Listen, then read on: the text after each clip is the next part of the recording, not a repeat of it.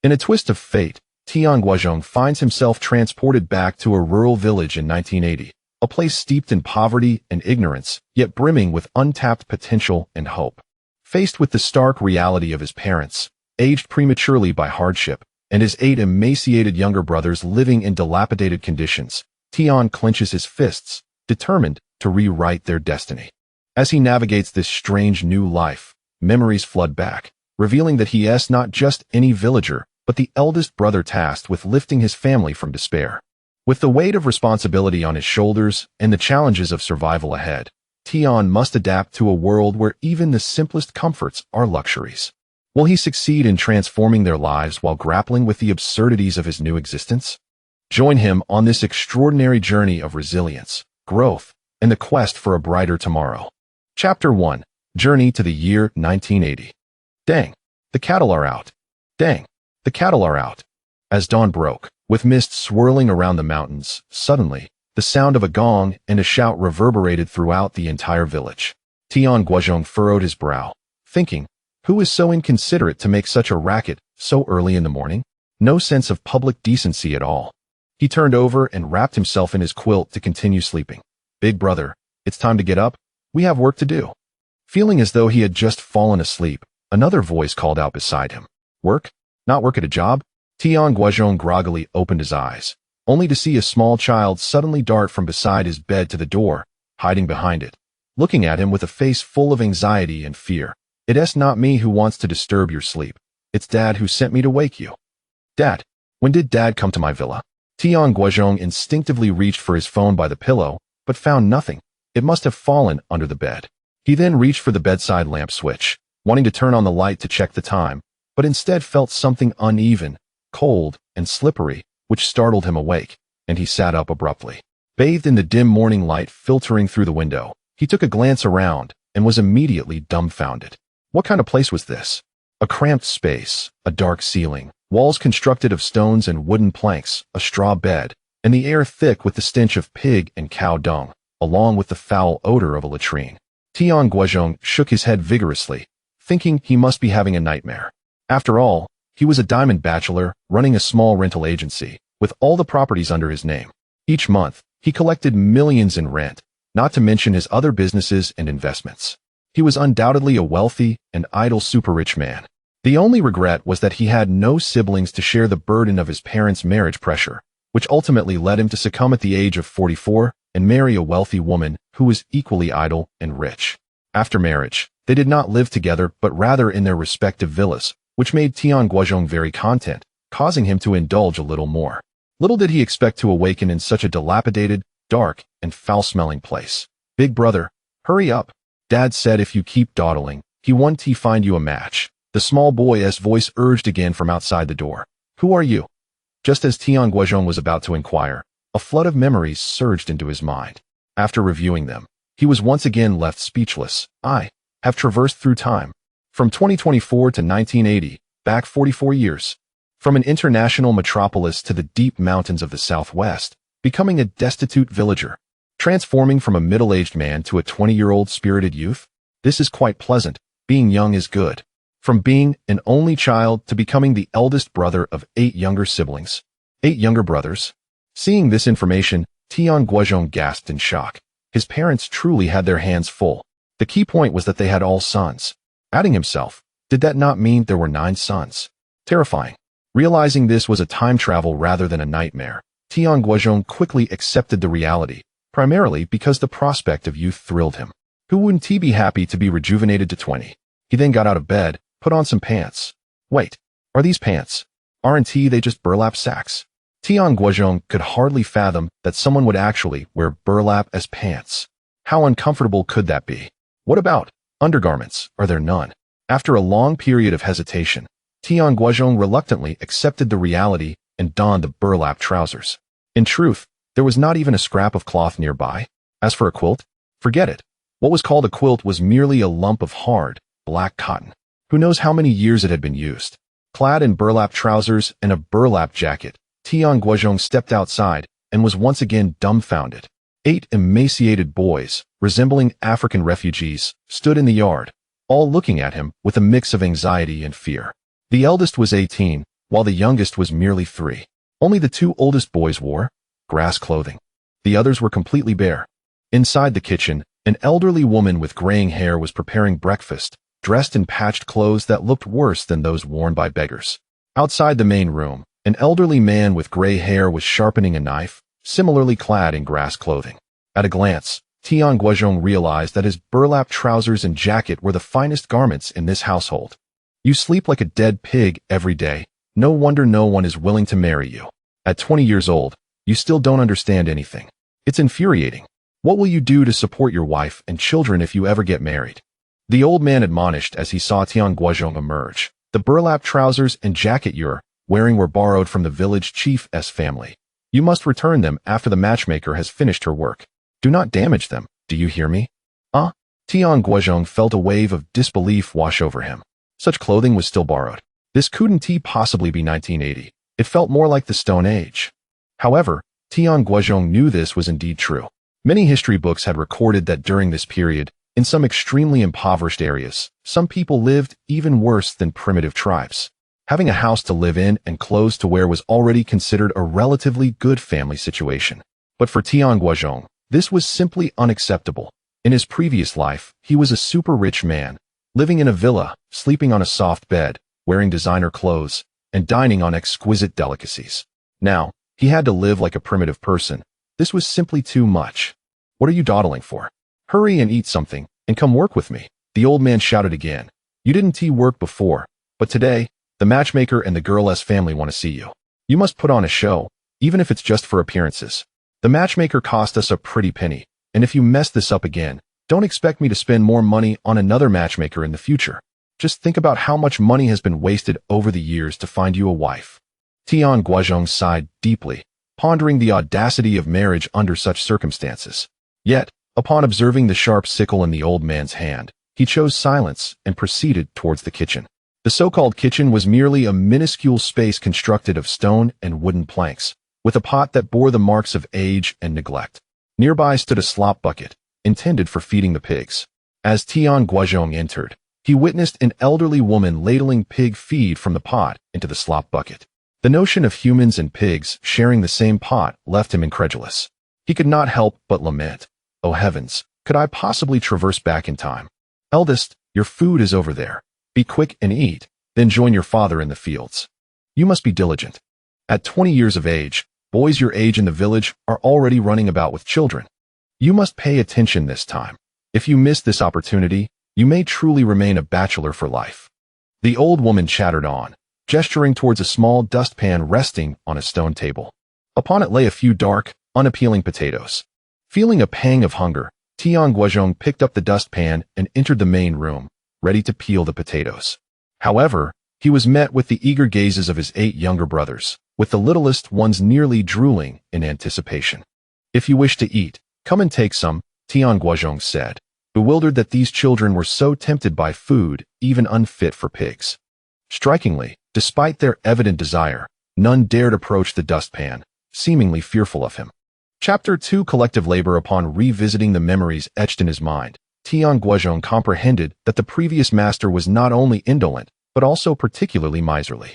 His treatment of his younger brothers was nothing short of tyrannical, resorting to both verbal and physical abuse. All delicacies were monopolized by him, and anyone daring to contest his claim would face his wrath. He even had the audacity to lay hands on his own parents. Embodying the essence of a heartless wolf, it is no wonder his parents urged him to marry quickly. Who would have thought that despite traversing time, he remained subject to the pressures of marriage? Alas! Yet, with such a character, it is improbable that any girl, even in this era or in the future, would willingly choose to wed him. Come and take them. If you don't, I shall consume them all. Given that the original master possessed such a disposition, Tian Guozhong felt it prudent not to deviate too conspicuously from this persona, and thus, he wore a sullen expression as he uttered those words. Even so, his family was taken aback, as if witnessing an unprecedented event. His 8 younger brothers still dared not approach. Left with no choice, Tian Guozhong picked up a potato and tossed the rest along with the small tray before them. He then addressed the old man, saying, "Let us depart for work." Once he left, the 8 brothers rushed to the tray, each grabbing a potato, skins unpeeled, and began to gnaw on them ravenously. The old man and old woman exchanged glances, both bemused.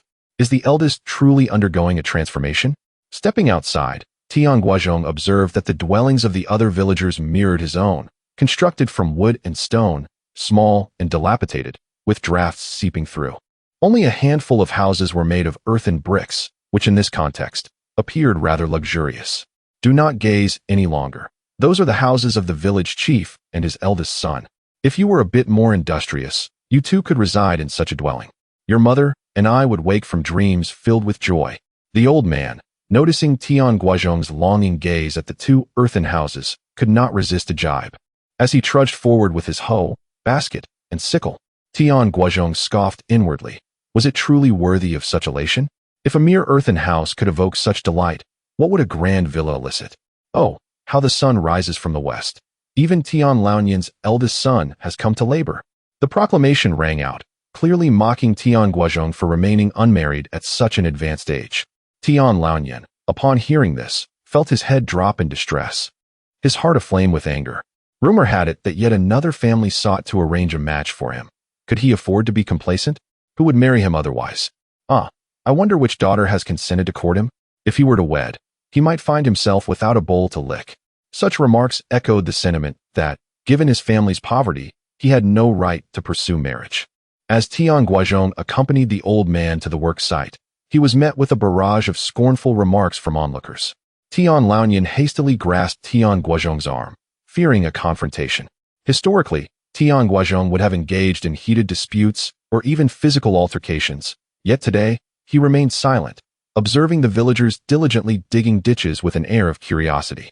The entire village, young and old alike, was present, laboring in unison. Some were excavating mud, others hammering stones, while others carried burdens or cleared surrounding brush. A few even appeared to be idling. Among them were individuals who seemed to be officials, taking notes with pen and paper. Was this indeed the collective labor of the great collective era?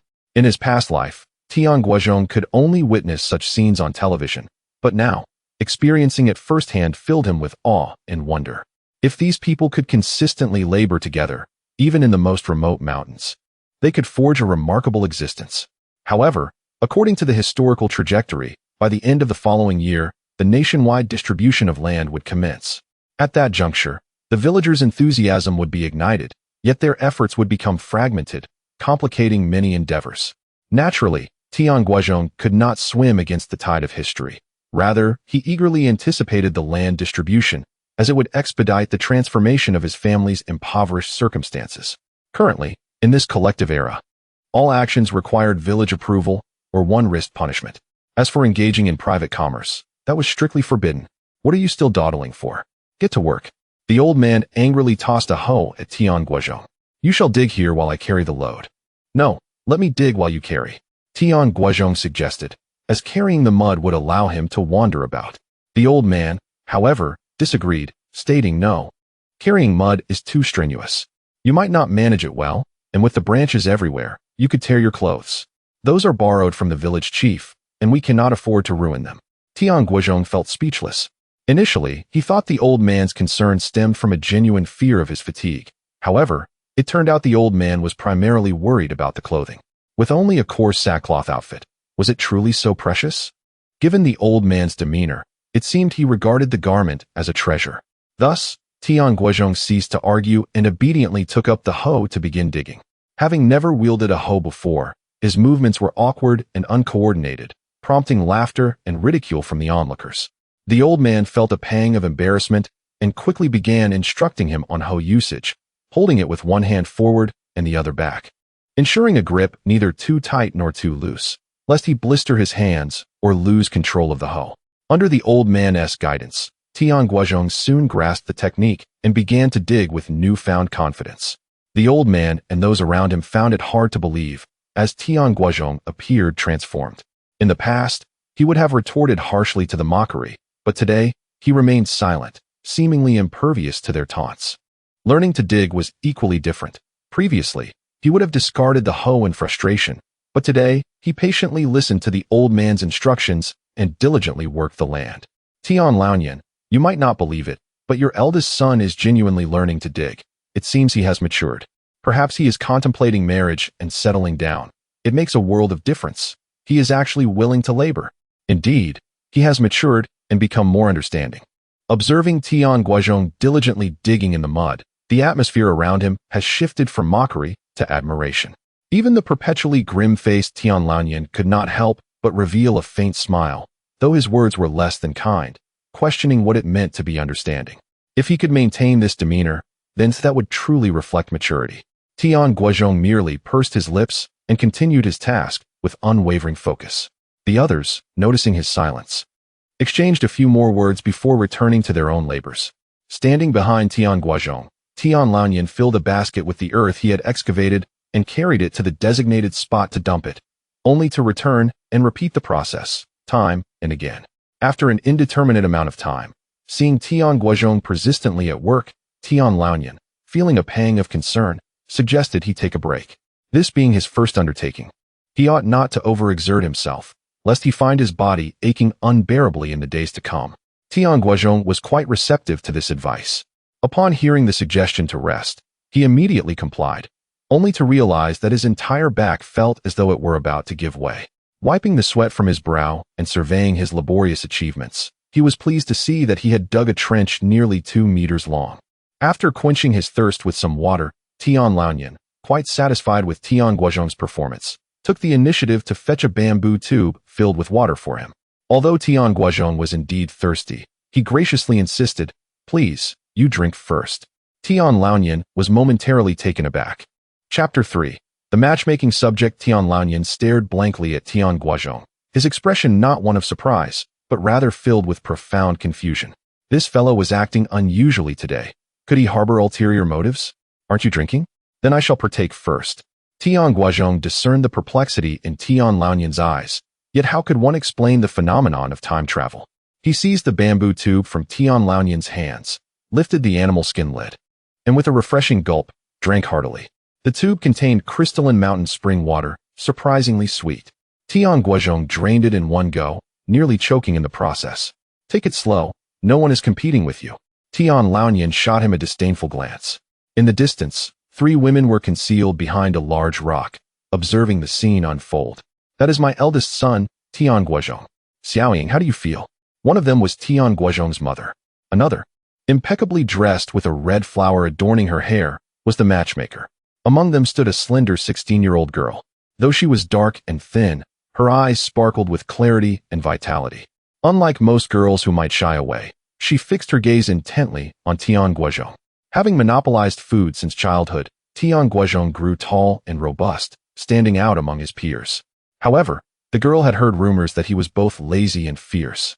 And as he was older, she worried about the possibility of being bullied or mistreated if she married him. Yet, he exuded a towering presence that offered a sense of security. "Xiaoying, speak up. What do you think?" Tian Guozhong's mother urged, noting her silence. The matchmaker, observing the glimmer in Xiaoying's eyes as they were fixed on Tian Guozhong, sensed potential and suggested, why not call him back for a face-to-face conversation? Although the era advocated for free love, the rural communities remained quite conservative. A matchmaker's involvement was essential for a proper courtship. Furthermore, it was customary for the male to visit the female's home to express interest. If the female wished to see the male, she had to do so discreetly from afar, lest her reputation suffer if they did not end up together. Unfortunately, many prevailing notions of this time were unfriendly to women. The matchmaker only raised the suggestion because she sensed Xiaoying's interest in Tian Guozhong. After pondering, Chen Xiaoying nodded. Meeting him is acceptable. Upon hearing this, Tian Guozhong's mother was overjoyed and prepared to call out, but the matchmaker restrained her, whispering that it should be done discreetly to avoid attracting attention. Having experienced such matters herself, Tian Guozhong's mother glanced at Xiaoying and apologized. "I am sorry, my excitement nearly caused a blunder. I will accompany you home first. Then let my younger son fetch Guozhong." The 3 departed quietly, just as they had arrived. Unbeknownst to Tian Guozhong, he had already been observed by his potential match. After a brief rest, he resumed digging in the mud, his mind occupied with thoughts on how to swiftly alter his current state of poverty. Engaging in business was not feasible at the moment. The timing was off, and even if he wished to, there were no venues to conduct trade. According to the memories of the original owner, this small village was called Jalankan, a name that resonated with grandeur, as the surrounding mountains rose one after another, resembling 9 colossal dragons that sprawled across the horizon before the village. It was indeed situated deep within the mountains. The nearest commune was known as Haida Commune. Although the straight-line distance was not far, it required a grueling 4-hour trek across 2 major mountains to reach it.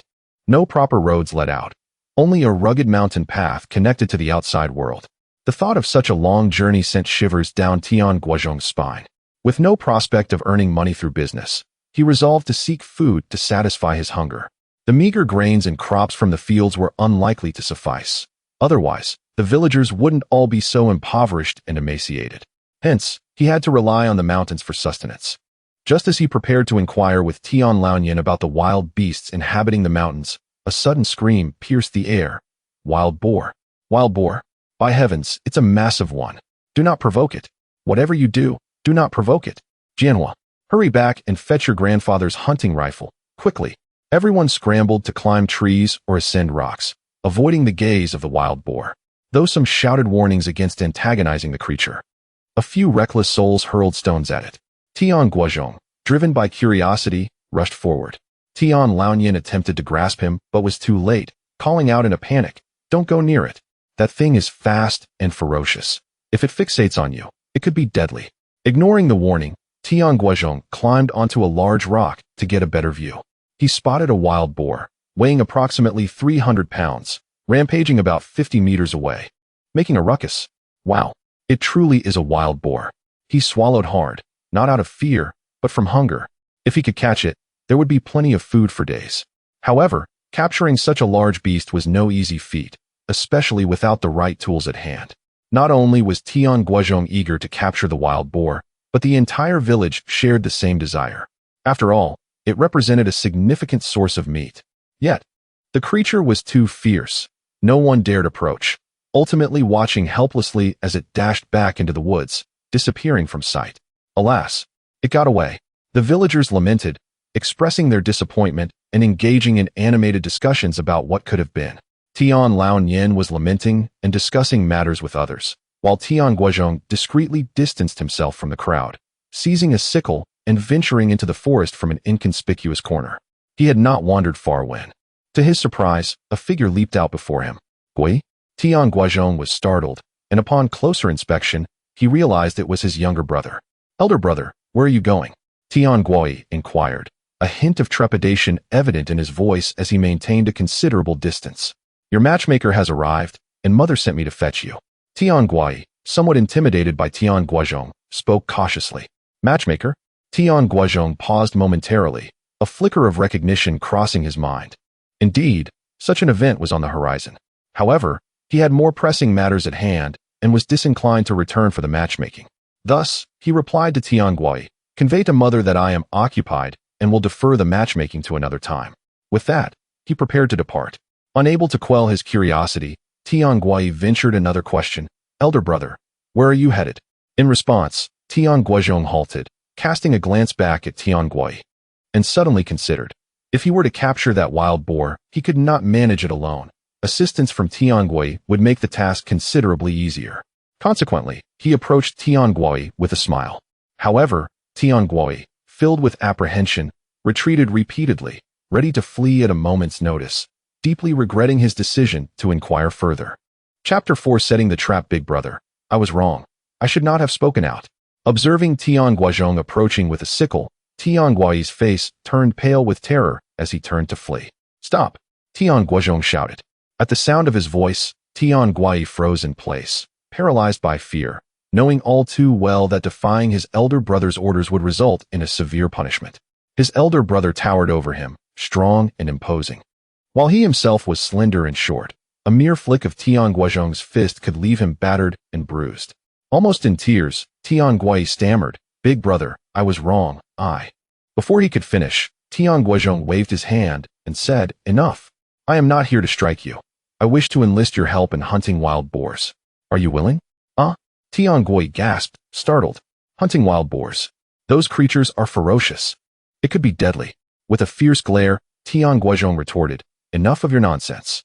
Will you join me or not?" I will. Compared to the wild boar's ferocity, Tian Gui feared his brother far more. Tian Guozhong then pulled him close, reassuring, "Do not worry. If I did not have confidence, I would not dare provoke a wild boar." "Really?" Tian Guozhong followed Tian Guozhong, still skeptical. After walking a few paces, he whispered, "But your date is waiting for you at home. Forget about her. Acquiring food is the priority. We are talking about meat." At the mere mention of meat, Tian Guozhong's eyes sparkled with anticipation and courage. The brothers soon ventured into the forest. The mountains here were steep and towering, with towering trees, thick underbrush, and thorns everywhere, teeming with various insects and mosquitoes.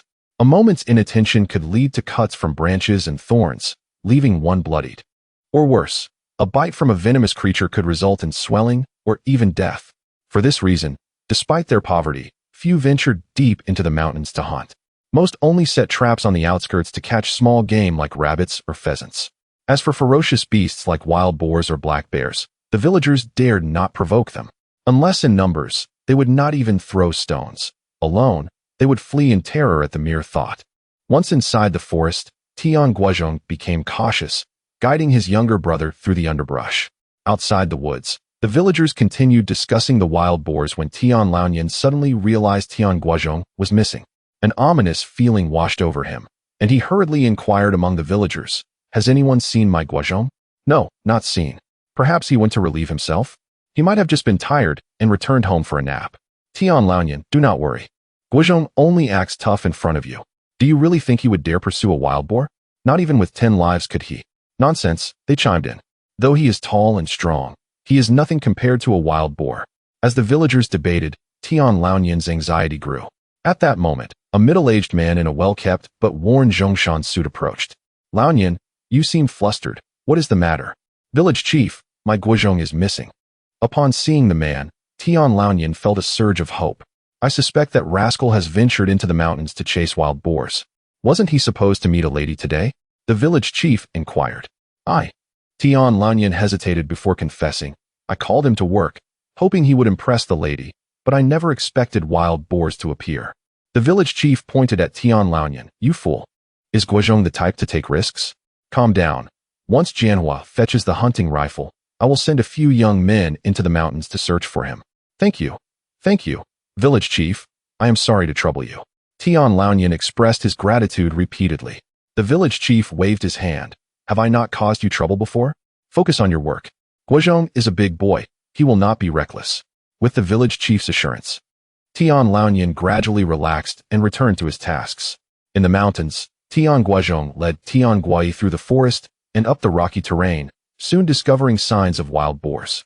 "Huh, found it," he exclaimed with delight, crouching to examine the traces closely. He even used a twig to poke at a pile of dung, assessing its moisture and content with the precision of a seasoned hunter. Tian Guozhong observed, bewildered, yet he refrained from asking questions, fearing reprimand. Judging by the tracks and dung, there seemed to be more than one wild boar in the vicinity, perhaps a whole sounder, though he could not ascertain the exact number. "This path is frequently traversed by the wild boars," Tian Guozhong explained, "so we shall set our traps here and wait. Guozhong, go fetch some wild saplings about the thickness of a child's arm." Tian Guozhong handed his sickle to Tian Guozhong. Though Tian Guozhong felt his brother's efforts were futile, many in the village had set traps without success, primarily due to the wild boar's strength. He kept his thoughts to himself and set off to gather the saplings. Meanwhile, Tian Guozhong scouted for the most suitable locations to set the traps. In his past life, he was a wealthy and adventurous man, seeking thrills beyond the ordinary. Bungee jumping, racing, parkour, none satisfied him. He had hunted in the Amazon, captured lions in Africa, scuba dived in the deep sea, explored polar regions, and even fought as a mercenary. Setting traps for wild boars was child's play for him. Before long, he found an ideal spot and began preparations based on his previous experiences. After about 10 minutes, Tian Guozhong returned with several saplings the thickness of an arm. He sharpened them and then went to gather some thick vines. Silent and obedient, he followed Tian Guozhong's instructions without complaint. After half an hour, everything was ready. Tian Guozhong began to set the traps. The traps he devised were unlike those of others. They did not involve digging pits or setting complex snares. Instead, he merely constructed several frames, upon which he installed a row of sharpened wooden stakes. Tian Guozhong was utterly baffled by this, yet he maintained his commendable disposition of silence, refraining from asking further questions. Once everything was set, Tian Guozhong procured a considerable amount of pig manure and scattered it within the traps, followed by a collection of dead branches and withered leaves to conceal their traces and scent. Now, we shall patiently await our reward. Finally, Tian Guozhong and Tian Gui concealed themselves in the thicket 100 meters away, awaiting the unfolding of events. Meanwhile, at home, Guozhong's mother sat in the main room with the matchmaker and Chen Xiaoying, sipping on the old leaf tea from the mountains and engaging in light conversation. "Auntie, are all these children yours?" Chen Xiaoying inquired, pointing at a group of frail children playing in the mud outside. Guozhong's mother sighed. "Indeed, there are 9 in total, all sons. It nearly drives me to despair." Yet, despite her words of distress, there was no trace of sorrow in her tone. Instead, it was imbued with a profound sense of pride. To bear sons, and to bear so many, is a matter of great envy in the countryside. Chapter 5. Truly captured a wild boar sister-in-law. "You are truly a blessed individual," the matchmaker casually remarked. Chen Xiaoying, however, appeared somewhat disconcerted. Observing this, Guozhong's mother quickly reassured, "Xiaoying, do not worry. If you and Guozhong are indeed fated to be together, once you marry, we will separate our households and not expect you to assist in raising the younger brothers." Chen Xiaoying's cheeks flushed as she muttered, "It is only right for the elder brother to care for his younger siblings, but your family, it is rather excessive."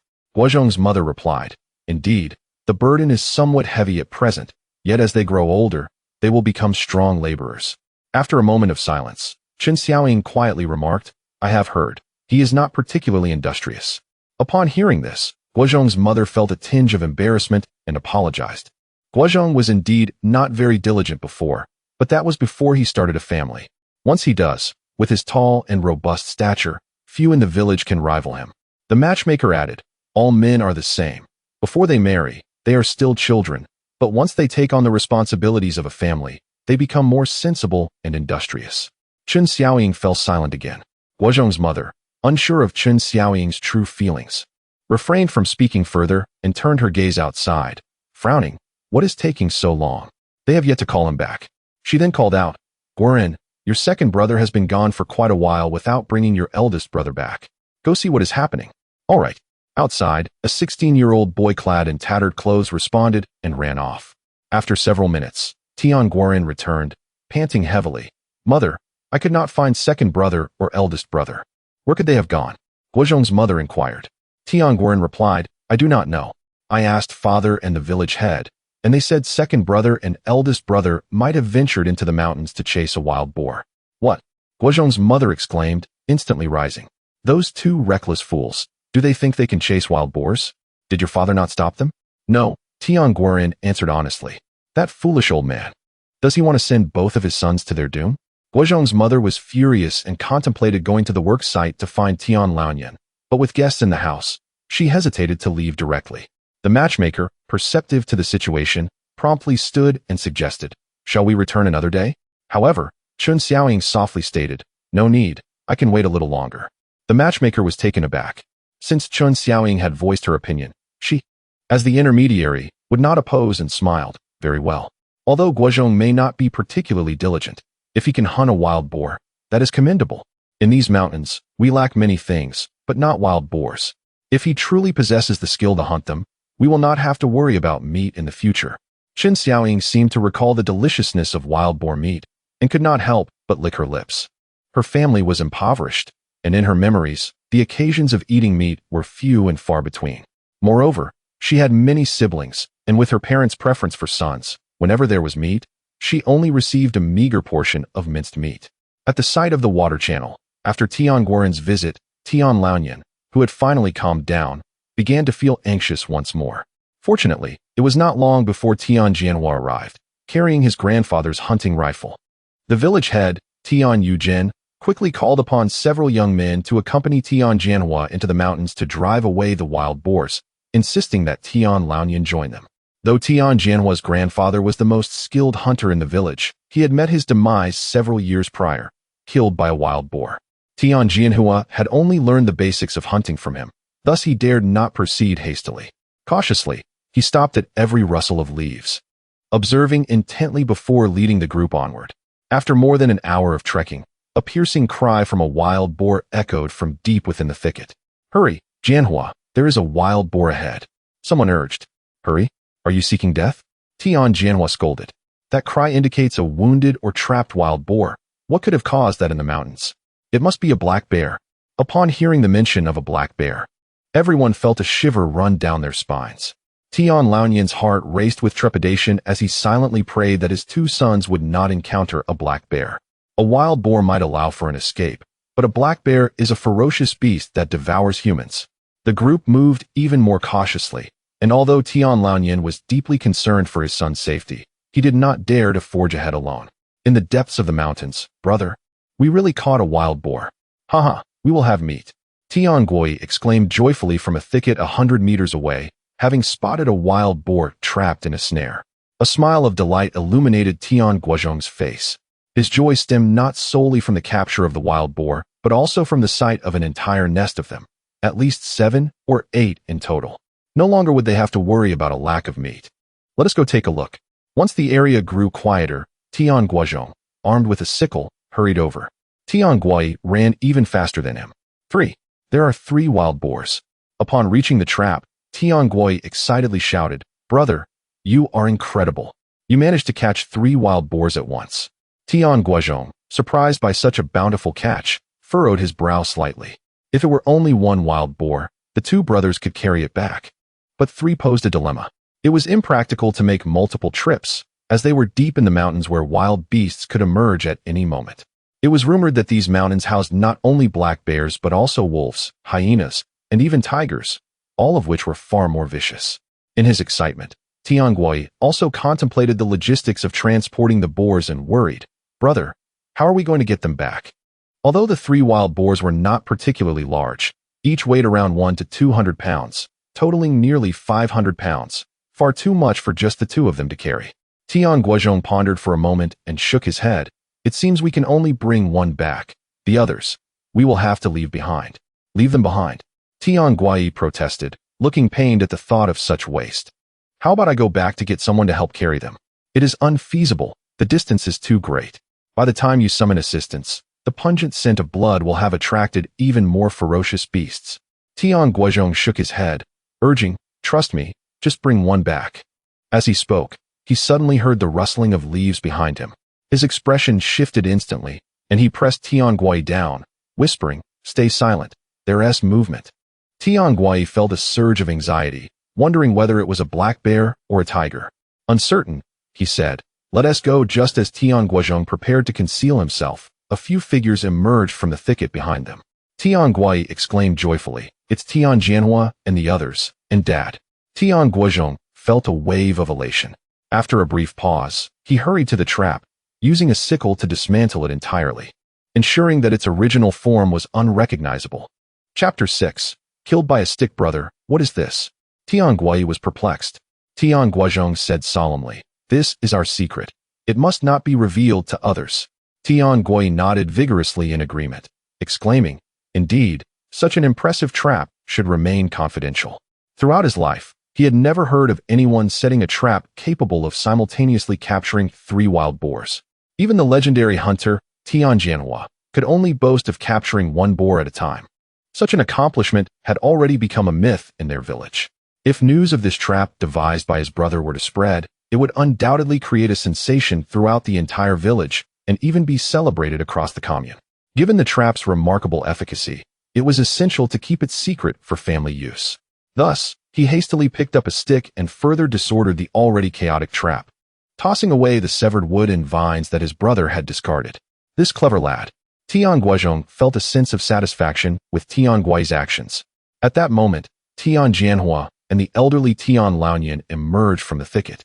Upon seeing them, Tian Laonian hurried over, asking, Are you all unharmed? My goodness, did you really hunt down 3 wild boars? Incredible. To take down 3 at once is truly remarkable. Tian Jianhua and the others, upon spotting the 3 dead boars lying on the ground, gasped in astonishment. Guozhong, how did you manage to do this? The trap had been thoroughly destroyed, leaving the onlookers unable to discern how the 2 brothers had accomplished such a feat. With a smile, Tian Guozhong replied, We were lucky. We killed them with sticks. Tian Jianhua crouched beside the 3 wild boars, examining the still bleeding wounds, and deduced, from the wounds, It appears they were indeed pierced by sharp wood, but not sequentially. Instead, they were injured simultaneously, suggesting that they fell victim to a formidable trap and were killed outright. However, the surroundings. At this point, Tian Guozhong suddenly paused, for he noticed signs of a trap set nearby, yet it had been completely dismantled, as if to conceal something. He glanced at Tian Guozhong and Tian Guozhong, ultimately fixing his gaze on Tian Guozhong's composed face. With a slight smile, he remarked, "Guozhong, this trap must have been set by you, right?" Tian Guozhong mentally applauded Tian Guozhong for his perceptiveness. He thought to himself, this young man has quite the detective potential. Externally, however, he shook his head repeatedly, insisting, "No, there is no trap. I have no knowledge of such things." Tian Guozhong chimed in, "Yes, my brother has never set traps, nor does he know how." His words prompted curious glances from the crowd towards the two brothers. Tian Guozhong silently cursed Tian Guozhong for being too youthful and unable to keep secrets, yet maintained his composure, shaking his head to indicate ignorance of traps, regardless of how others inquired. Tian Guozhong's eyes flickered, and he ceased his questioning, instead stating, "Regardless, the fact that Guozhong and Guozhong managed to hunt 3 wild boars is truly impressive. Let us first carry these boars back. Yes, let us return with them." The group quickly organized themselves, cutting 3 sturdy logs. They bound the boar's legs and threaded the logs through the bindings, lifting 1 boar with 2 individuals. With a total of 8 people alternating and carrying, it took nearly 2 hours to finally emerge from the forest. Those working on the irrigation channel saw them carrying the 3 boars and immediately gathered around. "Heavens, you actually hunted 3 wild boars. Jianhua, that is incredible. You surpassed your grandfather, taking down 3 at once. Truly, the descendants of our village's most skilled old hunter. Your hunting skills rival that of the old master. With Jianhua around, our village will never fear wild boars destroying our crops again." The villagers beamed with joy, showering praise. The village head, Tian Guozhong, who was Jianhua's uncle, proudly added, "Everyone, let us not inflate Jianhua as ego too much, or he might become too proud." Jianhua's face flushed crimson like a liver, as he waved his hands in denial. "It wasn't me who hunted them. If not you, then who else could it be? In our village, who else possesses such skill? Exactly, there is no need for you to be modest." Everyone was momentarily taken aback, believing Jianhua was merely being humble. "I truly did not hunt them. It was Guozhong and Guozhong. They killed them. With sticks." Jianhua's statement plunged the crowd into an eerie silence, which quickly erupted into uproarious laughter. "Haraha! Jianhua, who would believe that? Killed with sticks? Haraha! If wild boars were that easy to kill, we wouldn't be troubled by them overrunning our fields. Indeed, those are wild boars. When enraged, they could even trample wolves and tigers to death. How could they be slain by mere sticks? Even if it were possible, how could one kill 3 at once?" Once the laughter subsided, Jianhua insisted, "Regardless of whether you believe it, these 3 wild boars were indeed killed by those 2 brothers." Others nodded in agreement, confirming that it was true. The brothers had hunted them. When we arrived, the 3 boars were already dead. Upon hearing this, the villagers finally accepted the truth, gazing in awe at Tian Guozhong and Tian Guozhong. They found it hard to fathom that these 2 seemingly inconspicuous individuals from their village could take down wild boars, let alone 3 at once. "How did you manage that?" they inquired. Tian Guozhong maintained his calm demeanor and smiled. "We killed them with sticks. How is that even possible?" The crowd was skeptical, yet Tian Guozhong maintained that it was simply luck and skill with sticks, leaving the villagers at a loss for words. Regardless of whether it was with sticks or by other means, the ability to bring down wild boars signifies true skill. The village head, Tian Guozhong, declared, "Let us carry them back to the village. Today, the whole village shall feast on meat." "Excellent." The crowd erupted in enthusiastic agreement. Tian Guozhong, wearing a pained expression akin to that of a bitter melon, murmured beside Tian Guozhong, "Why should the entire village partake in this feast? It was our toil that brought down the game. Yet, I suppose it matters little.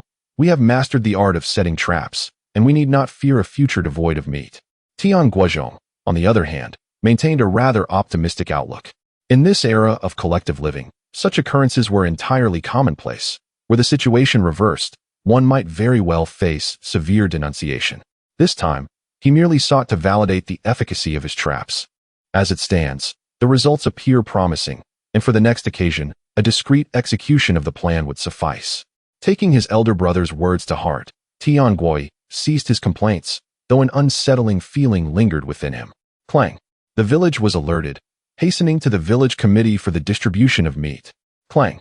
The brothers Guozhong and Guoyi had successfully hunted down 3 wild boars. Swiftly, the villagers gathered at the committee to share in the bounty.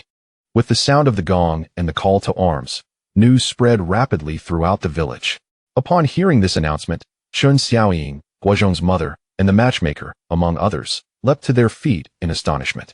They have hunted 3 wild boars. Chapter 7. We are still young, sister-in-law. I never imagined your son Guozhong could be so formidable, managing to hunt down 3 wild boars in one go, exclaimed the matchmaker in astonishment. Guozhong's mother was equally surprised. She attempted to maintain a facade of modesty, but could not suppress her inner joy and pride, waving her hand dismissively. I also did not expect he possessed such skills. It must be mere exaggeration. The matchmaker retorted, how could it be exaggeration? The entire village has been beating the gong to announce it. Mother, let us hurry to the village committee, or we might miss out on the meat, called out Tian Guozhong. Yes, let us go check at the village committee, agreed the matchmaker, turning to Chun Xiaoying. Are you coming along? Chun Xiaoying wished to join, yet since she was there for an arranged meeting, she feared that her sudden interest in the commotion might invite unwelcome gossip.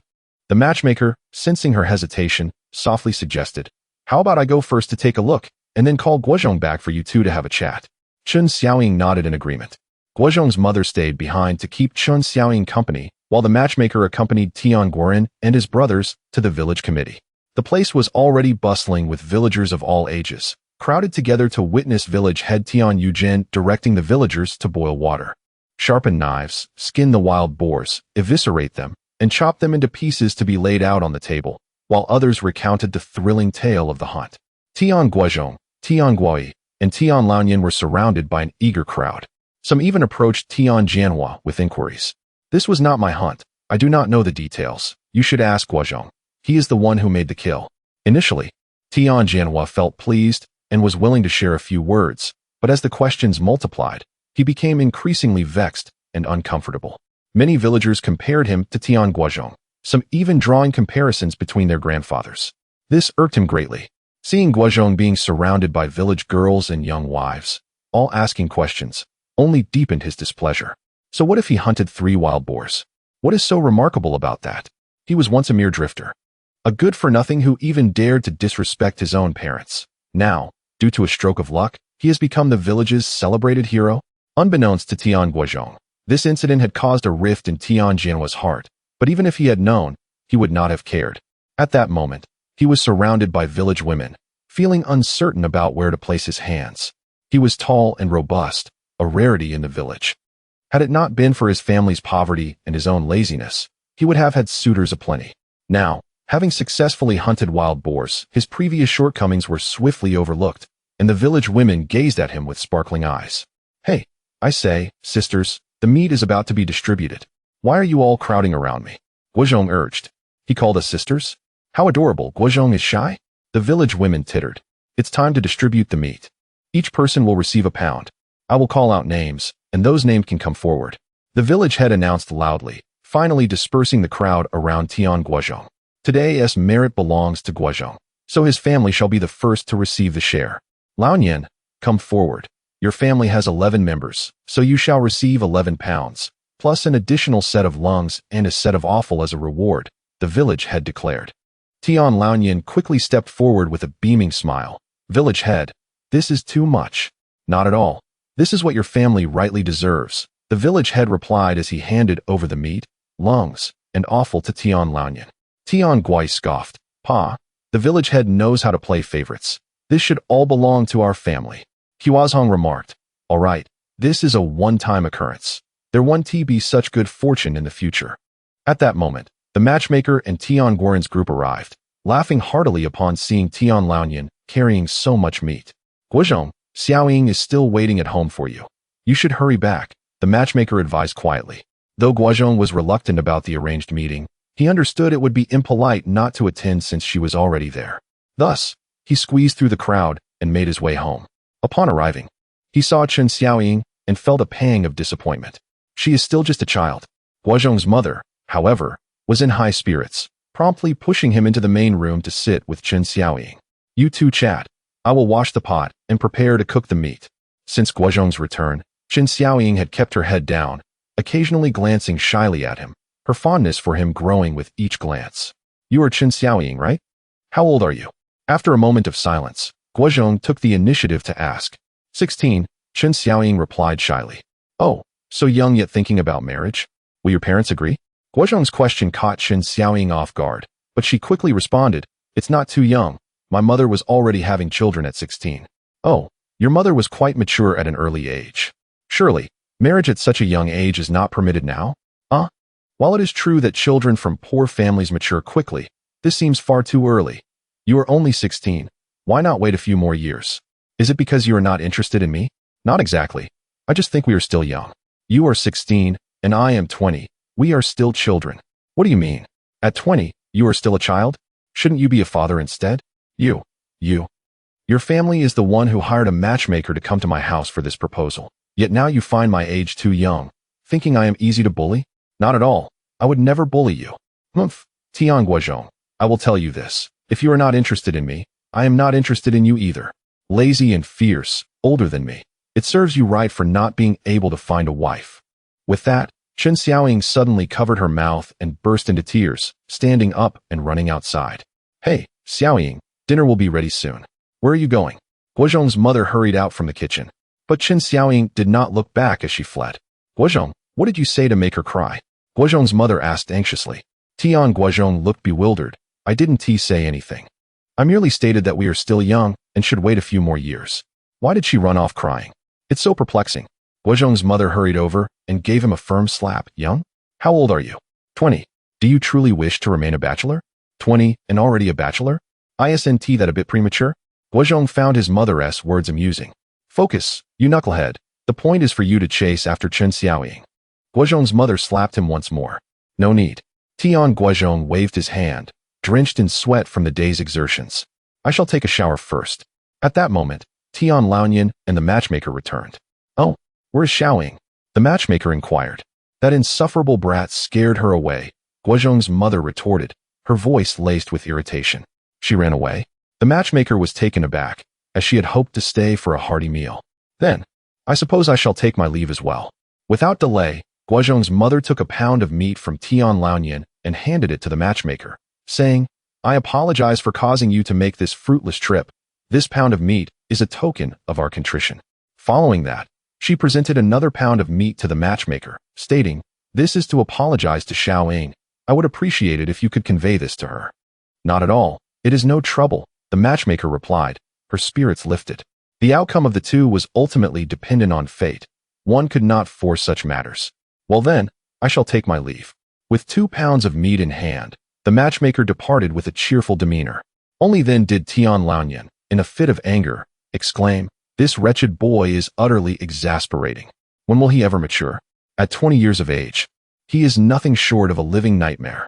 We have spent money, borrowed clothing, and now lost 2 pounds of meat. Yet, what have we accomplished? Where is he? Chapter 8. Do you wish to feast on meat every day? Off to bathe. Mother Guozhong was exceedingly vexed. This child truly lacks understanding.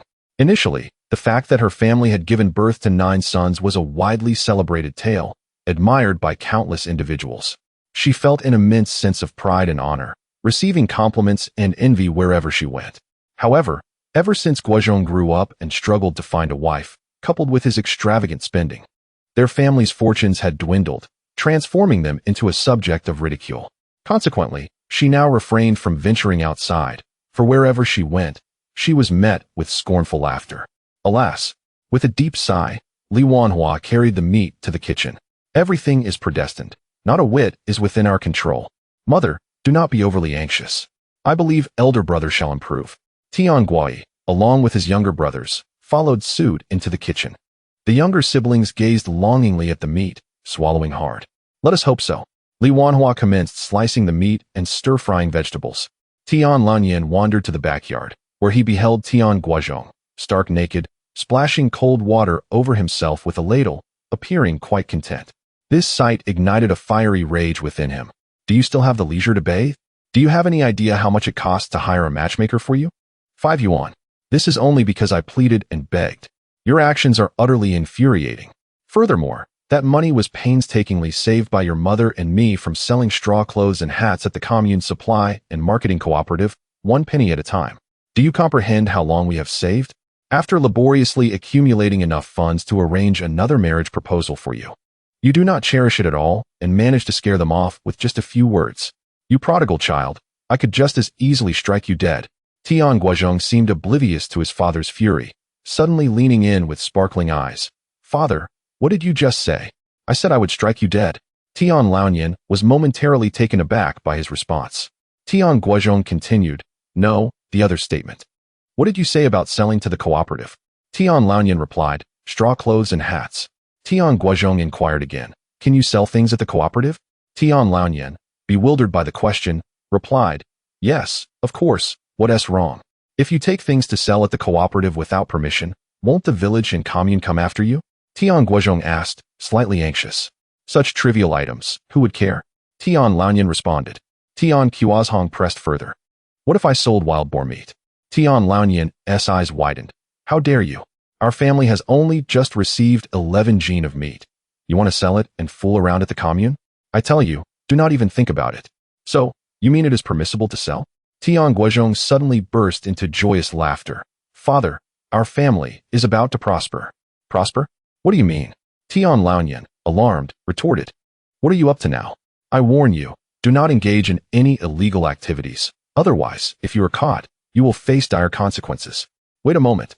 Tian Laonian suddenly realized, you are not thinking of hunting wild boar to sell at the commune, are you? Do not even entertain that thought. Why, doesn't the cooperative accept wild boar meat? Tian Guozhong was taken aback. It is not that they do not accept it. But hunting wild boar is far too dangerous. Over the years, many villagers have attempted to hunt mountain beasts to exchange for money at the cooperative, but very few have succeeded, while many have lost their lives. Even the most skilled hunters in our village have been gored to death by wild boars. Not only in our village, but there are also many from neighboring villages who have suffered the same fate. Some have died. Others have been left with lifelong disabilities. You must not underestimate this. With a confident smile, Tian Guozhong replied, that is them. I am different. Besides, did you not say you would strike me dead? If I die, wouldn't that relieve your burden? You foolish child, do you truly wish to drive me to my grave? Tian Laonian's face flushed with anger, breathing heavily. He roared, what makes you so special? Do not think that just because you have hunted 3 wild boars today, you are exceptional. You merely had good fortune. Let me tell you, hunters never meet good ends. They either end up injured or dead. The mountain god has a sense of balance. If you kill excessively, retribution will surely follow. You should settle down, work diligently in the fields, and abandon these reckless pursuits. Understood. Tian Guozhong refrained from further arguing with Tian Laonian, fearing it might truly provoke him. After bathing, he prepared to wear his sackcloth clothes and trousers, only to have them snatched away by Tian Laonian. Since you have finished your matchmaking, return the clothes to the village chief. You shall wear straw clothes instead. Subsequently, Tian Laonian provided him with a set of straw garments. Tian Guozhong was momentarily speechless. He accepted the straw clothes and donned them, discovering that they were actually more comfortable than the sackcloth, albeit less visually appealing. These straw clothes are quite nice. How much do you sell them for? Tian Guozhong spread his arms, examining them with increasing satisfaction. You Tian Laonian gazed at Tian Guozhong in confusion. Didn't you always dislike wearing straw clothes? Today you are quite unlike yourself. Tian Guozhong, without a hint of embarrassment, chuckled. People must grow up, after all. A Tian Laonian was at a loss for words, unable to comprehend how he could say such a thing, and could only agree. Indeed, one must grow up. Otherwise, your mother and I may very well be driven to despair. Father, brother, it's time for dinner. At that moment, Tian Guozhong shouted. The two entered the main room to find only a large basin of vegetables and a basket of potatoes on the table. 8 younger brothers sat at the table, all hesitant to eat first, gazing at Tian Guozhong with wide eyes.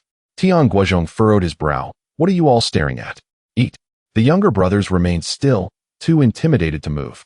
Only then did Tian Guozhong realize that their elder brother had been excessively domineering in the past, always choosing his food first. Anyone who dared to eat before him would be met with punishment, resulting in a lingering fear that even his parents shared. This outrageous conduct had indeed been disgraceful. No wonder his 8 younger brothers were as thin as refugees from Africa, while he alone was tall and robust. You all may eat. From now on, I shall no longer strike or scold you. Tian Guozhong walked over, lifted the youngest brother, and declared, "Eat." The entire family was taken aback. Then, they eagerly began to seize their portions. Tian Guozhong indeed refrained from scolding or hitting anyone, instead watching with a smile as his 8 brothers scrambled for the food. Li Wanhua, witnessing this scene, could not help but shed a tear in secret. Indeed, her elder brother had grown up, and it had not been easy. Although there were still 9 jin of meat at home, Li Wanhua refrained from cooking too much, merely half a jin, yet the children feasted heartily and were quite content. After the meal, Tian Guozhong summoned his younger brothers, Tian Guoyi and Tian Guoren, to his room. It is worth noting that in this household, only Tian Guozhong possessed a private chamber, while the other 8 siblings were crammed into a single room with their parents. Would you like to enjoy meat every day? Tian Guozhong posed the most enticing proposition. The reason he only called for his second and third brothers was that the younger siblings were still too small to embark on adventures in the mountains. At 18, Tian Guoyi was considered a young adult in the village, while Tian Guoren, at 16, was not far behind. Yes, the 2 brothers responded in unison. Tian Guoyi's eyes sparkled with excitement. Elder brother, are you planning to set traps in the mountains again to hunt wild boars? Indeed, but this time, we must proceed quietly. We can no longer allow the villagers to know, or else our family will only receive a meager share. Tian Guozhong affirmed with a nod. Tian Guoyi wholeheartedly agreed. Exactly. The villagers never spare us any of their good fortune, especially the village chief, who is the most despicable. His family is so wealthy, living in such a fine house and wearing splendid clothes, yet he has never offered us any assistance. Instead, he often takes from our family. Tian Guoren chimed in. Isn't it because our father is too honest, allowing the village chief to take advantage of him and even speaking on his behalf? In the past, Tian Guozhong had never paid attention to such matters. He only cared about having enough to eat and wear. However, upon hearing these words now, he snorted. That was in the past. From now on, the village chief will no longer take advantage of our family. Prepare yourselves. We will head into the mountains shortly. Tian Guoren glanced at the darkening sky and said, Elder brother, it's about to get dark soon. Tian Guozhong replied with a smile. It is precisely the darkness that makes our task easier. Stop dawdling and hurry up. Before long, the 3 brothers were ready and quietly left their home, stealthily making their way into the mountains. Chapter 9. National duty. Upon entering the mountains, Tian Guozhong slowed his pace, wielding a stick to strike the ground sporadically, primarily to ward off snakes and insects. It was July, the height of summer, and the mountains were teeming with serpents and pests. A careless bite could lead to significant trouble. Along the way, they indeed encountered numerous venomous snakes, mosquitoes, and wasps. Fortunately, Tian Guozhong, being quite experienced, soon discovered several plants that could repel these creatures and extracted a copious amount of juice, which he applied to the 3 of them. They all emitted a peculiar, unpleasant odor, yet it proved remarkably effective in deterring insects. After an hour, Tian Guoren, with keen eyesight, exclaimed, Eldest brother, look, is that pig dung? He had spotted a pile of it behind a thicket. Tian Guozhong hurried over to inspect it, examining the surroundings before smiling and saying, Guoren, indeed, this is a frequent passage for wild boars. If we manage to catch one, you will receive considerable credit. You can enjoy a generous feast then. Thank you, elder brother, Tian Guoren responded joyfully. Tian Guoyi, having previously assisted Tian Guozhong in setting traps, eagerly volunteered, Eldest brother, I shall go gather some wood. Gather plenty. We may need to set multiple traps, Tian Guozhong advised, then began searching for the most suitable locations to place the traps. Selecting the right spots required skill and method. Random choices would likely lead to futile efforts. In his previous life, Tian Guozhong had not only watched numerous hunting videos, but had also sought guidance from several trap-setting experts, including some elite soldiers. He had practiced extensively, developing his own method for selecting optimal locations. Before long, he identified a suitable site. Guoren, you stay here and keep watch. Do not wander off. I will scout ahead for another location. After choosing one spot, Tian Guozhong prepared to select the next. Guoren obediently remained in place, not moving an inch. After more than half an hour, Tian Guoyi returned with a substantial bundle of wood, each piece about the thickness of an arm, and, following prior experience, he cut them into half-meter lengths, stacking them together. He then gathered several robust vines. Tian Guozhong, having already chosen 3 additional locations, returned to find Tian Guozhong had completed the preliminary work on his own, which brought him great joy. Having a diligent and clever younger brother was truly a blessing. Guozhong, well done. You deserve a thumbs up. Thumbs up? Tian Guozhong did not quite understand, but, noticing his elder brother's gesture, he recognized it as praise and couldn't help but smile. Eldest brother had never complimented him before. He was usually met with reprimands. He felt a mix of resentment and fear towards Tian Guozhong, but after these recent interactions, he sensed a change in his elder brother. He had become gentler and more approachable, resembling a true older sibling. Come, I shall teach you how to set the traps. With his younger brothers being so astute, Tian Guozhong was eager to impart more knowledge. Once they mastered the technique, he could take a step back. What a delightful prospect. He chuckled inwardly as he taught with great seriousness. Tian Guozhong and Tian Guoren also learned diligently, although their slender frames rendered them somewhat lacking in strength, making it challenging to secure some of the sharper wooden stakes firmly. We lack iron wire, only vines, so they must be tightly bound. Otherwise, if a wild boar struggles, they might break or loosen. Wild boars possess immense strength, particularly when enraged, making it crucial to set the traps securely. Do you understand? Tian Guozhong patiently instructed. Understood, they both nodded. If one person's strength is insufficient, then two must work together. Eventually, they managed to secure all the sharp wooden stakes firmly. After approximately 2 hours, the three had successfully set 4 traps. By this time, the sky had darkened. Tian Guozhong glanced up at the evening sky in the west, silently calculating that it must be around 7 o'clock. Let us hurry back, otherwise, our parents will worry. He gathered the tools and led his 2 younger brothers homeward. Eldest brother, should we not stay here and keep watch? Tian Guozhong inquired. No need. We shall return tomorrow morning, Tian Guozhong replied, shaking his head. It will soon be dark. Do you plan to feed the mosquitoes here? On their way home, the trio moved swiftly. The journey that took nearly an hour on the way and took only about 20 minutes on the return. However, as they neared the village, they took a slight detour, quietly returning to their home without encountering any villagers. Guozhong, you are already 20 years old, no longer a child. Can you not be more responsible? You were a bit diligent in the morning, yet vanished by the afternoon. Can you not maintain some consistency throughout the day? Upon their arrival, they were met with a stern reprimand from Tian Lanyan. Tian Guozhong and Tian Guoren were about to defend their eldest brother when Tian Guozhong stopped them. He smiled and said, Father, you are right. I will improve. Tian Lanyan was momentarily taken aback. He had merely intended to give a habitual scolding, but Tian Guozhong not only refrained from retorting, but also acknowledged his faults with such a good attitude.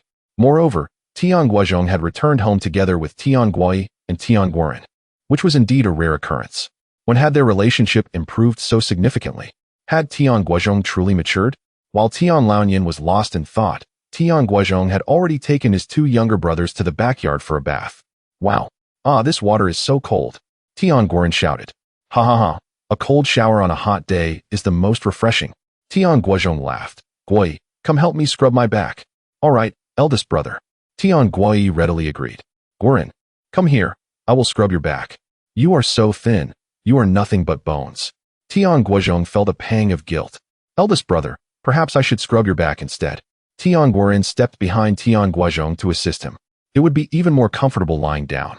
Tian Guozhong sat on a stone platform, a look of pure enjoyment on his face. Guozhi, bring a long bench for eldest brother. Tian Guozhi called out. The 12-year-old Tian Guozhi hastily moved a long bench to the backyard, where he beheld his 3 older brothers frolicking in the water. Without a moment's hesitation, he joined them, clad in nothing but his skin, diving right in. The 10-year-old Tian Guoxin, the 8-year-old Tian Guobai, the 7-year-old Tian Guoshan, the 5-year-old Tian Guoxio, and the 3-year-old Tian Guoyi soon followed suit, converging in the backyard. In no time, the air resonated with their raucous laughter and joyous shouts, enveloping the space in a delightful cacophony. Listening to the cheerful sounds, Tian Lanyan and Li Wanhua could not help but smile with satisfaction.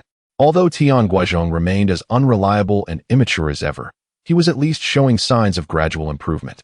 After finishing his bath, Tian Guozhong suddenly felt the urgent need to relieve himself, only to discover that the family's toilet was appallingly situated amidst the pigsty and cattle pen.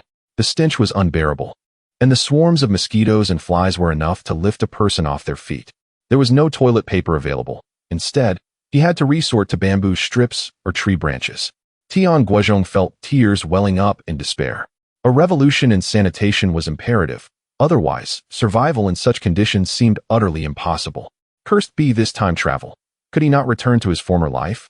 At this moment, Tian Guozhong yearned profoundly for his once grand villa, his plush bed, and the fully automated bathroom. Chapter 10. Cooking without rice. Dinner once again consisted of a large bowl of wild vegetables and a basket of potatoes. Was there truly no rice left in the house? Occasionally consuming a meal of wild greens and potatoes was tolerable for Tian Guozhong, but having to endure this monotonous fare day in and day out had begun to weigh heavily on him. Upon hearing this, the entire family fell into a sudden silence, gazing at Tian Guozhong with expressions of sheer terror. Tian Guozhong, taken aback, touched his face and remarked, "Why do you all look at me like that?" Before he could finish his thought, he remembered that this was yet another misdeed wrought by the original owner's recklessness. The family had not actually reached the point of having no rice. It was the original owner who had stealthily traded away all their rice for meat. And what was even more lamentable was that he had never brought any back home, consuming it all with a few unworthy friends outside. Clearing his throat, Tian Guozhong awkwardly said, "I apologize for my past ignorance. I will find a way to make amends and ensure we all live well." "A good life? I don't expect much. Just don't be as erratic as before," grumbled Tian Lanyan. "I absolutely will not," Tian Guozhong vowed, then blushed, adding, "However, I truly am not skilled in farming." "Isn't it absurd for a farmer to lack farming skills?" Tian Lanyan retorted. "Starting tomorrow, you will accompany me to the fields, and I shall teach you how to cultivate the land." "Tomorrow is not feasible." Tian Guozhong quickly shook his head. "Why not? Planning to wander aimlessly instead?" Tian Lanyan shot back. "We have matters to attend to with elder brother tomorrow," Tian Guozhong interjected. "What matters could you possibly have?" Tian Lanyan inquired. Tian Guozhong was about to speak, but quickly interrupted. "Father, rest assured, since I have promised not to behave as I did before, I will certainly uphold that promise." Not allowing Tian Lanyan to ask further, he turned to Tian Guozhong and Tian Guoren, saying, "Hurry and eat. Afterward, we have some tasks to accomplish, and you will sleep with me tonight." With that, he nonchalantly grabbed a potato and departed. "Are you not eating?" Li Wanhua inquired. Tian Guozhong replied, then moved a stool to sit at the door. His home was perched on a hillside in the northeastern corner of Jiulong village. From his doorstep, he could overlook the entire village and gaze upon the vast mountains beyond. Tonight, the moonlight was bright, casting a silvery frost upon the ground, with faint mountain mists wafting in the distance, creating a picturesque scene. If one could overlook the family's poverty, residing here was indeed quite pleasant, with fresh air and free from the clamor and competition of the city, and all the food was entirely natural. Alas, the poverty was daunting. However, with my foresight of the future, I believe changing our circumstances should not be overly challenging. As Tian Guozhong leisurely munched on his potato, he savored the beautiful scenery while contemplating his plans. First and foremost, earning money. Then initiating a sanitation revolution, followed by constructing a new home to atone for the original owner's sins, allowing his family to lead a better life. "Elder brother, we have finished eating. What tasks do you intend for us?" Tian Guozhong and Tian Guoren approached Tian Guozhong. He glanced inside, noting that their parents and several younger siblings were still at the dinner table, and quietly said to the two, "Tomorrow, if our traps catch a wild boar, I plan to sell it directly at the commune. Do you have any objections? Are we not eating it ourselves?" Tian Guoren queried in a hushed voice. "Patience, there will be plenty of meat in the future, but our family is far too poor. Look at our 6 younger brothers. They don't even have clothes, and moreover, we are out of rice.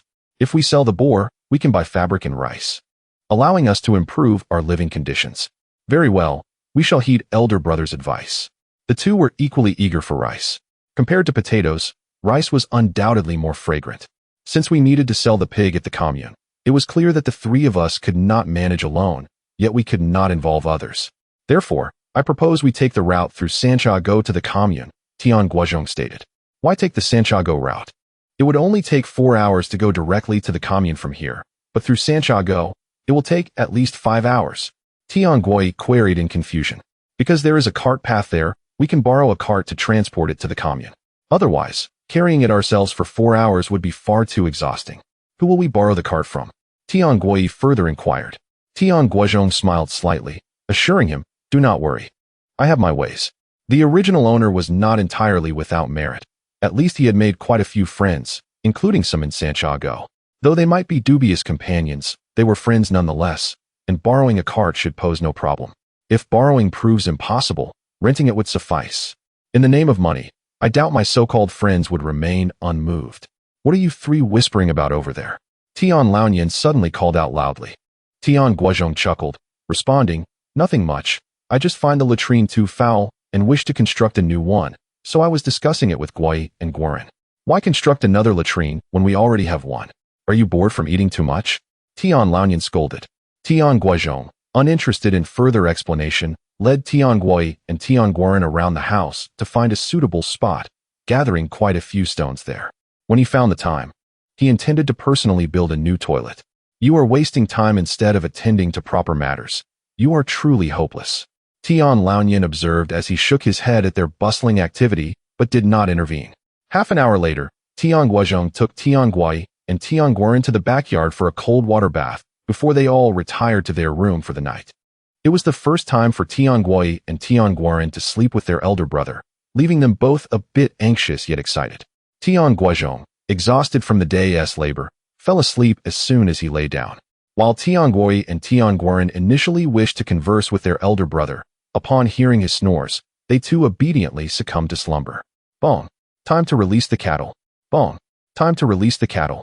It felt as though Tian Guozhong had barely closed his eyes when he was jolted awake by the sound of a gong and a loud call from outside, noticing that dawn had barely broken, likely around 5 or 6 o'clock. He had hoped to steal a few more moments of sleep, but Tian Guoi and Tian Guoren were already awake, dressed in their straw clothes. As the sounds of their younger siblings' chatter and their father's sharpening of knives echoed from outside, with a resigned sigh, he pushed himself up and got out of bed. Dressed in a grass cloak, he ventured into the backyard, washed his face, and as he prepared to brush his teeth, he discovered the absence of both toothpaste and a toothbrush. Moreover, the other members of the household had never adopted the habit of brushing their teeth. Resigned, he could only rinse his mouth with water.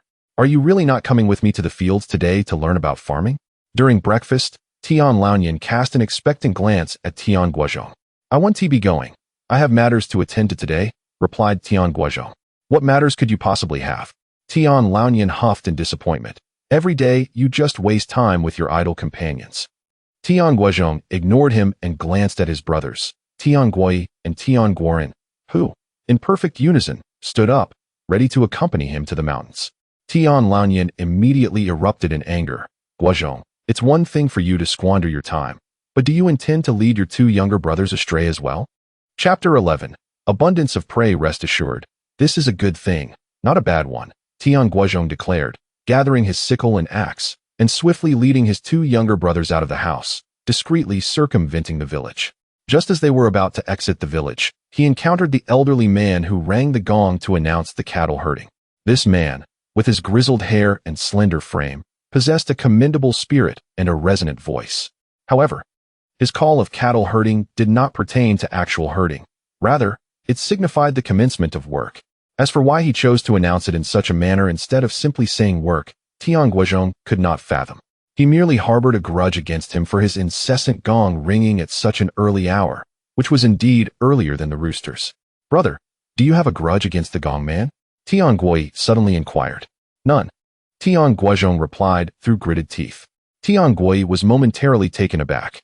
Was there a grudge or not?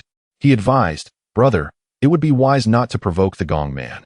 He is a veteran of the battlefield and reportedly possesses a Type 38 rifle, which he acquired from the Japanese. He has a gun? Tian Guozhong's eyes gleamed with a bold idea. I have only heard rumors. I have not seen it myself, replied Tian Guoi. That is fine. We can inquire about it later, Tian Guozhong said, leading his brothers to the location where they had set traps the previous day. Brother, there's a wild boar, exclaimed Tian Guoren, whose keen eyes spotted a wild boar trapped within the snare from a distance. Indeed. Ha! Brother, your traps are remarkable, capturing another wild boar. The three hurried towards the trap, only to be astonished moments later. Brother, there are 3. After a prolonged silence, Tian Guoi finally took a deep breath and shouted joyfully, incredible. We have caught 3 more, each weighing over 200 pounds, significantly larger than yesterday's catch. Tian Guoren laughed. Ha! With so many wild boars, We shall not lack for meat." However, Tian Guozhong did not share in their mirth. Instead, his brow furrowed deeply. "Brother, what troubles you?" Tian Guozhong noticed his elder brother's unease. "Look around. Not only are there wild boar tracks, but also those of other beasts, wolf tracks." Tian Guozhong pointed to the chaotic imprints on the ground, frowning. "Wolves." Both Tian Guozhong and Tian Guoren gasped in shock. Those were ferocious creatures, and encountering them could prove perilous. Wolves were significantly swifter than wild boars, and their claws and teeth were far sharper. "Do not panic. Let us check the traps ahead," Tian Guozhong instructed, handing the sickle to Tian Guozhong and the axe to Tian Guoren, while he picked up a sharp wooden stick and cautiously advanced. The three walked with trepidation, wary of any sudden wolf attacks. Fortunately, they encountered no danger and soon reached the second trap. Here, they found 3 wild boars, but 2 were mangled beyond recognition, with only one remaining relatively intact. "Brother, how terrifying." Upon witnessing the gruesome sight, Tian Guozhong and Tian Guoren grew even more apprehensive. Tian Guozhong tightened his grip on the wooden stick. "Let us proceed to the next location." Before long, they arrived at the third trap, where they discovered not only more fallen wild boars, but also the carcasses of wolves. The wild boars appeared to have been savaged beyond recognition. "Brother, there truly are wolves." The 3 brothers gasped in unison. Tian Guozhong, undeterred, urged, "Let us continue to the next trap." Soon, they reached the 4th trap, where the number of fallen wild boars and wolves had increased, and the traps were largely destroyed. Although fear lingered in their hearts, the brothers felt somewhat less tense than before. Suddenly, Tian Guozhong exclaimed, "Oh, I understand. Last night, the wild boar herd must have been pursued by the wolves and fled this way, inadvertently stepping into the traps." He then frowned. "But why did they specifically run towards our traps?" Tian Guozhong countered, "If you were being chased by an assailant, where would you instinctively flee?" "Of course, to a familiar place." "Oh, I see." In their panic, the wild boars could only instinctively run along familiar paths. "Brother, you are indeed astute. Your traps were positioned perfectly along the wild boar's escape route." Tian Guozhong waved his hand dismissively. "It is not remarkable. With a little attentiveness, one can discern the movement patterns of wild boars." Tian Guoren glanced around, feeling as though wolves were lurking nearby, and hurriedly said, "Brother, I'm frightened. Should we return?" "Do not fear. The wolf pack likely feasted last night and will not return soon. Moreover, these traps must have frightened them, so even if they come, they will not approach easily. Wolves are cunning creatures, yet their intelligence can sometimes lead to their downfall." Tian Guozhong and Tian Guoren trusted their elder brother's words and gradually felt reassured. "Brother, what shall we do next? With so many wild boars and wolves, totaling around 2,000 to 3,000 pounds of meat, it is impossible for just the 3 of us to carry it all away," Tian Guozhong lamented, unable to fathom that he would one day find himself troubled by an abundance of hunted beasts. Tian Guozhong too wore a troubled expression. There was no question of abandoning the bounty, yet transporting it back posed significant challenges, unless they returned to the village for assistance, which would reduce the share of meat for his family. "I recall there is a concealed cave nearby," Tian Guozhong suddenly said after a moment as contemplation. Tian Guozhong climbed atop a rock, surveying the surroundings. "Brother, you are correct. This is Yilong Mountain, and there is indeed a cave not far from here called Lengshui Cave. The water there is exceptionally cold. Cold is precisely what we need." Tian Guozhong replied with delight. "In this sweltering heat, we cannot leave the carcasses of wild boars and wolves exposed for long. However, if we place them in Lengshui Cave, they will remain preserved for several days. Let us move all the wild boars and wolves there." Without hesitation, the 3 set to work. They carried a wild boar to Lengshui Cave, a hidden cavern nestled halfway up the slope, where a cold spring gushed forth, radiating a chilling aura. Upon entering the cave, one discovers an unexpectedly spacious interior, albeit somewhat chilly. The trio, clad in rather light attire, could not help but shudder as they stepped inside. "Ha ha ha, this place is splendid, a natural refrigerator." Tian Guozhong chuckled with satisfaction. "Elder brother, what do you mean by a natural refrigerator?" Tian Guozhong inquired, somewhat perplexed. Reluctant to elaborate, Tian Guozhong replied, "You will understand in due time. Come, we must hasten our pace and bring all our quarry inside. Additionally, we must erase all traces. We cannot allow anyone to discover our presence." "Understood, elder brother." The 3 of them then busily transported their haul, laboring for several hours until every last piece was secured within the cold water cave. "I am utterly exhausted. I'm famished. After completing their task, the trio collapsed in fatigue, their stomachs growling in hunger. I shall prepare roasted meat for you, Tian Guozhong proclaimed, skillfully severing a hind leg from a wild boar, skinning and cleaning it before gathering kindling to ignite a fire, commencing the slow process of roasting. Chapter 12. De Banya before long. The enticing aroma of roasted meat wafted through the air. Tian Guozhong and Tian Guoren could not help but swallow hard. Tian Guozhong suddenly pondered a pressing concern. With such a rich fragrance emanating from the roasted meat, it was certain to attract other hunters or wild beasts. He promptly turned to his younger brothers and said, "Let us relocate our roasting site." "Why?" Tian Guozhong and Tian Guoren inquired, their faces etched with confusion. Without further elaboration, Tian Guozhong extinguished the fire and sought a spot farther from the Lengshui cave to continue their culinary endeavor. Soon, the two brothers grasped their elder brother's intentions. Not long after, a figure approached them, a hunter from the neighboring village. What a delightful scent of roasted meat. "Oh, 3 young lads." The hunter plopped down opposite the trio, accompanied by a rather silent hunting dog. "You 3 little rascals have quite the audacity to roast meat deep within Elong Mountain. Aren't you afraid of attracting wolves or black bears?" The 3 brothers eyed him warily. The hunter appeared to be in his 40s, somewhat gaunt yet possessing piercing eyes, exuding an aura of intimidation likely acquired from years of hunting. Even in laughter, he radiated a chilling presence. Tian Guozhong and Tian Guoren dared not meet his gaze, while Tian Guozhong scrutinized him closely. Suddenly, a peculiar detail caught his attention.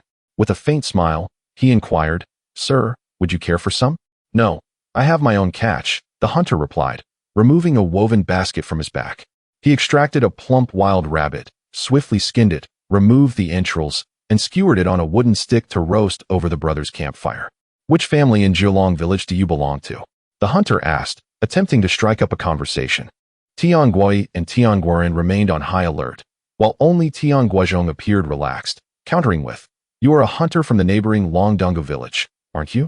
How did you deduce that I hail from Longdonga village?" the hunter asked, intrigued. "In our surrounding villages, few venture into the mountains for hunting anymore, and the only hunter who possesses a mute dog and hunts regularly in the mountains is De Banya from Longdonga village." Tian Guozhong replied leisurely, "If I am not mistaken, you must be De Banya from Longdonga village, correct? However, hunting typically occurs around one's own village unless invited by another village or instructed by the commune. Venturing into another village's territory uninvited can easily lead to conflict. You are, in essence, transgressing a taboo." "Ha, little brother, you are quite astute for your age, understanding these old hunting customs," De Banya remarked, his expression darkening. "But old customs are merely relics of the past. Who still adheres to them? Moreover, since your village's old hunter was killed by a wild boar, there have been no hunters left in your village, resulting in a wild boar infestation over the years. If I hadn't assisted in culling some, your crops would have long been ravaged." Tian Guozhong chuckled softly. "I have encountered shamelessness before, but never to this extent." De Banya's gaze turned icy. "From your tone, are you attempting to impede me?"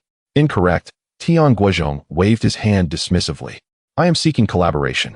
"Collaboration?" The sudden shift in tone left De Banya momentarily speechless. "What say you? Are you interested?" Tian Guozhong asked playfully. De Banya sneered. "You haven't even grown a full set of hair yet, and you wish to collaborate with me? Do you not find that laughable?" Unperturbed by the mockery, Tian Guozhong merely raised the golden brown pig leg he was roasting.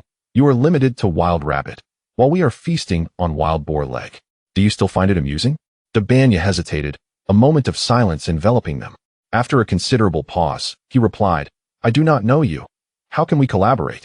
"My name is Tian Guozhong, and these are my younger brothers." He introduced himself with a smile. "Our collaboration is simple. You help us find buyers, and we will share the profits." "What buyers?" De Banya's heart raced with apprehension. Tian Guozhong pointed to the clothing he wore beneath his grass garment. "We are all intelligent individuals here. There is no need for subterfuge." De Banya glanced down at his collar and realized that his newly acquired attire had been noticed. It was merely a sailor's shirt, of little monetary value. Yet in a region where villagers were impoverished, clad only in tattered rags, or even going without clothing, his situation was indeed extravagant. The contrast between his shabby exterior and pristine inner shirt raised suspicion. Recognizing this peculiarity prompted Tian Guozhong to propose collaboration, primarily to gauge De Banya's intentions. To his surprise, the man appeared to be flustered. Dabanya clenched his jaw, realizing the shirt had been procured through the black market. Something he dared not wear openly, reserved only for hunting excursions. In the past, he would have avoided contact with strangers, but seeing only 3 young men, his guard had lowered, unaware that Tian Guozhong was indeed a perceptive individual. And what if I choose not to collaborate? Dabanya's expression turned cold, his gaze fixated on Tian Guozhong. Choosing not to collaborate would be your loss. It would not affect me, Tian Guozhong replied nonchalantly. By merely providing buyer information, you could secure an endless stream of profits. To refuse such an opportunity only indicates that you are not as clever as the legends suggest. Are you not afraid I might deceive you? Dabanya probed further. I am, but I trust you will make a wise choice, Tian Guozhong smiled. To deceive me would only create an enemy for you, whereas a genuine partnership would yield profits, safeguard your secrets, and foster friendship. What a splendid arrangement. Dabanya was taken aback, feeling as though he was dealing not with a youth, but with a cunning old fox.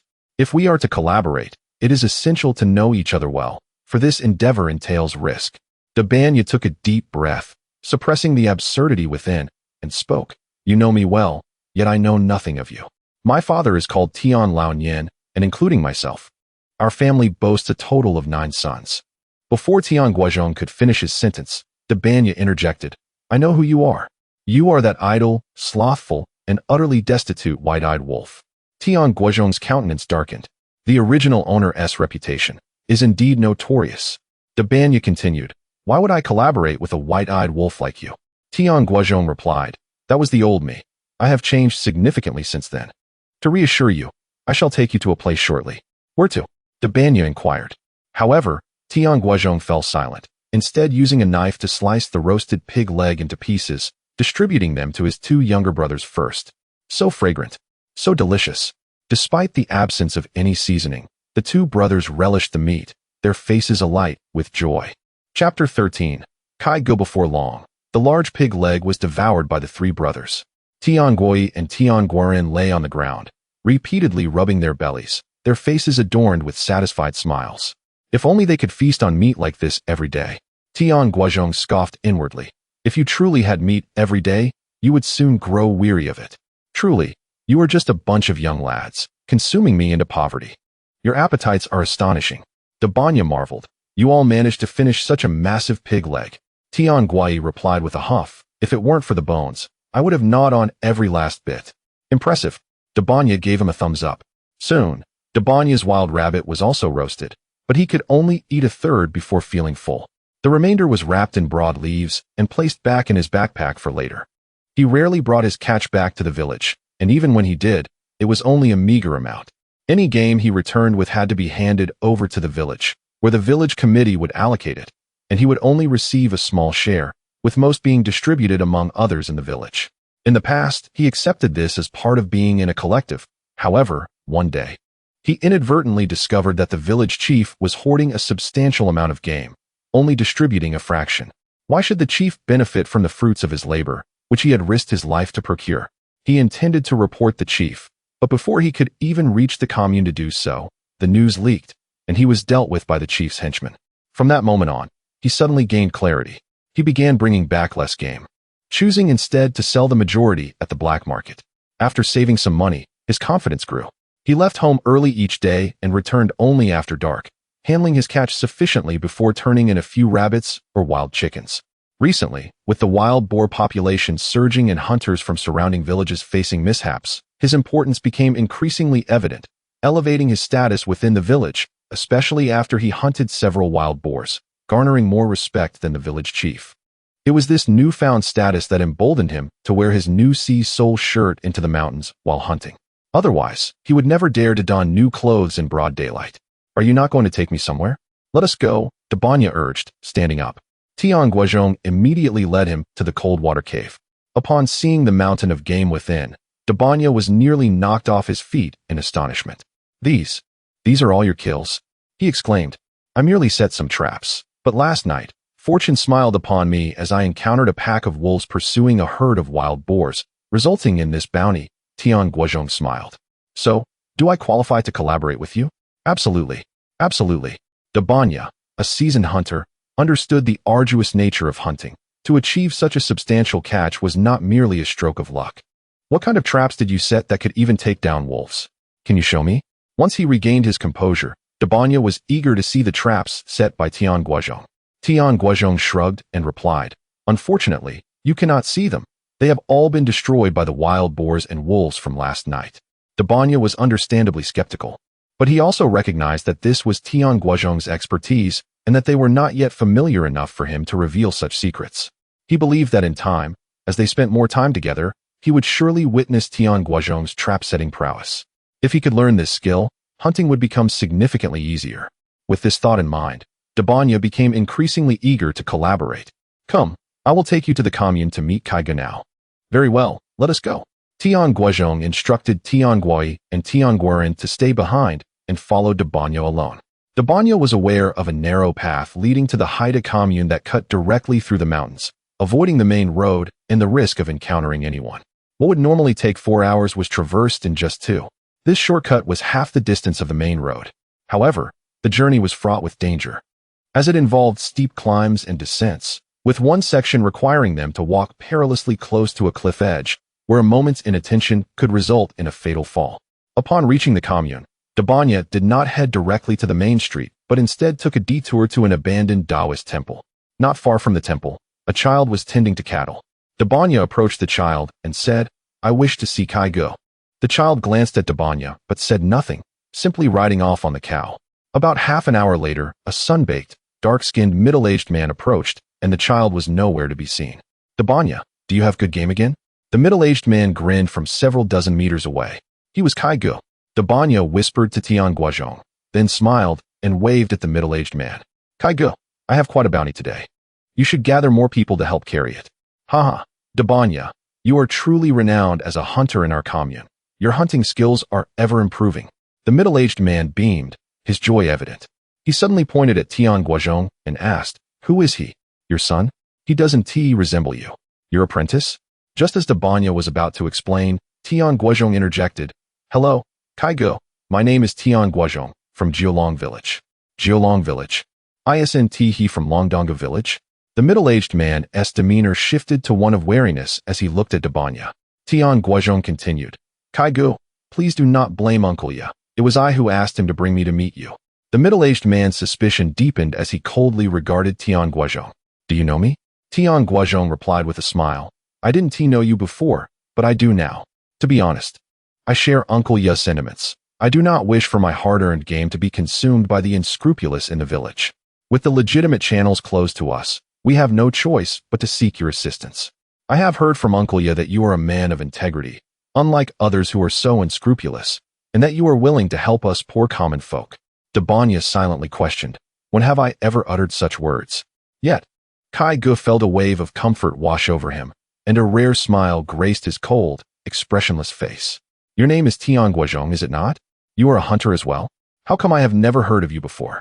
The village chief of your hamlet is named Tian Laifu, I presume?" Tian Guozhong initially believed that this fellow had embraced him, but upon hearing the last sentence, he realized that this individual was indeed cautious, still probing him despite the conversation's progression. He promptly replied with a chuckle, "In the past, I was rather foolish, idling my days away, so it is quite understandable that Kai Ge has not heard of me.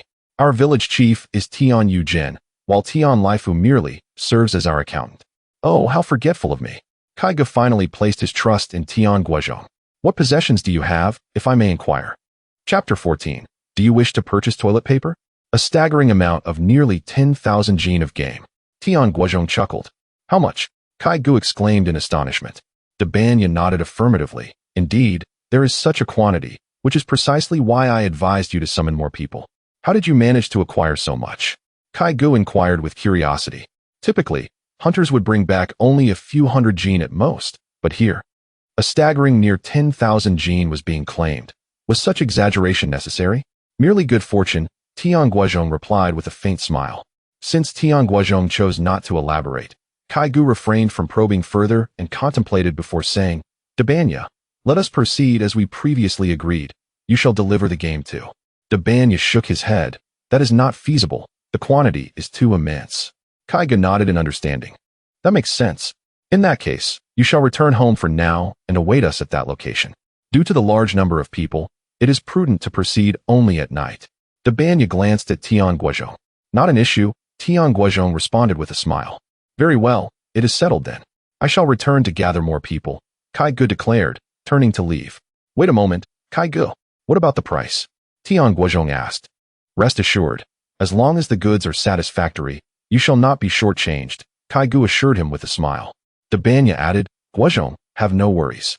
I have dealt with Kai Gu for many years. He is a man of integrity and does not arbitrarily lower prices.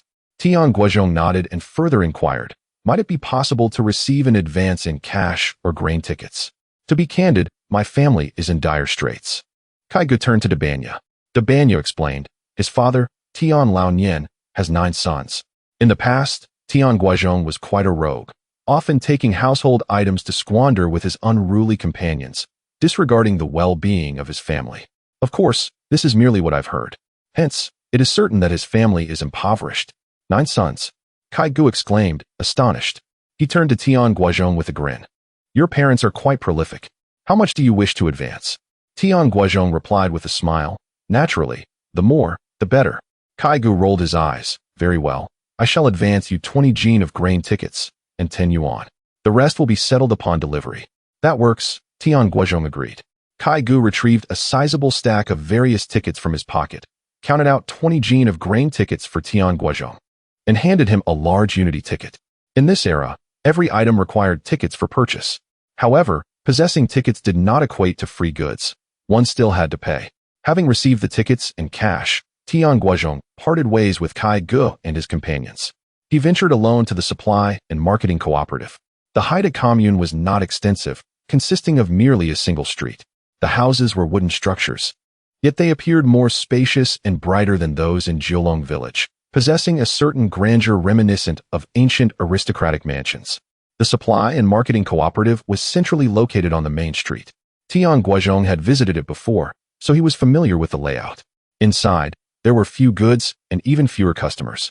The mountain dwellers found it challenging to earn money, thus they spent it judiciously, never frivolously wasting a single coin. The sales clerk was a young girl with long braids, appearing around 17 or 18, her rosy cheeks still retaining a hint of baby fat. Upon seeing Tian Guozhong enter, she merely glanced up before returning to her task of crafting shoe insoles, the vibrant red upper and golden thread seemingly a preparation for her dowry. Tian Guozhong cast a quick glance and smiled slightly, inquiring, do you accept mountain herbs, game, mushrooms, and the like? Qin Xiaoyu, without lifting her head, replied, we do. Tian Guozhong probed further, what are the prices? Qin Xiaoyu responded, it depends on the items. Do you have any to bring? Tian Guozhong replied, not at present.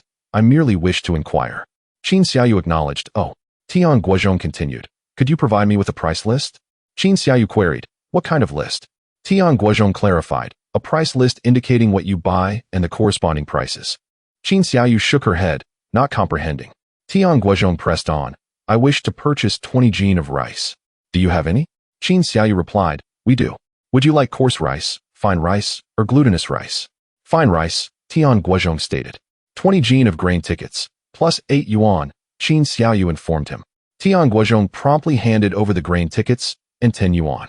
Qin Xiaoyu returned 2 yuan in change, then proceeded to weigh out 20 jin of fine rice. Would you like anything else? Initially, Tian Guozhong intended to decline, but his peripheral vision suddenly caught sight of toilet paper on the counter. He quickly added, I would also like that item, but I lack tickets. Can I purchase it? Qin Xiaoyu followed his pointing finger, astonished. You wish to buy toilet paper? People from the mountains typically use sticks or bamboo strips for such purposes. Are you not afraid of your parents scolding you for being wasteful? In Qin Xiaoyu's eyes, Tian Guozhong seemed merely a child sent by his parents to buy rice. Should he unexpectedly return home with toilet paper, he would undoubtedly face a severe reprimand, hence her well-meaning caution. Can you just tell me if I can buy it? Tian Guozhong pressed. Qin Xiaoyu replied, this item has been here for quite some time. Initially, it required tickets, but our director mentioned a few days ago that it can now be purchased without tickets. If you insist on buying it, I shall not dissuade you. How much do you want? Tian Guozhong inquired, what is the price? Qin Xiaoyu responded, 20 cents per jin. Tian Guozhong immediately declared, I will take 10 jin. In the blink of an eye, Tian Guozhong had expended his 20 jin of grain tickets and 10 yuan. departing the supply and marketing cooperative with 20 jin of coarse rice and 10 jin of toilet paper. As he walked away, Qin Xiaoyu shook her head, observing, "This guy is tall and robust, yet he is a spendthrift. He will likely return home in tears." Upon reuniting with Dabanya, they both discussed how Tian Guozhong's expenditure of 2 yuan on toilet paper was a sheer waste. Only Tian Guozhong himself felt a sense of despair. As he made his way back to Lengshui Cave, dusk was approaching, and he spotted Tian Guoyi and Tian Guoren waiting outside the cave. The interior was unbearably cold, prompting them to seek refuge outside. "You two take the rice and paper back first. I anticipate it will be quite late before I return," Tian Guozhong instructed, handing the rice and paper to Tian Guoyi and Tian Guoren.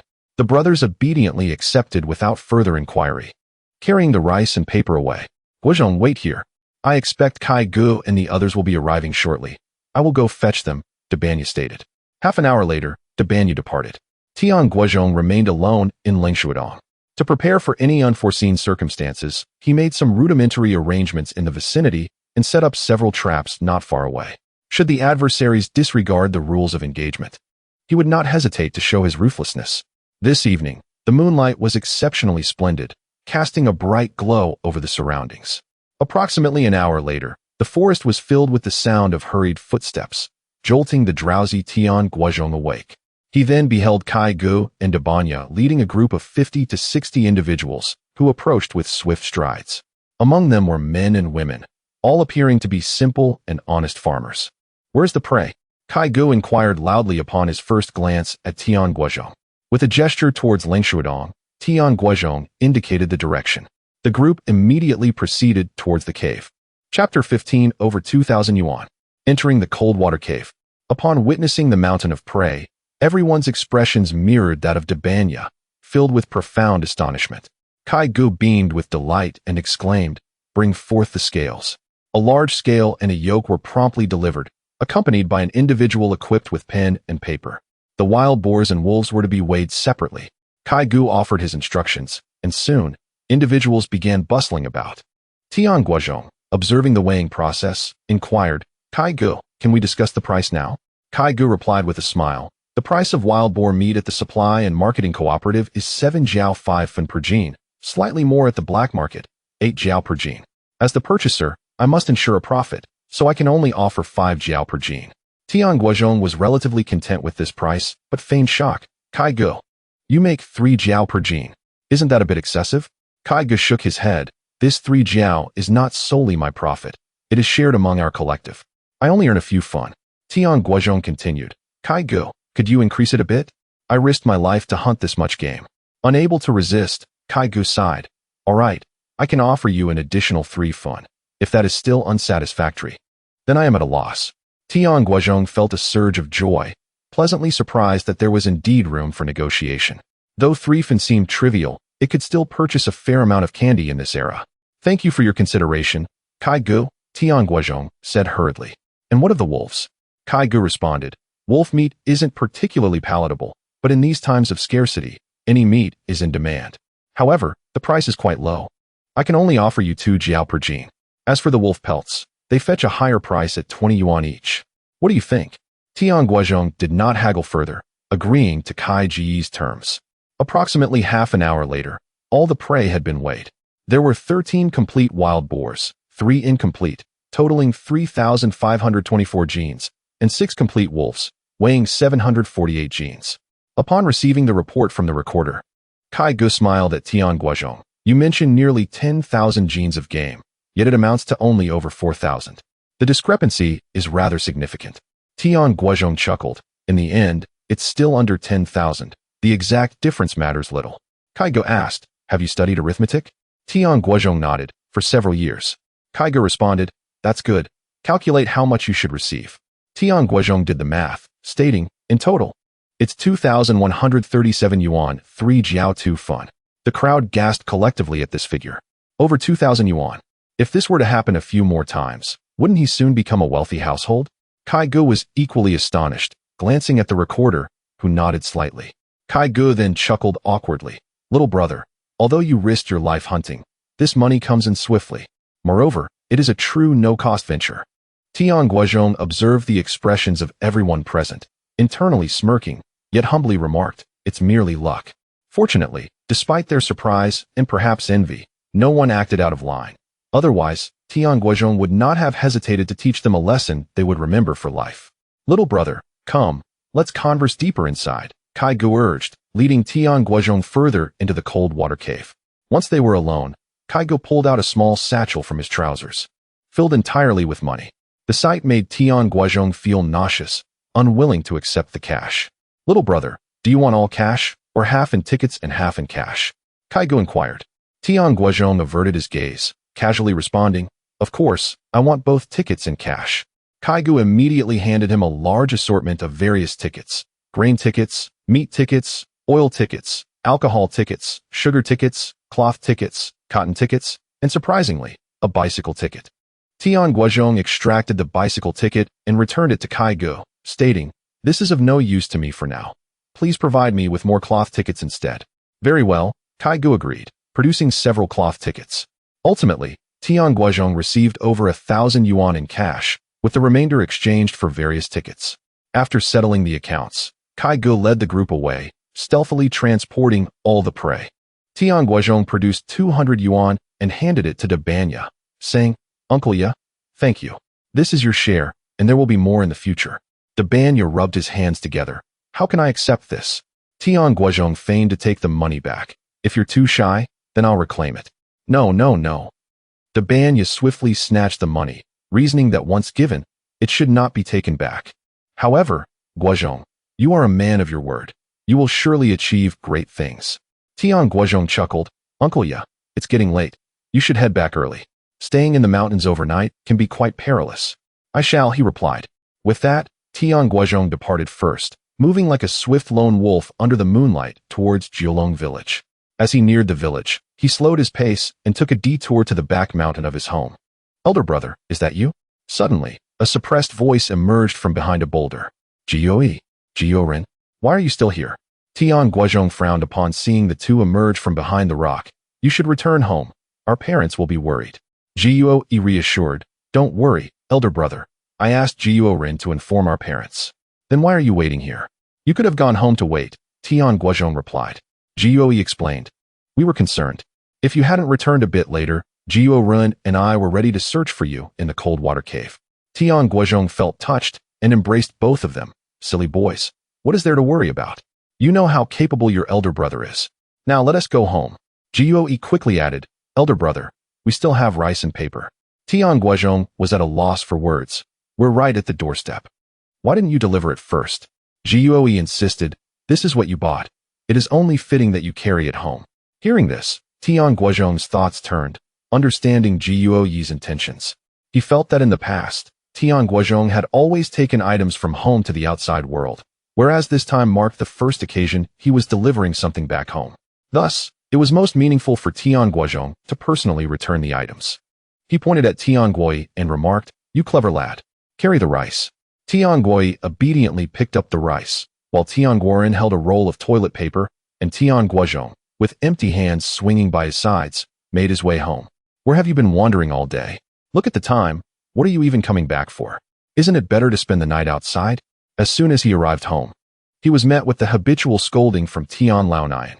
Exhausted from the day's labor, Tian Guozhong merely replied out of politeness, "Dad, calm down. I'm going to take a shower," before heading to the backyard to wash up. Meanwhile, Tian Guo placed a bag of rice directly in front of Tian Laonian. "What is this?" Tian Laonian paused in surprise, then stood up, seething with anger. Chapter 16. It is all we earned. This is rice. Tian Guo did not notice the change in Tian Laonian's expression. "I know." Tian Laonian roared in anger, at which point Tian Guo realized his father was furious, and with a look of astonishment, he asked, "Dad, what's wrong?" "What do you mean what's wrong? What have you all been up to all day?" Tian Laonian shouted. "Your elder brother idles away his time, and I've let that slide. But why have you all followed his poor example? I told you not to learn from him, yet you refused to listen. Now look at you. You've all learned to steal." Upon hearing this, Tian Guo finally understood and retorted, "Who has stolen? This is what we earned." Tian Laonian sneered, "You earn this? With your limited abilities, what could you possibly do to bring back so much rice? Tell me." Just as Tian Guo was about to counter, he suddenly recalled his elder brother's admonition and fell silent. Can't say anything now, can you? You good for nothing. The mockery in Tian Laonian's voice deepened. I know exactly what you are capable of. Claiming it's yours, how shameless. Truth be told, who did you steal from? I'll return it. At that moment, Li Wanhua and the other younger siblings were drawn over by Tian Laonian's raised voice. What's going on? Li Wanhua inquired. Tian Laonian pointed at the sacks of rice before them. Look for yourself. These good-for-nothings have learned to steal instead of doing something worthwhile. Steal. Li Wanhua gasped. This is. Nearby, Tian Guozhong suddenly exclaimed. This wasn't tea stolen. It was bought by elder brother at the commune. He not only bought rice, but also paper. Look, he even brought out a hefty bundle of tin jean of paper. What do you need paper for? No one in the family has ever studied, Li Wanhua muttered. Tian Laonian grew even angrier. So you've stolen. What's wrong? Why shout? Can't we talk nicely? Just then, Tian Guozhong, having finished his bath, entered the main room and quietly stated, Mom and Dad, I have something to discuss with you. Please follow me to my room. After Tian Guozhong finished speaking, he returned to his room first. Tian Laonian and Li Wanhua exchanged glances and hesitantly followed Tian Guozhong into his room. Tian Laonian dared to scold his other 8 sons, but he did not dare to raise his voice at Tian Guozhong. He could manage a few reprimands, but if he genuinely angered Tian Guozhong, the ungrateful wolf, it could provoke a serious confrontation. What is it you wish to tell us? Tian Laonian asked, suppressing his anger, though his tone remained stern. Tian Guozhong called out to the outside, Guai, take a few younger brothers to wash up in the backyard. All right, elder brother, Tian Guai replied, ushering the younger siblings to the backyard. Hearing the sounds of laughter and splashing from the backyard, Tian Guozhong then whispered to Tian Laonian and Li Wanhua, Mom and Dad, I know I've done many outrageous things in the past that have worried you, but from now on, that will no longer be the case. The rice and paper were indeed purchased by me at the Supply and Marketing Cooperative. As for the money, at this point, Tian Guozhong pulled out a portion of the ration tickets and money from his pocket. It wasn't that he was unwilling to reveal everything, but he feared it would frighten his parents. Even so, upon seeing the tickets and money in Tian Guozhong's hands, Tian Laonian and Li Wanhua were still taken aback and were momentarily speechless. So much money. After quite some time, Tian Laonian finally regained his composure. Suddenly feeling a tremor throughout his body, his voice tinged with a hint of despair. This is it. All of this money. If caught, it could lead to execution. Dad, you needn't worry. This money was truly earned, not stolen. Tian Guozhong reassured them. Let me explain everything to you in detail. He then recounted how he set traps, how fortunate he was to hunt down numerous prey, the acquaintances he made with Debanya and Kaigo, and the process of selling the game. All this rice, paper, and this money were obtained from selling the game. They are certainly not stolen. Tian Guozhong concluded. However, you must not speak of this to outsiders, as personal trade is not permitted at this time. Is this truly your earnings? Li Wanhua questioned, still skeptical. Tian Laonian looked equally incredulous. As though Tian Guozhong had just spun a fantastical tale, too unbelievable to accept. You mean to say you merely set 4 traps and earned all this money and these tickets? Tian Laonian, gazing at the money, felt dizzy, as if it were unreal.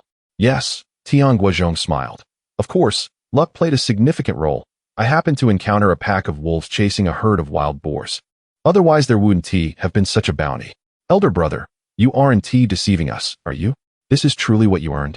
Li Wanhua's voice trembled.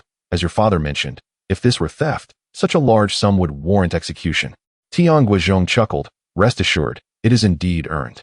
Of course, this matter must remain confidential, as I did not sell the game to the Supply and Marketing Cooperative, but to private merchants. Humph. What merchants? Just a bunch of opportunists. Tian Laonian scoffed. You should limit your dealings with them. Otherwise, if caught, it could lead to serious consequences. As long as you don't speak of it, no one will know, Tian Guozhong replied. There's no such thing as a wall that doesn't let the wind through. Tian Laonian countered. Father, you are quite insightful, and you even know such sayings. How cultured you are. Tian Guozhong praised. Flattered by his words, Tian Laonian felt elated. I often accompany the village chief, so naturally, I learn much. You should also spend time with educated people instead of wandering about aimlessly. Understood, Tian Guozhong replied nonchalantly. Li Wanhua scolded Tian Laonian. Elder brother has changed a lot. You shouldn't wear a long face every day. She then turned to Tian Guozhong for confirmation. Elder brother, This money is truly yours. Yes. Tian Guozhong nodded earnestly. I am not deceiving you. Wonderful. Li Wanhua exclaimed in excitement. Finally, we have rice to cook. By the way, elder brother, you want to secretly sell it again or trade it with your dubious friends for meat, will you? Tian Guozhong felt embarrassed. No, I want tea. Mom, please keep these tickets and money safe.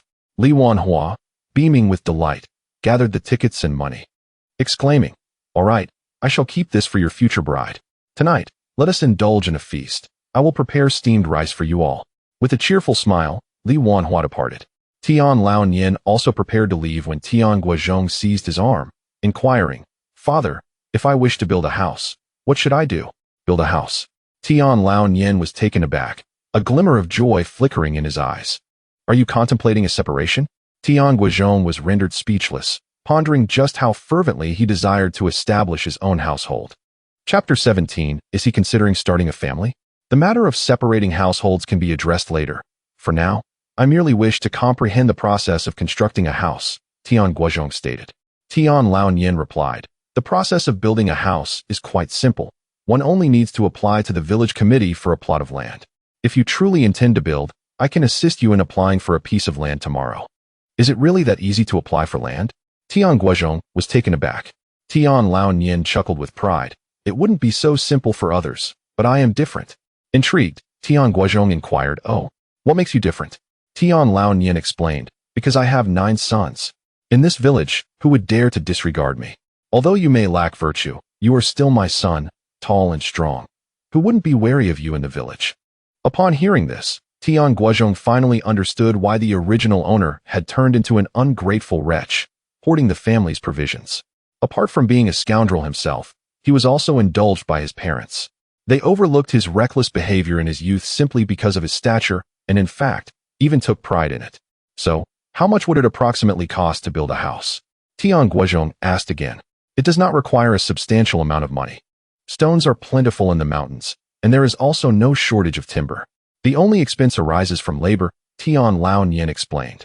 Of course, if you genuinely wish to construct a house, I can enlist the village head's help.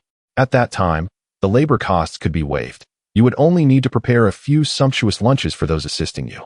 The money you just revealed should suffice. Tian Guozhong exclaimed, is it really that cheap? Not entirely. Tian Laonian shook his head.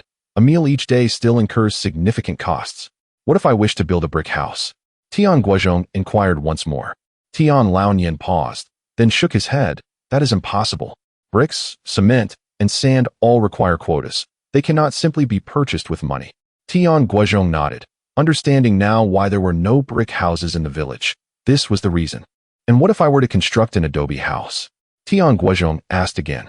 Tian Laonian replied, that is feasible, though it would take a considerable amount of time, necessitating more meals to be provided. The village head's family took 3 months to complete their house, and building adobe houses is highly dependent on the weather.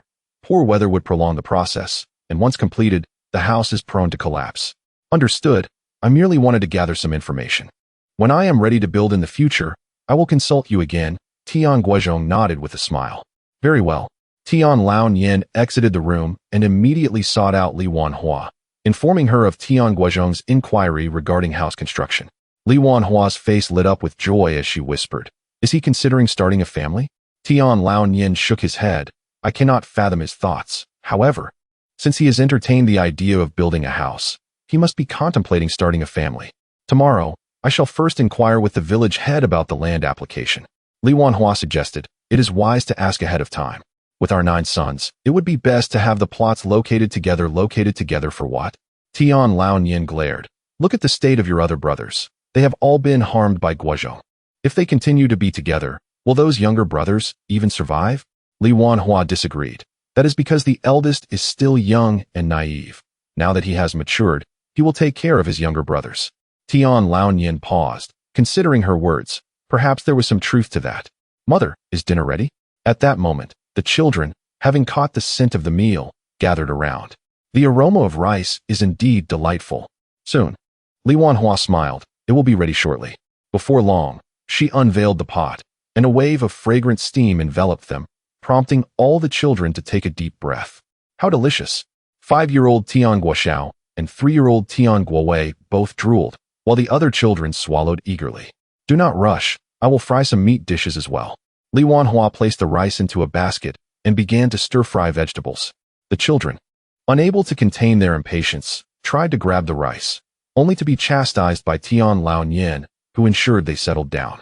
Shortly thereafter, Li Wanhua prepared a generous portion of vegetables, truly indulging them with 3 pounds of meat this time. Each child received a full bowl, and they eagerly dug in. This is delicious. If only we could have such splendid meals every day. Why didn't you call your elder brother to eat? It's fine, let them eat first, Tian Guozhong replied leisurely. Originally, he did not feel particularly hungry, having grown accustomed to fine delicacies in his past life. Yet witnessing his family relish their meal sparked his appetite. After finishing their meal, the family rested for a while before they all retired for the night. Tian Guozhong still called Tian Kuyi and Tian Quarren to sleep in his room. In their dreams, the two boys reminisced about the delicious food. Their slumber filled with talk of it.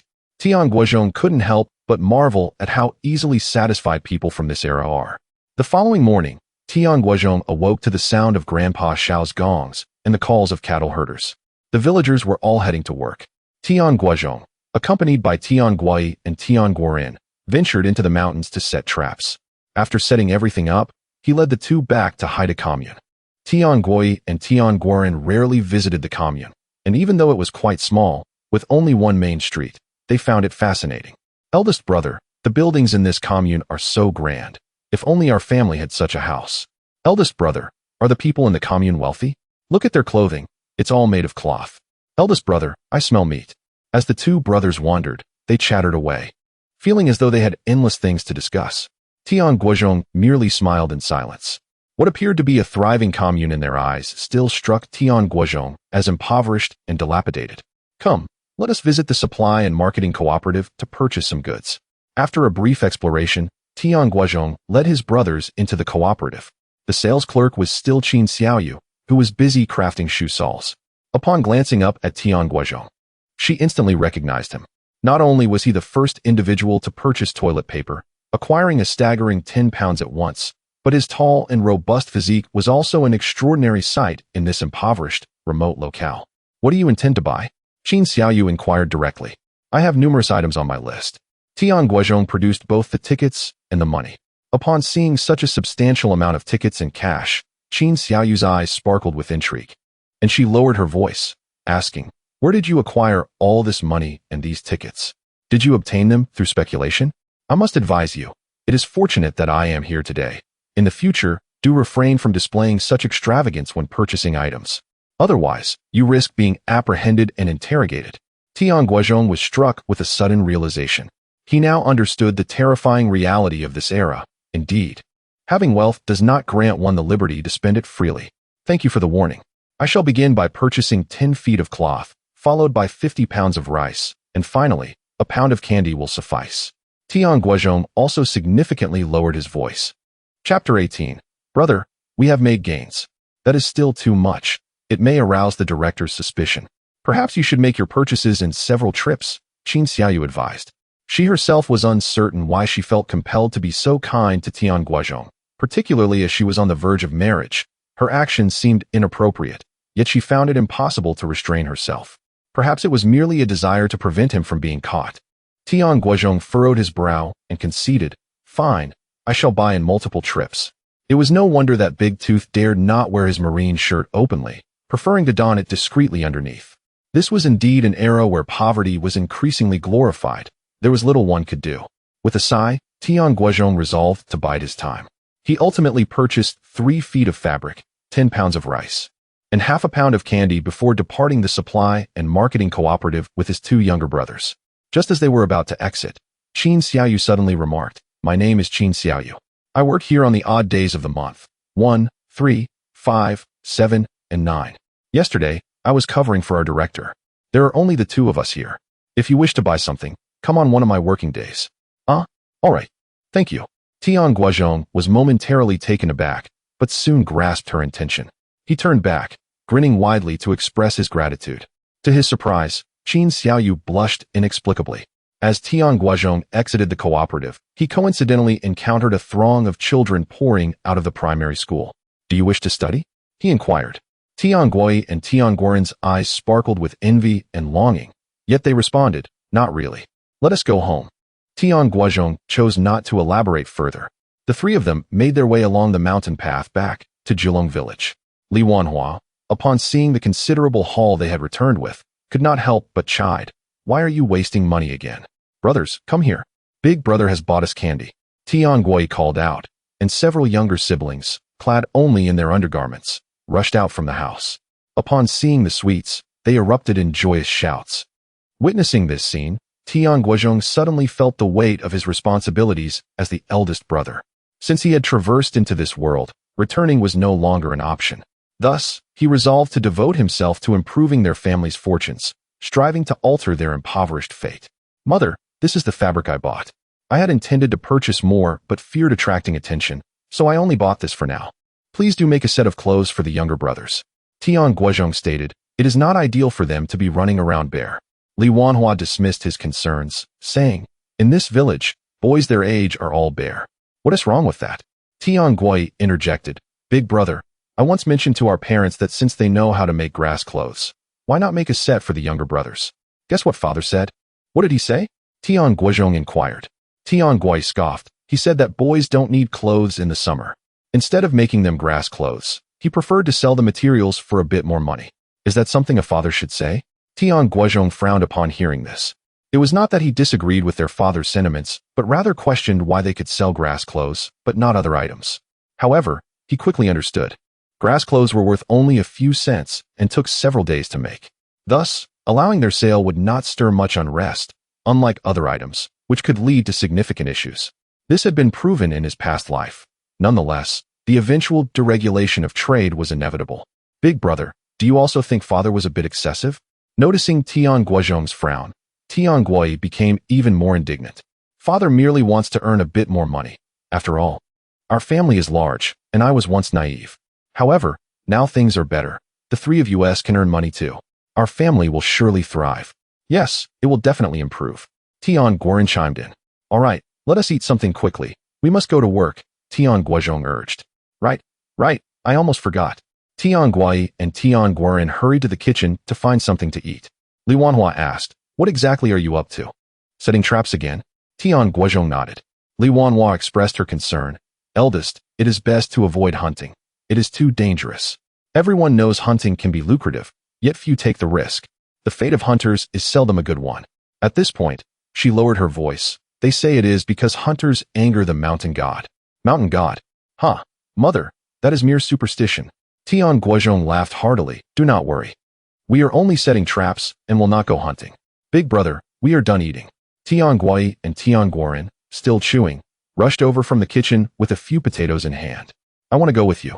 Suddenly, the youngest brother, Tian Guozhong, ran over. "No, you must stay home and look after the younger ones." Tian Guozhong firmly declined. At 16, Tian Guoren was still a bit young, let alone 12-year-old Tian Guozhong. Tian Guozhong appeared dejected but dared not protest further. Tian Guozhong set off with Tian Guozhong and Tian Guoren. Along the way, he could only manage to eat one potato before losing his appetite. "Brother, we have made gains." This time, Tian Guozhong had set 4 traps. It was not that he was unwilling to set more, but an abundance of prey would complicate matters. Even with the channel provided by Kai Gu, it remained speculative trade. No matter how discreetly one operated, leaks were inevitable. Especially if a large catch was involved, the chances of exposure increased significantly. Conversely, if the catch were modest, it could be stockpiled and released gradually, significantly lowering the risk of exposure. He had already determined the storage location would be at Lingshui Cave. As for the cave's prior exposure, it mattered little. The entrance was small, yet the interior was expansive, providing ample hiding spots. As long as they remained silent, even Big Tooth and his companions would struggle to uncover their stash, even after searching for an entire day. Alas, it was merely a rabbit. Upon reaching the first trap, Tian Guoren's initial excitement turned to disappointment at the sight of the small creature. As long as there is prey, it suffices, especially when it is a plump rabbit. Tian Guozhong felt quite pleased. He carefully extracted the rabbit from the trap, then wiped away the bloodstains with soil, tidying it up slightly, ensuring that the trap could be used once more. Let us proceed to the second trap. The 3 brothers made their way towards the second trap, located approximately 300 meters away. Fortune smiles upon us again. Tian Guozhong's eyes were indeed sharper than those of his elder brothers, as he spotted something in the trap nestled among the bushes from a distance. He shouted excitedly and dashed forward. Be careful not to trigger the trap's mechanism, Tian Guozhong called out loudly. Chapter 19. The Black Bear. Brother, what manner of beast is this? Upon arriving at the second trap and observing the creature within, Tian Guozhong was momentarily taken aback. This beast, not particularly large, approximately 60 jin in weight, measured less than a meter in length, sported a short tail, and bore a grayish-brown coat. Its long teeth protruded from its mouth, and its triangular skull bore a resemblance to that of a goat, yet it was unmistakably not one. Tian Guozhong was equally perplexed by the creature's identity. However, upon witnessing the animal, Tian Guozhong's face lit up with delight. How wondrous it is that such a creature exists in our mountains. The meat of this prey is exceptionally delectable. Brother, what exactly is this? The two brothers turned their gaze toward Tian Guozhong. With a grin, he replied, This animal is known as GZ. Its flesh is exquisite. Just wait. We shall roast a leg for our feast. Are we to have roasted meat again? Splendid. Ha ha ha. Being with you, brother, means there is roasted meat every day. The two brothers rejoiced heartily. Tian Guozhong remarked, Were you not all reluctant to accompany me before? You kept your distance. Tian Guozhong scratched his head. That was the old you. Back then, you were fierce and hogged all the delicious food, never sharing with us younger brothers. Naturally, we were unwilling to be in your company. But now, things are different. You no longer scold or strike us, and you generously share your bounty. Thus, we are more than happy to be with you. Tian Guozhong added, In truth, we have often felt a sense of pride having you as our elder brother. In the village, just mentioning your name would deter anyone from bullying us. Oh, Tian Guozhong was taken aback, hearing such words from his siblings for the first time. Yet, upon reflection, it was understandable. After all, Tian Guozhong was tall and robust, not someone whom others would dare to offend. Well then, let us proceed to inspect the next trap. The three brothers made their way to the third trap, which lay over 300 meters away. This trap was set near a muddy pond, a location that was not particularly stable. Tian Guozhong reasoned that the presence of water would surely attract wild animals in need of a drink. However, upon reaching the pond, they were astonished to find the trap in disarray, with no beasts ensnared. Brother, this trap has been damaged, Tian Guozhong said, his face filled with disappointment. Tian Guozhong was equally incredulous. Though the proximity to the pond made the ground somewhat soft and the trap's foundation less secure, the trap itself had been tightly bound. Even if it were uprooted, it should not have collapsed entirely. Yet, at this moment, it lay utterly destroyed. Could it be that someone has deliberately vandalized it?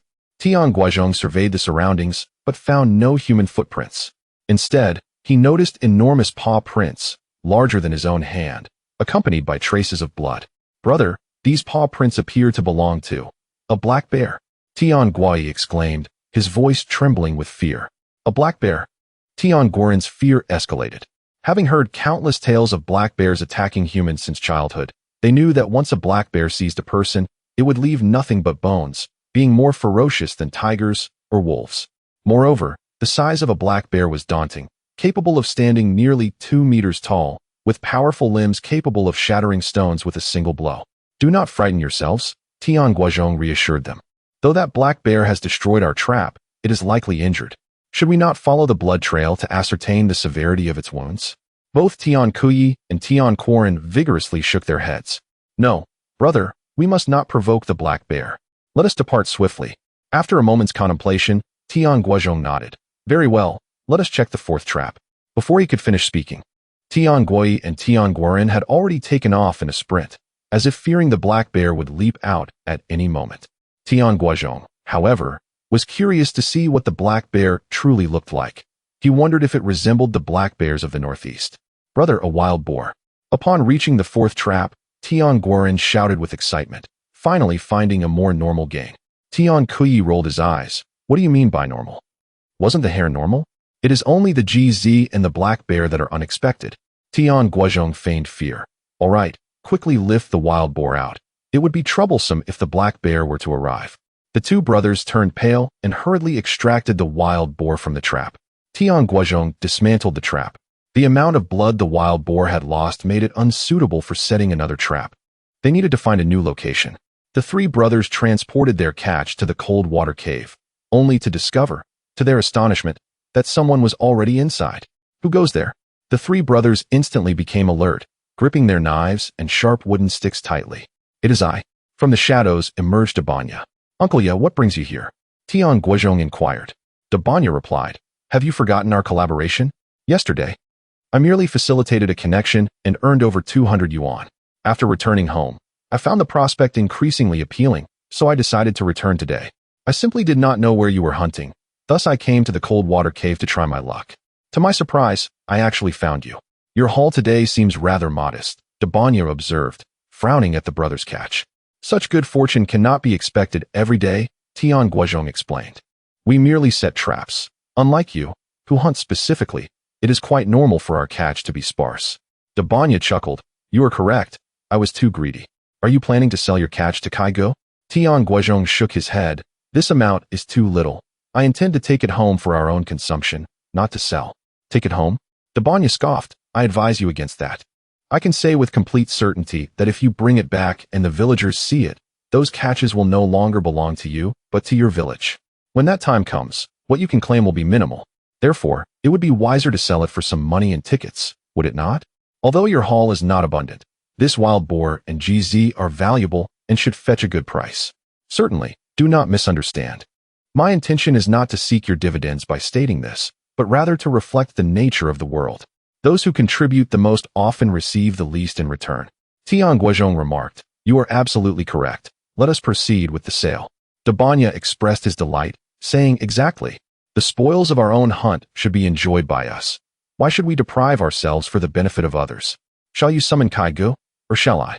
Tian Guozhong replied, let us deliver it directly to him, to spare him the trouble of making multiple trips, especially since our haul is not substantial. Very well, let us go together. I also have some game to sell him. Dabanya turned and entered the cave, emerging with a large basket. Within it lay a considerable amount of game, alongside various Chinese medicinal herbs. Additionally, there was a urea bag, within which something stirred, the contents of which remained an enigma, yet it was contained in such a precious urea bag. Chapter 20. The valuable ones. A few individuals, bearing their quarry, traversed the narrow path and reached the commune after over 2 hours. You all wait here. I shall summon Kaigo. Before exiting the forest, Dabanya cautiously instructed the Tian Guozhong brothers to remain hidden among the trees. He too set down his catch. Brother, it seems there is a snake among these, he remarked, pointing to the contents of a bag. A snake? Tian Guozhong approached and, upon opening the bag, confirmed it to be a dark, ominous serpent. Is this creature of any value? He inquired. Tian Guozhong was aware that snake meat and bile are considered nourishing, and in this mountainous region, snakes are quite common. If they fetch a good price, he would not hesitate to craft traps specifically to capture them. I am uncertain, Tian Guozhong replied, shaking his head. Wait a moment until Kaigo arrives. We can inquire with him. Tian Guozhong exclaimed, I am not afraid of snakes. If they are valuable, I can catch them bare-handed in the mountains. Tian Guozhong affectionately ruffled his head, praising, the third brother is impressive. We shall rely on you to bring us wealth henceforth. Absolutely, Tian Guozhong said, lifting his chin proudly. The trio shared a hearty laugh. Shortly thereafter, Dabanya returned, accompanied by Kaigo and others, stealthily approaching along another path. You have quite the hunting prowess, young brother. Just yesterday, you sold a plethora of game, and today you bring even more. Kaigo beamed with satisfaction, evidently pleased with his earnings from the previous day's catch. Those belong to Uncle Ya. I have only 3 pieces today, 1 rabbit, 1 muntjac, and 1 wild boar, Tian Guozhong replied. Not a small haul, Kaigo chuckled. Some have roamed the mountains for days, returning with merely a few rabbits or wild chickens. You consistently yield results, marking you as an exceptional hunter. Moreover, I hear you merely set traps. Were you to wield a hunting rifle, you could decimate the wildlife in these hills. Tian Guozhong laughed. Kaigo, you flatter me excessively. I am merely fortunate. Only those of genuine talent dare attribute their success to luck, Kaigo remarked. Dabanya interjected. Kaigo, let us conduct our trade swiftly to avoid drawing attention. Ah, Dabanya, your caution remains commendable. Kaigo chuckled, not wishing to linger unnecessarily. He promptly had the game inspected and weighed. His companions, well versed in this trade, worked with remarkable efficiency. Before long, they reported back to Kaigo. Kaigo, for these 3 young brothers, There is one rabbit weighing 10 pounds, priced at 6 jiao per pound, totaling 6 yuan. One muntjac weighs 60 pounds at 2 yuan per pound, summing to 120 yuan. One wild boar weighs 186 pounds at 53 fun per pound, amounting to 98 yuan and 58 fun. In total, that is 224 yuan and 58 fun. Following this, the report continued with de Banya's catch, which was more varied, yet consisted of smaller items. 10 bird eggs, 1 fin each, totaling 1 jiao. 3 rabbits, weighing 24 pounds at 6 jiao per pound, amounting to 14 yuan and 4 jiao. 3 wild chickens, weighing 16 pounds at 1 yuan per pound, totaling 16 yuan. 1 badger weighing 12 pounds at 3 yuan per pound, summing to 36 yuan. 1 Laotai head snake is valued at 23 yuan. Additionally, 2 lingji mushrooms are worth 45 yuan. Altogether, that amounts to 134 yuan and 50 jiao. Upon hearing the report, Kai Gu promptly produced the money, counting out 224 yuan and 58 fun, and handed it to Tian Guozhong with a smile. Young brother, observe that while de Banya is an experienced hunter with a plethora of game, the true value lies in the large catches. If one day you deliver a black bear to me, I shall offer you 5 yuan per pound. 5 yuan per pound. Such a high price. Tian Guozhong gasped in astonishment. Indeed, consider the prospects. A black bear can weigh several hundred pounds, translating to thousands of yuan. Is that not quicker than catching snakes? Kai Gu grinned. Noticing the brother's eyes gleaming with desire at the prospect, de Banya hastily added, Kai Gu, please hand over my earnings swiftly. We still have 2 hours of mountainous terrain to traverse. Of course, your share is guaranteed. Kai Gu replied as he handed de Banya the money. Thank you, Kai Gu. We shall take our leave, de Banya said, clutching the money and hurriedly ushering the Tian brothers along, as if pursued by unseen dangers. On the road, de Banya suddenly remarked, Guozhong, have Kai Ji's words stirred a desire in you to hunt black bears? Indeed, Tian Guozhong felt a flicker of ambition. A black bear could yield thousands of yuan. A considerable sum in this era. Who could resist? I must warn you, do not provoke black bears. De Banya declared solemnly. Hunting wild boars is perilous enough. Seeking black bears is akin to courting death. Are black bears truly that fearsome? Tian Guozhong mused. He had no intention of provoking one, but setting traps was another matter. Absolutely. De Banya's eyes widened in seriousness. In these mountains, black bears are plentiful, yet no hunter dares pursue them. Do you know why? It is because they are exceedingly ferocious. Unless you can kill one outright, they bear grudges and will pursue you relentlessly. Years ago, a hunter here sought to kill a black bear, but ended up being chased back to his home, where he and his family met a tragic fate. Tian Guozhong's heart sank at the thought. Could a bear indeed enter a village? What would it fear? De Banya replied, their hides are tough, their strength immense, and their speed swift. How many could withstand them? You are still young. Do not risk your lives for money. Wealth can be accumulated slowly, but once lost, life cannot be regained. Thank you for your warning, Uncle Ya. Tian Guozhong produced 20 yuan and offered it to de Banya. Uncle Ya, this is your share from this venture. Do not worry about it, de Banya declined. I have already taken my share last time. These catches are the result of your risks. I cannot take your earnings each time. However, in future dealings with Kai Gu, do be sure to include me. Although Kai Gu is a person of great loyalty and would not deprive you of your funds, he possesses a tendency to incite others. I fear that you may succumb to their provocations and engage in perilous endeavors, such as hunting black bears or tigers. With my presence, I can at least offer you a word of caution. Thank you, Uncle Ya, for your generosity towards us. Tian Guozhong insisted on placing 20 yuan into de Banya's hand. It was not due to an abundance of wealth that he felt compelled to give, but rather a desire to cultivate a favorable relationship with de Banya. He had long discerned that de Banya, despite his rugged exterior, harbored a kind heart and possessed capabilities. Otherwise, among the numerous hunters who have met with misfortune over the years, he alone has thrived. Once the policies change in the future, this individual is certain to amass wealth swiftly, thereby becoming a significant ally for oneself. Chapter 21. Someone has set their sights on Tian Guozhong. You rascal. De Banya chuckled as he accepted the inquiry. Throughout the subsequent journey, he shared numerous hunting skills and tales, captivating the 3 brothers of Tian Guozhong. Uncle Ya, if I wish to sell my game in the future, how shall I find you? Tian Guozhong inquired just before parting. De Banya replied, let us use Lingshuadong as our rendezvous point. If you wish to sell your game, simply hang a bunch of coxcomb flowers outside Lingshuadong. Upon seeing them, I shall wait for you there the next day. Tian Guozhong smiled. All right. Coxcomb flowers are quite common in this area. After confirming their means of communication, the three brothers of Tian Guozhong bid farewell to Dabanya. They returned to Jiulong village while Dabanya headed back to Longdongo village. By this time, night had fallen. As the three brothers approached the village entrance, preparing to take a detour to their home, a figure suddenly emerged ahead. Guozhong, have you gone back to the mountains to set traps again? Why are you returning at this hour? Did you have a significant catch? Tian Guozhong squinted and recognized it was Tian Jianhua. We merely wandered in the mountains. There was no catch. Otherwise, we wouldn't return at this hour, Tian Guozhong replied. Tian Jianhua scoffed. Do not lie in front of me. You can deceive others, but not me. I can smell the stench of blood on you, and it is not just from one type of beast. Tian Guozhong's expression darkened. What do you mean by that? Tian Jianhua said, do not misunderstand. I harbor no ill intent. I merely wish for you to take me along. Tian Guozhong retorted, what if I refuse? Tian Jianhua sneered. Refusal is your prerogative, but if I happen to speak out, do not blame me for being loquacious. Are you threatening me?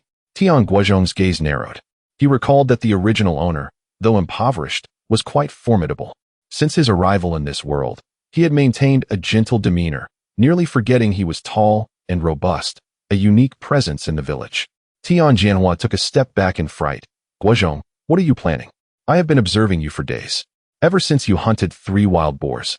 I noticed you have been going into the mountains without returning with any game, which is quite unusual. And then, Tian Guozhong pressed forward a step. Tian Jianhua retreated another step. You must have eaten the game outside. I want to eat meat too. It's that simple. If you want meat, you ought to venture into the mountains yourself. Did you not learn hunting from your grandfather? Tian Guozhong responded. I do not dare to go alone. Tian Jianhua replied weakly. In the past, you often treated us to meals, and I even taught you how to shoot. Ah yes, you have consumed quite a bit of my food. Now pay up. Tian Guozhong extended his large palm before Tian Jianhua. You. Tian Jianhua was taken aback. Fine. You are impressive. I cannot provoke you, but do not expect to have it easy. With that, he turned and fled. Brother, what should we do? If this fellow spreads rumors. Tian Kuyi expressed concern. It is of no consequence. He is unlikely to create much trouble. Tian Guozhong snorted. If he truly oversteps, he shall learn the consequences of crossing me. Now, let us return home.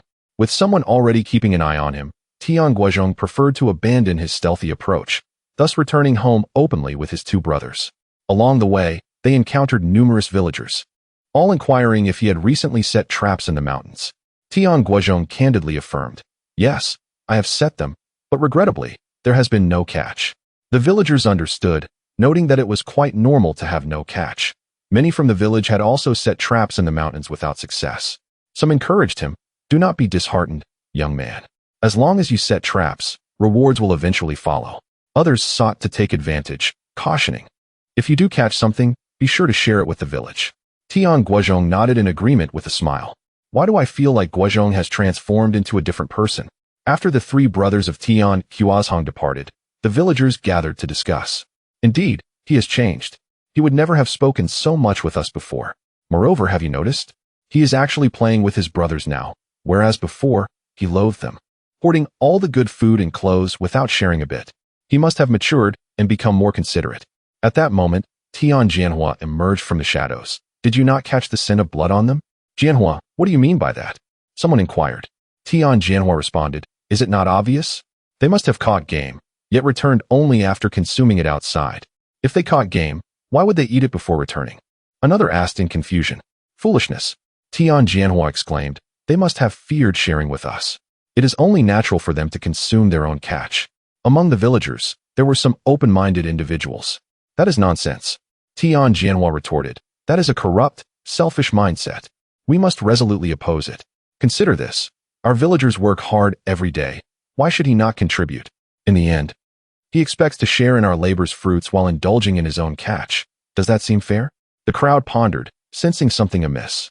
Tian Jianhua continued. His idleness tarnishes our village's reputation and hampers the production team. While we strive to assist him, he refuses to share his catch. How is that normal? To put it nicely, he lacks gratitude. To put it bluntly, he is merely exploiting society. Jianhua, have you gone too far? A villager expressed discontent. One must take a firm stand against individuals like Guozhong. Otherwise, he will never comprehend the stakes. Tian Guozhong asserted. I propose we report him to the village committee and investigate his home. I swear he surely has illicit gains. I recall something. Just as Tian Guozhong finished speaking, another villager interjected. Today, I saw Tian Laonyan visiting the village head's house, apparently to discuss selecting a homestead. Listen to that. Selecting a homestead. Their family is in such dire straits, yet they wish to select a homestead? There is clearly something amiss. Tian Guozhong grew increasingly fervent. Others began to sense that something was amiss. Noticing the shift in sentiment among the crowd, Tian Guozhong hastened to persuade them further, stating, there is nothing wrong with conducting an investigation. If nothing is found, that is even better, as it would indicate that their family remains good comrades. But what if there are issues? If we become aware yet fail to report it, would that not be tantamount to condoning malevolent individuals? Upon hearing these words, the crowd no longer dared to speak on behalf of Tian Guozhong. Moreover, many among them, eager to seize a small advantage or revel in the unfolding drama, readily echoed Tian Guozhong's sentiments.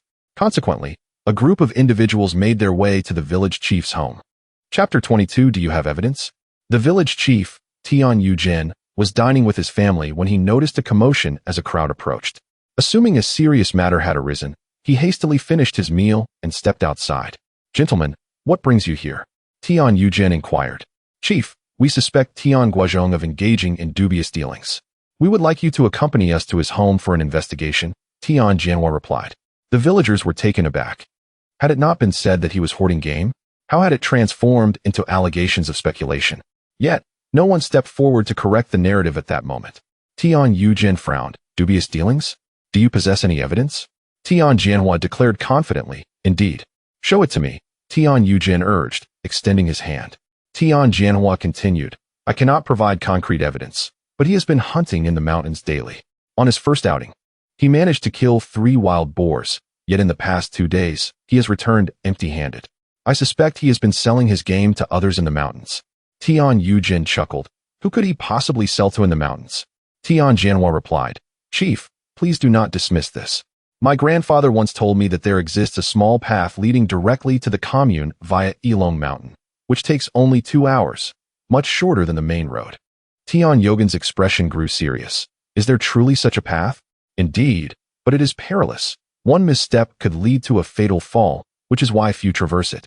However, most hunters in the vicinity are aware of it, Tian Guozhong explained. So, you suspect Tian Guozhong has been using this path to sell his game to the commune? Yes, precisely, Tian Guozhong affirmed with a nod. Is it not possible that he simply hasn't caught anything? Tian Guozhong queried. Tian Guozhong shook his head vehemently. Impossible. He caught 3 wild boars on his first hunt. How could he not have caught anything in 2 days?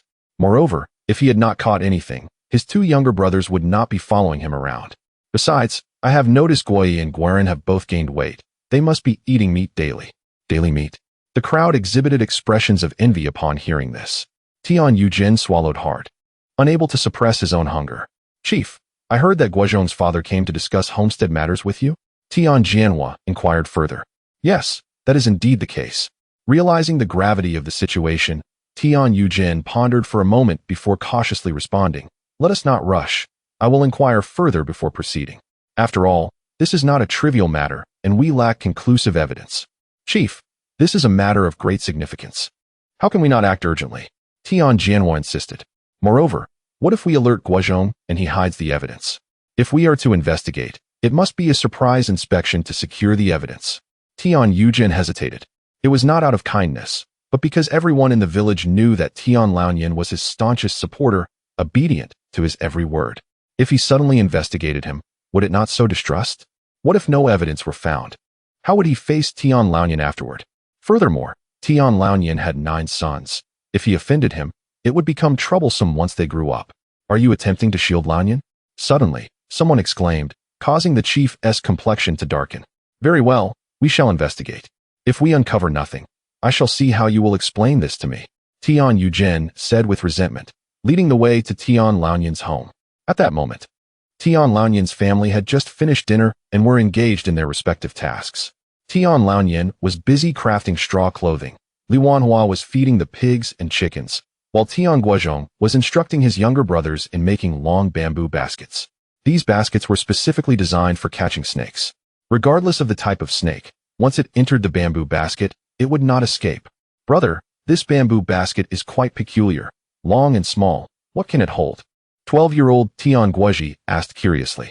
Tian Guozhong replied with a smile, this bamboo basket is not for holding items, but for catching them. Tian Guozhong was taken aback. How can this catch anything? Tian Guozhong chuckled, refraining from further explanation.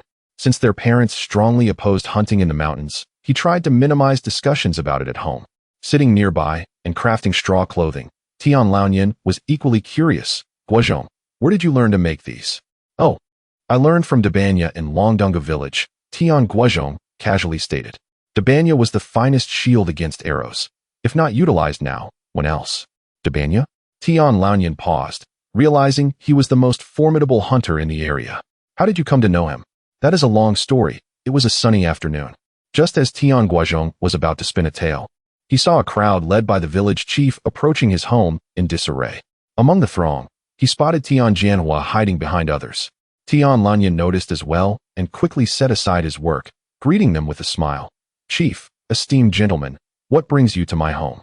Laonian, there is a matter Before Tian Guozhong could clarify his intentions, a villager shouted, Laonian, your son is a speculator. We must inspect your home. What? Tian Laonian's expression turned alarmed. Had someone caught wind of Tian Guozhong giving them money the previous night? Chief, look, Laonian is frightened. His family must be harboring something suspicious. Initially, the villagers were concerned about wrongly accusing Tian Laonian, but upon seeing his panicked demeanor, their resolve strengthened. Let us proceed inside and investigate. The crowd surged into Tian Laonian's courtyard, eager to storm his home. I dare anyone to try? Tian Guozhong glared fiercely, wielding a chopping knife at the entrance like a fearsome guardian. Everyone felt a shiver upon seeing him. Chief Tian Guozhong hastily reprimanded, Guozhong, what do you intend to do? Put down that knife immediately. Our investigation is to clear your name. If you resort to violence against the inspection, you will be arrested. Tian Guozhong sneered, Tian Guozhong, spare me your nonsense. If you wish to investigate, why not start with your own home? In that moment, he discovered that being audacious could be quite advantageous. Tian Guozhong's face turned a shade of green with anger. Village chief, do not indulge him. If he truly dares to refuse the inspection with violence, we shall report him directly to the Armed Forces Department of the commune and have him executed. A voice boomed. Upon hearing the word execution, Tian Laonian immediately contemplated admitting his wrongdoing, but was halted by a single glance from Tian Guozhong. Very well. If you insist on conducting an investigation, so be it, but let me make my position clear from the outset. Tian Guozhong was acutely aware that, despite his formidable stature, he alone could not prevail against the collective might of the others. Thus, he resolved to take a step back. If you fail to uncover any evidence, I assure you, I will not let this matter rest. Each and every one of you shall be held accountable in due course.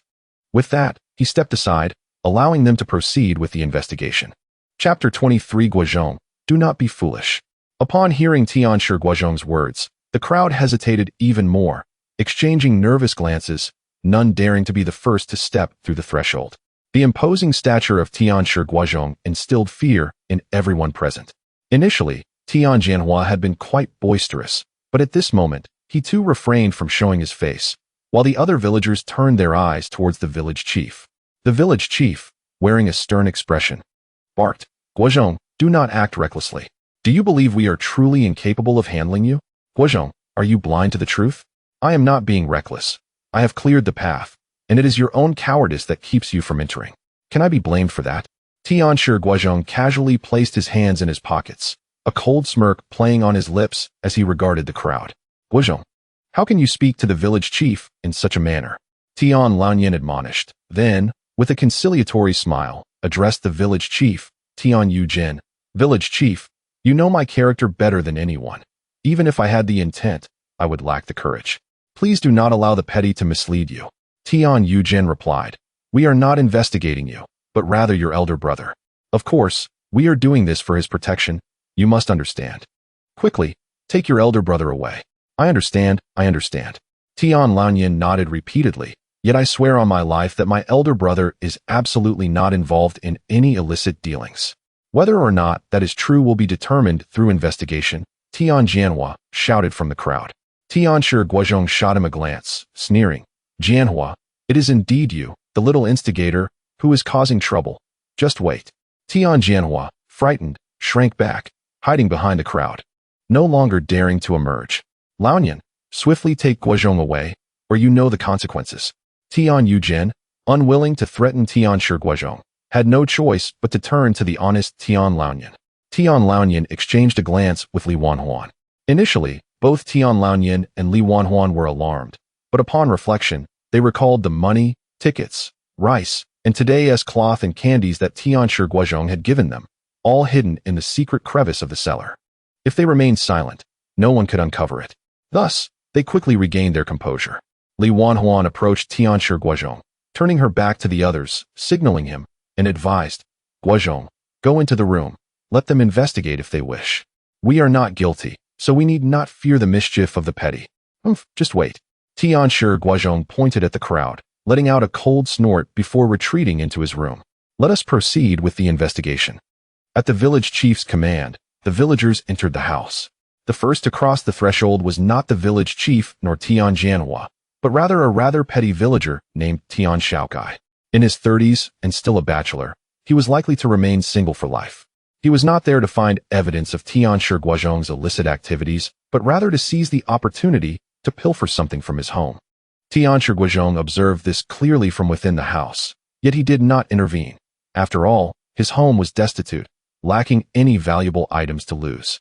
Ultimately, he discovered that the fellow had stolen 2 eggs, which Li Wanhuan had been reluctant to consume, intending to trade for money at the commune. Just wait. I will make you aware that taking my family's belongings will lead to consequences. Tian Guozhong chuckled darkly, then called over Tian Guozhong, whispering something in his ear. Tian Guozhong nodded and departed. The village chief and Tian Jianhua searched Tian Guozhong's home thoroughly, inspecting beams, pigsties, and kitchens, even venturing into the cellar, conducting their search meticulously. Each was eager to uncover evidence. Otherwise, Tian Guozhong would surely retaliate fiercely. Unfortunately, the cellar was dimly lit, and none discovered the secret crevice within. In the end, they found no evidence whatsoever. Instead, realizing that Tian Guozhong's household was even poorer than they had imagined. Laonian, congratulations, we found no evidence of your elder brother's illicit dealings within your home, but do not let your guard down. You must ensure your elder brother does not stray onto the wrong path. Tian Yujin spoke earnestly. Tian Laonian nodded repeatedly, reassuring the village chief that he would exercise strict supervision. We shall depart. With a wave of his hand, the village chief prepared to lead the group away. Village chief, are you truly leaving just like this? Is that not somewhat dishonorable? Tian Guozhong once again blocked the entrance, wielding a wooden stick and tapping it against his palm, glaring at the crowd. Behind him stood Tian Guozhong, Tian Guoren, Tian Guozhi, and his other 6 brothers, each clutching a wooden stick. Guozhong, what are you intending to do? The village chief's face turned ashen. Tian Guozhong scoffed. I have no intentions, but you have pushed me too far. If you wish to investigate me, do so. If you find no evidence, you should leave. Is there any logic in this world? Today, unless you provide me with an explanation, none shall leave my home. What, do you intend to strike us? The village chief glared coldly at Tian Guozhong. Tian Guozhong sneered. Tian Yujin, how is it that you have lived so long yet remained so foolish? I have been wronged. Should I not be allowed to express my frustration? I am not some meek turtle. Tian Laonian shouted. Elder brother, how can you speak like that? Tian Guozhong retorted. Do not interfere. It is precisely because you are usually so docile that these scoundrels dare to invade our home. From now on, I shall be the master of this household. Anyone who dares to bully my family will face dire consequences. With 9 sons in my house, do I fear your kind? Tian Guozhong glared at the crowd, while Tian Guozhi and the others shared the same expression of fury. The village chief's complexion darkened, and the other villagers turned pale with fear. They had been swept away by Tian Jianhua's rumors, believing Tian Guozhong truly engaged in illicit dealings, yet now they had uncovered no evidence, leaving them in a precarious position. Tian Guozhong was tall and robust, and with 8 brothers backing him, should he decide to retaliate, none would be able to withstand it. Just as they were at a loss, Tian Guozhong spoke again. Tian Yujin, out of respect for your position as village chief, I shall grant you a concession today. If you all bow to my family, apologize, and admit your mistake, I shall allow you to leave. Otherwise, no one shall depart. Furthermore, the individual who first instigated this must remain behind. I shall give him a sound thrashing. Otherwise, he will continue to think that Tian Guozhong is easy to bully. Tian Guozhong proposed this compromise precisely because his 8 younger brothers were still quite young. Should a conflict arise, it would be his brothers who would suffer the consequences. As the village chief, Tian Guozhong possessed his own sense of pride and was unwilling to publicly apologize. However, the other villagers, lacking his fortitude, immediately bowed to Tian Guozhong's family and said, "I was in the wrong." Indeed, it is wise to remember not to easily trust the words of petty individuals in the future. Tian Guozhong nodded and permitted them to leave. Tian Yukai also hastily bowed in apology, yet Tian Guoi gave him a knowing glance. Just as Tian Yukai stepped out the door, Tian Guoi suddenly shoved him forcefully, causing him to fall to the ground. "Guoyu!" Tian Yukai shouted in fury. However, before he could finish his outburst, Tian Guozhong bellowed even louder, "Blast it, Tian Yukai, you've made a fool of yourself." Chapter 24. The more honest you are, the more others will bully you. Tian Yukai was taken aback and quickly lowered his head, only to discover that it was not his egg, but rather a broken chicken egg. He sighed in relief, yet the next moment, his expression darkened considerably. He felt the weight of curious, mocking, and cold glares from those around him. He hurriedly exclaimed, "Let me explain. These 2 chicken eggs are from my own stock. I did not take them from Guozhong's house." Such a foolish confession. Before anyone else could speak, he admitted his guilt. With such a lack of psychological fortitude, how could he dare to engage in petty theft? Tian Guozhong sneered and approached, squatting down next to him, and said menacingly, "You have 1 day to bring the money for the eggs to my house, or else you shall not enjoy good days ahead." Feeling the malice emanating from Tian Guozhong, Tian Yukai nearly wet himself, promptly assuring that he would deliver it as quickly as possible. "Get lost." Tian Guozhong waved his hand and turned back to the room. At that moment, only the village chief and Tian Jianhua remained inside. The village chief's face fluctuated between green and white. Having served as village chief for many years, he had never once apologized to a villager, much less to a younger generation. His pride was at stake. While he hesitated, Tian Jianhua quickly bowed and muttered, "I was wrong," preparing to leave, only to be blocked by Tian Guozhong. "Everyone else may be let off, but not you." As soon as the words left his mouth, Tian Guozhong raised his hand and delivered a resounding slap to Tian Jianhua. The sharp crack of the slap resonated, sending a shiver down everyone's spine, and Tian Jianhua fell to the ground. "Guozhong, how dare you hit me?" Tian Jianhua shouted, clutching his face in anger. "What do I have to fear?" With a cold laugh, Tian Guozhong charged at him, unleashing a flurry of punches and kicks. Tian Jianhua cried out in pain, utterly defenseless, while the others dared not intervene, fearing the wrath of Tian Guozhong. Fortunately, Tian Guozhong was measured in his aggression, though he left Tian Jianhua in a pitiful state. He avoided any critical injuries that could be fatal. Only when Tian Jianhua was thoroughly beaten did Tian Guozhong stop, shouting, "Get lost. If I see you again, I will strike you again. Worthless scum." Tian Jianhua, hunched over in silence, grimaced as he left in pain. "Now it's your turn, village chief." Tian Guozhong clenched his fists and turned to Tian Yujian. Believing he was next to be struck, Tian Yujian hurriedly bowed to Tian Laoyan, murmuring, "I was wrong," and swiftly exited. Tian Guozhong secretly smiled, not hindering him. He was confident that it would not be long before the news of the incident spread throughout the village and into neighboring ones, turning Tian Yujian into a laughingstock. His fierce reputation would also take root in the hearts of the villagers, making them think twice before attempting to bully his family again. "Boss, you should not have acted so impulsively." After everyone had departed, Tian Laoyan admonished Tian Guozhong, "Let the other villagers be, but you went too far with the village chief in Jianhua. After all, he is the village chief. Not only did you call him by his name, but you also humiliated him. He will surely make things difficult for you in the future. And as for Jianhua, his family possesses a firearm. What if he gets enraged and ambushes you in the mountains?" Tian Guozhong's heart sank at the thought, though he maintained a calm exterior, waving his hand dismissively. "Do not worry, they do not dare. In this world, the more honest you are, the more others will bully you. If you show a bit of fierceness, they will instead fear and respect you. Thus, mark my words, those villagers will greet me with even greater enthusiasm in the future."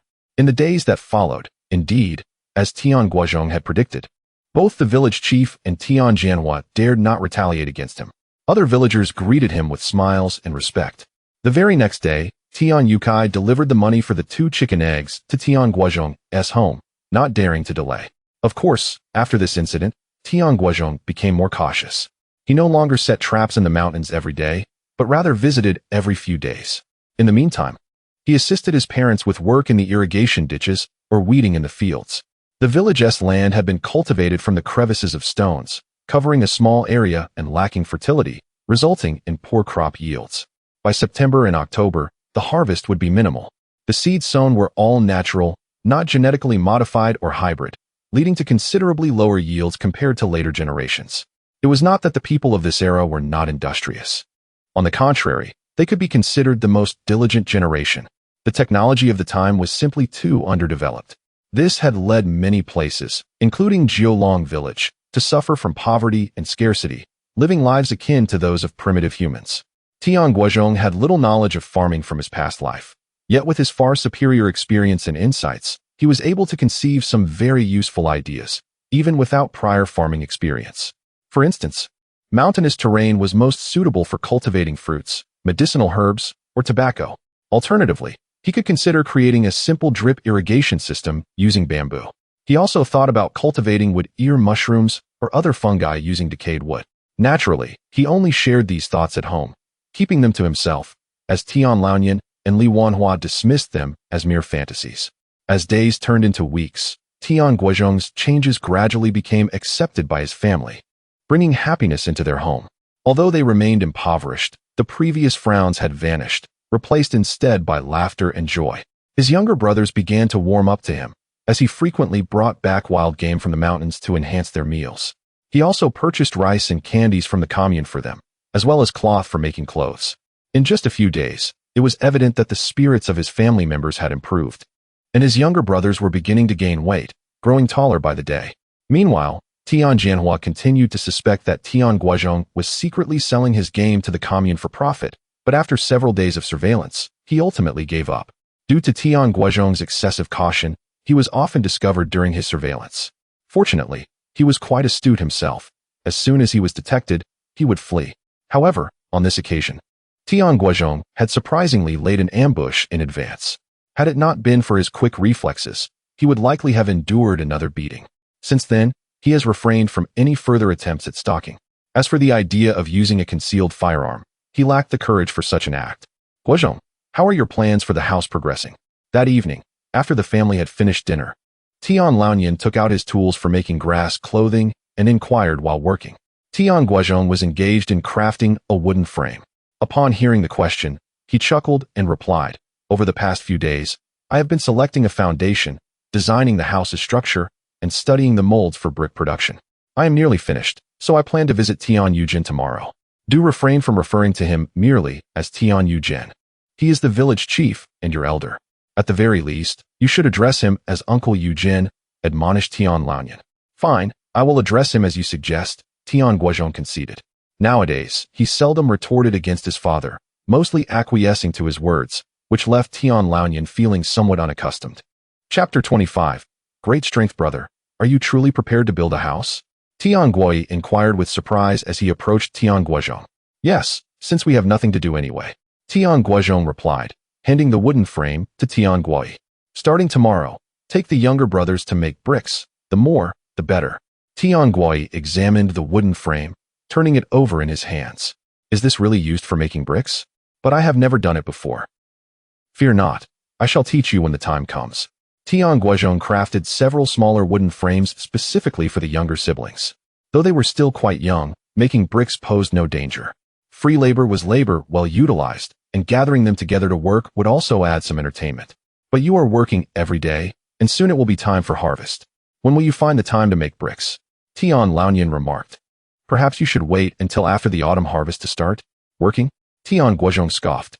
I used to think collective labor was rather interesting, but after joining you a few times, I realized that most people merely feign diligence.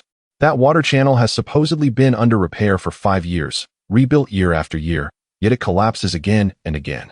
Why? Simply put, there is a lack of genuine effort. Why is there a lack of effort? because over the years, everyone has developed a mentality of dependency. The entire village knows that a repaired water channel benefits us all, yet it collapses and is rebuilt repeatedly. Is it not merely a way to delay time for project applications? What they call work is, in reality, just a change of scenery for leisure. I refuse to squander my youthful days on such trivial labor. Tian Guozhong, taken aback, remarked, "Oh, weren't you particularly fond of playing before? Why do you now deem it a waste of youth?" Tian Guozhong smiled. "I aspire to be a responsible young man." As they chatted and worked, night fell completely. The village had yet to be electrified, and families were reluctant to light kerosene lamps or candles. If there were unfinished tasks, they would light a torch made from pine oil for illumination. However, many were too frugal even for torches, hastily finishing their chores before retreating to bed. Households were all asleep by 8 in the evening. Initially, Tian Guozhong found it challenging to adjust, tossing and turning for several nights before gradually acclimating. The next day, fearing Tian Guozhong's temperament might offend Tian Guozhong, Tian Guozhong decided to accompany him to find Tian Guozhong. Tian Guozhong had gone early to repair the water channel. When Tian Guozhong and Tian Guozhong found him, he was directing 4 villagers in lifting stones. "On my command, 1, 2, 3, lift." Tian Guozhong shouted loudly and with great enthusiasm. The 4 villagers, muscles straining and teeth clenched, appeared to exert all their strength, yet the stone remained unmoved. "Village chief, this stone is too heavy. We cannot lift it," one villager sighed. "Perhaps we should call over a few more people. At least 4 more would do." "Yes, yes," the other villagers chimed in. Tian Guozhong surveyed the stone, which weighed no more than 200 jin. He knew precisely why they could not lift it, but refrained from voicing it. Instead, he smiled and said, "I did not consider this properly. I shall go fetch some help." Just then, Tian Guozhong and Tian Guozhong arrived. "Guozhong, you came at the perfect time. We have a stone here that no one can lift. Would you lend us a hand?" Tian Guozhong greeted Tian Guozhong warmly, seemingly having forgotten their previous unpleasantness. Tian Guozhong approached, examined the stone, and suddenly embraced it with both arms, lifting it effortlessly. "Where shall I move it?" The crowd felt a flush of heat on their faces, simultaneously astonished. "Guozhong, you possess immense strength. Being tall and robust truly has its advantages. My goodness, how can he lift such a heavy stone alone when the 4 of us cannot even budge it? Remarkable." The villagers offered their praises. Tian Guozhong, seemingly oblivious to their compliments, carried the stone to the designated spot and set it down gently, appearing entirely unfazed. Tian Guozhong, secretly astonished, had indeed contemplated undermining Tian Guozhong a few days prior. However, witnessing his sudden display of strength extinguished all such thoughts. Who would dare to offend someone as formidable as him, especially at such a young age? "Guozhong, have you come to see me for a reason?" Tian Guozhong inquired, his expression now genuinely warm and approachable. Tian Guozhong had intended this effect, as there was no one in the village with such strength. His sudden display had indeed astonished everyone, including the cunning Tian Guozhong. "I wish to build a house. A few days ago, my father applied to you for a homestead. I wonder if the village committee has reached a decision?" Tian Guozhong asked. "It has been discussed and approved long ago." Tian Guozhong replied with a smile. "However, building a house is a significant matter. We must not act hastily. All aspects must be thoroughly prepared, including materials, labor, provisions, and time. We will build it ourselves, so there's no need for such trouble," Tian Guozhong stated. "Build it yourselves? What do you mean?" Tian Guozhong was confused. Tian Guozhong elaborated. "It means we will construct the house ourselves without hiring labor or purchasing excessive materials, nor preparing excessive provisions. My family is too poor. We must rely on ourselves. We cannot even afford to hire someone to calculate the timing or feng shui. Alas, we are impoverished." He feigned distress over his poverty. In truth, during this time, although he only set traps intermittently, he had still reaped considerable rewards. Especially those long bamboo baskets specifically for catching snakes had never returned empty. Whenever he placed a basket in the mountains, he would certainly catch snakes the next day. The snakes varied in type, from non-venomous to highly venomous. Each catch could yield over 100 yuan. Coupled with other prey, he consistently earned at least 200 to 300 yuan. Little by little, his savings had now reached 4,000 yuan.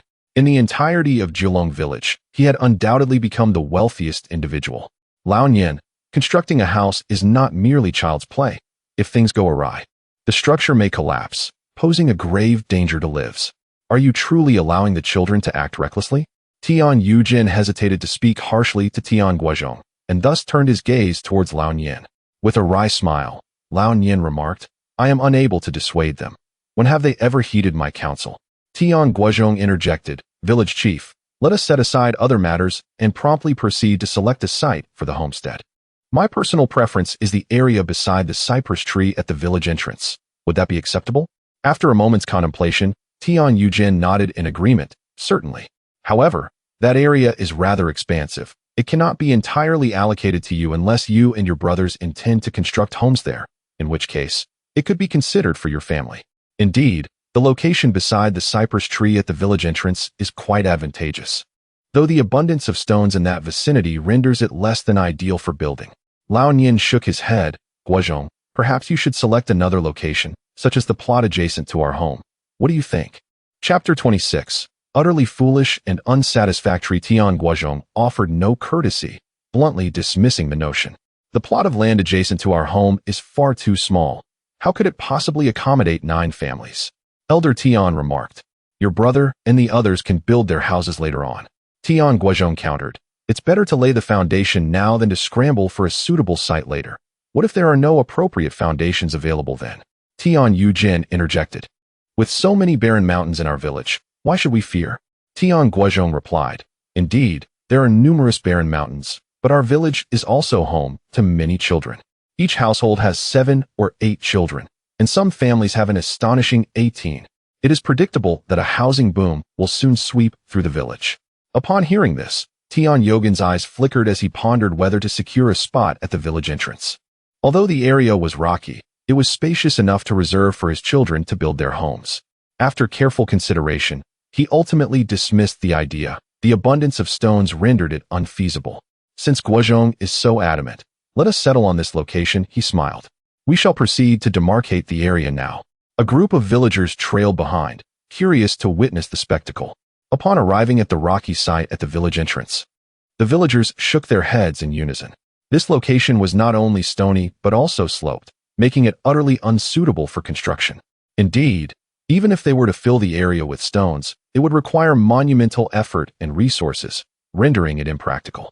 It was bewildering that Guozhong had chosen such a place. It was rather foolish. Yet, it was advantageous for him to select this site, as it would prevent competition for better foundations.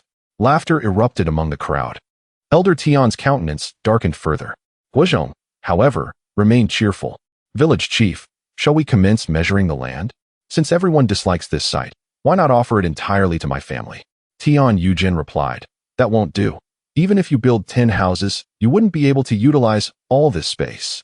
While the remaining area may not be suitable for construction, it can still be cultivated for crops. Guozhong insisted. What yield could possibly come from these few rocky crevices? Better to give it all to me. I can hunt a few wild boars in the mountains for you. How about that? Are you certain? Tian Guozhong's eyes brightened. The others perked up as well. Guozhong, if you can bring back 10 wild boars, this land is yours. Guozhong, do you still want the land? If you can hunt 3 wild boars for me, I will give you my entire foundation. The villagers clamored. Elder Tian hurriedly pulled Tian Guozhong aside, whispering, Guozhong, are you out of your mind? What good is this place? It is all stones. What use is the size? Guozhong smiled. You will understand in time. This site was chosen after much contemplation. Its abundance of stones will allow me to conceal my secrets. Elder Tian attempted to persuade him further, but Guozhong had already approached the village chief. What say you? Tian Guozhong chuckled. Since you are willing to trade wild boars, there is no issue. Although this land may not yield much, it will provide a modest harvest each year. So 10 wild boars annually seems reasonable, does it not? 10 each year. Elder Tian exclaimed. Village chief, that is rather unreasonable. This land cannot possibly be worth 10 wild boars. Guozhong smiled nonchalantly and retorted, Village chief, your exorbitant demands are rather pointless. I will offer you 3 at most. If you do not agree, so be it. I shall see who dares to cultivate or build here in the future. Tian Guozhong's expression darkened. Guozhong, are you trying to provoke me? Guozhong scoffed. I approached you with reason, and you toy with me. Can you blame me? 3 is generous, and besides, we are guaranteed profit. A villager remarked. Indeed, agree to it. The villagers urged the village chief, eager for the prospect of meat. They were reluctant to consume their own pigs, which they sold for money, But wild boars were different. Those beasts were ferocious and often wreaked havoc on crops. It was best to eradicate them swiftly. All right, 3 it is. The village chief conceded. Guozhong added, it would be prudent to establish a time frame. I cannot promise to provide you with 3 wild boars every year indefinitely. 30 years, how about that? Tian Guozhong exclaimed impulsively. Nonsense. Guozhong retorted vehemently. Have some dignity. 3 years at most. If you do not agree, I will leave. 3 years is too short. If you can provide 5 wild boars each year, then 3 years will suffice, the village chief proposed as a compromise. He anticipated Guozhong's objection, but was surprised when he readily accepted, agreed. Wonderful. More wild boar for us. Guozhong was indeed foolish, exchanging such a barren plot for 5 wild boars each year. Over 3 years. That amounted to 15 wild boars, weighing approximately 200 pounds each, priced at 8 cents per pound, totaling 2,400 yuan. With that amount, one could purchase several prime plots of land. Alas, he was young and naive, unaware of the costs involved. The stones would need to be leveled, labor would be required for construction, and various materials would be needed. One could only imagine the expenses. Building here was an unequivocal folly. Well, he must have his reasons for choosing this place. Let us await our wild boar meat. The villagers chattered, exhibiting a sense of schadenfreude. Throughout the ordeal, Elder Tian's expression darkened like a bottomless pot. Had he been able to best Guozhong, he would have surely retaliated. Upon reaching the village committee, Tian Guozhong observed as the village chief completed the application for the residential land, subsequently sending it for approval at the commune. According to regulations, the selection of residential land must receive approval from the commune. However, the commune typically does not complicate applications for residential land within the village. Although the village chief's reported area was somewhat exaggerated, at 60 mu, he submitted an application for 10 households, and given that the land was largely barren and strewn with stones, the matter was effectively settled. That afternoon, Tian Guozhong, accompanied by his brothers, cordoned off the entire area with bamboo, thorns, and wooden sticks. From this point on, this land would belong to our family. I intend to construct the most splendid house in the village here. Do you all like the idea? Tian Guozhong inquired. We do. His 8 brothers replied in unison. You know nothing of liking. You haven't even seen the house yet. What is there to like? Tian Guozhong jested. Tian Guozhong chimed in. Elder brother, we have faith in you. Yes, elder brother, we believe in you. The other brothers echoed enthusiastically. Tian Guozhong looked at them, unable to suppress his laughter. Chapter 27. The village's laughingstock 60 acres is indeed substantial. As far as the eye can see, it surpasses the entirety of Jalankan. However, this land is strewn with stones and brambles, rendering it desolate. Tian Guozhong stood atop the highest point, gazing at the expanse for an extended period, and gradually, a clear vision for constructing a house began to form in his mind. The stones here varied in size, some towering over 4 meters. Coupled with the sloping terrain, leveling the ground would undoubtedly require a monumental effort. Yet, if these stones were utilized as a foundation, and the house built in accordance with their arrangement, the task would become far less daunting. Nevertheless, the resulting structure would be oddly shaped, and it would surely become a source of ridicule within the village. His parents might even be driven to despair. Thus, Tian Guozhong ultimately resolved to level the land. What was there to fear in undertaking a large project? After all, he had plenty of brothers, 8 in total. Even though they were still children, the children of the impoverished mature early. Engaging in tasks within their capacity should be entirely feasible. Guozhong, there are so many places in the village for you to choose from. Why must you select that particular site? Upon returning home, Tian Laoyan remained perplexed. Because it is sufficiently large, Tian Guozhong replied. What good is size? Tian Laoyan retorted. Do you possess that much money? Besides, as long as there is a house to live in, why does it need to be so expansive? Tian Guozhong chuckled. You are clinging to outdated notions. In a few years, you will understand. The days of glorifying poverty will soon be obsolete. At that time, everyone will aspire to live in grand houses, drive fine cars, and earn substantial wealth. It won't be long before the villagers envy us. Tian Laoyan could not comprehend Tian Guozhong's words, but he was acutely aware that Tian Guozhong was resolute in his decision. With a long sigh, he ceased his attempts at persuasion. Li Wanhua, on the other hand, wholeheartedly supported Tian Guozhong's choice. It was not that she harbored great expectations for that location, but rather, she cherished the idea of having all 9 of her sons residing in a single place, which she deemed wonderful. At Tian Guozhong's residence. What did you say? Guozhong has chosen that rocky plot at the village entrance as his homestead? Upon hearing this news, Tian Guozhong was momentarily taken aback before bursting into laughter. What a fool. So utterly foolish, yet he insists on acting independently. This is simply hilarious. And it doesn't end there. Tian Guozhong interjected. He plans to offer the village 5 wild boars each year for 3 consecutive years. Would you say he has completely lost his mind? Oh, there's more to it. Tian Guozhong ceased laughing suddenly. What's wrong? Tian Guozhong inquired. Tian Guozhong stroked his chin, muttering, if he merely chose that location, it would indeed be amusing, but to go so far as to exchange 15 wild boars for it. There must be some deeper significance. What significance could there possibly be? Tian Guozhong questioned. Tian Guozhong shook his head. I cannot fathom it either, but this situation is undoubtedly more complex than it appears. Let us visit the village chief. At Tian Guozhong's home, Tian Guozhong sat with his 3 sons, smoking their pipes while discussing Tian Guozhong's selection of the rocky land as his homestead. Why do you think Guozhong is willing to pay such a hefty price to choose that rocky plot? Tian Guozhong asked. His 3 sons exchanged glances, each unable to comprehend. That place is entirely comprised of stones and thorns, and it is sloped. It is entirely unsuitable for building a house. The eldest, Tian Guozhong, remarked. Even if one were to choose, selecting such a large area is perplexing. 200 to 300 square meters would suffice. Yet he opted for 60 acres. His reasoning eludes me. Could he intend to cultivate it? The second son, Tian Guozhong, proposed. The youngest, Tian Guozhong, shook his head. That is highly unlikely. Setting aside the fact that the land is rocky with minimal arable space, even if there were cultivable land, he would not dare to farm it. The commune has long established policies prohibiting households from having private plots. All land is collectively owned. Tian Guozhong agreed. The third one is correct. He would not dare to cultivate. Therefore, with such a vast area, it must be for constructing a house. But where would he get the funds? Is he truly engaging in speculation? Tian Guozhong, Tian Guozhong, and Tian Guozhong fell silent. Speculation is a grave offense, and they were hesitant to voice their opinions. Previously, they had visited Tian Guozhong's home to investigate speculation, but had found no evidence, resulting in their own embarrassment.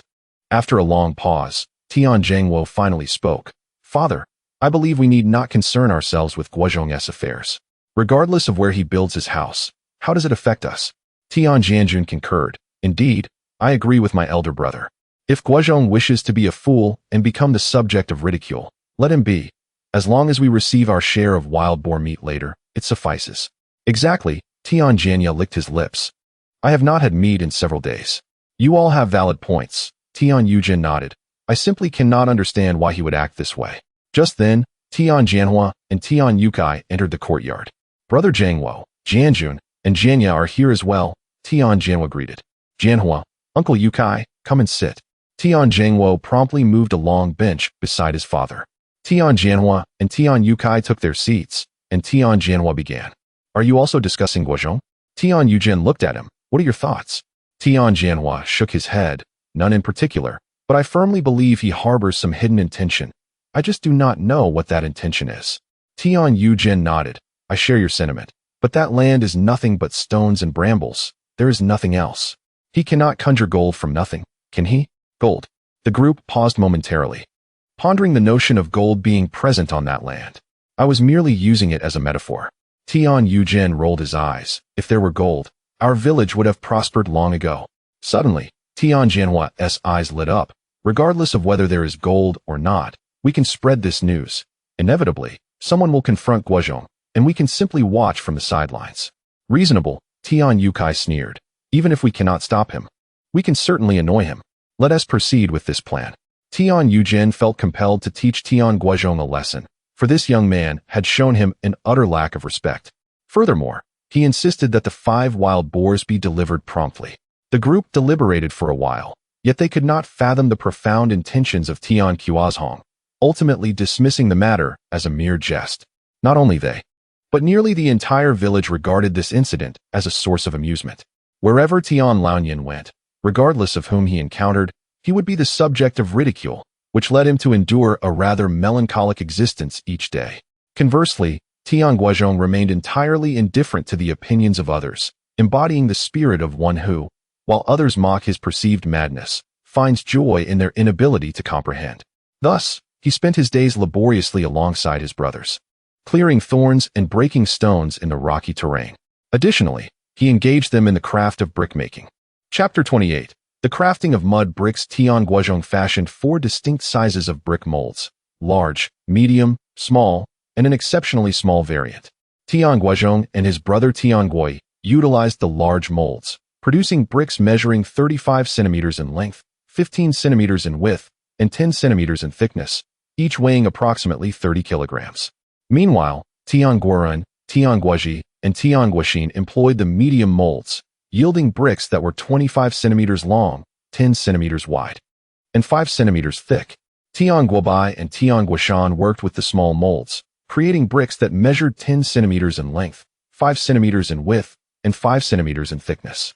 Lastly, Tian Guoxiao and Tian Gui utilized the exceptionally small molds, resulting in miniature bricks measuring 5 centimeters in length, 2 centimeters in width, and 2 centimeters in thickness, resembling toys rather than actual bricks. The purpose of this particular mold was merely for the younger siblings' amusement. At merely 5 years of age, Tian Guoxiao was still a child, and Tian Gui was even younger at 3. Expecting them to contribute practically was utterly unrealistic. Guozhong, do you truly intend to make bricks yourself? Are you capable of it? Tian Laonian asked, astonished as he gazed at the various molds. If I lack the skill, I shall learn, replied Tian Guozhong. Although he had never crafted bricks in his previous life, he had watched numerous instructional videos. Even without hands-on experience, he grasped the fundamental principles. As for the absence of coal for firing the bricks, wood would suffice. As long as the mud bricks could be dried, that was all that mattered. Come, let us select the clay for brickmaking, Tian Guozhong declared, gesturing grandly as he led his brothers outside. Under Tian Guozhong's strong insistence, Tian Laonian and Li Wanhua had recently crafted a considerable number of grass garments for the children. Consequently, the younger siblings no longer roamed about in the emperor's new clothes. Each had their own attire, and not just one piece, but several. They had achieved a form of freedom in wearing grass garments. Tian Guozhong had long recognized that the clay surrounding the stony field was particularly suitable for brickmaking, so he led his brothers directly to that location. Upon arrival, they encountered many villagers digging in the stony field, while others were striking rocks, creating a chaotic scene. Tian Gui shouted in anger, "What are you doing?" The villagers looked up, their expressions devoid of shame, and one sneered, "Guozhong, you are quite cunning. Have you discovered gold here, hence your decision to build your house? Building a house is but a facade. The real motive is to mine for gold, isn't it?" Tian Guozhong and his companions were taken aback. "Gold? How absurd." A villager scoffed. "The entire village is abuzz with rumors that you are willing to pay such a high price to build here solely because of the gold." "Nonsense." Tian Gui and the others were incensed. Tian Guozhong, however, laughed heartily. "Gold? You actually believe there is gold here? How amusing. Well then, go ahead and dig. Those rocks must surely be transformed from gold. Be sure to strike them all. Do you think we lack the courage?" The villagers continued their work, digging and striking. Tian Gui attempted to intervene, but Tian Guozhong stopped him, saying, "Let them be. We are in need of labor. It is fortuitous to have others assisting us in digging and striking." Tian Gui chuckled, indeed. In the distance, Tian Jianhua and Tian Yukai observed this exchange from the shadows, their brows furrowing. "Why is Guozhong not angry?" Tian Yukai questioned. "With his temperament, shouldn't he be fighting by now?" Tian Jianhua replied, "You ask me. I ask whom? This rascal seems truly different from before. He not only cares more for the family, but has also remarkably improved his temperament. What shall we do now?" Tian Yukai inquired. Uncertain, Tian Jianhua suggested, "Let us return and consult the village chief." Upon learning of the situation, the village chief was equally at a loss. Surely they could not fabricate gold? Moreover, there was no gold to speak of. For 3 consecutive days, villagers flocked to the stony field to search for gold, but as time passed, the number of seekers dwindled. It was only then that Tian Guozhong and his brothers commenced the brickmaking process. To deter potential sabotage, Tian Guozhong cleverly set up small traps around the area that would not be fatal but could cause injury or ensnare someone. "Brother, how does my brick look? Is it acceptable?" Tian Gui inquired. "Acceptable? Gui, it seems you are a natural master brickmaker. Yours surpasses mine." Brother, I too wish to make bricks," Tian Gui exclaimed. "Very well, Gui, Go find your older brother and work together using the exceptionally small mold, alright? No, I want the large mold. Can you even handle it? Tian Guozhong jested as he handed the large mold to the 3-year-old Tian Guozhong. To everyone's surprise, he managed to lift it, but once filled with clay, he could not hold it any longer, plopping down on the ground, panting. 5-year-old Tian Guozhong was earnest in his efforts, wholly focused on brickmaking. Yet, he soon found himself smearing mud on his nose, tugging at his hair, and wiping his hands on his clothes. Before long, he was completely covered in mud. 8-year-old Tian Guobai and 7-year-old Tian Guoshan were similarly muddied, though they fared slightly better, as their heads remained clean. Additionally, their brickmaking success rate was considerably higher. Tian Guoshao, however, was merely playing. Out of 10 bricks crafted, none were acceptable, all were misshapen. 16-year-old Tian Guoren, 12-year-old Tian Guozhi, and 10-year-old Tian Guoxin meticulously crafted their bricks, each achieving a higher success rate than the last. Tian Guozhong promptly commended them, which only fueled their enthusiasm. By the end of the day, the 9 siblings had produced a limited number of bricks. Fortunately, Tian Guozhong was not anxious. He preferred a gradual approach.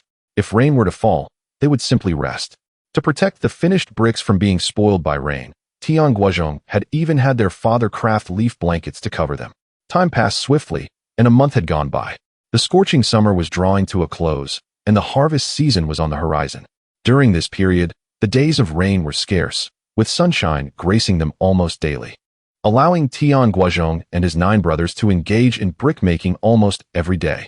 In the morning, they accompanied the adults to work. In the afternoon, they crafted clay bricks, and in the evening, they arranged the bricks made days prior into a circular formation, subsequently drying them with firewood. Once thoroughly dried, the bricks were piled on the stony ground and covered with a blanket of leaves. Unbeknownst to them, they had amassed quite a number of clay bricks. "Eldest brother, shall we continue making bricks today?" inquired Tian Guozhi. After a month of relentless labor, they found themselves somewhat fatigued. Despite returning home each evening to hearty meals prepared by Tian Guozhong, which included white rice and meat, they were still children, and enduring such prolonged exertion was indeed a considerable challenge. Tian Guozhong was also filled with sentiment, reflecting on the resilience of children in this era. If it were the children of future generations, they would have likely ceased their efforts long ago.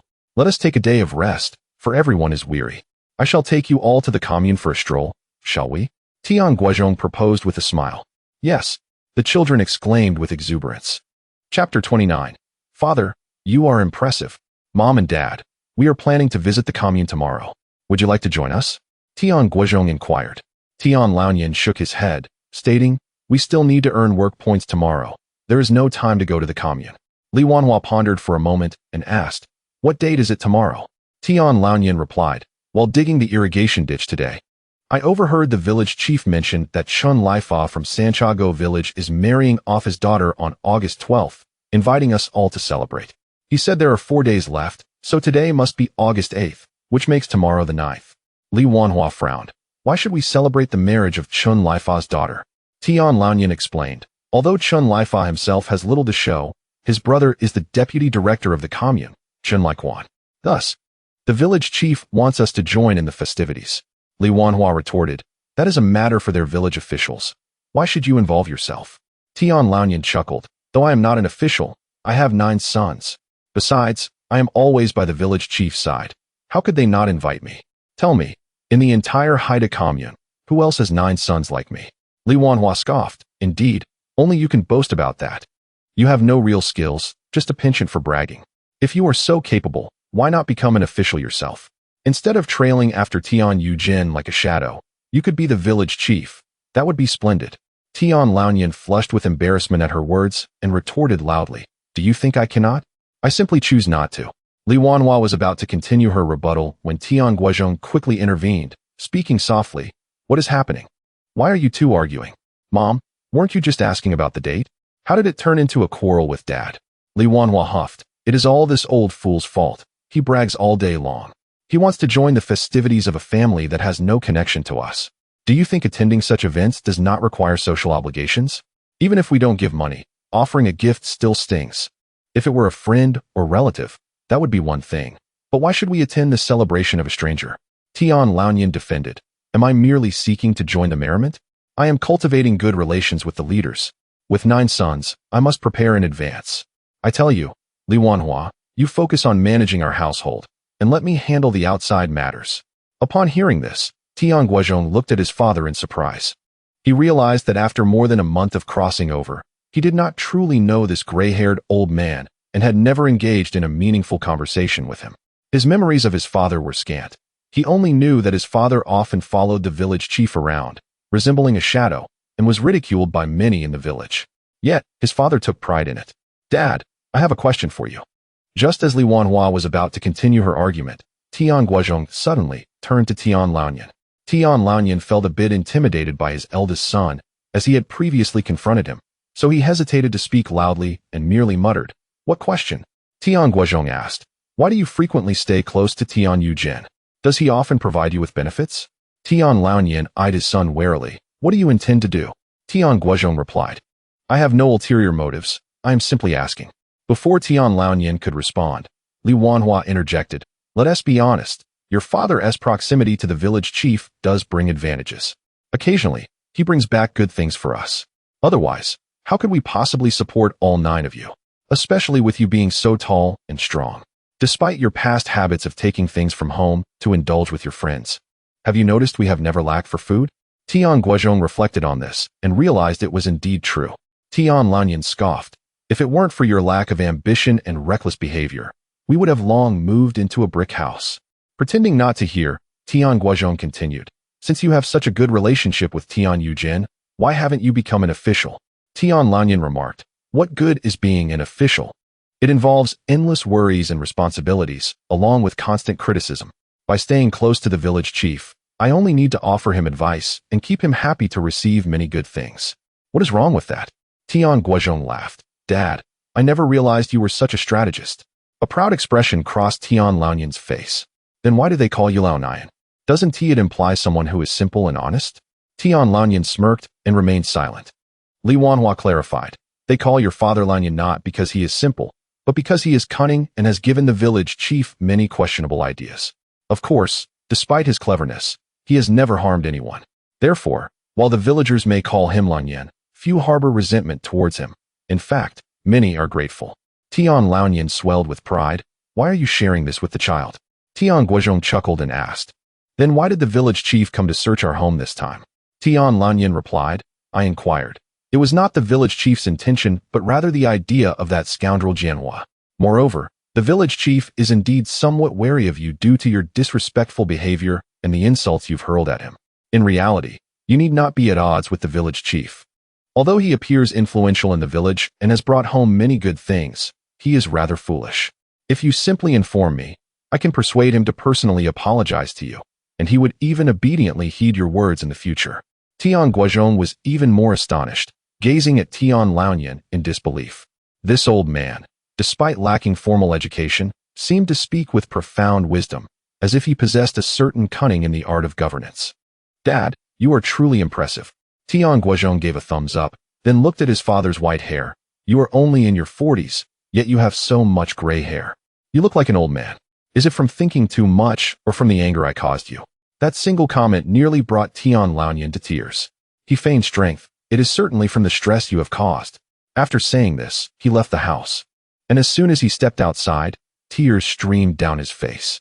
20 years have passed, and at last, my eldest son has learned to be considerate. He then smiled, a smile filled with gratitude. Tian Guozhong inquired, "Father, where are you going?" Li Wanhua replied, "There is no need to concern yourself with him. One need not ask to know that he must be heading to the village chief's residence. By the way, tomorrow is August 9th. The day of the commune market. We can go together to sell some items." Tian Guozhong was taken aback. "The market? Can we truly sell items now?" Li Wanhua responded, "Prohibited goods cannot be sold, but certain small items are still permissible, such as firewood, rice, oil, salt, sauce, vinegar, and tea, along with some other miscellaneous items. You will understand once you go." Chapter 30. The market day the following day, August 9th, the village was once again awakened by the resounding clang of Grandpa's gong and his boisterous shouts. Although there were no clocks, he was remarkably punctual, starting his gongs around 5 o'clock each morning. Upon hearing his calls, the villagers rose one by one. After more than a month, Tian Guozhong had become accustomed to this morning ritual. He quickly got up and noticed that his brothers Tian Guozhong and Tian Guozhong had already begun their morning routines. At his insistence, his younger siblings had developed the habit of rinsing their mouths each morning. After washing up, donning their grass clothing, and enjoying a bowl of porridge with bits of meat, they set off towards Haida, led by Li Wanhuan, carrying several baskets filled with grass clothes, herbs, wild vegetables, and mushrooms. As they exited the village, they encountered numerous villagers, some shouldering burdens and others carrying them, all heading towards the Haida. Today marked the market day, and everyone was eager to trade or purchase goods. The Haida held its market on the 3rd, 6th, and 9th days of each month. Li Wanhuan, off to the market? Li Wanhuan, is the whole family joining in? Ah, Li Wanhuan, you've brought quite a load. Along the way, many greeted Li Wanhuan, who reciprocated the salutations, her face radiating joy. Despite their tattered clothing, they appeared neat and tidy. Clearly, attending the market had become a significant event for them. To reach the market, they had to traverse a rugged mountain path for about 10 li before arriving at the riverside village of Hiku. Here, a dirt road suitable for vehicles emerged, though at present, only a bicycle whizzed by. Most villagers relied on their own 2 feet for transportation, including those from Hiku. The journey was lively, albeit lengthy, taking 4 hours. Departing from Julong village at 6 o'clock, they would not arrive at Haida until 10. Even the most exuberant individuals, after such a long trek, were rendered speechless from fatigue. 3-year-old Tian Guozhong and 5-year-old Tian Guozhong began with spirited hops, but ultimately succumbed to sleep on their brothers' backs. Upon reaching the Gongshi, Tian Guozhong was struck by the crowd that filled the normally quiet main street. Along both sides of the street, numerous stalls emerged, selling eggs, wild rabbits, wild chickens, and mountain yams, trinkets in limited supply. The exchanges among the people were quite intriguing. While a handful used money for purchases, the majority engaged in bartering, evoking a sense of returning to ancient times. Most villagers preferred to sell their goods at the supply and marketing cooperative, as that was the only place to exchange items for money and tickets. Selling on the street posed the risk of being labeled as speculative traders, while transactions at the cooperative alleviated such concerns. Typically, the cooperative had only 1 employee, but today, several more were present. They set up tables at the entrance, with some collecting items and others distributing money and tickets, all very orderly. Clearly, this was a well-practiced routine. Villagers from various communities formed a long queue, waiting to sell their goods to the cooperative. When it was finally Tian Guozhong's family's turn, Li Wanhuan hurriedly began to display their items on the table. Coincidentally, the one receiving their goods was Qin Xiaoyu. She glanced up at Tian Guozhong, offering a faint smile but remaining silent, pretending to meticulously inspect each item Li Wanhuan presented, though she hardly paid attention and simply passed them. Li Wanhuan was somewhat astonished. In the past, her items had often been scrutinized for faults, resulting in deductions from her earnings. Today, not a single negative word was spoken, which felt rather unusual. Yet, she couldn't pinpoint what was amiss. Perhaps the young lady at the cooperative was simply feeling generous. Before long, all her items were sold, totaling 10 yuan. Would you like all cash or half tickets and half cash? Qin Xiaoyu inquired. Dear girl, you are both beautiful and kind-hearted. I would prefer half tickets and half cash, Li Wanhuan replied. Qin Xiaoyu's cheeks flushed slightly as she counted out the appropriate tickets and money and handed them to Li Wanhuan, her gaze inadvertently drifting towards Tian Guozhong, who seemed engrossed in observing the distance. Following his line of sight, she noticed a vehicle approaching. Vehicles were a rarity in this area, and many eyes were drawn toward it.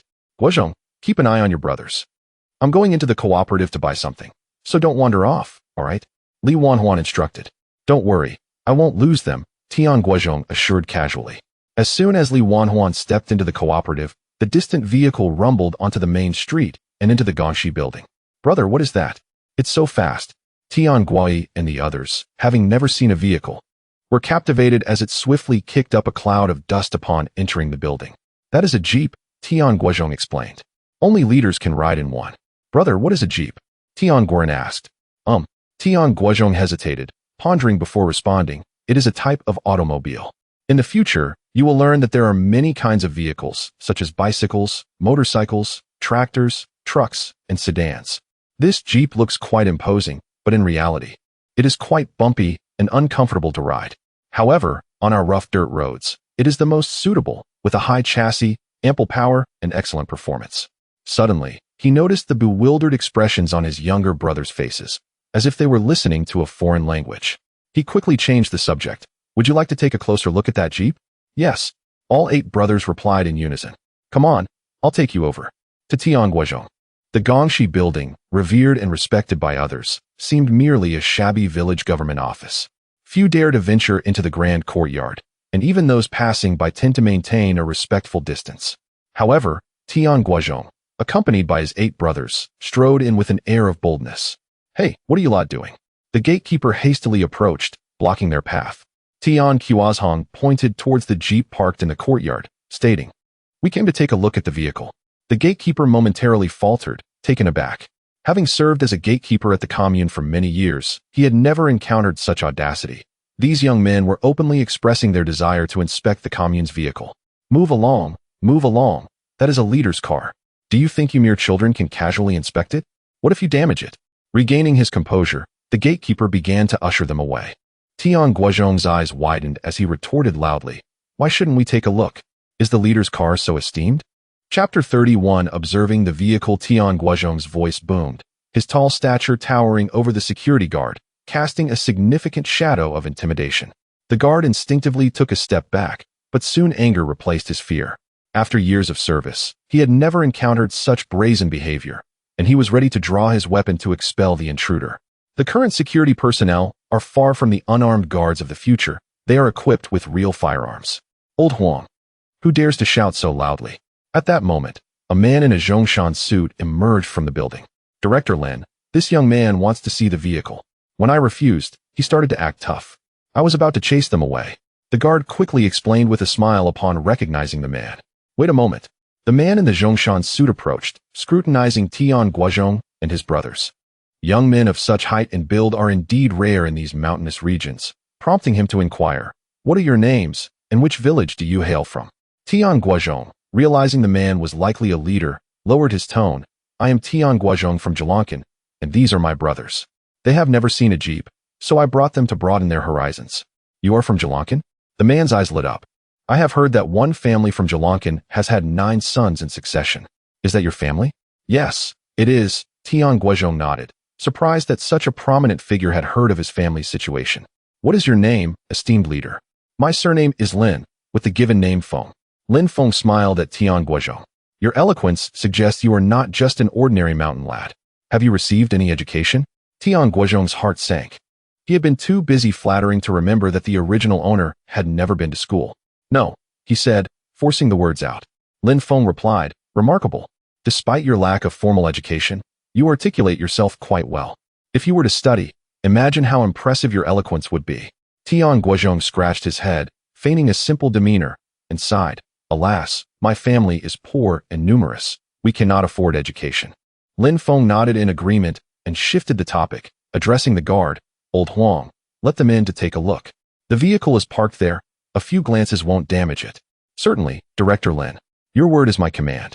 The guard smiled and stepped aside. Thank you, Tian Guozhong said, leading his 8 brothers to the jeep. The brothers were ecstatic, surrounding the vehicle, examining it with the wonder of discovering a rare treasure. However, Tian Guozhong did not join them.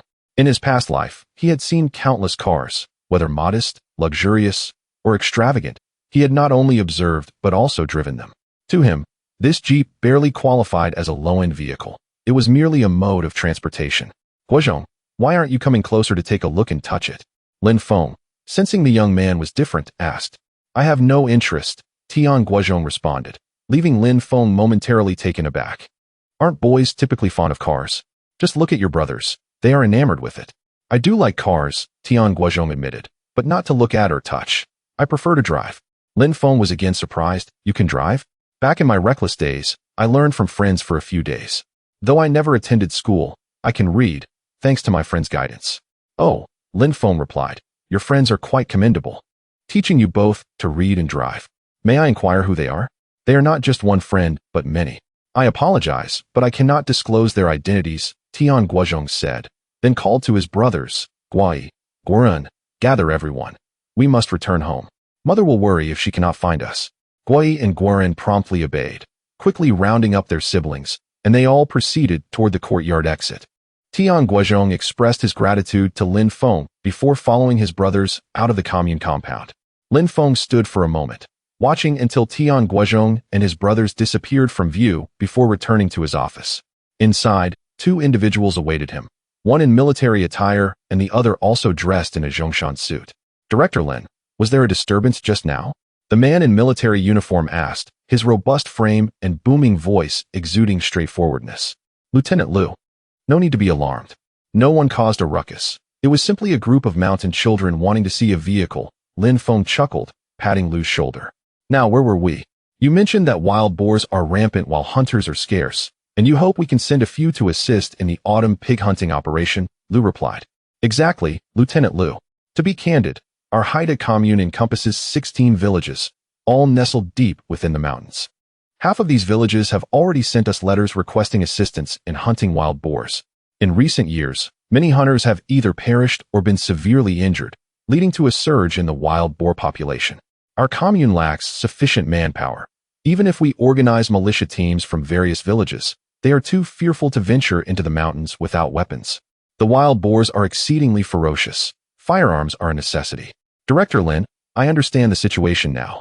Since Commander Hua has sent me, he intends for my third squad to follow your lead. Just let me know when to commence." Lin Feng glanced at the man in the Zhongshan suit beside him.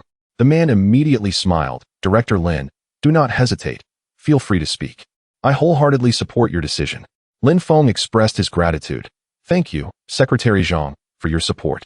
With your backing and that of the military department, I am confident that this large-scale pig hunting operation will achieve resounding success. We have approximately half a month until the autumn harvest. I propose we conduct the hunting operation before the harvest, specifically on August 12th. What do you think?" Commander Liu remarked. "Today is August 9th, leaving us with 3 days until August 12th. I believe it is feasible. I can utilize these 3 days to motivate my third platoon." Secretary Zhang nodded in agreement, stating, "I support commencing our operation on August 12th. During these 3 days, we can inform the 16 villages below to dispatch their militia teams to collaborate with Commander Liu." Lin Feng responded, "Very well, I will make the arrangements at once." Secretary Zhang inquired, "By the way, which village do you intend to start from?" Lin Feng smiled slightly and replied, "Julong Cun." Secretary Zhang paused. "Why that village?" Chapter 32. The buying spree. Initially, Lin Feng was uncertain about the starting point for the wild boar hunting operation. It was only after encountering the 9 brothers of Tian Guozhong that this idea suddenly took shape in his mind. He certainly could not disclose this reasoning, as it might create an impression of recklessness in his actions. He smiled and remarked, "Since Julong village is the most impoverished village in our commune, their annual harvest is already minimal. If they are further plagued by wild boars, it would be adding insult to injury. Therefore, I believe it is most appropriate to commence from their village." Secretary Zhang nodded in agreement, stating, "Very well, let us begin with Julong village." Lin Feng then turned to Liu, the squad leader, saying, "Our plan spans from the 12th to the 22nd, a total of 10 days. You and your 30 warriors must traverse the mountains, climb steep slopes, hunt wild boars, and cover all 16 villages in the commune, nearly 100 mountains. This is a formidable task. If you encounter any difficulties, be sure to inform us in advance." Liu, deep in thought, remained silent. Secretary Zhang, with a cheerful demeanor, reassured him, "Do not worry too much. Although you only have 30 soldiers, each village will have a militia team to assist you, significantly alleviating your burden. In due time, you can focus solely on hunting wild boars and other feral beasts, while the militia will take care of the rest." Gratefully, Liu responded, "Thank you, leaders. Your considerations are truly thoughtful." After a brief pause, he inquired, "Do you have any further instructions?" "None." Both Lin Feng and Secretary Zhang shook their heads. Liu immediately rendered a military salute, saying, "In that case, I will return to prepare for our tasks. On the 11th, we will check into the commune guest house, and first thing on the 12th, we will head to Julong village." Once Liu departed, Lin Feng and Secretary Zhang continued their discussion for an extended period, meticulously considering all details of the hunting operation. Subsequently, they convened a meeting to convey their directives, fully engrossed in their preparations. Tian Guozhong returned to the supply and marketing cooperative with his younger brothers, discovering their mother still inside purchasing goods.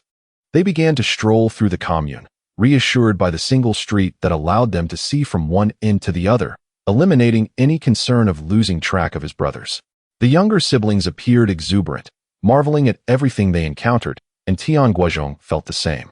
He realized that shopping here did not require a ticket, and thus he activated his buying spree. Before long, all 8 brothers were laden with various items.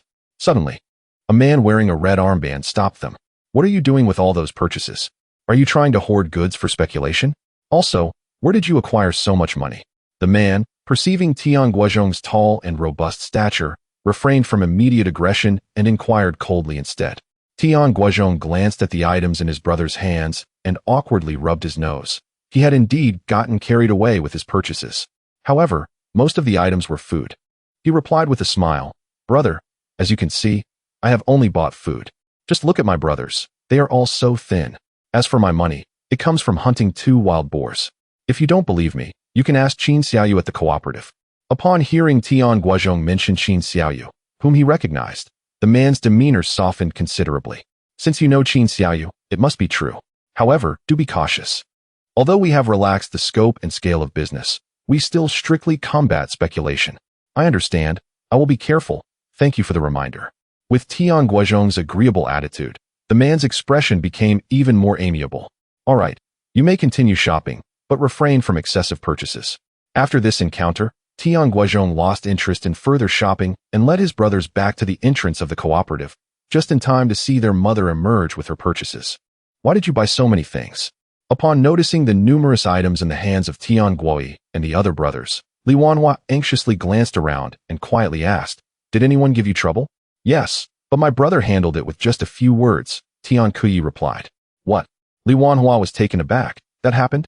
Tian Guozhong understood that the man had let them off easily solely because of his connection to Qin Xiaoyu. He approached Qin Xiaoyu, handed her a cucumber, and said, "You've been busy all morning. I noticed you haven't even had a sip of water. Here, have a cucumber to quench your thirst." Taken aback, Qin Xiaoyu was momentarily speechless, simply accepting the cucumber with a dazed expression. "You carry on, I must take my leave." Without further ado, Tian Guozhong turned and departed. Qin Xiaoyu watched his tall figure recede, then glanced down at the cucumber in her hand, feeling a whirlwind of emotions. For hours later, Tian Guozhong and his brothers returned home, utterly exhausted and slumped onto their stools, unwilling to move.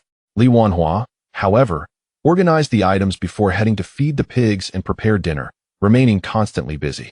As Tian Guozhong observed the pot cooking both rice and pig feed, he suddenly slapped his forehead, exclaiming, "How could I forget this?" "Eldest brother, what did you forget?" Tian Guozhong inquired. "I forgot to buy a pot." Tian Guozhong, puzzled, asked, "Is our pot broken?" "It looks fine to me." Tian Guozhong chose not to elaborate. After resting for a while, he rallied his brothers, and together they went to construct a new toilet. Over a month prior, he had proposed the construction, but it had yet to materialize. Had he not seen the cooking pot, he would likely have postponed it even further. He gathered a few hoes, directing Tian Guozhong, Tian Guoren, and Tian Guozhi to dig the pit, while instructing Tian Guoxin, Tian Guobai, Tian Guoshan, and Tian Guoxiao to transport some mud bricks from the stony area. He then took a machete and headed into the mountains.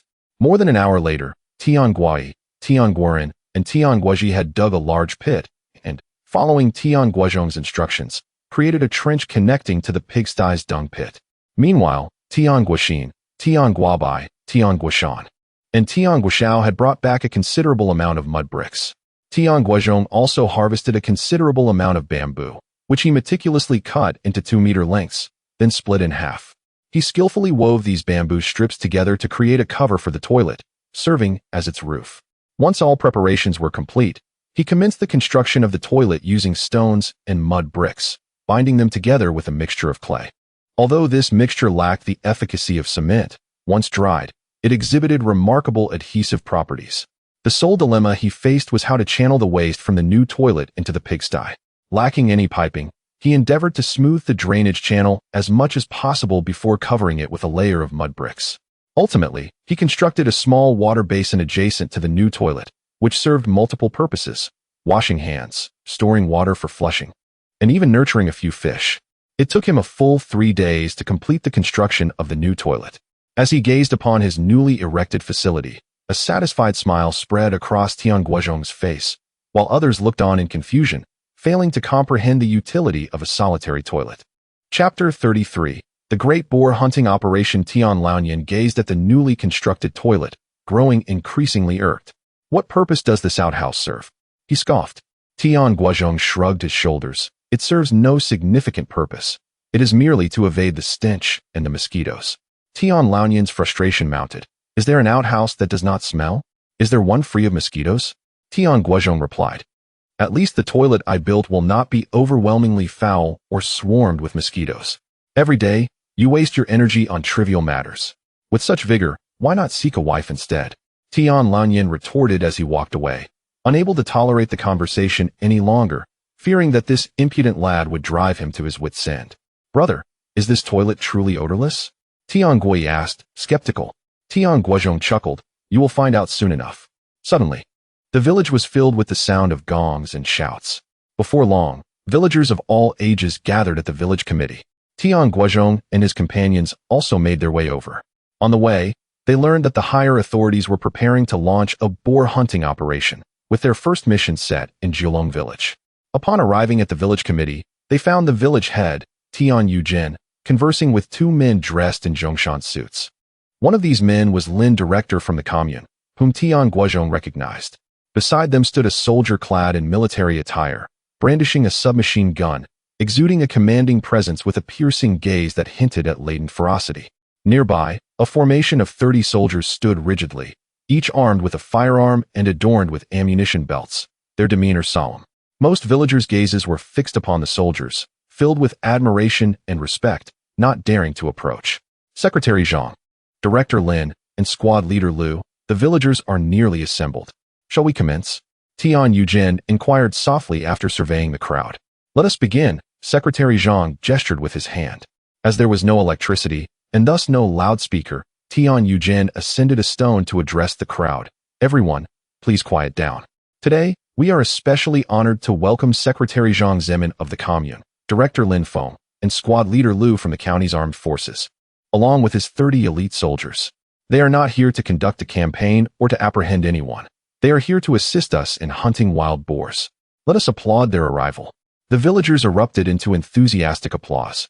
With the autumn harvest approaching, their primary concern was the wild boars wreaking havoc. The prospect of having soldiers to assist in the hunt filled them with genuine joy. Now, let us invite Secretary Zhang to speak. Before Tian Guozhong could finish, Zhang Zemin waved his hand dismissively. No speeches, just have squad leader Lu assign the tasks and commence as swiftly as possible. Tian Guozhong forced a smile. Understood, we shall adhere to Secretary Zhang's wishes. Squad leader Lu, please proceed with the task assignments. Tian Guozhong stepped down from the stone, inviting Lu to take his place. However, Lu declined, asking, where are your village's militia members? Tian Guozhong glanced at Tian Guozhong, who quickly approached, bowing respectfully. Squad leader Lu, I am Tian Guozhong, the militia leader of Jiulong village. How may I assist you? Lu inquired. I do not wish to impose, but how many members do you have? Can they handle firearms? Tian Guozhong replied. We have 20 members, all capable of handling a gun, although our aim may be lacking. Lu nodded. Very well, I will provide you with 5 rifles. You shall be divided into 5 groups of 4, each group with a rifle. Accuracy is not paramount. Simply being able to discharge a weapon to scare off the wild boars or other beasts will suffice. Tian Guozhong expressed his understanding. Understood. You may proceed with your arrangements. We will enter the mountains to hunt boars in half an hour. Lu also organized his 30 soldiers into 5 groups, each comprising 6 men. In truth, he need not have assembled all his soldiers in one village. Their combat prowess could easily suffice with 2 or 3 men per village. The reason for this gathering was that this was the inaugural battle of the Grand Campaign, necessitating a full display to instill confidence in the populace and to showcase their spirit to the leaders. As Tian Guozhong and squad leader Lu finalized their preparations, Lin Feng suddenly pointed to Tian Guozhong in the crowd and asked Tian Guozhong and Tian Guozhong, is he not a member of your militia? Both Tian Guozhong and Tian Guozhong turned to look at Tian Guozhong, their expressions shifting. Tian Guozhong shook his head. He is not. Lin Feng questioned. He is so tall and robust. Why is he not part of the militia? Tian Guozhong stuttered. He does not quite fit in. Lin Feng was unconvinced and turned to Tian Guozhong, demanding, Village head Tian, what is the situation here? Before Tian Guozhong could respond, a villager interjected. What else could it be? It's personal vendetta. Lin Feng's expression hardened. Is that true? Tian Jianhua would not admit to personal revenge, hastily claiming, no, he is lying. I approached Guozhong, but he dismissed me before I could finish my invitation. Lin Feng appeared skeptical of his explanation and gestured for Tian Guozhong to come forward. Tian Guozhong approached with a smile, greeting, good day, Director Lin. Lin Feng asked, why did you not join the militia? Tian Guozhong hesitated, surveyed the crowd, and then replied, I was unaware of this matter. Tian Jianhua quickly interjected, Guozhong, did I not come to find you yesterday? Did you not send me away? Tian Guozhong recollected, recalling that Tian Jianhua had indeed visited him yesterday. However, at the time, he was preoccupied with the toilet construction and had no time to engage. Moreover, Tian Jianhua had rushed him for 5 wild boars, leaving him no opportunity to hear him out. You did come, Tian Guozhong acknowledged, but you did not mention anything about joining the militia. Tian Jianhua retorted, did I fail to mention it? You did not even give me the chance to speak. Having listened for a while, Lin Feng discerned that there was indeed something amiss, but did not wish to waste time delving into it. He turned to Tian Guozhong. If I were to invite you to join the militia now, would you accept? Tian Guozhong declared, of course I am willing. Lin Feng smiled in response. Without hesitation, Tian Guozhong approached the militia group and aligned himself with a small faction comprised of 4 individuals, all of whom were dubious characters from the village and former companions of Tian Guozhong. Their motivation for joining the militia stemmed from the promise made by Tian Jianhua, which included a larger share of provisions and meat. Otherwise, they would not dare to venture into the mountains at will, even with the soldiers clearing away wild boars and ferocious beasts ahead. Who could assure them that no threats would escape detection? Should a wild boar charge at them, their speed and capabilities would likely leave them either dead or severely injured. However, with Tian Guozhong's inclusion, their confidence surged, and they felt emboldened once more. Chapter 34 Inexperience. The matter concerning Tian Guozhong was but a minor episode. Soon after, they followed the young soldiers into the mountains. The villagers did not disperse immediately. Instead, they huddled together in small groups, engaged in fervent discussion. Tian Laoyan, Li Wanhua, and other family members of the militia wore expressions of deep concern, fearing that calamity might befall their children once they ventured into the mountains. Surrounding Jilong village were 9 towering mountains, each lofty and grand, cloaked in dense foliage. Once Tian Guozhong and his companions entered, they vanished as if grains of sand cast into the ocean. Not long after entering the forest, Tian Guozhong discerned that the soldiers ahead were utterly unversed in the art of hunting. Perhaps they possessed formidable combat prowess and exceptional marksmanship, yet they were not hunters, entirely lacking the knowledge of how to track prey, akin to headless flies aimlessly darting about the woods. Bang! Some soldiers even fired upon hares, pheasants, or flying birds, an utter misuse of firepower. After a while, unable to bear the sight any longer, Tian Guozhong quickened his pace to catch up with the soldiers ahead. The leader of this group was none other than Lu Paizhong. Lu Paizhong, I have a humble suggestion, though I am uncertain if it is appropriate to voice it, Tian Guozhong inquired politely. Lu Tianming glanced at him and smiled. No need for such formality, just speak your mind. Tian Guozhong continued, Lu Paizhong, if I may be frank, should you persist with this approach, the wild boars will undoubtedly be frightened away. However, capturing them will prove exceedingly difficult. Lu Tianming furrowed his brow. He too had noticed that despite their prolonged foray into the mountains, they had yet to even glimpse a single wild boar. Was it not said that wild boars were rampant? How could it be that none were visible? At that moment, upon hearing Tian Guozhong's words, he experienced a moment of clarity. It was not that wild boars were absent, but rather that they had long fled upon hearing the gunfire. Do you have a better strategy? Lu Tianming inquired. Lu Paizhong, I possess a modicum of hunting knowledge. If you are willing to heed my guidance, I shall lead you in the hunt for wild boars. Otherwise, Tian Guozhong stated. Of course, I am willing. Lu Tianming exclaimed. He had boasted before his superiors, asserting that he would eradicate the wild boars entirely. Yet now, he felt a swell of shame for having failed to secure even a single boar.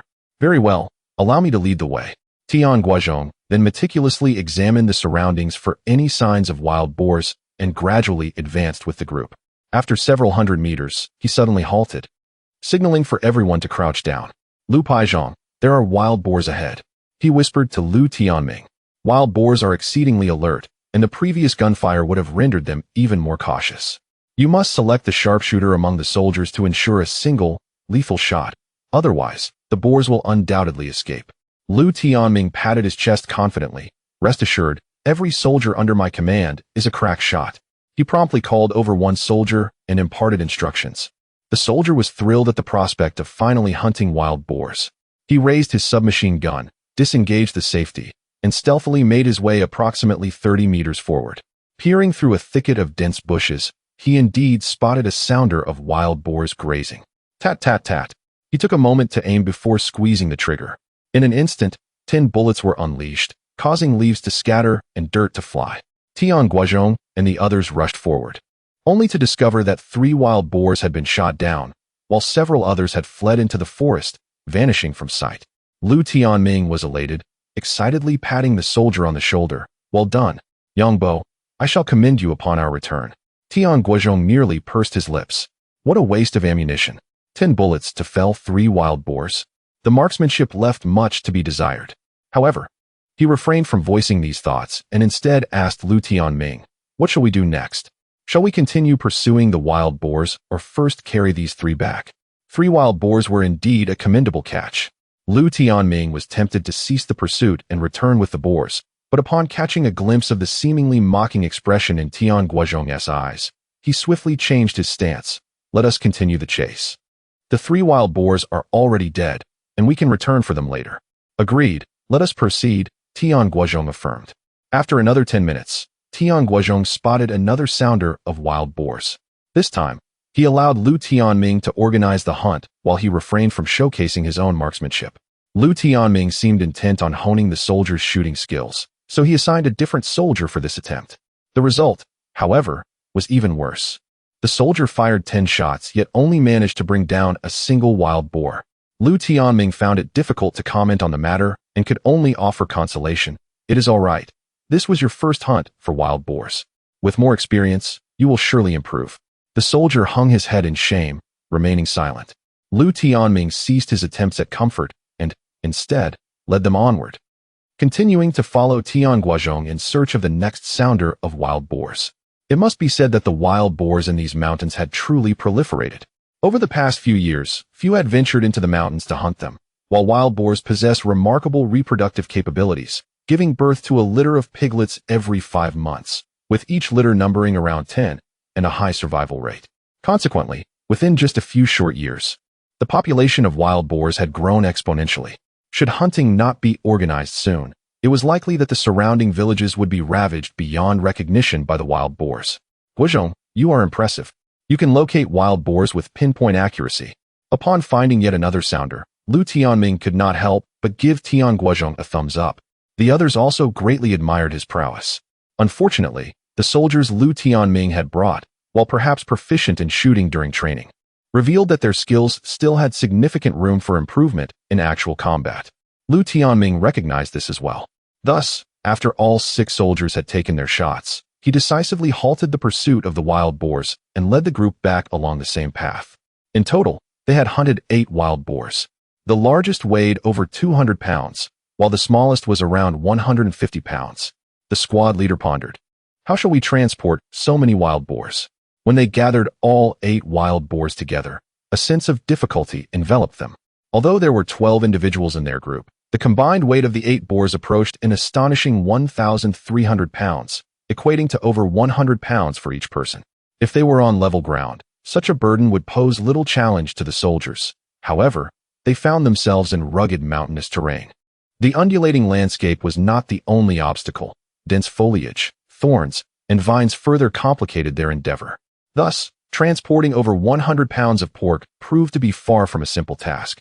Chapter 35. Sharing experiences. The warriors found themselves in a quandary. Lu, the squad leader, furrowed his brow deeply. In this day and age, not only were the common folk struggling to find food and clothing, but the soldiers were equally affected.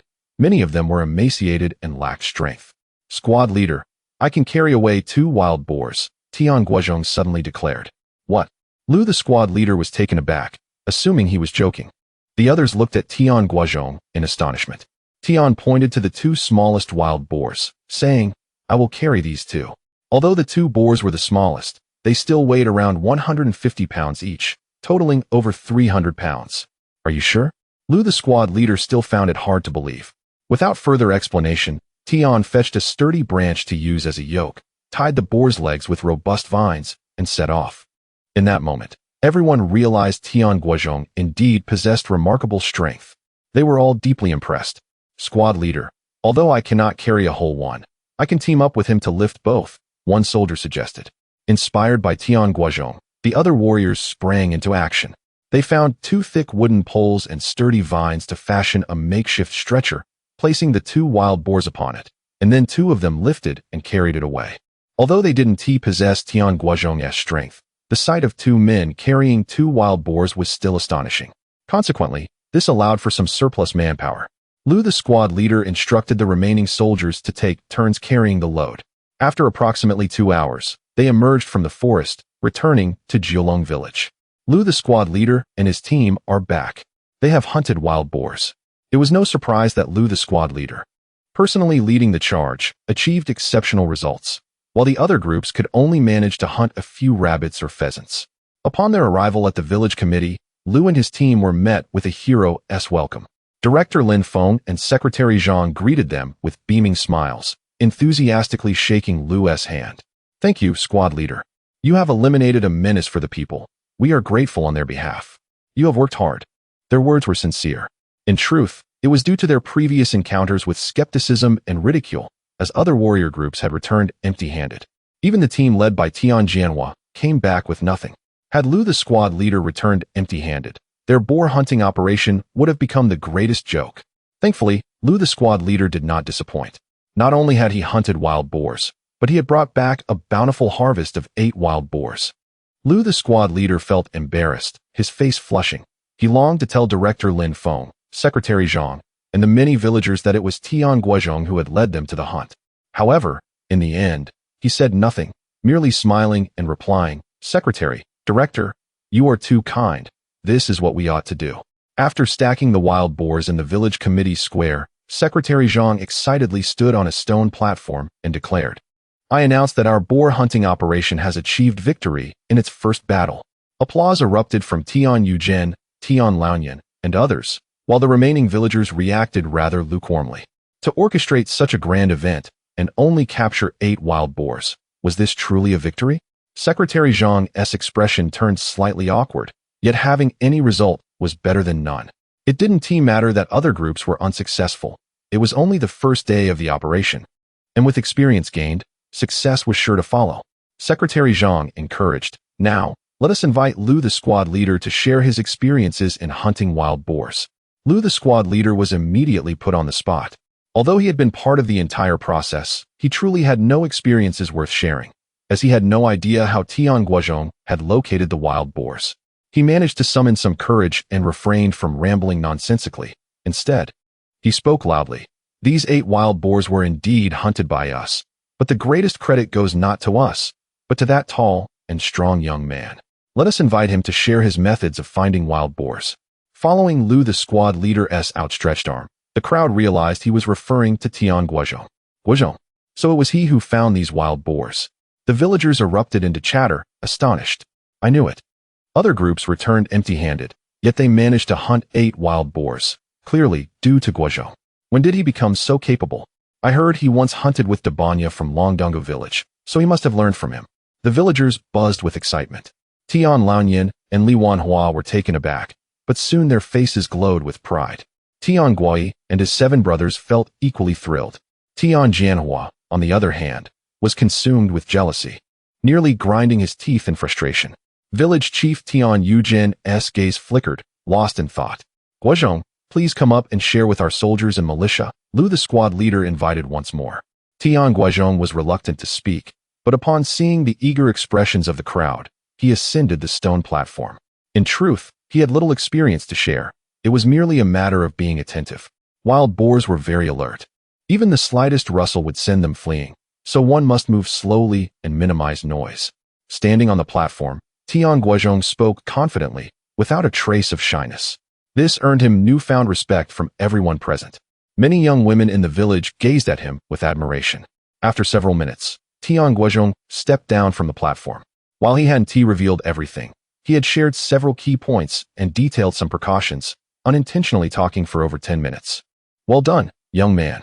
Upon his descent, Lin Feng approached him, whispering, I knew you would be different from the rest, which is why I chose your village as the first stop. Thank you for your consideration of our village, Tian Guozhong smiled.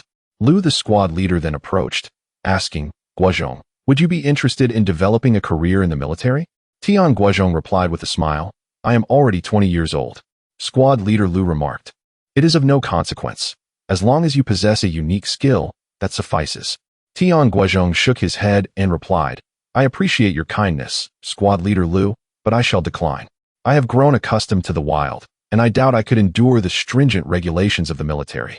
Squad leader Lu responded, very well, everyone has their own aspirations, and I shall not impose. However, in the days to come, I hope you will continue to assist us.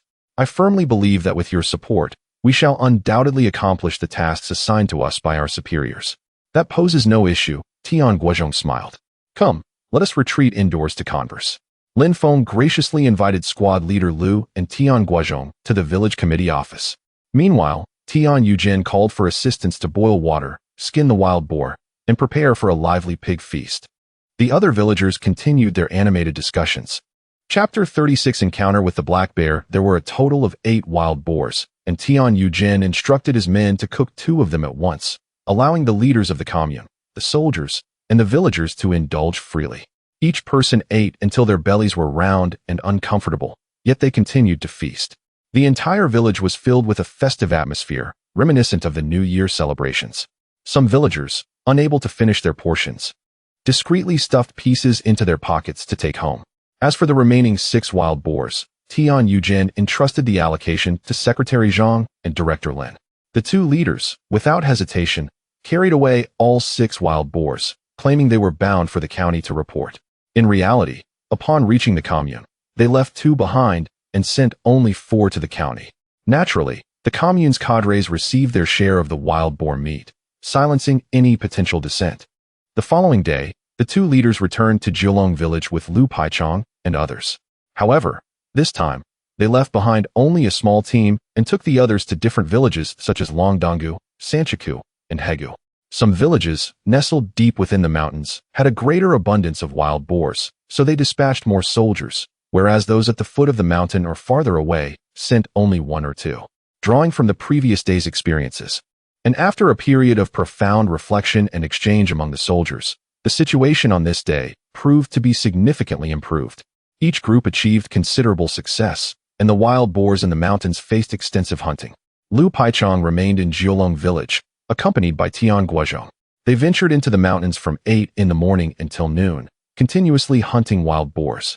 Lu had lost count of how many they had taken down. Only aware of Tian Guozhong's persistent reminders to conserve ammunition, indicating that there were more boars in the vicinity. Remarkably, they had not paused even once throughout the entire morning. Guozhong, let's take a break. The soldiers are exhausted, Lu Paichong declared, sitting down on the ground, marveling at the sheer number of wild boars in the mountains and at Tian Guozhong's impressive tracking abilities. The other soldiers were equally fatigued, collapsing onto the ground.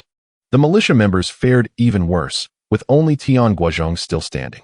Vigilantly scanning the surroundings, they had now reached the furthest point from the village, Jiulong Mountain, which resembled a primordial forest, with towering trees and thickets so dense that villagers seldom dared to approach.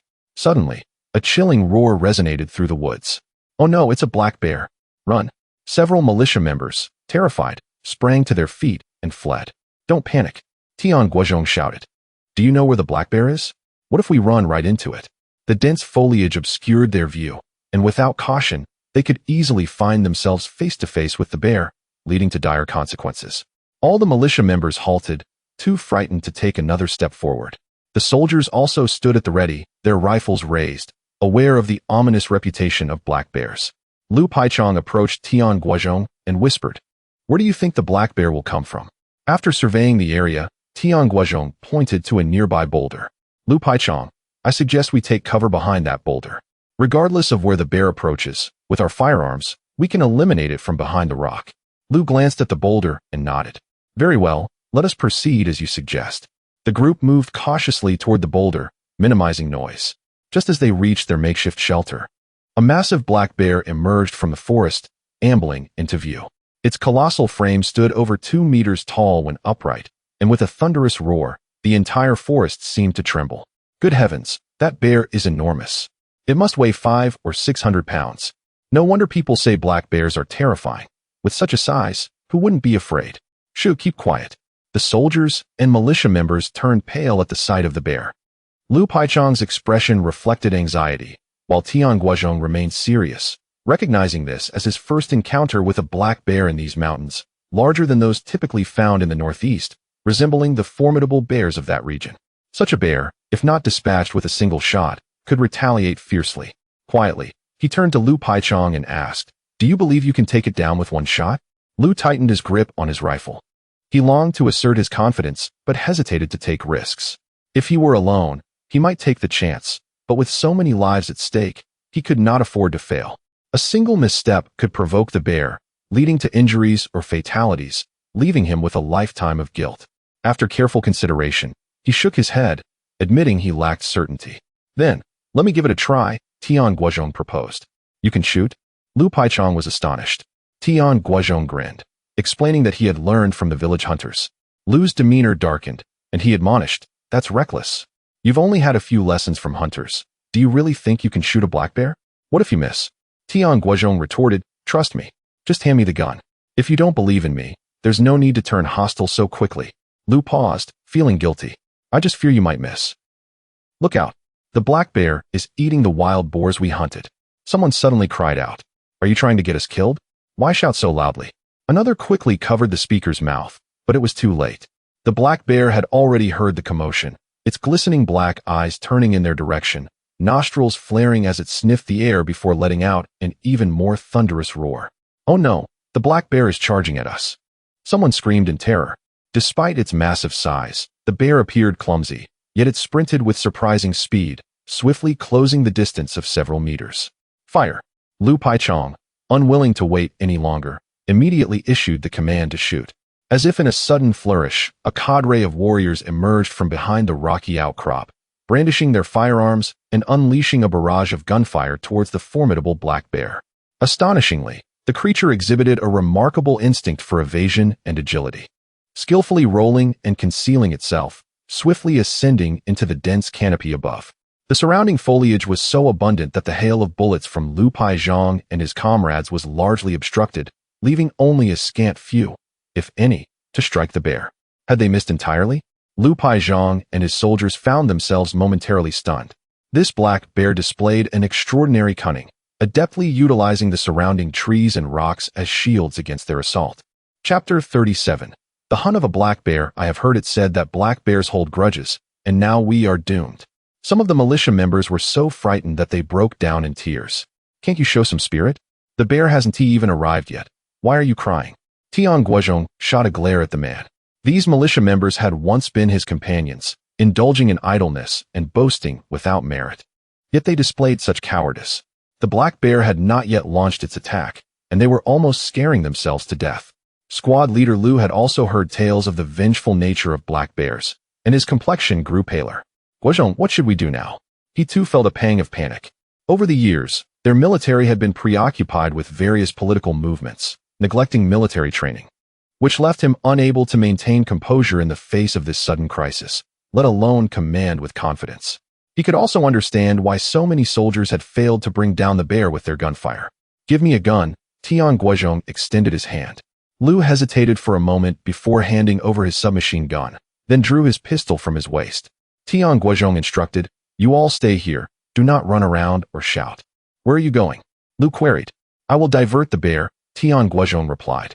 He did not wish to appear heroic, but wanted to conceal his marksmanship, which he had learned from a master marksman in a previous life, a skill of considerable difficulty. Should Lu and the others witness his shooting prowess, they would undoubtedly harbor doubts. Could one really master such exceptional shooting merely by studying with a hunter for a few days? Unbeknownst to the others, Tian Guozhong's true intentions stirred their emotions upon hearing his words. "Guozhong, don't overestimate your capabilities," the bear Lu cautioned. "Rest assured, squad leader Lu, I know my limits," Tian Guozhong replied confidently. Crouching low with the gun in hand, he stealthily maneuvered around the rocks, gradually approaching the bear's hiding spot. The black bear seemed equally frightened, huddled in the dense treetops, trembling. Tian Guozhong glanced up and found no suitable angle for a clean shot. Should he fire recklessly, he might wound the bear without inflicting a fatal blow. Conversely, he risked enraging it, which would be perilous. At that moment, the bear was still cautious and had not yet launched a frenzied attack. If it lost its reason, the situation could become dire. After a moment's contemplation, Tian Guozhong resolved to create some noise to provoke it slightly. He shook the nearby bushes vigorously. The bear turned its head in his direction, baring its teeth and letting out a deafening roar. Bang! At that moment, Tian Guozhong fired. The bullet struck the bear's head with precision, creating a dark, gaping wound. Roar! The bear plummeted from the treetops. With its tough hide and robust physique, it landed from several meters high without injury and stood up again, poised to charge at Tian Guozhong. Bang! Another gunshot rang out. The bear was struck again, this time falling silent, its mouth agape. And then it collapsed with a resounding crash, snapping countless small branches beneath it. Tian Guozhong, wary that the bear might not be completely dead, retreated several dozen meters and crouched quietly to observe. After what felt like 5 minutes, he finally relaxed, approached the bear, and prodded it with his gun. It remained unresponsive. Come over here. I have slain the bear, he called out to Lu and the others. After several prods to confirm its demise, Tian Guozhong shouted again. Lu and his companions hurried over, their faces filled with disbelief at the sight of the bear lying in a pool of blood. They had only heard 2 gunshots, and yet Tian Guozhong had slain the bear? Was his marksmanship truly that extraordinary? Squad leader Lu crouched beside the bear, examining the 2 bloodied holes in its head, nearly in the same spot. Guozhong, you must have trained with a hunter for more than just a few days. You must be well versed in firearms, or else you could not shoot with such accuracy, Lu remarked. Tian Guozhong smiled and replied, I have indeed studied shooting for only a few days. I merely practiced aiming with a wooden gun.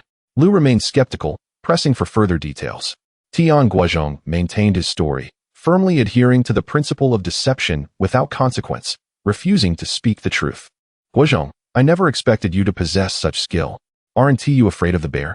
You are so bold. What if the bear had gone wild? Could you have escaped? The militia members expressed both admiration and trepidation. Enough. We have lingered in the mountains long enough, and we have already provoked the black bear. If we attract a pack of wolves, we will truly be in trouble. I suggest we hasten our preparations to return to the village. Tian Guozhong advised. Very well, let us head back, squad leader Lu agreed. Wonderful, we can finally return. Hunting in the mountains is exceedingly perilous, and we are fortunate to have Guozhong with us. Otherwise, we would have surely been cornered by the bear. The sentiment resonated among the group, all eager to return to the safety of the village. What should we do with the black bear? Someone inquired. Of course, we must carry it back, Lu declared. This is our greatest achievement today. 10 wild boars cannot compare to a single black bear. Indeed, wild boars were rampant in these mountains, while black bears were a rarity. Someone nodded in agreement. Let us proceed slowly as we carry it out. A black bear weighing 500 to 600 pounds cannot be lifted by just 2 or 3 people. It requires 4. What about the wild boars? Another asked. Let us pile them together and call for help to carry them once we return to the village, Tian Guozhong suggested. For now, this was the only course of action. They gathered all the wild boars together, big and small, totaling approximately 66, a rather auspicious number. Since they needed to return to the village to call for assistance, they only carried back the black bear, leaving the wild boars behind. Upon their return to Jiulong village, excitement erupted. A black bear? My heavens, you actually hunted a black bear? Come quickly, everyone. Guozhong and his team have hunted down a black bear. It is truly astonishing. At last, I have witnessed someone slaying a black bear. The villagers spread the news rapidly, and soon the entire village gathered. Upon seeing the bear, which resembled a small mountain, a wave of trepidation washed over all the villagers. A wild boar weighing 200 to 300 jin is already quite terrifying, but this black bear was 2 to 3 times heavier, colossal as a mountain, exuding a formidable sense of pressure from afar. Guozhong, how did you manage to hunt it? Weren't you afraid? The villagers inquired with curiosity. It wasn't us, it was Guozhong alone who did it. At that moment, we were all so frightened that we hid behind the rocks. Guozhong charged forward and took down the bear, one of the militia members recounted. What? The villagers collectively froze in astonishment. Chapter 38. The benefits? Was it Guozhong who killed them? How could this be possible? When did he learn to shoot? What is so surprising about it? Let us not forget that Guozhong, aside from not farming, has engaged in all sorts of activities. He has wandered about with a group of idlers, so it is not astonishing that he has learned to shoot. What truly astonishes me is his audacity. He dares to hunt black bears. Great courage is not unexpected. He has always been a reckless and unrestrained individual. Regardless, those who dare to hunt black bears deserve our respect. The villagers' gazes towards Tian Guozhong transformed entirely. Previously, they were filled with derision and disdain, but now they are imbued with admiration, praise, and a hint of fear. Stop discussing for now. Let us quickly organize a team to venture into the mountains to retrieve the wild boar, shouted Lu, the squad leader. Village head Tian Guozhong inquired, Squad leader Lu, are there many wild boar? Lu replied, yes, we need at least 100 to 130 people to go into the mountains. So many. Tian Guozhong's eyes widened in astonishment. Indeed, we must hurry. If other predators carry them away, we will lose our chance, Lu urged. Tian Guozhong hastily gathered all the villagers, selecting 150 robust individuals, both men and women, to venture into the mountains for the wild boar. Lu and his team accompanied them for protection, fearing encounters with wild beasts along the way. Fortunately, the journey proceeded smoothly. Perhaps the frequent gunfire in the mountains over the past few days had frightened the other predators into hiding deep within the woods, unwilling to show themselves. When a multitude of wild boar were brought back to Jiulong village, the villagers erupted in excitement, each one flushed with joy. They had never witnessed such a successful hunt in all these years. 66 boar. Arranged together, they nearly filled the entire village square. The hunting of a single black bear was already remarkable. Who could have imagined the addition of 66 wild boar, a feat beyond comprehension? When this news reached the commune, Secretary Zhang, Director Lin, and several other leaders hurriedly arrived in a jeep at Higo village, swiftly traversing over 10 miles of mountainous terrain to reach Jiulong village. Upon witnessing the black bear and the array of wild boar, their eyes widened in shock. Soon after, they were overwhelmed with joy. This was not merely an extraordinary achievement. It was also a significant political accomplishment. Just yesterday, they had sent 4 wild boar to the county and received commendation from the county leaders. Today, if they were to send a black bear along with dozens of wild boar, would the county leaders not commend them throughout the entire county? Today, Jiulong village was not the only one with a bounty. Several other villages also had their own, albeit in lesser quantities. Lin Feng gazed at the multitude of wild boar, and a thought suddenly flickered through his mind. He promptly discussed it with Secretary Zhang. Upon hearing it, Secretary Zhang's face lit up with delight as he readily agreed. Lin Feng then summoned Squad Leader Lu, gently stating, Squad Leader Lu, I recognize how arduous your efforts have been today, but Secretary Zhang and I have an idea we wish to discuss with you. Lu replied, Director Lin, please feel free to instruct. There is no need for discussion. Lin Feng chuckled, pleased, Squad Leader Lu, you are indeed the epitome of a soldier. Your forthrightness is commendable. Here is our thought. Jiulong village has hunted 66 wild boar, while the other villages collectively have 28, summing up to 94. We are just 6 short of 100. We would like to ask if the soldiers could make one more trip into the mountains to gather the remaining 6. What do you think? Lu understood the intent behind their request. Achieving a total of 100 would secure them greater recognition at the county level, thus amplifying their prestige. After pondering briefly, he replied, Of course, but we cannot accomplish this alone, especially as nightfall approaches. If we could have Tian Guozhong accompany us, our chances of success would be significantly increased. All right, I will seek out Tian Guozhong, Lin Feng said. After searching, he could not find Tian Guozhong and soon learned that he had not sought accolades nor joined the excitement. Instead, he had returned home to rest. Lin Feng approached Tian Guozhong and inquired, Where does Tian Guozhong live? Tian Guozhong responded, Director Lin, do you need to find Guozhong? I can send someone to fetch him. Just then, Tian Laoyan approached, and Tian Guozhong quickly said, Laoyan, Director Lin wishes to see your son Guozhong. Please go home and call him. All right, Tian Laoyan replied, turning to leave. These past few days, he had been the happiest man, receiving compliments wherever he went, with people saying he was blessed to have such a fine son. His head held high, he felt a renewed vigor, and even his gray hair appeared to regain some color. I will accompany you, Lin Feng said. Tian Laoyan paused, then was suddenly filled with joy, followed by a wave of anxiety. If the commune leaders were to visit his home, it would indeed be a tremendous honor. Yet his home was so dilapidated that he felt it might not be worthy of such esteemed guests. What? Is it unwelcome? Lin Feng jested. Tian Laonian quickly waved his hands. No, no, no. You are most welcome. It's just that my home is too shabby. It is of no consequence. Let us go, Lin Feng reassured him. Since Lin Feng had said it was no issue, Tian Laonian had no choice but to guide him to his home. Li Wanhua, Tian Guozhong, and others were at the village committee watching the commotion, and upon seeing the commune leaders heading to Tian Laonian's home, they hurriedly followed. Lin Feng glanced back to see a throng of thin, hungry children trailing behind them. He had heard of a family in Jilong village with 9 sons, and today he finally witnessed it firsthand. Lin Feng asked, "Having so many sons must bring considerable pressure, does it not?" Tian Laonian replied, "It's manageable, we just barely get by." Shortly thereafter, the group arrived at Tian Guozhong's home.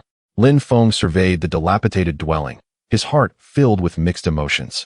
He truly wished to do something for the common people, to help them lead better lives. Yet reality often left him feeling helpless, with many aspirations remaining mere fantasies. Nevertheless, the country had recognized this need, having altered its policies years ago to embark on a path of reform and opening up. Unfortunately, this breeze of change had yet to reach the Haida commune.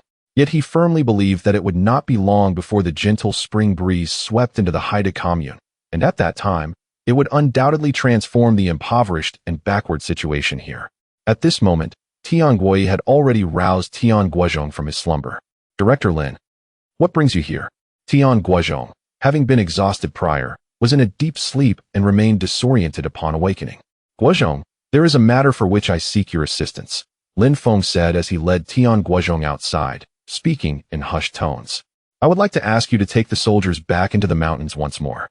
We have already hunted 94 wild boars, and we are just 6 short of reaching 100. Tian Guozhong glanced at the darkening sky, realizing that nightfall was imminent. Lin Feng continued, "I am aware this request may seem rather excessive, which is why I have come personally to implore your help. What is in it for me?" Tian Guozhong blurted out. Lin Feng was taken aback. "What is in it for you?" Chapter 39. Once again into the mountains to hunt wild boars. Upon hearing Tian Guozhong's inquiry, Lin Feng was momentarily taken aback. Throughout the years, with the exception of Secretary Zhang and other leaders, the villagers had always spoken to him with reverence. Whatever he said was treated as directives from above, and they would eagerly rush to comply. Never had anyone dared to request personal benefits from him before. Tian Guozhong was the first. "Director Lin, you wouldn't want me to work without compensation, would you?" Tian Guozhong remarked with a hint of sarcasm. "Leading the soldiers into the mountains to hunt wild boars is a requirement of the hunting operation, and I must comply. However, as night approaches, it is time to rest. Yet you ask me to venture into the mountains to hunt, which is perilous. Shouldn't there be some incentive to encourage this?" Just then, Tian Laonian overheard this exchange. He was coming out of the house with a cup of hot tea to offer Lin Feng. Upon hearing Tian Guozhong's words, his eyes widened in disbelief. "Guozhong, how can you ask for benefits from the commune leadership? If the leader instructs you to go, you simply go without all this nonsense." Lin Feng shared the same sentiment. Yet upon hearing Tian Laonian's admonition, he felt compelled to offer something. After pondering for a moment, he addressed Tian Guozhong. "I cannot offer you benefits, but I can assure you that if you succeed in hunting over 100 wild boars this time, I will reward you based on how many you exceed that number." "What do you say? Really?" Tian Guozhong's eyes brightened. Observing Tian Guozhong's reaction and recalling his remarkable skills displayed over the past few days, Lin Feng quickly added, "Indeed, but it cannot exceed 5. Otherwise, I would be in trouble." "All right, it's a deal." Tian Guozhong did not haggle further. As dusk was fast approaching, he needed to hurry into the mountains and find the wild boars before it was completely dark. "Dad, Mom, Guorin, you all stay up a bit later tonight and be ready to carry the boars back." With that, Tian Guozhong dashed towards the village committee. "Lu squad leader, let us go. We're heading into the mountains immediately." Lu squad leader had long been prepared, promptly calling the soldiers to follow Tian Guozhong into the mountains.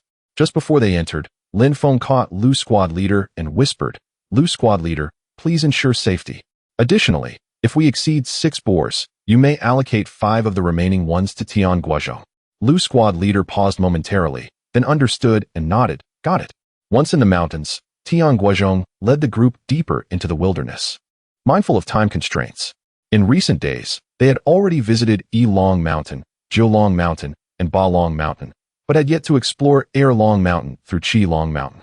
Now, He intended to try his luck at Sanlong Mountain. The reason for avoiding the nearer Erlong Mountain was that it was frequented by villagers gathering firewood, wild vegetables, and fruits. Thus, wild boars were scarce. In contrast, Sanlong Mountain was more desolate. After half an hour, they reached Sanlong Mountain. Tian Guozhong slowed his pace, expertly searching for signs of wild boars. After several minutes, he finally found them. Lu Squad Leader, the light is dimming, and our task is somewhat heavy, so I request a firearm, may I? Tian Guozhong spoke softly. Lu Squad Leader unhesitatingly handed over his submachine gun, smiling. Once this hunting operation concludes, I will gift you a firearm. Really? Tian Guozhong was elated. Surprised by such an unexpected joy, Lu Squad Leader chuckled, but do not rejoice too soon. It is merely for your use, not a complete gift. I will reclaim it by the end of the year. What? Just a few months? Tian Guozhong's expression fell. What's this? Do you not want it? Lu Squad Leader replied. I want it. Tian Guozhong quickly nodded. After all, he did not intend to make hunting his primary occupation. He could use it for a few months. Ensure all safety locks are disengaged. There should be wild boars ahead. Do not rush to fire. Aim carefully before shooting. Tian Guozhong cautioned, as darkness was imminent, and they had to seize every opportunity. Understood. Having spent 2 days acclimating, their teamwork had greatly improved, along with their marksmanship and mental fortitude.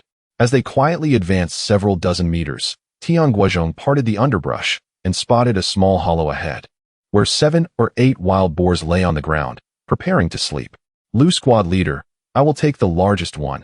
You target the farthest one, and the other soldiers should aim accordingly. After giving the command, Tian Guozhong raised his gun, aiming at the largest wild boar's head. Fire! Rat-a-tat-tat. The gunfire erupted. The largest wild boar was instantly killed, unable to utter a sound before succumbing to slumber. Lu Squad Leader's shot struck a different wild boar in the neck, eliciting a howl of pain. The herd of wild boars was thrown into disarray. Without hesitation, Tian Guozhong pulled the trigger again, and with each shot, a wild boar fell. In that moment, Lu Squad Leader and the other 6 soldiers bore witness to Tian Guozhong's formidable marksmanship. They were left astonished, speechless. Such skill was nothing short of miraculous, surpassing even their squad's marksmen. Guozhong, do you truly not wish to join our unit? Lu Squad Leader extended another invitation. With your shooting prowess, I am certain the commander would invest heavily in your development. Tian Guozhong chuckled. Let us first focus on retrieving the wild boars. Lu Squad Leader shook his head as he led the group to the hollow, discovering a scattering of wild boars, 8 in total. None were particularly large, the biggest weighing no more than 170 to 180 jin, while the smallest weighed only 50 to 60 jin, just right for each to carry one. Tian Guozhong effortlessly hoisted the largest wild boar onto his shoulder. Although he initially wanted to hunt more, the promise of a firearm from Lu Squad Leader deterred him from taking further risks. There would be ample opportunities in the future to hunt once he acquired the gun. Hunting at night in the mountains was perilous. Should they encounter a pack of wolves, it would spell trouble. The group moved swiftly, fully aware of the dangers that lurked in the night. However, that which one fears often manifests.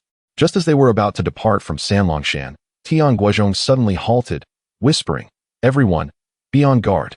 Although the group lacked formal military training, their recent experiences had instilled in them a modicum of combat vigilance, enabling them to sense the shift in the atmosphere around them. What is happening? The sky had darkened, and the surrounding foliage was dense. Lu, the squad leader, sensed an eerie atmosphere but could not discern anything amiss. The 6 soldiers similarly observed nothing unusual. Tian Guozhong's expression grew increasingly grim as he urged, "Form a circle, back to back. We are being targeted by a pack of wolves." What? A pack of wolves? Goodness, our luck is truly abysmal. The expressions of the group shifted dramatically. Chapter 40. The wolves are not hungry. As the crowd lamented their ill fortune, a gray-black wolf slowly emerged from the thicket. Shortly thereafter, wolves began to appear from all directions. A glance from the group revealed their expressions shifting to one of grave concern. The wolves that had come forth numbered over a dozen, and in the shadows of the forest, many more remained hidden, the total count unknown. Clearly, they were confronted by a formidable pack of wolves. Guozhong, what shall we do? In this dire predicament, the group instinctively turned their gaze towards Tian Guozhong, who had subtly become their pillar of support. Tian Guozhong observed each wolf's demeanor intently and spoke softly. These wolves are not hungry, hence their fighting spirit is likely subdued. They have gathered around us because we inadvertently intruded upon their territory. It is also plausible that the scent of the wild boar has drawn them in. At this juncture, we can either bear the wild boar and retreat while fighting, or leave the wild boar for them and depart immediately. A soldier inquired, "If we leave the wild boar, will they not pursue us?" Tian Guozhong replied, "They will, but if we fire into the air, they will be frightened away and will cease their pursuit. Since they are not hungry, their desire for food is not intense, thus they will not relentlessly chase us." Squad leader Lu said, "If we leave the wild boar for them, what will become of our mission? Shall we hunt wild boars again? What if we cannot find such a suitable group of wild boars again?"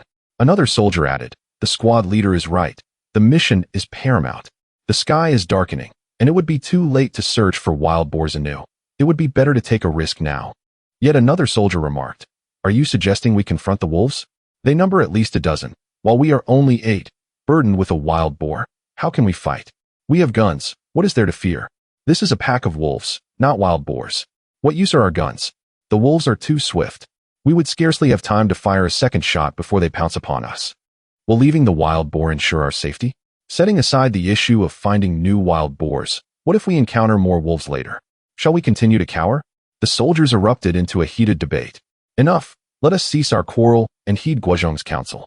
Ultimately, the group placed the matter before Tian Guozhong.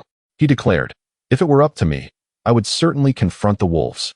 The fiercer the beast, the more it will cling to you if you show fear. Conversely, if you bravely engage it, you may very well frighten it away. Since Guozhong advocates for confrontation, we shall prepare for battle." Squad leader Lu issued the combat order without delay. The soldiers promptly dropped the wild boar to the ground, then raised their weapons, aiming at the slowly approaching wolves. The wolves did not rush to attack. Instead, they paced back and forth at a distance, seemingly demonstrating and provoking Tian Guozhong and the others. Had it been anyone else, they would have been paralyzed with fear and panic. Yet, Tian Guozhong remained remarkably composed. Especially after discerning that the wolves were not hungry, his calmness intensified. Regardless of how ferocious a beast may be, its combat prowess diminishes significantly once satiated, and its fighting spirit becomes lax. Suddenly, sensing the human's aggression, the pack of wolves erupted into a cacophony of howls, attempting to intimidate the humans with their cries. But the next moment, instead of cowering in fear, the humans opened fire. The wolf pack fled in disarray, vanishing into the woods in the blink of an eye. Some wolves, oblivious to their impending doom, charged towards Tian Guozhong and the others. He immediately raised his weapon and took aim. In his hands, the submachine gun transformed into an automatic rifle. One shot, one wolf. Every bullet found its mark. In a heartbeat, he had taken down 4 wolves. Indeed, the wolves' fighting spirit was feeble. Upon witnessing 4 of their own fall, rather than retaliating, they turned and fled even farther away. "Let us go." Tian Guozhong swiftly hoisted the wild boar and dashed forward, the other soldiers closely following. "Guozhong, given the wolves' lack of combat strength and resolve, why not eliminate them all before we leave?" Squad leader Lu inquired. Tian Guozhong replied, "Their fighting spirit may be weak now, but should we attempt to eradicate them completely, their resolve would become ferociously aggressive. While we might succeed in killing them all, it would surely come at the cost of injuries or even lives among us. Would you wish to witness such a scene?" Reluctantly, squad leader Lu shook his head, observing their escape with the wild boar. The wolves pursued them for only a few hundred meters before turning back. They then proceeded to consume the 4 slain wolves. Cannibalism is all too common among wolves. After running 3 miles, Tian Guozhong finally halted to catch his breath, panting heavily and drenched in sweat. He dropped the wild boar and leaned on his knees, gasping for air. Squad leader Lu and the 6 soldiers, equally exhausted, felt as though they could collapse to the ground. "Let us rest for a moment." Tian Guozhong seated himself. "How perilously thrilling. I could never have anticipated such an exhilarating day. Encountering a black bear in the morning and a pack of wolves in the evening, both deadly beasts." Thankfully, Guozhong discerned their satiation, preventing a ferocious attack. Otherwise, I would have considered abandoning the wild boar to them. "I shall never venture into the mountains to hunt wild boars at night again." The soldiers expressed their sentiments. Squad leader Lu also felt the lingering tremors of fear. One soldier complained, "Squad leader, we must never acquiesce to such unreasonable demands from our superiors again. For the sake of their political achievements, they send us into the mountains to hunt at night. What difference is there from courting death?" Squad leader Lu responded. It cannot be said quite like that. The soldier retorted. Then how should it be said? Fortunately, nothing grave occurred today. Otherwise, could you live with yourself for the rest of your life? Squad leader Lu faltered. Tian Guozhong interjected. Enough with the complaints. It is sufficient that we emerged safely. Let us rest for a while, and then make haste to return. The group fell into a contemplative silence. After resting for several minutes, they resumed their journey. Having traversed only half of the journey, the sky descended into complete darkness. This night, although the moon graced the heavens, it was shrouded by clouds, casting a faint and dim light that barely allowed for the discernment of shadows. Tian Guozhong, accompanied by the others, trudged forward, each step uneven. The return journey, which had taken merely 40 to 50 minutes, extended to over 3 arduous hours. Upon their arrival at Jalankan, they discovered that a majority of the villagers remained awake, congregated at the village committee, eagerly awaiting their return. Look, my elder brother and the others have returned, exclaimed Tian Guozhong, his keen eyes spotting them from afar, prompting him to call out excitedly. Lin Feng, Secretary Zhang, and Tian Yujin, upon hearing the commotion, swiftly exited the village committee office. Ha, splendid. I must celebrate your success, Lin Feng declared, his laughter resonating in the air. However, as he beheld the wild boars hoisted by Tian Guozhong and his companions, his laughter faltered. For he soon perceived an unsettling change. The expressions of the 6 warriors were ominously grim, their gazes directed at him rife with animosity. What could possibly have transpired? Chapter 41. The autumn harvest begins. Lin Feng sought out Lu Paichong, noticing an unsettling change in the soldier's demeanor. Lu Paichong responded with a hint of coldness, recounting their encounter with a pack of wolves on their return, thankfully without grave consequences. The mention of wolves startled Lin Feng, making him realize the folly of his earlier bravado, which nearly cost the soldiers their lives. He quickly expressed his apologies, acknowledging the soldiers' hard work and informing them that the village head had prepared a feast of roasted pork, urging everyone to enjoy a warm meal. Additionally, he had arranged for some fine wine to be brought in for their enjoyment. Upon hearing this, the soldiers' expressions softened. The group entered the village committee and eagerly began to eat. Tian Guozhong called upon his brothers, Tian Guoyi and Tian Guoren, instructing them to carry a pig back home, while he would take another.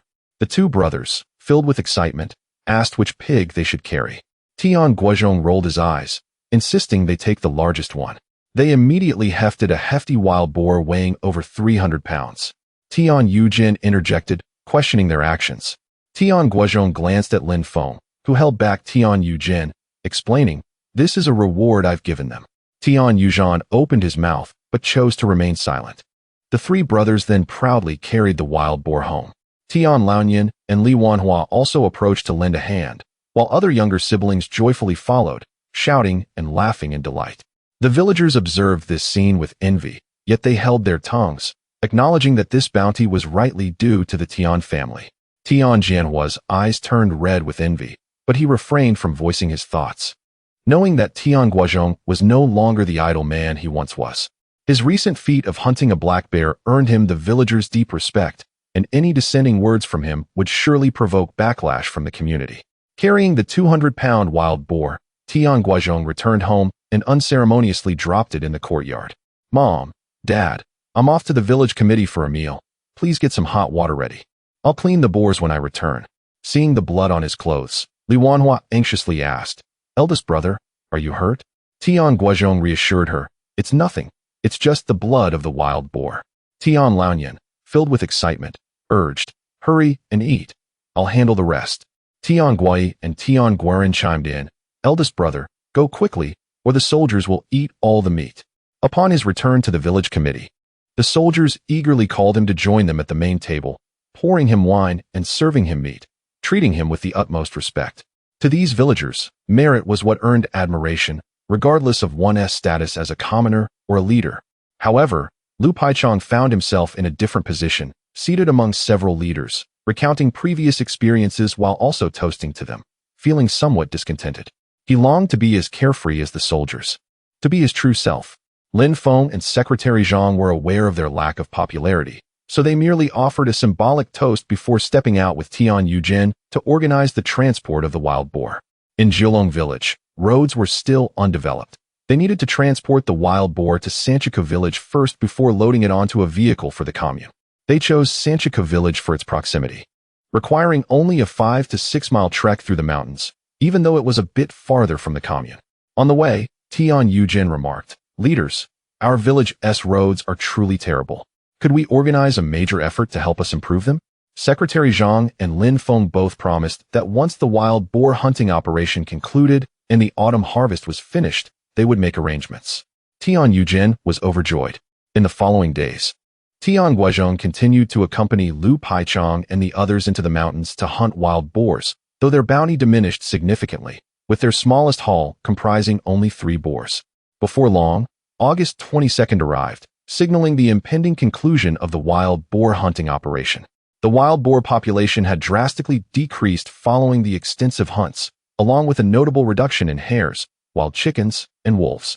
Just as the soldiers prepared to return, Lu Paichong approached Tian Guozhong, presenting him with a submachine gun. "Guozhong, this is what I promised you. Take it." Tian Guozhong grinned. "This gun is indeed excellent, but ammunition is hard to come by. Would you consider trading it for a rifle?" Lu Paichong nodded, acknowledging the strict control over such firearms in the military and the difficulty of obtaining ammunition. "All right, wait a couple of days. I will not only bring you a rifle, but also some ammunition." Tian Guozhong beamed with gratitude. "Thank you, Lu Paichong. There's no need for thanks between brothers." Lu Paichong patted Tian Guozhong on the shoulder, inviting him to visit the county's Armed Forces Department for a proper drink together in the future. "I certainly will," Tian Guozhong replied with a smile. With Lu Paichong and the soldiers departing, Jiulong village returned to its previous tranquility. Meanwhile, the villagers continued to discuss the recent operation, with the tale of Tian Guozhong's black bear hunt being the most frequently recounted. By the end of August, the autumn harvest commenced. Although Jiulong village was mountainous with limited arable land, the agricultural initiatives of the past had led to the construction of numerous terraced fields, totaling around 5,000 acres, creating a striking sight from afar. Yet, the village suffered from a chronic water shortage. Even with irrigation channels built, they collapsed year after year, rendering them largely ineffective. The 5,000 acres of terraced fields yielded a meager harvest. Nevertheless, on the day of the autumn harvest, the villagers' spirits were exceptionally high, celebrating the culmination of a year's hard work. Even the typically stern and humorless Grandpa Shaozi was heard ringing a gong in the morning, not calling for cattle, but earnestly announcing the start of work. The villagers donned straw hats and wielded sickles, following the village head toward the terraced fields. "Comrades, our great leader calls upon us to cherish every grain of food and to use our diligent hands to create a better life. Today, we must all work hard. National Day is approaching, and we must offer our tribute to the motherland," Tian Guozhong proclaimed passionately, going on at length. Aside from a few village officials and the sycophantic Tian Lao Nian fervently applauding, the rest of the villagers showed no interest in listening. They followed their production team leader to their designated plots, ready to commence their labor. However, the village chief had not yet finished his speech, and no one could begin their work. The ceremony had to be completed, for starting prematurely would constitute a political misstep and invite criticism. Finally, after what felt like an interminable discourse from the village chief, accompanied by the sound of firecrackers, the entire village commenced the harvest. Tian Guozhong found himself amidst the crowd, participating in the work. It was only at this moment that he realized they belonged to the third production team, led by a simple, yet capable young man of similar age to his own. Though lean in stature, his eyes sparkled with vitality, and he approached tasks with remarkable efficiency. Chapter 42. Harvesting Rice. Tian Guozhong, would you care for a moment of respite, perhaps a cigarette? An hour later, the captain approached Tian Guozhong. Tian Guozhong was momentarily taken aback. Previously, the captain would scarcely acknowledge his presence, yet today he was graciously offering him a cigarette. With a cheerful smile, he accepted it, discovering it was a pack of Daqian men, priced at merely 2 jiao. "Guozhong, you have indeed been somewhat lacking in the past, which led me to regard you with a certain disdain. Please do not take offense. However, your recent performance has been commendable. Given your physique, if you were diligent and hardworking, the position of captain would likely be in jeopardy." The captain settled on the ridge, struck a match, ignited Tian Guozhong's cigarette, and lit his own, savoring a satisfying puff.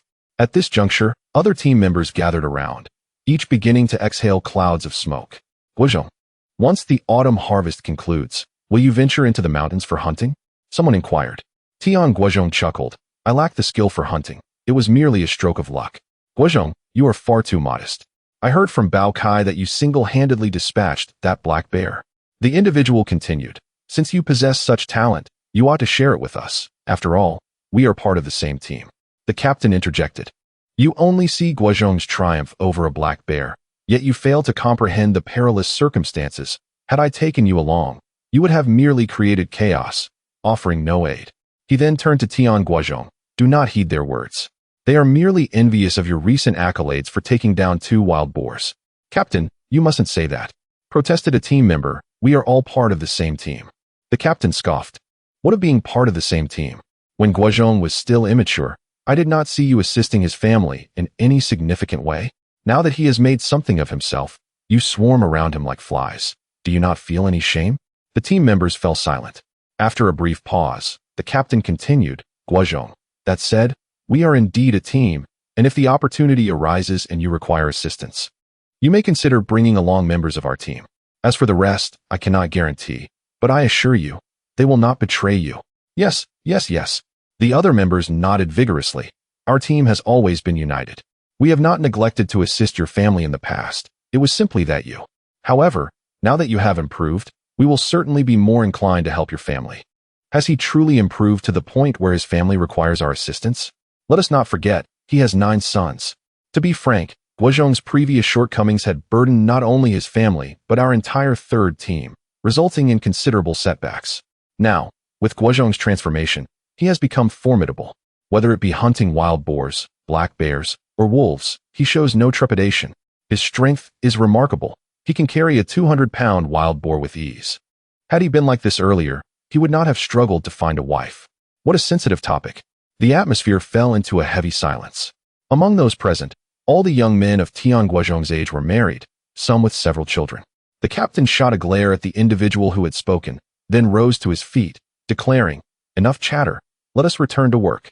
With Guozhong's participation, we aim to complete this year's autumn harvest at the fastest pace possible and claim the first place. Cheers erupted from the crowd, and everyone returned to their tasks. Tian Guozhong too was inspired by their enthusiasm and seized his sickle to begin harvesting the crops.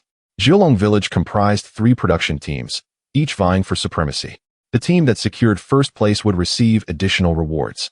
In the past, due to Tian Guozhong's lackadaisical attitude, the others in the team emulated him, leading to a general disinclination to work, resulting in the third production team consistently finishing last. Despite the captain's diligent efforts, Tian Guozhong's disruptive influence hindered their progress. Now, with Tian Guozhong no longer holding them back, the captain's spirits soared, determined to strive for first place and demonstrate their team's capabilities. This was precisely why the captain had offered him a cigarette. Guozhong, why are you exerting yourself so fervently? Achieving first place has little bearing on us.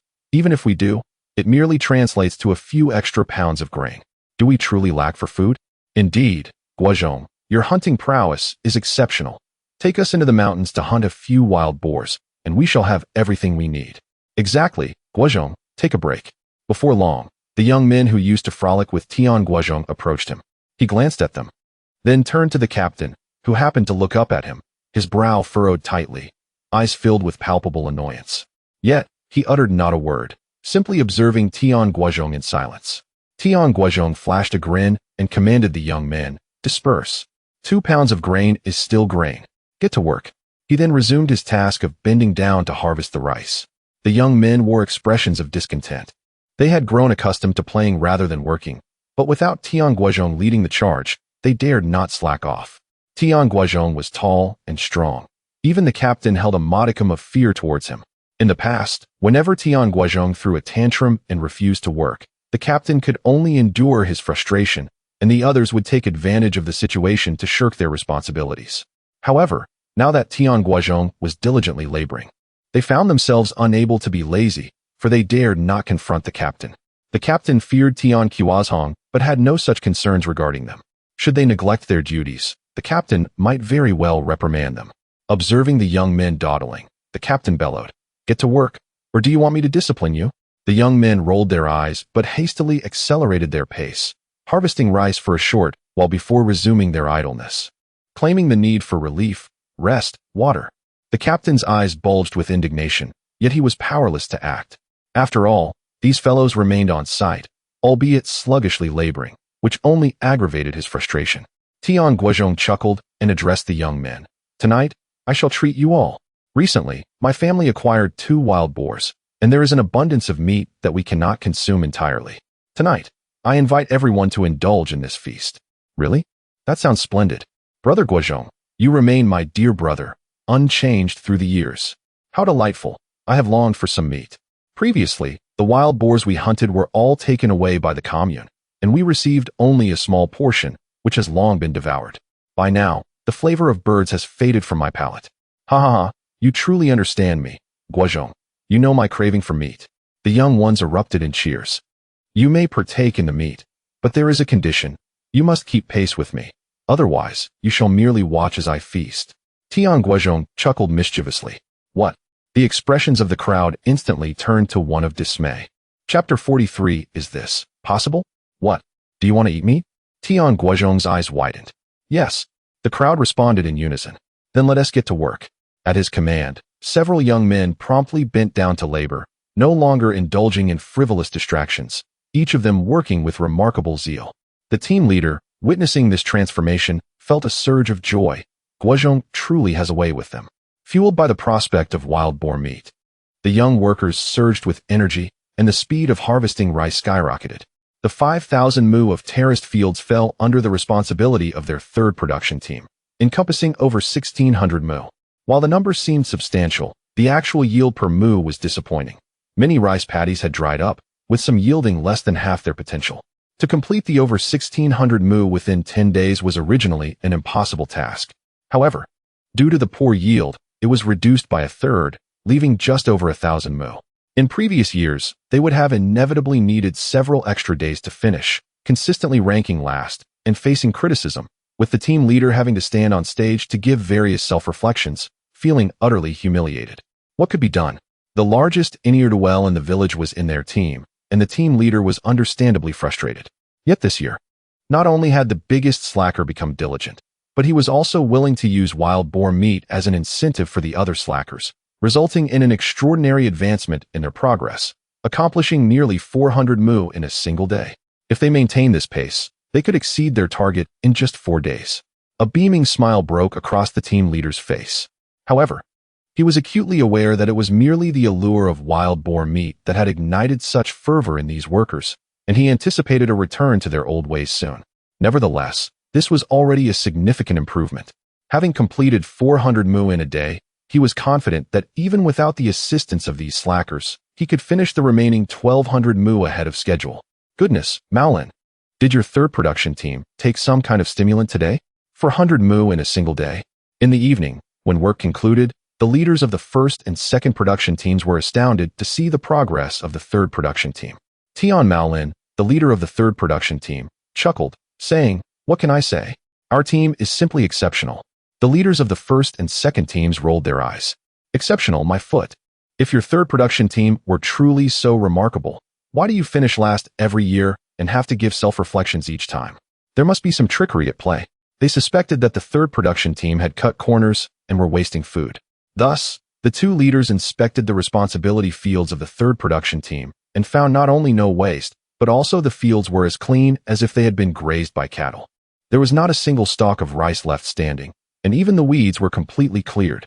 Is this possible? The leaders of the 1st and 2nd production teams exchanged incredulous glances. In the next moment, they considered a possibility. Could it be that Guozhong had become diligent? They looked up and indeed saw Tian Guozhong energetically carrying a hefty load of rice towards the village. By estimation, that load weighed at least 300 jin.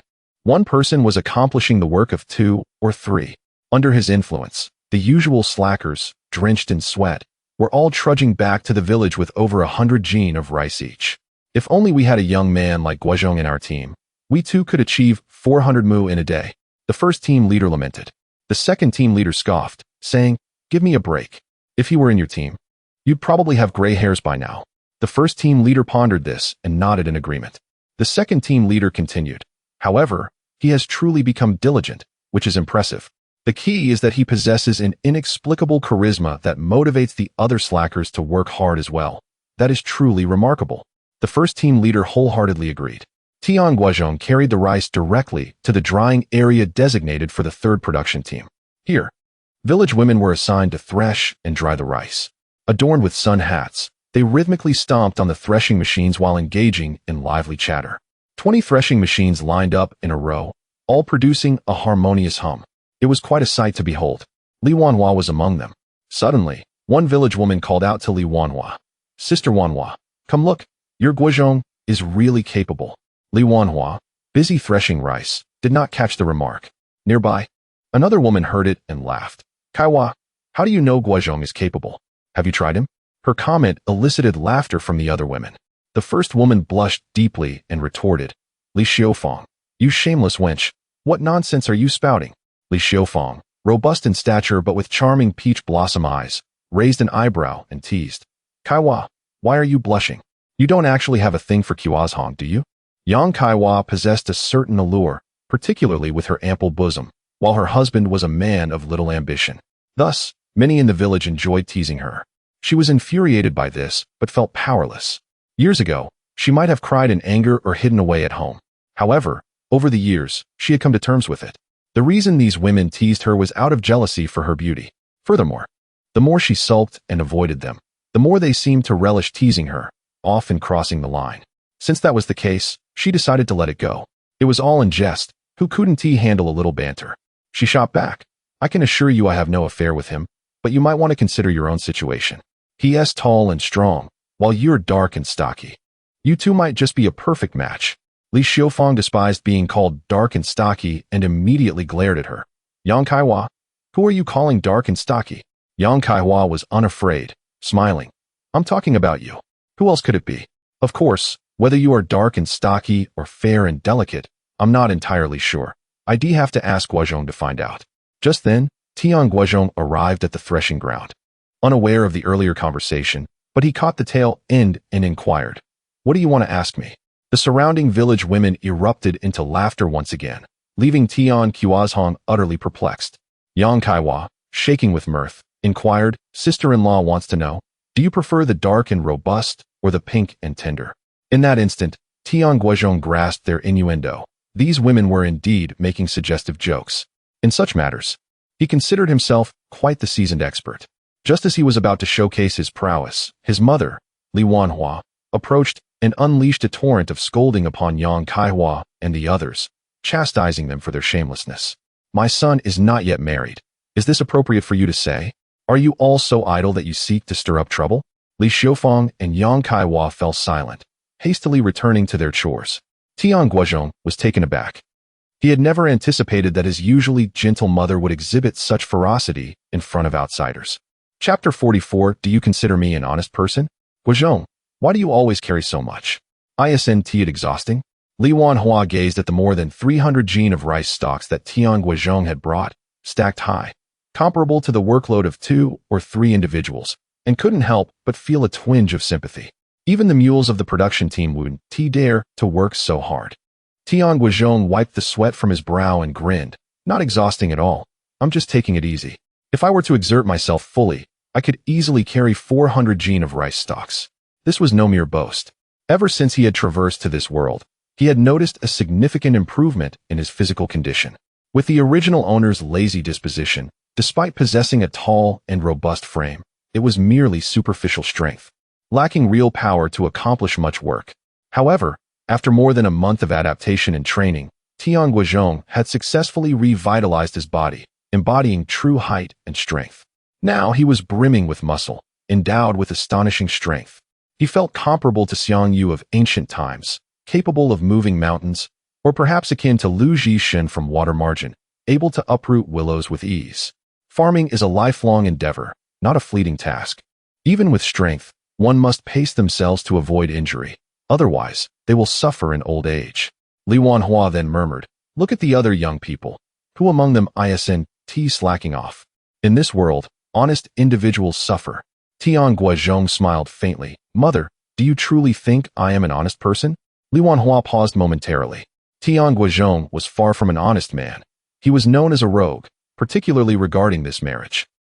She shot him a sharp look. If you're not an honest person, then who is?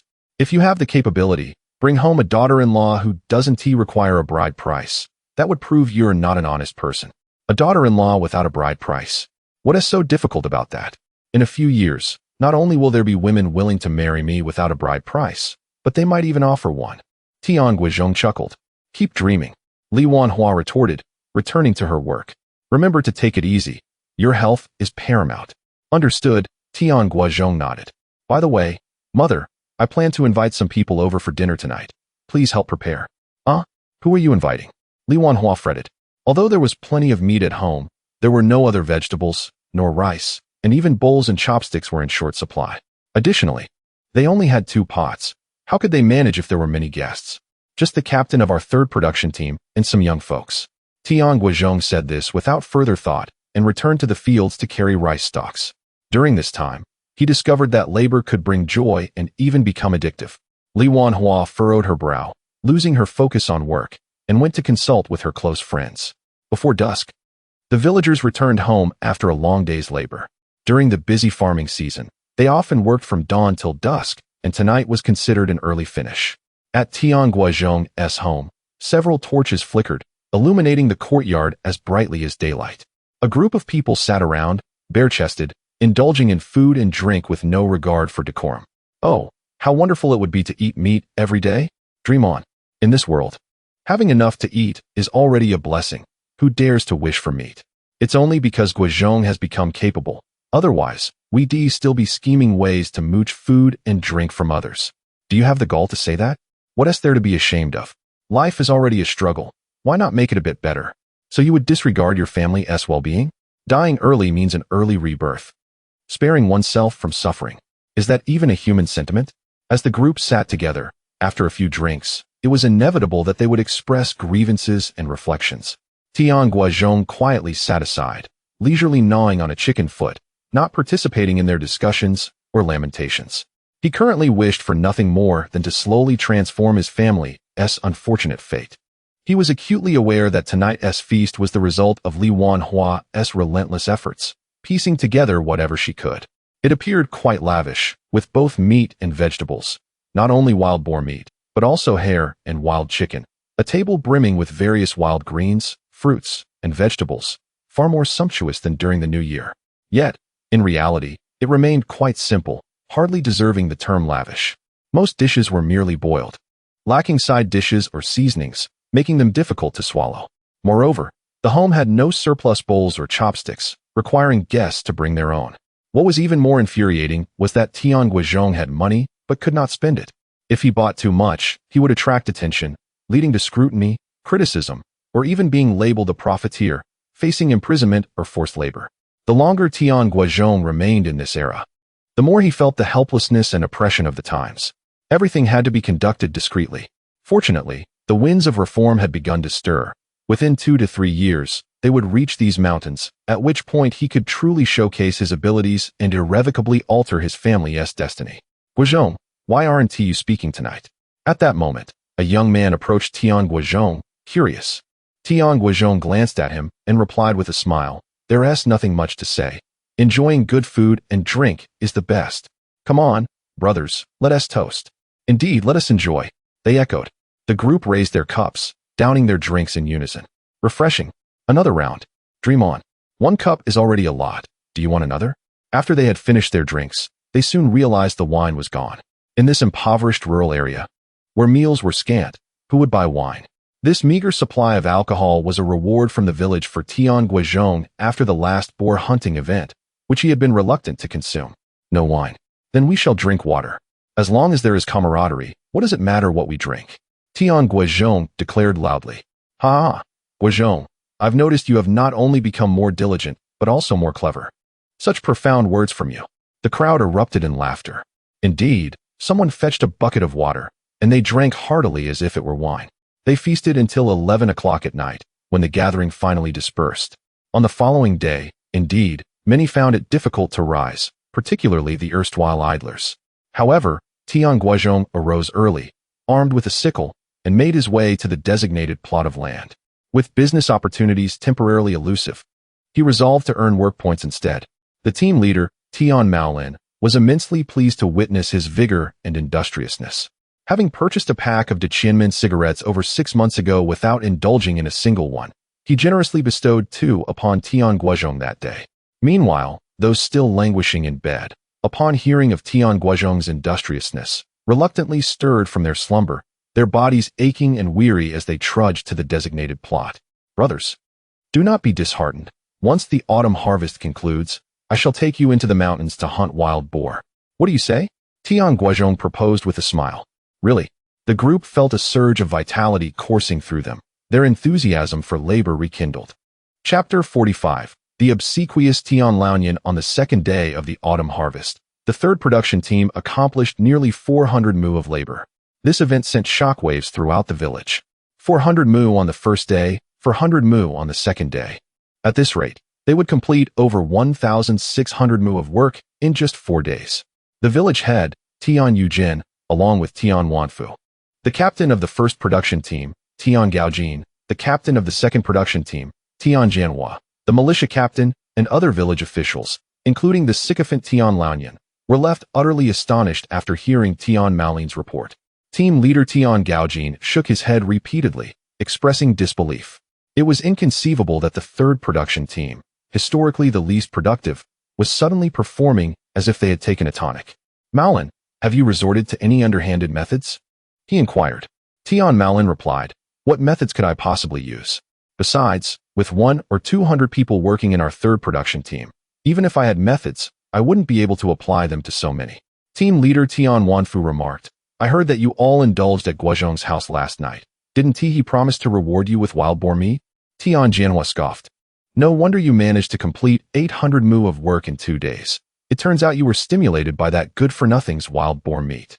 He added, Maolin, do you dare to use the offerings from an ne'er-do-well? Aren't you afraid he might cause trouble for you afterwards? In the past, Tian Maolin would have easily agreed with Tian Jianhua's disparaging remarks about Tian Guozhong. However, times had changed. He coldly retorted, Jianhua, do not belittle Guozhong, nor speak ill of him. Your grandfather was the most skilled hunter in our village, and you learned to hunt by his side since childhood. If you possess the skill, you could venture into the mountains to hunt wild boars and use the meat to inspire your own team. If you lack that ability, it would be best for you to remain silent. Furious, Tian Jianhua shouted you. From childhood, his greatest pride had been his grandfather's prowess as the village's finest hunter, and his deepest sorrow had been the loss of his grandfather to a wild boar. Now, hearing others speak of him as the grandson of the greatest hunter filled him with humiliation. Enough of this bickering. Instead of exchanging barbs, it would be more productive to contemplate how to enhance the motivation of your team members. Admonished village head Tian Guozhong. Given the impressive performance of the third team this year, they deserve commendation. Furthermore, I have an important announcement. The commune leaders are quite pleased with our performance during the wild boar hunting campaign and have decided to reward our village. In addition to recognizing Tian Guozhong individually, they will also reward all villagers and the village committee. Moreover, they plan to launch a road construction campaign in Jiulong village after the autumn harvest. This is a momentous opportunity for us, and I urge all 3 team leaders to disseminate this news and rally the villagers. Building roads is a long-cherished wish of our ancestors. Our Jiulong village, with over 400 households and more than 5,000 mu of terraced fields, is among the largest villages in the Haida commune. Yet, we remain the only village among the 16 in the commune without a vehicle-accessible road. It is a disgrace. Other villages, though smaller and poorer, at least have a dirt road, while we lack even that. This is not only due to the challenging natural conditions, but also the villagers' lack of ambition. We can overlook the wartime years when avoiding conflict justified our inaction, but now, after so many years of peace, failing to construct this road is our collective failure. Therefore, comrades, I implore you to approach this road construction campaign with unwavering spirit, fervent enthusiasm, and a deep sense of responsibility. Bravo. Well said. The village head possesses remarkable insight. As soon as the village head finished speaking, Tian Laonian energetically applauded. The others cast him disdainful glances before reluctantly joining in the applause.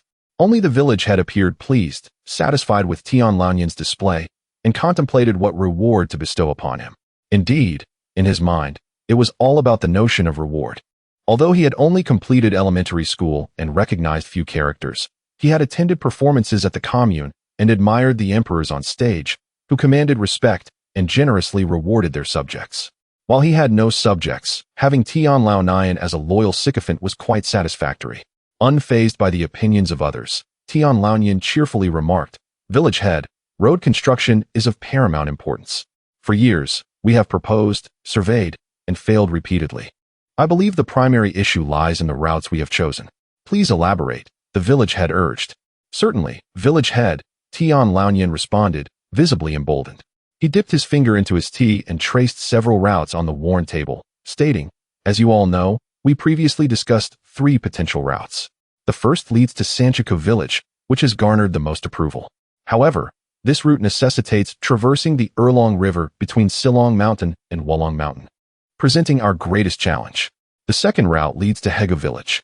If we take this path, we could arrive at the commune an hour earlier, but it is fraught with numerous hard stones, making construction exceedingly time-consuming. We attempted this before, but abandoned it after a month due to the difficulty of breaking the stones. The third route is a small path through Elong Mountain, passing by Balong Mountain and Jolong Mountain to reach the commune. While this route is the shortest, it is also riddled with cliffs and unsuitable for road construction. None of these 3 routes are ideal, so I propose that we select a 4th route." The crowd nodded in agreement. Although they held disdain for Tian Laonian's incessant flattery towards the village head, they could not deny his cleverness, as he consistently offered insightful perspectives and new ideas when faced with challenges. "Old Laonian, please elaborate on how we should choose this 4th route," the village head inquired. Tian Laonian, with a simple yet sincere smile, addressed the village chief, saying, "This matter rests upon your wisdom and intellect. Surely you can devise the most optimal route, while my mind, akin to that of a pig, cannot conceive of such solutions." This flattery rang hollow, eliciting shivers of disbelief from the others present, yet the village chief relished such praise. "Very well. Let us proceed thus. Everyone should return to rally support and engage in discussions regarding the 4th route." Meeting adjourned. As soon as the chief's words fell silent, the crowd dispersed. It was the season of autumn harvest, and each individual was burdened with toil and exhaustion, including Tian Laonian himself. Nevertheless, he suppressed his fatigue and, with a beaming smile, inquired of Tian Guozhong, village chief, "Is it true what you said about the commune rewarding my family as Guozhong?" Tian Guozhong replied, "You must express gratitude to me. Were it not for my vigorous advocacy, the reward for Guozhong would not exist." Chapter 46, I hold you in great esteem. Tian Laonian secretly scoffed, thinking to himself, "Are you really so eager to vie for recognition? It's remarkable that you have not exacerbated my plight." On the surface, he wore a cheerful smile and expressed gratitude, saying, "Thank you, village chief. Without your support, how could I possibly raise my 9 sons?" He then inquired, "By the way, village chief, do you know what the reward is?" "Patience. After the autumn harvest, you shall naturally find out," the village chief replied with a hum, adding, "You did quite well just now, so I intend to reward you." He continued, "I heard that many people dined at your home last night, and given your large family, you must be running low on potatoes now. Am I correct?" Tian Laonian nodded repeatedly, affirming the village chief's astuteness. The village chief then declared, "Then go to my home and carry away 100 pounds of potatoes. Although they may not be the finest of offerings, they will at least suffice to fill your bellies." Overjoyed, Tian Laonian exclaimed, "Thank you, village chief. You truly care for us impoverished folk." Accompanying the village chief to his residence, Tian Laonian unceremoniously took away 100 pounds of potatoes. The village chief's wife, Chun Xiufeng, was infuriated. Yet she could not oppose her husband and could only watch helplessly as Tian Laonian walked away with the potatoes. Unable to restrain herself, she scolded, "A family of paupers comes to my house daily to take advantage of our generosity. Do they think my home is a charity?" The village chief retorted, "Could you refrain from speaking so much?" Chun Xiufeng huffed, "What is wrong with me saying a few words? My home is nearly emptied by him, and I can't voice my concerns. I heard that his family hosted a meat feast yesterday. Why didn't he invite you?" The village chief felt a pang of frustration regarding this matter, finding solace only in the fact that last night, it was Guozhong, his son, who had invited guests from the 3rd production team. Chun Xiufeng interjected, "What difference does it make that Guozhong invited people? Isn't Guozhong his son? If he can invite the 3rd team, why not extend an invitation to you? After all, you oversee the entire 1st, 2nd, and 3rd teams." Ultimately, He simply does not regard you highly. You, on the other hand, are so eager to bestow your family's treasures upon him. Appearing like a fool, she added. The village chief's temper flared. Who are you calling a fool? Years of being the village chief had instilled in him a formidable presence, causing Chun Xiufeng to blanch, and she quickly slapped her own face, saying, I apologize, it was my error. I am punishing myself. However, you ought to consider whether Tian Laonian is truly sincere towards you. Tian Guozhong let out a cold snort and walked away. He was well aware of Tian Laonian's intentions, but he relished the flattery and the feeling of being high above while bestowing gifts or alms. Thus, even though he understood, he could not resist the urge to give Tian Laonian something. Tian Laonian was unconcerned about the village chief's behavior. His priority was ensuring the well-being of his 9 sons. Upon returning home, he directly placed the potatoes in the cellar. Is this another gift from the village chief? Li Wanhua asked, holding up a kerosene lamp to illuminate the space. As Tian Laonian arranged the potatoes, he chuckled coldly. Regardless of whether it is a reward or a handout, this bag of potatoes is now mine. Are you not worried that your sons will say you lack dignity? Everyone in the village is calling you the village chief's lackey. Do you not fear that your sons will be displeased to hear this? Li Wanhua counseled. Tian Laonian replied, what is dignity worth in these times?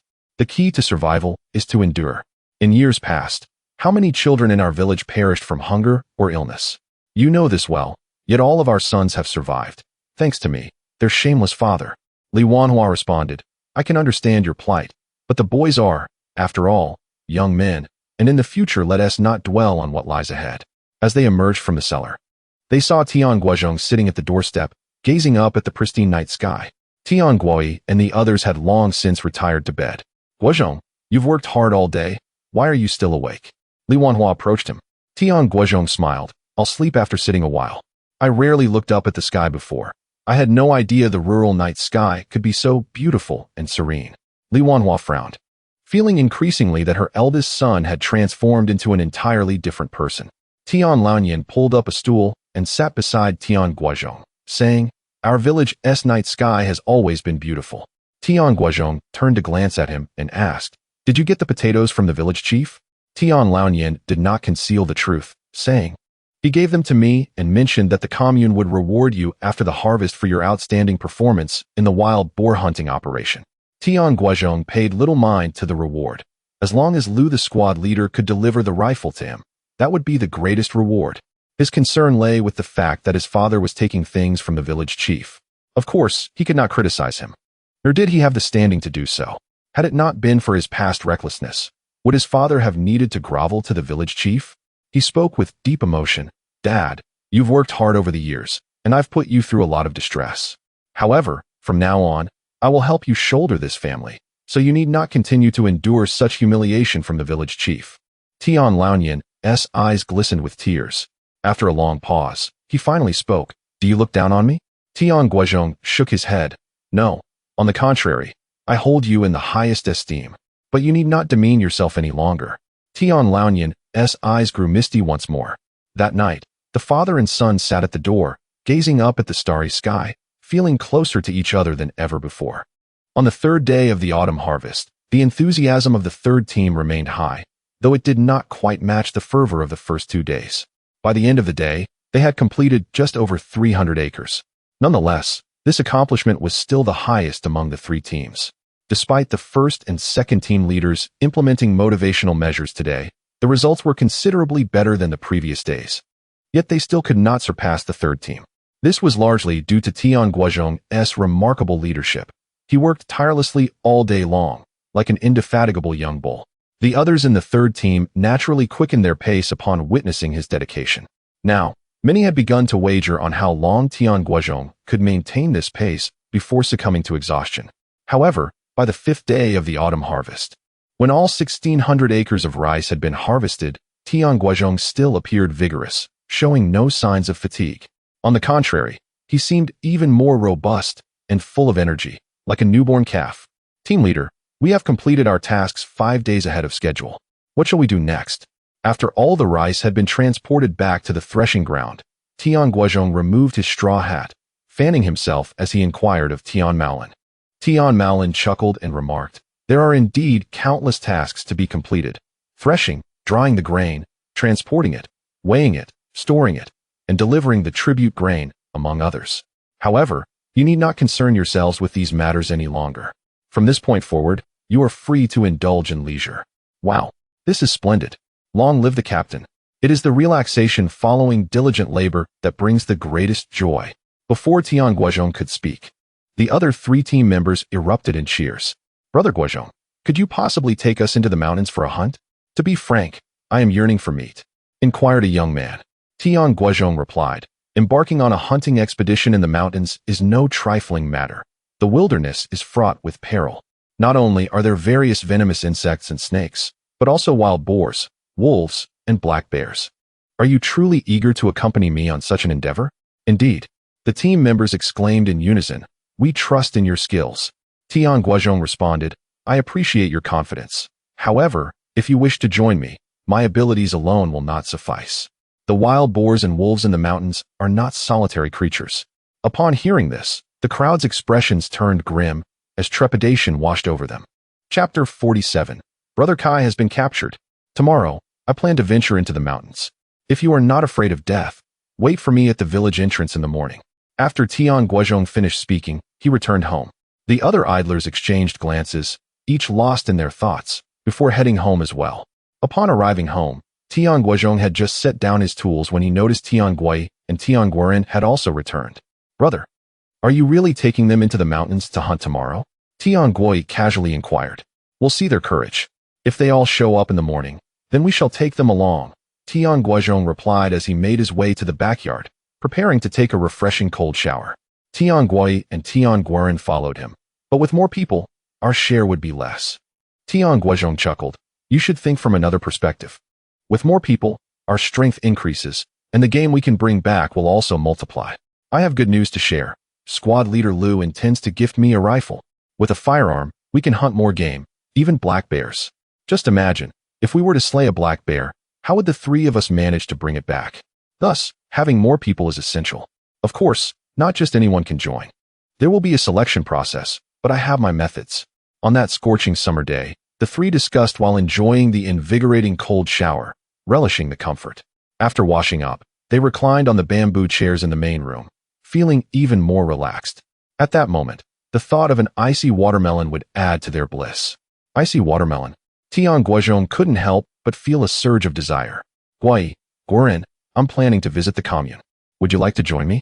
Tian Guozhong suddenly stood up. Let's go. Tian Gui and Tian Guoren did not question Tian Guozhong's purpose for visiting the commune and promptly rose to follow him.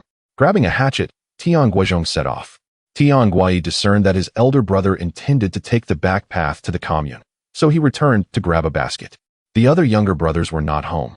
They had all found clothes to wear and were frolicking around the village, not expected back until nightfall. The 3 brothers slipped into the woods behind their home and dashed along the path leading to Yilong Mountain. Brother, why are we moving so fast? Tian Gui asked in surprise. The sooner we go, the sooner we return, Tian Guozhong replied. What would typically take over 2 hours, they accomplished in just a little over an hour, arriving at Haida Commune. Upon entering the commune, they immediately sensed something was amiss. During this harvest season, every village, including the commune, should have been joyous and smiling.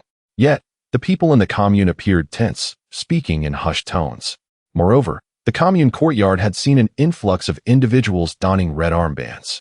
Scanning the area, there seemed to be at least a couple of hundred of them. Tian Guozhong quickly realized that these were the lazy idlers from various villages.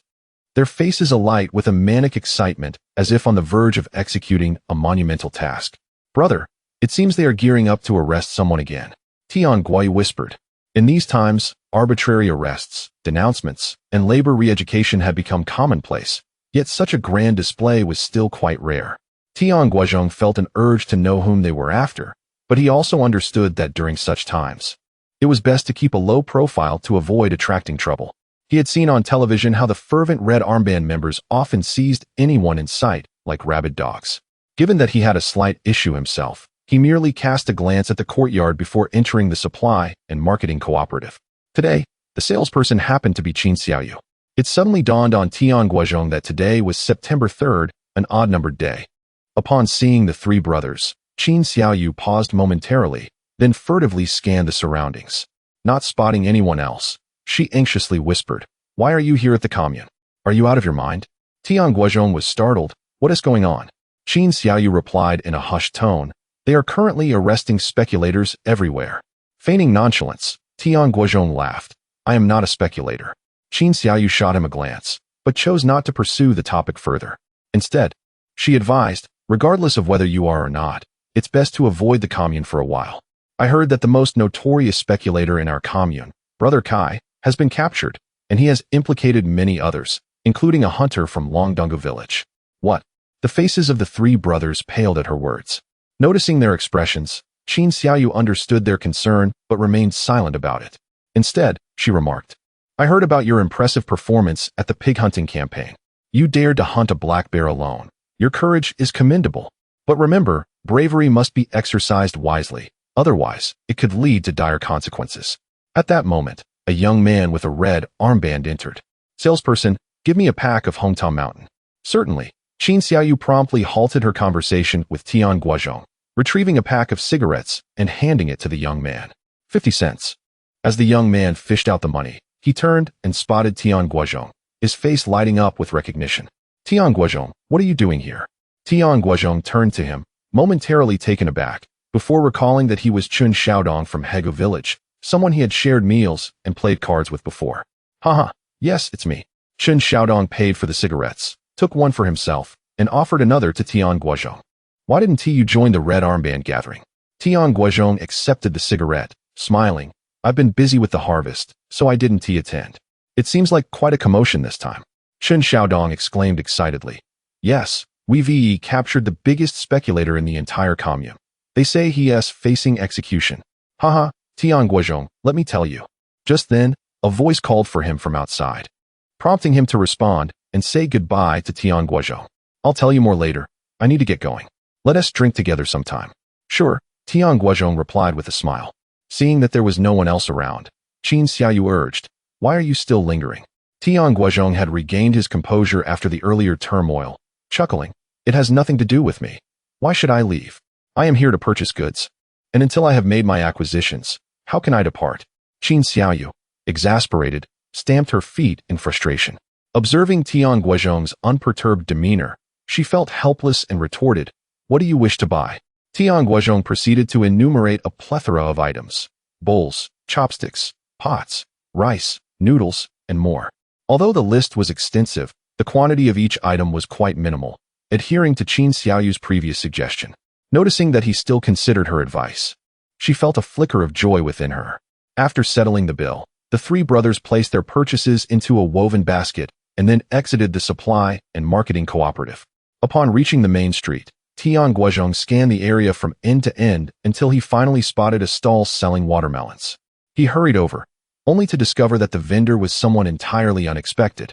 Chapter 48. An unexpected encounter with Qin Xiaoying. "How much are these watermelons?" Tian Guozhong inquired as he brought his two younger brothers to a small stall selling watermelons. Nowadays, the commune was actively cracking down on speculative practices, causing many farmers who previously set up stalls to refrain from doing so.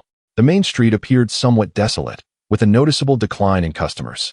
Consequently, the watermelons, which were typically in high demand during the sweltering summer, remained unsold even as dusk approached. 2 cents a pound. "Yuo?" Tian Guozhong? Tian Guozhong, crouching down to select a watermelon, looked up upon hearing the voice and was momentarily taken aback. "Qin Xiaoying?" A sudden silence enveloped the scene. "Are you buying watermelons to gift or for yourself?" After a brief pause, Qin Xiaoying posed the question. "I'm buying for myself." "Your watermelons are ripe, right? Please give me the largest one," Tian Guozhong replied. "If it's for yourself, why not buy from our village?" Qin Xiaoying countered. Tian Guozhong fell silent. Qin Xiaoying assisted him in choosing the largest watermelon, which weighed about 13 pounds, totaling 26 cents. As Tian Guozhong prepared to pay, he noticed her basket contained few watermelons. Considering he had several mouths to feed, he suggested, "How about I buy all your watermelons?" "How much would that be?"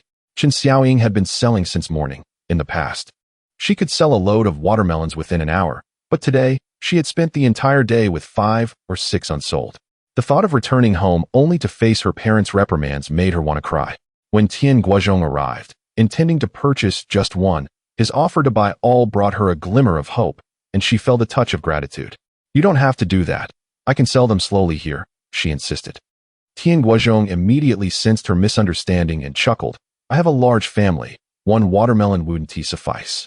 Upon recalling that he had 9 brothers, Chen Xiaoying felt embarrassed for her earlier assumptions and softly replied, All right, I will weigh it for you.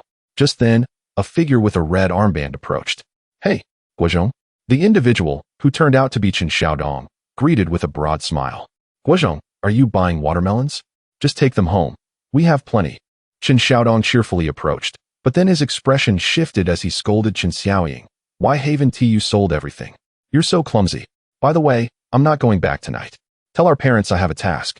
With that, he hurried away, adding, Guozhong, just take the watermelons. Don't bother paying. Chen Xiaoying called out, If you're not going back, how am I supposed to? It's getting dark soon. As Chen Xiaodong walked away, he disdainfully waved. Just walk back by yourself. What is there to fear in the dark? Afraid a wolf might eat you? You're too scrawny for that. Chen Xiaoying retorted angrily. Wolves may not want to eat me, but I hope they get you tonight. Chen Xiaodong scoffed. Chen Xiaoying, remember this. I'll deal with you when I return. Once he was far enough away, Tian Guozhong inquired, Is he your brother? Chen Xiaoying nodded and asked, Are you still buying? Tian Guozhong evaded the question, saying, How will you get back? It takes 2 to 3 hours to walk from here to your village, right? Chen Xiaoying nodded again. Why don't you come with us? Tian Guozhong suggested, perceiving her predicament. It was indeed dangerous for her to traverse the mountain path alone, especially after being scolded by her brother. Chen Xiaoying stared at him for a while before agreeing. All right. Guoren, carry the basket. Guai, take the burden. Tian Guozhong directed his brothers and set off with Chen Xiaoying along a small path. Chen Xiaoying paused. Guozhong, aren't you going the wrong way? Tian Guozhong chuckled. Not at all. I'm taking a shortcut. A shortcut? Chen Xiaoying felt a twinge of fear. Although she knew Tian Guozhong and harbored a slight fondness for him, they were not well acquainted. She had heard he was somewhat of a rogue. If they took the main road, she would feel more at ease and could chat with him along the way. However, the thought of a deserted path made her uneasy. What are you thinking? Tian Guozhong shot her a glance as he led the way. Let me clarify. I have no ulterior motives. If I did, I would have already agreed to the marriage proposal. My future wife must be a university student. In this era, female university students were exceedingly rare. Chen Xiaoying was taken aback, her fear dissipating and replaced by surprise, which soon turned to laughter after glancing at Tian Guozhong. What are you laughing at? Tian Guozhong huffed. Tian Guoi and Tian Guoren, with their keen awareness, maintained a distance of several dozen meters behind, granting Tian Guozhong and Chen Xiaoying ample space. I laugh because you're a toad wishing to eat a swan's meat. Though you're tall and somewhat handsome, you are still an illiterate farmer. Do you think those university girls would take a liking to someone like you? Chen Xiaoying jested. Tian Guozhong replied, One must dream. Who knows what might happen? Besides, it's just a matter of literacy. I can attend some literacy classes, can't I? Chen Xiaoying retorted, Though your village is large, it has no school. Where would you attend literacy classes? Tian Guozhong countered. Does your village have one? Chen Xiaoying affirmed. Yes, we have one, but it's over 10 miles away, a mountain path requiring more than an hour to walk. The classes are in the evening. How would you return? Tian Guozhong laughed. I'm not a little girl afraid of the dark. Besides, I could bring a few friends along. Throughout their journey, the two shared laughter and conversation, completing the 2-hour trek in no time. As night fell, Tian Guozhong suggested, How about you come to my home for a meal first, and then I'll escort you back? That sounds good. Chen Xiaoying unexpectedly agreed with great openness. Tian Guozhong, Tian Guoi, and Tian Guoren are 3 straightforward men who harbor no particular sentiments regarding the situation, perceiving it merely as an invitation among friends. However, upon their arrival in the village and encountering the locals, they soon realize that the matter is not as straightforward as it initially appeared. The villagers regard Tian Guozhong and Chen Xiaoying with eyes brimming with ambiguous intrigue. Some even boldly inquire, Guozhong, is this your partner? She looks quite decent, albeit a bit too slender. Tian Guozhong hastily refutes, No, she is not my partner. She is merely a friend. The villager chuckles, What is the difference between a friend and a partner? Besides, you are already 20. It is time for you to settle down. Tian Guozhong. Chapter 49. No worries. We have plenty of meat-curious villagers, eager for excitement, trailed to Tian Guozhong's home. A well-meaning onlooker called out, Old Nian, Wanhua, your son Guozhong has returned with his bride. Tian Lanyan and Li Wanhua had just returned from work, freshened up, and were preparing dinner. Upon hearing this, they hurried out of the kitchen. Indeed, they saw Tian Guozhong entering with Chen Xiaoying, and their faces lit up with joy. Li Wanhua quickly wiped her hands on her clothes, beaming as she approached. "Ah, it's Xiaoying. Come in, come in. You haven't had dinner yet, have you?" Chen Xiaoying, her cheeks flushed, did not refute the villager's remarks. At this moment, she felt somewhat shy. Auntie, Tian Guozhong interjected. "Mom, Xiaoying went to the commune to sell watermelons and hasn't he finished? I thought it was getting late. And it wouldn't be safe for her to return alone, so I invited her to take the back road with us. We haven't eaten yet." Li Wanhua smiled. "All right, I'll get dinner ready right away." Seeing the other villagers still lingering in the courtyard, she hurried over to shoo them away. "You should all head home. The girl is shy, so don't crowd around. Go home and eat, then sleep." Once the villagers departed, she turned to Tian Laonian. "Old Nian, hurry and get some meat." Tian Laonian went to the cellar. It was cool there, even in the blazing summer, and the wild boar meat stored would remain fresh for days. The cellar was equipped with numerous mouse traps, ensuring no rodents could steal their food. "Auntie, please don't be so polite." Chen Xiaoying quickly protested. Li Wanhua laughed. "It's nothing. We have plenty of meat. Last time, the commune leaders rewarded Guozhong with 2 large wild boars. You must take some home with you." "Really?" Chen Xiaoying gasped in surprise. 2 wild boars. What did Tian Guozhong do to earn such a generous reward? During this time, she had been preoccupied with her family matters and had little knowledge of outside events. Even the sensational pig hunting campaign that had stirred the entire commune was something she had only heard of in passing and didn't fully understand. Tian Guoren brought in supplies to the kitchen and joined his mother in preparing the meal. Tian Guoyi took the watermelons to the backyard, immersing one of the larger ones in cold water. Tian Guozhong conversed with Chen Xiaoying while his younger brothers curiously surrounded her, their bright eyes assessing her. Seeing that they were all dressed, Chen Xiaoying's gaze flickered. "Guozhong, your family has changed quite a bit since my last visit. When I came before, your brothers were all bare, and now they're all clothed. It seems like you've even replaced the old furniture?" Tian Guozhong chuckled. "There have been some changes, you observed keenly." 12-year-old Tian Guozhi chimed in. "All of this is thanks to my elder brother's hard work." Chen Xiaoying smiled. "Your brother is quite impressive, isn't he?" Not only Tian Guozhi, but all the younger siblings echoed. "Yes, our brother is the best." Everyone in the village praises him. Intrigued, Chen Xiaoying inquired, "What do they say?" Tian Guozhi replied, "They say my brother is brave, strong, and incredibly capable. They even call him the bear hunter hero, claiming he is the best hunter in our village." Chen Xiaoying asked with a grin, "Why do they call your brother the bear hunter hero?" Tian Guozhi explained, "Because my brother once hunted a black bear." "Really?" Chen Xiaoying was astonished, turning to Tian Guozhong. "When did you hunt a black bear? I've heard that they are ferocious beasts. Weren't you afraid?" Tian Guozhong smiled. "It was just luck."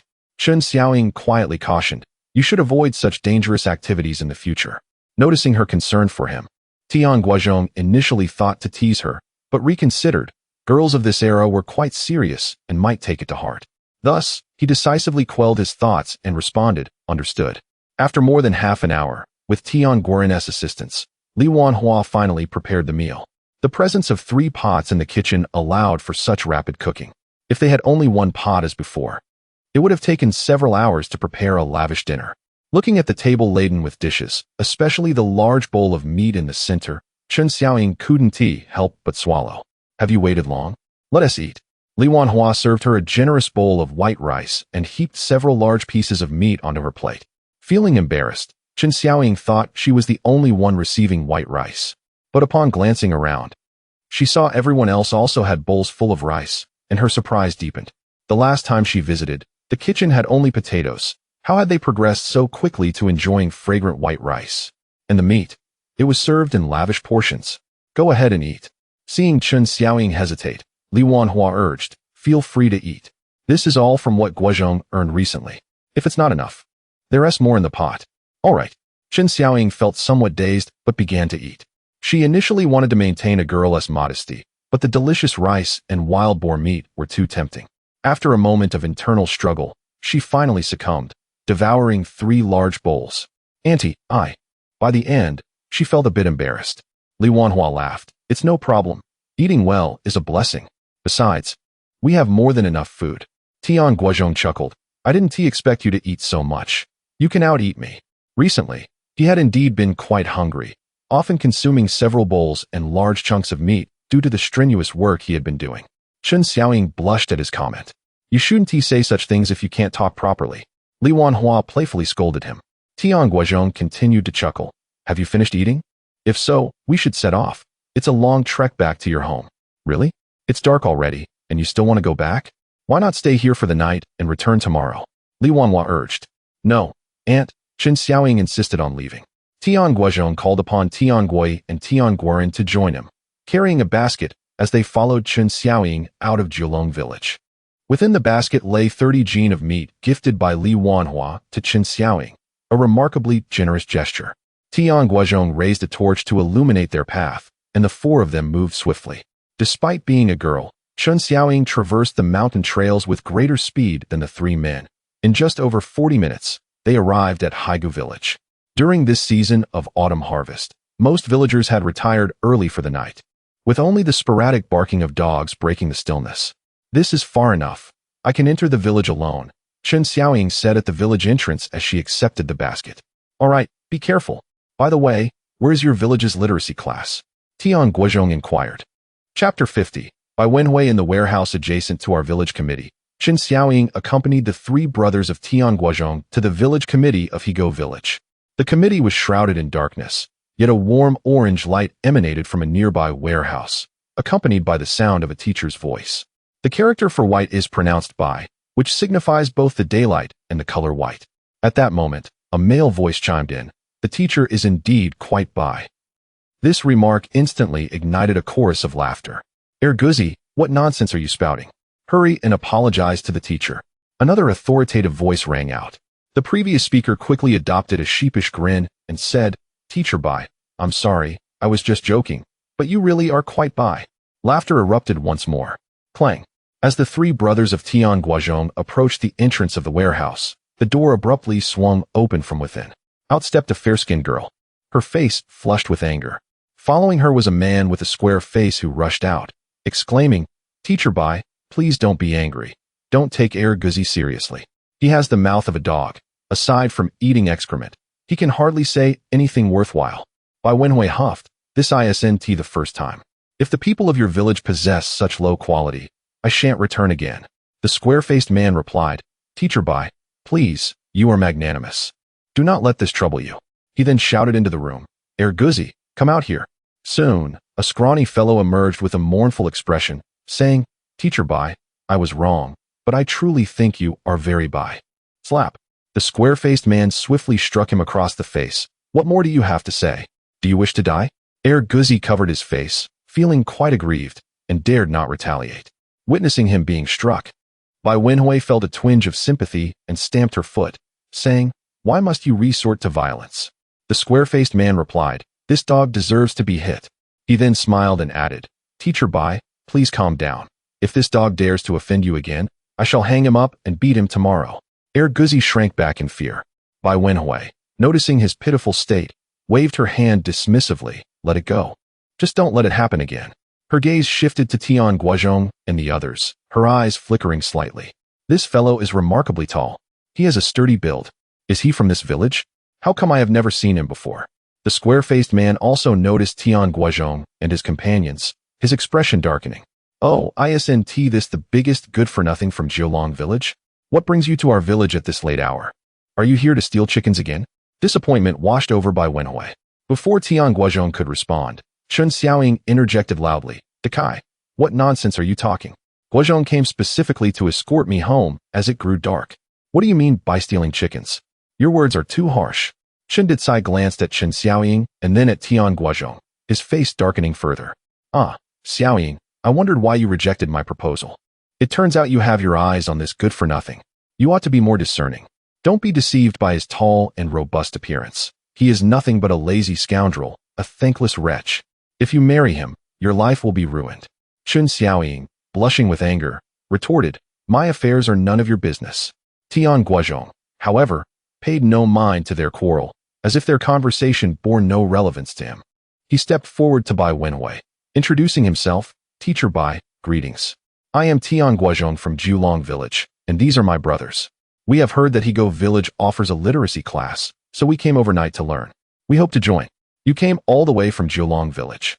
Bai Wenhui, wearing spectacles that lent her an air of refinement, appeared delicate, her skin glistening under the orange light. Yes, our village is impoverished and remote, lacking even a school. Generations have been left in ignorance, and we no longer wish to remain in ignorance. So we aspire to attend the literacy class and learn a few characters, Tian Guozhong explained. Chen Datsai interjected, Teacher Bai, please do not believe his nonsense. He is nothing but a good-for-nothing, and he surely has ulterior motives for coming to our village. Tian Guozhong turned to glare at him. Chen Datsai, if you have nothing constructive to say, keep your silence. Chen Datsai, despite his imposing demeanor, was a head shorter than Tian Guozhong. Faced with Tian Guozhong's piercing gaze, he involuntarily took a step back. Realizing he had been intimidated by a so-called good-for-nothing, he felt a surge of indignation and shouted, Tian Guozhong, what do you think you are doing? Remember, this is Higo village, not your Jiulong village. Tian Guozhong suddenly broke into a grin. I'm not doing anything. I merely wish to attend the literacy class. Chen Datsai scoffed. This literacy class is hosted by our Higo village, and Teacher Bai is invited by us. You are not welcome here. Leave at once. Tian Guozhong maintained his amiable demeanor. Your words hold no weight. He then turned to Bai Wenhui. Teacher Bai, if you say we should leave, we shall leave. Surely, you wouldn't ask us to depart, would you? Chen Datsai felt as if he were striking cotton, his anger boiling over. Simultaneously, a flicker of doubt crossed his mind. When did this fellow's temperament become so agreeable? He can still smile after being told to leave? Teacher Bai, do not agree to him. Chen Datsai hastily attempted to dissuade her, yet he underestimated Bai Wenhui. Though she appeared gentle and demure, she possessed considerable courage and ambition. Otherwise, she would not have come alone to teach in Higo village and hold evening literacy classes. Her desire was to combat the ignorance and backwardness of these mountain villages through her modest efforts, hoping to alter the fates of the villagers through education. Thus, upon learning that the three brothers of Tian Guozhong had traversed over 10 li of mountain roads from Jiulong village, her heart was immediately touched. Regardless of their intentions, at the very least, they had come to participate in the literacy class, and that was sufficient. If you are willing to learn, I am more than willing to teach, Bai Wenhui declared, extending her fair hand. Welcome. Thank you, Teacher Bai. Tian Guozhong promptly grasped Bai Wenhui's hand. Certainly, he did not grasp her hand entirely. Rather, he courteously held just a few of Bai Wenhui's delicate fingers, akin to tender green onions. Nevertheless, this scene left all present utterly astonished. Bai Wenhui initially felt a twinge of regret, considering her actions overly impulsive. How could she shake hands with Ignoduel? What if this fellow lacked propriety and indiscriminately touched her hand? To her surprise, Tian Guozhong exhibited such decorum and discernment. She could not help but regard him with newfound respect. Let us proceed inside to resume our lessons, she suggested, stepping into the warehouse first. Chen Datsai intended to cast a warning glance at Tian Guozhong, only to realize that Tian Guozhong did not even spare him a glance, following Bai Wenhui inside. Chapter 51. The Unfeeling Parents. Tian Guozhong, what brings you, ne'er-do-well, to our Higo village? As the most notorious scoundrel in the vicinity, many in Higo village were quite familiar with Tian Guozhong. Greetings, everyone. From now on, we shall be classmates in this literacy class. I kindly ask for your guidance, Tian Guozhong said politely, nodding to the crowd. The crowd fell silent. All right, everyone, please take your seats. Let us resume our lesson. Bai Wenhui picked up the teaching stick and tapped it on the desk. Instantly, the room fell quiet.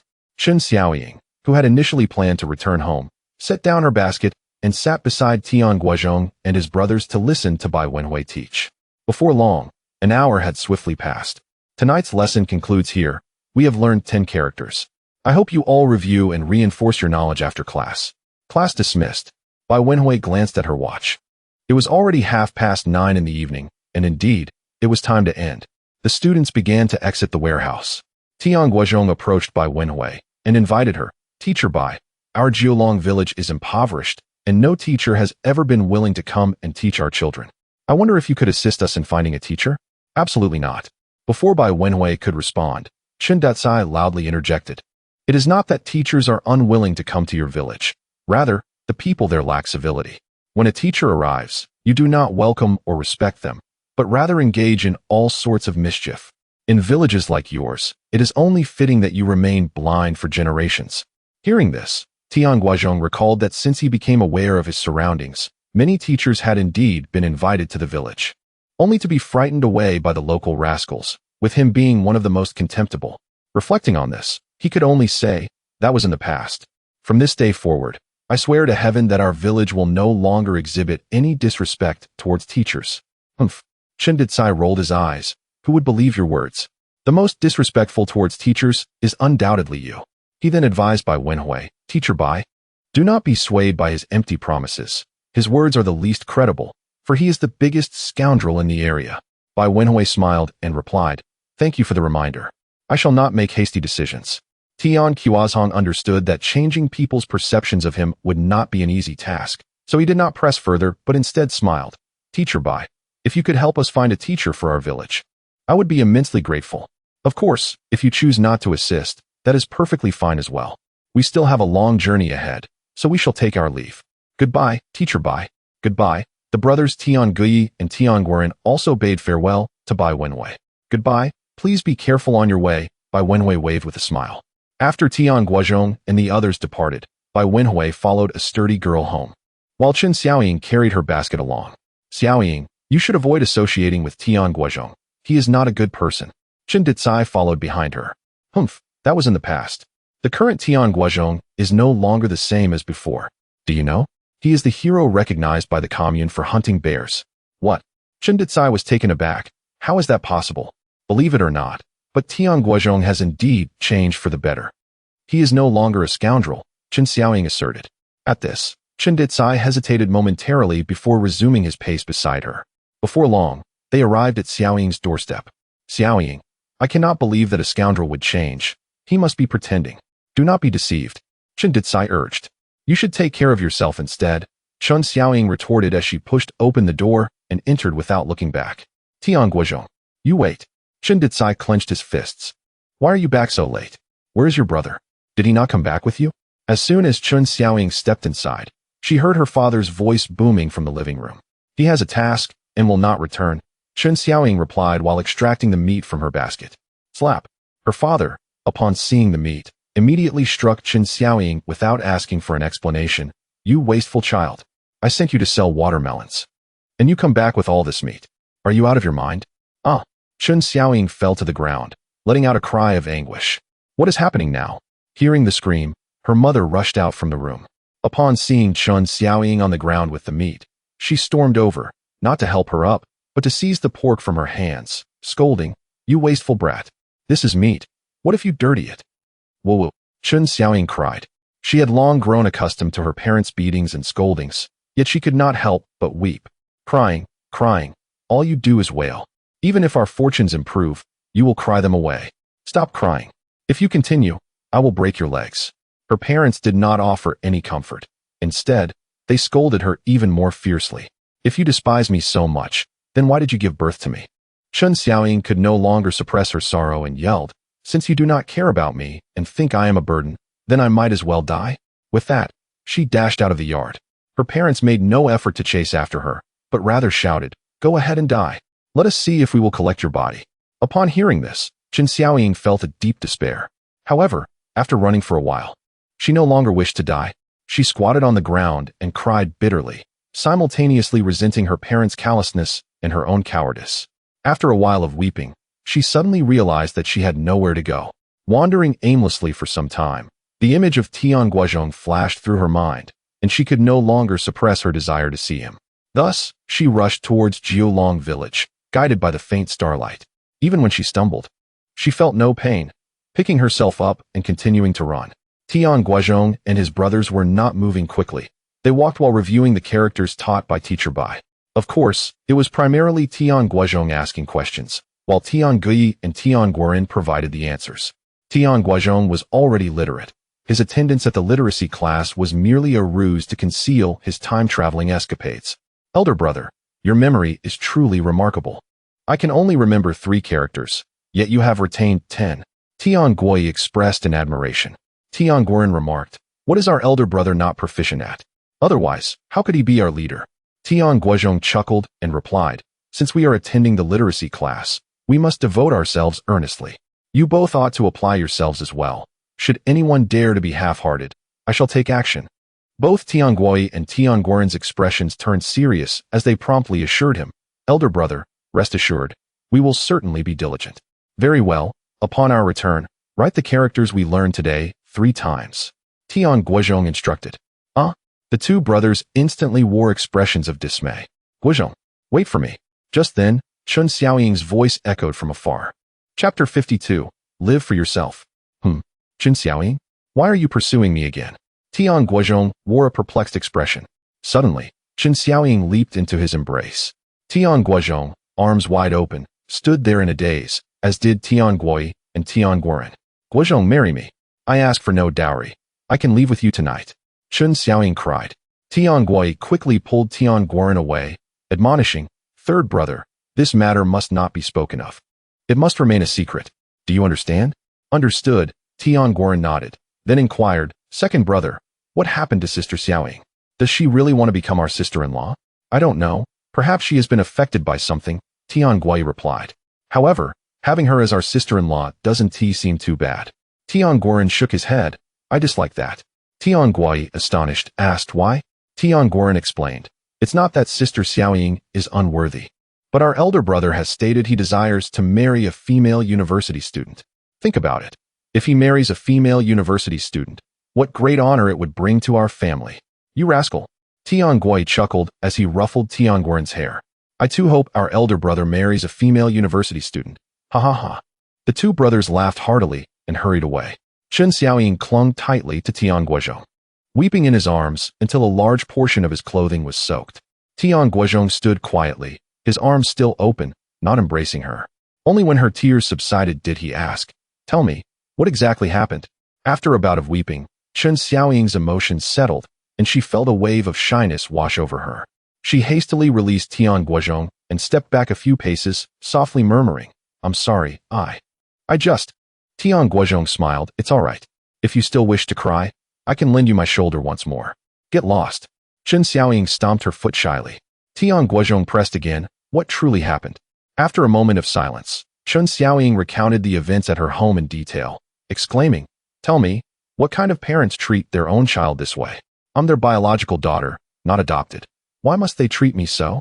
Even if I am a girl, so what? Have I not contributed enough labor over the years? Have I not done enough housework? Their sons are all lazy and ungrateful. Can't they see that?" Chen Xiaoying grew increasingly agitated, on the verge of tears once more. Tian Guozhong remarked, "This is the malady of valuing sons over daughters. In the future, when they grow old, they will surely regret it. The great leader once said, 'Women hold up half the sky.' Your parents are simply ignorant." Chen Xiaoying waved her hand dismissively, "Forget them. About what I just told you." Tian Guozhong interjected, "Thank you for thinking highly of me, but I've also mentioned my ambition is to marry a female university student." Before he could finish, Chen Xiaoying forced a bitter smile. "So even you look down on me? What meaning is there in my existence?" "Your life is undoubtedly meaningful," Tian Guozhong asserted. "You must understand, you do not live for others. You live for yourself. Consider this. If you were to die now, would your parents mourn? Would your siblings grieve? No, they would think it a relief. Therefore, you must live, and live even better. Show them that their contempt for you is the greatest mistake of their lives." Chen Xiaoying was moved by Tian Guozhong's words, yet having just fled her home, returning would only invite more disdain from her parents. However, she lamented, "But I am already homeless." "Xiaoying, do you trust me?" Tian Guozhong asked. "Of course I do. Otherwise, why would I come to find you in the middle of the night?" She replied, "Then come with me. In a few days, I will take you away from here." "All right." Without further inquiry, Chen Xiaoying agreed. Tian Guozhong brought her back to Jilong village and knocked on the door of Yang Caihua's home. Guozhong, why are you here so late?" "Oh, who is this? Is she your girlfriend?" Upon opening the door, Yang Caihua initially felt a pang of anxiety, suspecting Tian Guozhong had ulterior motives. But upon seeing Chen Xiaoying, her guard lowered, replaced by curiosity. "No," Tian Guozhong clarified. "This is my sworn younger sister from Hegu village. It's quite late, and there are no spare beds at my home, so I took the liberty of bringing her here." Yang Caihua had 3 daughters and a husband who was meek and entirely under her thumb, making it quite safe to house Chen Xiaoying. "A sworn sister? Really?" Yang Kaiwa regarded Tian Guozhong with a teasing look. Believe it or not, sister-in-law, I entrust her to you. Thank you. Without waiting for Yang Caihua's response, he turned and left. Yang Kaiwa, being a kind-hearted person, immediately welcomed Chen Xiaoying into her home. Sister, since Guozhong has brought you here, you can rest easy tonight. Don't worry, there are only 3 daughters in my family. You can sleep with them. Thank you for your hospitality, Chen Xiaoying replied, echoing Tian Guozhong's address with sister-in-law. Yang Kaiwa beamed with joy, laughing heartily. The next morning, Tian Guozhong rose early and took Tian Guozhong and Tian Guoren to the village entrance. Soon, a group of unruly fellows from the 3rd team arrived at the village entrance, each brandishing axes, bows, and spears, as if preparing for battle. You all. Tian Guozhong was astonished to see them all gathered. Brother Guozhong, how do you like our equipment? One named Tian Shulin inquired with a grin. Useless. We need guns, Tian Guozhong retorted. Another, named Tian Shijuan, chimed in, Brother Guozhong, what do you think of this gun? As he spoke, he retrieved an object wrapped in black cloth from his back, unveiling a Type 38 rifle. Holy cow, Shijuan, are you out of your mind? You actually stole your grandfather's Type 38 rifle? Tian Shulin exclaimed in shock. Others were equally taken aback. Tian Guozhong hastily gestured. Shijun, you must return the gun at once. If Grandpa Xiao discovers this, we shall all face dire consequences. The others regained their composure and chimed in. Indeed, indeed, hurry and return it. Shijun, if you seek to court death, do not drag us down with you. How dare you steal Grandpa Xiao's gun? You truly must be tired of living. Quickly return it. Tian Shijun replied. I have gone to such lengths to acquire it. If I do not utilize it, returning it would mean I suffer a great loss. The others, however, paid him no heed, persistently urging him to return the firearm. Tian Guozhong recalled how Grandpa Xiao's boisterous shouts had disturbed his peaceful slumber that very morning, and he promptly declared, Is it merely a gun? What a trivial matter. If we make good use of it, I am certain Grandpa Xiao will not hold it against us. Yes, Guozhong is right. Let us proceed. With that, the group departed the village and ventured into the dense forest. Chapter 53, A Great Calamity? Upon entering the forest, Tian Shijuan, Tian Shulin, and the others were brimming with excitement, chattering incessantly. Silence, Tian Guozhong admonished. We are here to hunt, not to frolic in nature. Your noise will scare away all the game. At his command, the group fell silent. However, their numbers were still considerable, with over a dozen people present. Even in silence, the sound of their footfalls on the fallen leaves and the rustle of branches was still quite loud. After half an hour, they had yet to capture anything. Tian Guozhong spoke again. We are too numerous, and the noise we generate is excessive. If this continues, we will certainly return empty-handed. I propose we split into smaller groups, with a maximum of 4 individuals in each. Otherwise, the noise will remain too great. What? We need to split up? The group's faces changed, and they promptly expressed their desire to stay with Tian Guozhong. Very well, Tian Shulin, Tian Shijuan, and Tian Guozhong will remain together. The rest should return and await our news. Though others wished to accompany them, they dared not challenge Tian Guozhong's authority. Tian Guoren was the first to turn back to the village, setting a commendable example, prompting the others to leave reluctantly. Once only 4 remained. The noise diminished significantly. Another half-hour passed, and the 4 finally discovered tracks of their quarry. They followed the trail cautiously, eventually spotting a wild boar in a hollow. Guozhong, a wild boar. Tian Shijuan and Tian Shulin exclaimed, filled with excitement. Shoo! Tian Guozhong quickly gestured for silence and instructed Tian Shijuan to load the bullets. Guozhong, my marksmanship is lacking. You should take the shot, Tian Shijuan urged. Without hesitation, Tian Guozhong accepted the rifle. Making some adjustments. It must be noted that despite its age, the rifle had been meticulously maintained by Grandpa Xiaozi, showing no signs of rust or malfunction, indicating that he had regularly cleaned and oiled it over the years to preserve its performance. Confident in its functionality, Tian Guozhong unlocked the bolt, pulled it back to eject the shell, then pushed it forward to chamber a round, locking it back into place. He then aimed the rifle. In one fluid motion, he fired. Bang! A few moments later, Tian Guozhong fired again without assessing the first shot's outcome, repeating his actions with the precision of a seasoned marksman. Bang! Another shot rang out. Still, he did not check the results, but instead signaled for the others to advance. Tian Guozhong dashed forward, while Tian Shijuan and Tian Shulin were momentarily stunned, their reactions delayed. Once Tian Guozhong had covered a few meters, they snapped back to reality and hurried after him, with Tian Guozhong keeping his rifle raised, vigilant of their surroundings. Though the gunfire would frighten away nearby wildlife, it was wise to remain cautious. Ha ha ha, brother, your marksmanship is exceptional. One shot, one boar, you've taken down two. Tian Guozhong's laughter echoed back. Two boars. Tian Guozhong and Tian Shulin quickened their pace, joining in the laughter. Ha ha ha, it really is two. Guozhong, you are incredible. Hunting is so simple. If I had known, I would have borrowed my grandfather's gun to hunt sooner. Tian Guozhong exclaimed, gazing at the fallen boars, realizing that hunting was not as daunting as he had imagined. What are you thinking? Tian Shulin scoffed. It's easy because you're with Guozhong. Try doing it alone and see how easy it is. Tian Guozhong was unconvinced. I still think it's simple. Fine, if you think it's so easy. You can try it alone next time, Tian Shulin replied, dismissing him. Turning to Tian Guozhong, he asked, Guozhong, should we continue searching for more game? Tian Guozhong returned the rifle to Tian Guozhong. No more hunting. 2 wild boars are sufficient for us. I agree. Tian Shulin chuckled. Tian Guozhong, however, was displeased. Guozhong, are we returning now? I haven't had my fill yet. Tian Guozhong explained, we are only 4 now. If we capture more game, we will struggle to carry it back. You can have your fill once we exit. Seeing that each boar weighed nearly 200 pounds, the 4 would have difficulty transporting them as is. He muttered, if only we hadn't sent Jun Kai and the others back. Why waste words? Let us move. Tian Shulin urged. Tian Guozhong, not one for chatter, had already gathered 2 sturdy branches and some vines. Together, they bound the boar's legs and formed pairs to lift them. In the village, Tian Guozhong and Tian Junkai had been anxiously awaiting their return. Suddenly, upon seeing them carrying 2 wild boars, they erupted in cheers and rushed over, seizing the poles from their shoulders. A jubilant crowd made their way toward the village committee.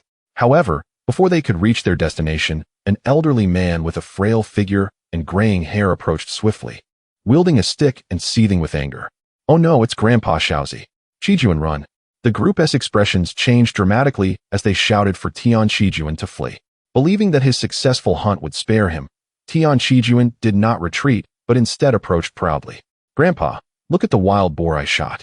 Before he could finish, the old man's stick came crashing down. You little rascal, dare to steal my gun? You must be tired of living. With a resounding crack, the stick struck Tian Guozhong, leaving a sharp, stinging mark. Ah! Tian Guozhong let out a cry akin to that of a slaughtered pig, dropping the rifle and fleeing. As he ran, he shouted, You old man, you really know how to scare someone. What is so remarkable about a broken gun? It serves neither as sustenance nor as a tire, and even for kindling, it feels cumbersome to handle. The family is on the brink of starvation, yet you are reluctant to part with it. Your heart is indeed ruthless. Grandpa Shaozi pays no heed to such matters. Witnessing Tian Guozhong's escape, he brandishes his stick and charges at Tian Shulin, Tian Junzai, and other ne'er-do-wells. Oh dear, are you out of your mind? You are striking us as well. It was your grandson who stole the gun, not us. What is your reasoning for attacking us? Quick, run. This old man is about to lose his temper again. A crowd of people hurriedly dispersed in fright, leaving behind their wild boar in the middle of the road. The 3 brothers, Tian Guozhong, had long since fled to a safe distance. Tian Guozhong remarked that Grandpa Shaozi had seen combat in the past, sustained a head injury, and was prone to madness when provoked. This time, Tian Guozhong has truly stirred up a grave predicament. Chapter 54. I no longer wish to return. I shall strike you down. You little rascals, how dare you steal my gun? Grandpa Shaozi, wielding his stick, pursued Tian Guozhong and others as they scattered. At first, Tian Guozhong wore a long face, but upon witnessing Tian Junzai and Tian Shulin also being struck, he erupted into laughter. Yes, Grandpa, give them a good thrashing. They are the ones who incited me to steal your gun. Hearing Tian Guozhong's laughter, Tian Junzai and Tian Shulin were furious. What utter nonsense. Guozhong, did we ever urge you to steal? It was clearly your own decision. You old fool, stop chasing us. We didn't steal your gun. It was that coward Guozhong. Old man, come here. We'll help you catch Guozhong. Seeing Tian Guozhong still chuckling, they turned around to surround him. Tian Guozhong, terrified, turned pale and cursed. You are all insane. Yet, the others paid no heed to his curses and swiftly captured him. No matter how fiercely Tian Guozhong struggled, he could not escape. Grandpa Shaozi caught up, delivering a flurry of blows to Tian Guozhong. Ah! Old man, if you hit me again, I will fight back. Tian Guozhong cried out in agony. Fight back? Grandpa Xiaozi suddenly flicked his stick. Come on, let me see how you intend to fight back. Tian Guozhong, already a troublemaker, lost all reason after being struck, lunging at Grandpa Xiaozi. Yet, to everyone's surprise, despite his advanced age, Grandpa Xiaozi executed a shoulder throw on Tian Guozhong. Tian Guozhong fell to the ground, feeling as though his waist might snap, and howled in pain. Come on, fight back. Grandpa Xiaozi beckoned. You little rascal, do you think just because you are young, I cannot defeat you? In battle, I would have slain you long ago. Infuriated and humiliated, Tian Guozhong lost his sanity, somehow retrieving a knife and charging at Grandpa Xiaozi once more. At this point, many villagers had gathered, including the village chief, Tian Guozhong, and other officials. All were taken aback by the scene, exclaiming loudly, Stop! Guozhong, are you mad? My heavens, Guozhong, that is your grandfather. However, Grandpa Xiaozi, standing before Tian Guozhong, suddenly lit up with determination, as if he had returned to the battlefield, his gaunt cheeks flushing with excitement, his whole body trembling. Just as Tian Guozhong was about to stab Grandpa Xiaozi, he swiftly sidestepped, but alas, age had slowed him down.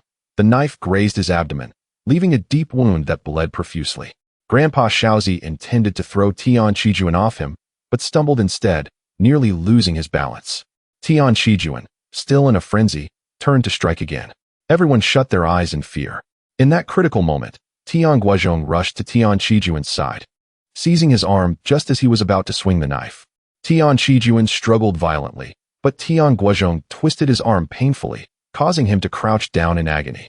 Tian Guozhong wrested the knife from Tian Guozhong and pinned him firmly to the ground, twisting his hand behind his back. You beast! How could you turn a knife on your grandfather? Thankfully, it's just a minor cut. Otherwise, you would be a murderer. What a wretched act. Witnessing Tian Guozhong subduing Tian Guozhong, a group of women quickly gathered. Some scolded Tian Guozhong, while others assisted Grandpa Xiaozi in bandaging his wound. Tian Guozhong's parents arrived as well. Tian Guozhong promptly handed Tian Guozhong over to them for reprimand. I never expected Guozhong would dare to attack his grandfather. What is so surprising? Such ungrateful wretches have appeared in our village before. Alas, our village is filled with ingrates. Hearing this, many turned their gazes toward Tian Guozhong, who felt disheartened and returned home. Upon arriving, he found Chen Xiaoying assisting Li Wanhuan with household chores. It must be said, Chen Xiaoying was quite diligent, handling every task with remarkable efficiency, cutting pig feed, cooking pig food, feeding the pigs, scrubbing pots, washing dishes, sweeping the floor, fetching water. There was nothing she could not do. Li Wanhuan beamed with satisfaction. Guozhong, you're back. What was all that commotion in the village? With Chen Xiaoying present, Li Wanhuan refrained from joining the fray, yet her curiosity was insatiable. Rural life is so devoid of entertainment. Any lively event inevitably draws the attention of the entire village. Ask Guai and the others, Tian Guozhong replied casually, walking over to Chen Xiaoying and pulling her to a secluded spot on the hillside, softly asking, Have you made up your mind? Aye. Chen Xiaoying had pondered long into the night, and ultimately realized that marrying Tian Guozhong was her only path to happiness, a means to escape her family's dire circumstances. Thus, she resolved to fight for her own happiness. However, upon arriving at Tian Guozhong's home, she discovered he had gone into the mountains. After a brief moment of hesitation, she felt a wave of relief and began assisting Li Wanhuan with chores, striving for perfection in every task. She thought to herself, if only Li Wanhuan agrees, then surely Tian Guozhong would not refuse. Yet, when faced with Tian Guozhong, she realized her earlier assumptions were naive. Tian Guozhong was not someone who would easily change his mind. Tian Guozhong immediately discerned Chen Xiaoying's thoughts and stated clearly, Chen Xiaoying, I must reiterate, I will not marry you, so you should give up on that notion. The reason I help you is that I see you as a pitiful yet intelligent person who should not squander her life. Times have changed. Although our village remains the same, the world outside has undergone tremendous transformation. Thus, when I say I will take you away, I mean to distance you from this place, as far as possible. Upon hearing Tian Guozhong's ruthless and forthright words, Yang Xiaoying felt the urge to weep. Yet she restrained herself and softly inquired, Where can I go from here? The world is vast, and with your own hands and feet, there are no limits to where you may wander. Tian Guozhong replied, If you trust me, listen closely, Head to a grand city in the south known as Yanqing. Yanqing? Where's that? A void filled with trepidation engulfed Yang Xiaoying's mind at the mention of the unknown. Once we reach the county town, I shall procure a map, and then you will discover the location of Yanqing. Tian Guozhong continued. Once you have made your decision, inform me promptly. The sooner, the better. If your family arrives before then, I will no longer be able to assist you. The thought of everything at home intensified Yang Xiaoying's fear, and tears streamed down her cheeks as she lamented, I never wished to return. However, as a young girl, leaving home alone. Chapter 55. Ruthless, do you want me to accompany you? Tian Guozhong pondered for a moment before shaking his head. I cannot go with you. Otherwise, we would be eloping. This would not only cause trouble for my family, but also severely tarnish your family's reputation and your honor. But I am just a girl, Chen Xiaoying exclaimed, her expression one of pitiful desperation. Tian Guozhong was not swayed by her display, responding, then you should return home. Disappointment washed over Chen Xiaoying as she sighed. Fine, I shall go alone. It is better to perish outside than to die at home. Tian Guozhong retorted, do not speak so tragically. Although our interactions have been limited, I know you to be a remarkably resilient individual, one who possesses her own thoughts, and moreover, you are quite audacious. I am not very bold, Chen Xiaoying mumbled. Tian Guozhong countered, not bold? You dare to go to the commune to sell watermelons alone, and you followed a man home at night. How can you claim to lack courage? It is merely that you have not ventured beyond your familiar surroundings, which has instilled fear within you. Once you resolve to leave, you will undoubtedly find a way to do so and will achieve remarkable feats. However, I must caution you, the world outside is chaotic. One must tread the right path, or you will regret it for the rest of your life. Chen Xiaoying looked up at Tian Guozhong. How do you know the world outside is chaotic? Tian Guozhong chuckled, I surmise it. Chen Xiaoying's eyes flickered, and she chose not to dwell on the matter further. Instead, she inquired with a hint of sadness, when shall we depart? Tian Guozhong asked, are you truly resolved to leave home? Yes, Chen Xiaoying nodded emphatically. Tian Guozhong contemplated before stating, then we should not delay, let us leave at once. We will first visit the commune to inform your brother, and then we shall take a bus to the provincial capital, followed by a train to Yanqing. Why must we inform my brother? Chen Xiaoying questioned, perplexed. I initially intended to speak with your parents, but considering their limited capacity to accept such news, I feared they might object and forcibly keep you at home, which would lead you to blame me later if you could not leave. Speaking with your brother is a different matter. Although he may be any do well, he has been around the village leaders and commune officials for years and has seen a fair bit. He should likely support your decision to leave.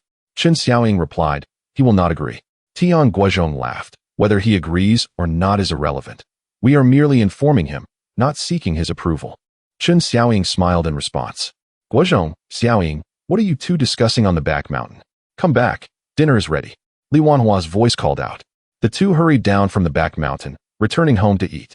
After dinner, Tian Guozhong said, Mom, Xiaoying, and I are going to the commune. He then addressed Tian Guozhong. Guozhong, please wait a moment and go to the village committee to oversee the meat distribution. Having given his instructions, Tian Guozhong led Chen Xiaoying along a small path toward the commune. Upon witnessing this scene, Li Wanhua's smile remained unwavering. Tian Guoren, seeing through her thoughts, shook his head. Mom, do not entertain such notions. My elder brother will not marry Xiaoying. Why not? Li Wanhua questioned, incredulous. Tian Guoren replied, elder brother has stated he wishes to marry a female university student. Huh? Li Wanhua gasped. Did your elder brother really say that? Indeed, Tian Guoren confirmed. Li Wanhua clapped her hands in frustration, lamenting, it is over. Your elder brother will be single for life. After nearly 2 hours, Tian Guozhong and Chen Xiaoying arrived at Haida Commune, just in time to find Chen Xiaodong waiting outside for new assignments. Tian Guozhong approached. Xiaodong, I need to inform you of something. Seeing the two together, Chen Xiaodong inquired, are you two together? Tian Guozhong did not respond to his question directly, but stated, your sister intends to leave home for a faraway place. I wanted to let you know so that you could inform your parents and siblings when you return. With that, he took Chen Xiaoying and began to leave. Wait, Chen Xiaodong called, regaining his composure. What do you mean by that? Are you trying to abduct my sister? Tian Guozhong, what nonsense are you spouting? Chen Xiaoying retorted angrily. It is not Guozhong who wishes to abduct me. It is I who cannot stay at home any longer. I am leaving. Then why are you two together? Chen Xiaodong scrutinized them. Chen Xiaoying replied, Guozhong is not leaving. It is I who am leaving. I initially planned to depart quietly on my own, but Guozhong convinced me to inform you to prevent needless worry. In truth, I am well aware that you would not worry about me at all. Perhaps you would even be happier if I perished outside. Chen Xiaodong seemed to ignore her words, fixating instead on why she was with Tian Guozhong. You could have left quietly. Why are you with him? Are you two hiding something from us? Have you done something disgraceful? I have nothing to do with him. Chen Xiaoying felt utterly disheartened. What did he mean by you could have left quietly? Was that not exceedingly cruel? How dare he accuse her of engaging in disgraceful conduct? This was pushing her to the brink. Tian Guozhong also found Chen Xiaodong's behavior appalling. His sister was on the verge of leaving home, and all he cared about was whether Chen Xiaoying had sullied some abstract notion of virtue. Chen Xiaodong, if you continue to speak recklessly, do you believe I will not strike you? Tian Guozhong raised his hand, causing Chen Xiaodong to retreat several steps in fear. Let us go. With that, Tian Guozhong took Chen Xiaoying and departed, intending to head to the county. The journey from Haida Commune to the county spanned approximately 40 miles. Walking was not a viable option, and the last bus had already departed. Their only means of reaching the county now was to hitch a ride. However, vehicles were scarce, and there were no rides available. The only choice was to wait for the bus tomorrow. There is no other option. We must spend the night here and leave tomorrow, Tian Guozhong concluded. Where shall we spend the night? Chen Xiaoying asked, her head lowered and cheeks flushed. Tian Guozhong thought for a moment before recalling someone, smiling as he said, Come, I shall take you to find a friend. He entered the supply and marketing cooperative storefront, only to discover that the sales clerk today was not Qin Xiaoyu, but rather a middle-aged woman. Comrade, may I inquire about Qin Xiaoyu's residence? Tian Guozhong asked directly. The middle-aged woman was Lin Guifan, the director of this storefront. She scrutinized Tian Guozhong with a cautious demeanor and inquired, What business do you have with her? Tian Guozhong responded with a smile, I am her friend, my name is Tian Guozhong, and this is my sister. I would like for her to spend the night at Qin Xiaoyu's home. Lin Guifan took another glance at Chen Xiaoying, noting her slender frame and dark complexion, which did not suggest any ill intentions, and replied, You will need to turn right upon exiting. Continue straight until you reach a jujube tree, then take a left, and her home will be at the end of that path. Thank you, Tian Guozhong said, promptly leading Chen Xiaoying away. Chapter 56 Qin Xiaoyu's home. Tian Guozhong and Chen Xiaoying exited the supply and marketing cooperative, quickly locating the jujube tree as per Lin Guifan's instructions, laden with vibrant red jujubes. An elderly man sat beneath the tree, vigilantly guarding it to prevent anyone from stealing the fruit. Following a narrow path that veered left from the base of the tree, they soon arrived at a wooden and stone house. Knock, knock, knock. Tian Guozhong rapped on the door. Who is it? A frail voice emanated from within. Shortly after, a grandmother with silvery hair opened the yard gate, gazing curiously at the two. Who are you looking for? Tian Guozhong replied with a smile. Grandmother, we are seeking Qin Xiaoyu. The grandmother, exuding warmth and kindness despite her simple attire, had her hair meticulously styled, displaying a remarkable grace. Ah, you are looking for Xiaoyu. Please, come in. She is in the kitchen preparing a meal. The kitchen? Upon hearing this term, Tian Guozhong realized the grandmother was well-educated. Tian Guozhong and Chen Xiaoying entered the small courtyard. The yard was modest yet impeccably tidy, adorned with numerous flowers and plants along the walls. In the innermost corner stood a petite gazebo, equipped with tea-making utensils and a small bookshelf beside it. Grandmother, I hope we are not interrupting your reading. Tian Guozhong observed an open book on the table. Not at all, the grandmother chuckled. I was merely perusing some miscellaneous readings. You, young man, are quite tall and robust. Do you know how to read? Tian Guozhong certainly could read, but he had to feign ignorance, shaking his head. Our village is quite impoverished. No teachers are willing to come and educate us, so I do not know how to read. However, I have recently enrolled in a literacy class. That is wonderful. Young people should indeed learn to read and write. It will lead to great opportunities in the future. The grandmother smiled. Make yourselves comfortable. Xiaoyu will be done shortly. By the way, you mentioned your village is poor, and even teachers are reluctant to go there? Which village is it? The grandmother seemed to enjoy conversing with the youth, and even pulled a stool to sit beside Tian Guozhong. It is Jalankan, he replied. The grandmother lifted her head, contemplating for a moment, and then exclaimed, I remember now. Isn't your village the remote mountain village that hasn't had proper roads for decades? Tian Guozhong awkwardly smiled, yes. The grandmother continued, It's not that teachers do not want to go to your village. Rather, The villagers do not value education and fail to respect teachers. When I worked at the County Education Bureau, I dispatched numerous teachers to your village, and I even spent some time there myself. But your villagers, well, let us not dwell on the past. Are there still no teachers willing to go there? Is your village chief still Tian Guozhong? Yes. Do you know Tian Guozhong? Tian Guozhong asked. The grandmother sighed. He is not a good village chief. Lacking resolve, he cannot control the ruffians in the village. Many of our teachers left because they could not endure the harassment from those ruffians. Tian Guozhong was genuinely unaware of this issue. However, upon reflection, it seemed to be true. The original owner had indeed harassed female teachers who came to volunteer in their village, and Tian Guozhong not only failed to intervene, but was suspected of condoning such behavior. Suddenly, Tian Guozhong was struck by an idea and inquired, "Grandmother, may I ask how old you are this year?" "Ah, I am 71, the grandmother replied with a smile. "You maintain yourself exceptionally well. One would hardly guess you are 71. You appear only a few years older than my mother." The grandmother beamed with delight. "You are quite the flatterer."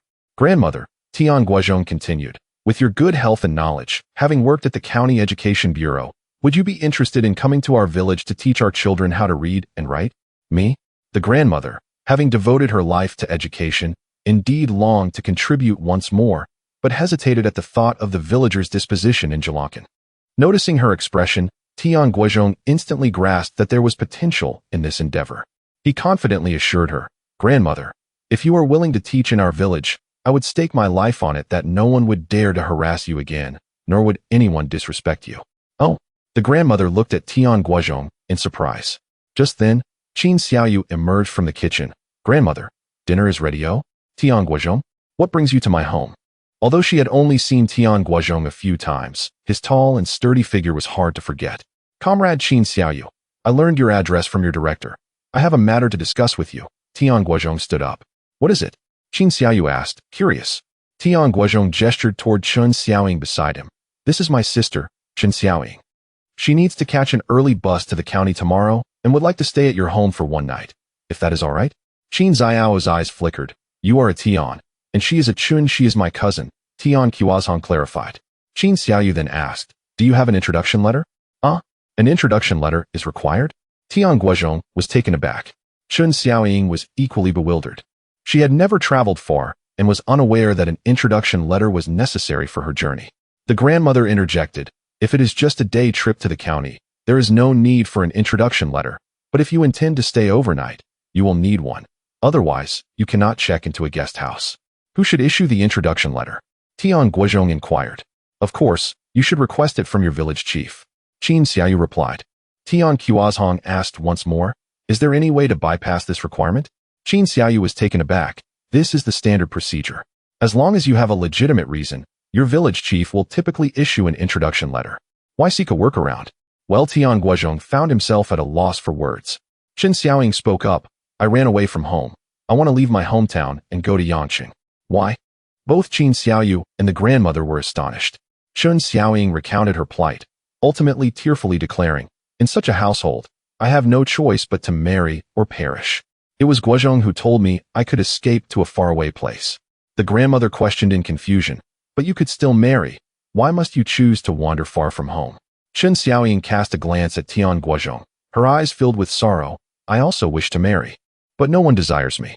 Understanding the unspoken message in Chen Xiaoying's gaze, both Qin Xiaoyu and the grandmother turned their attention to Tian Guozhong. Tian Guozhong managed a bitter smile. "I have someone I care for."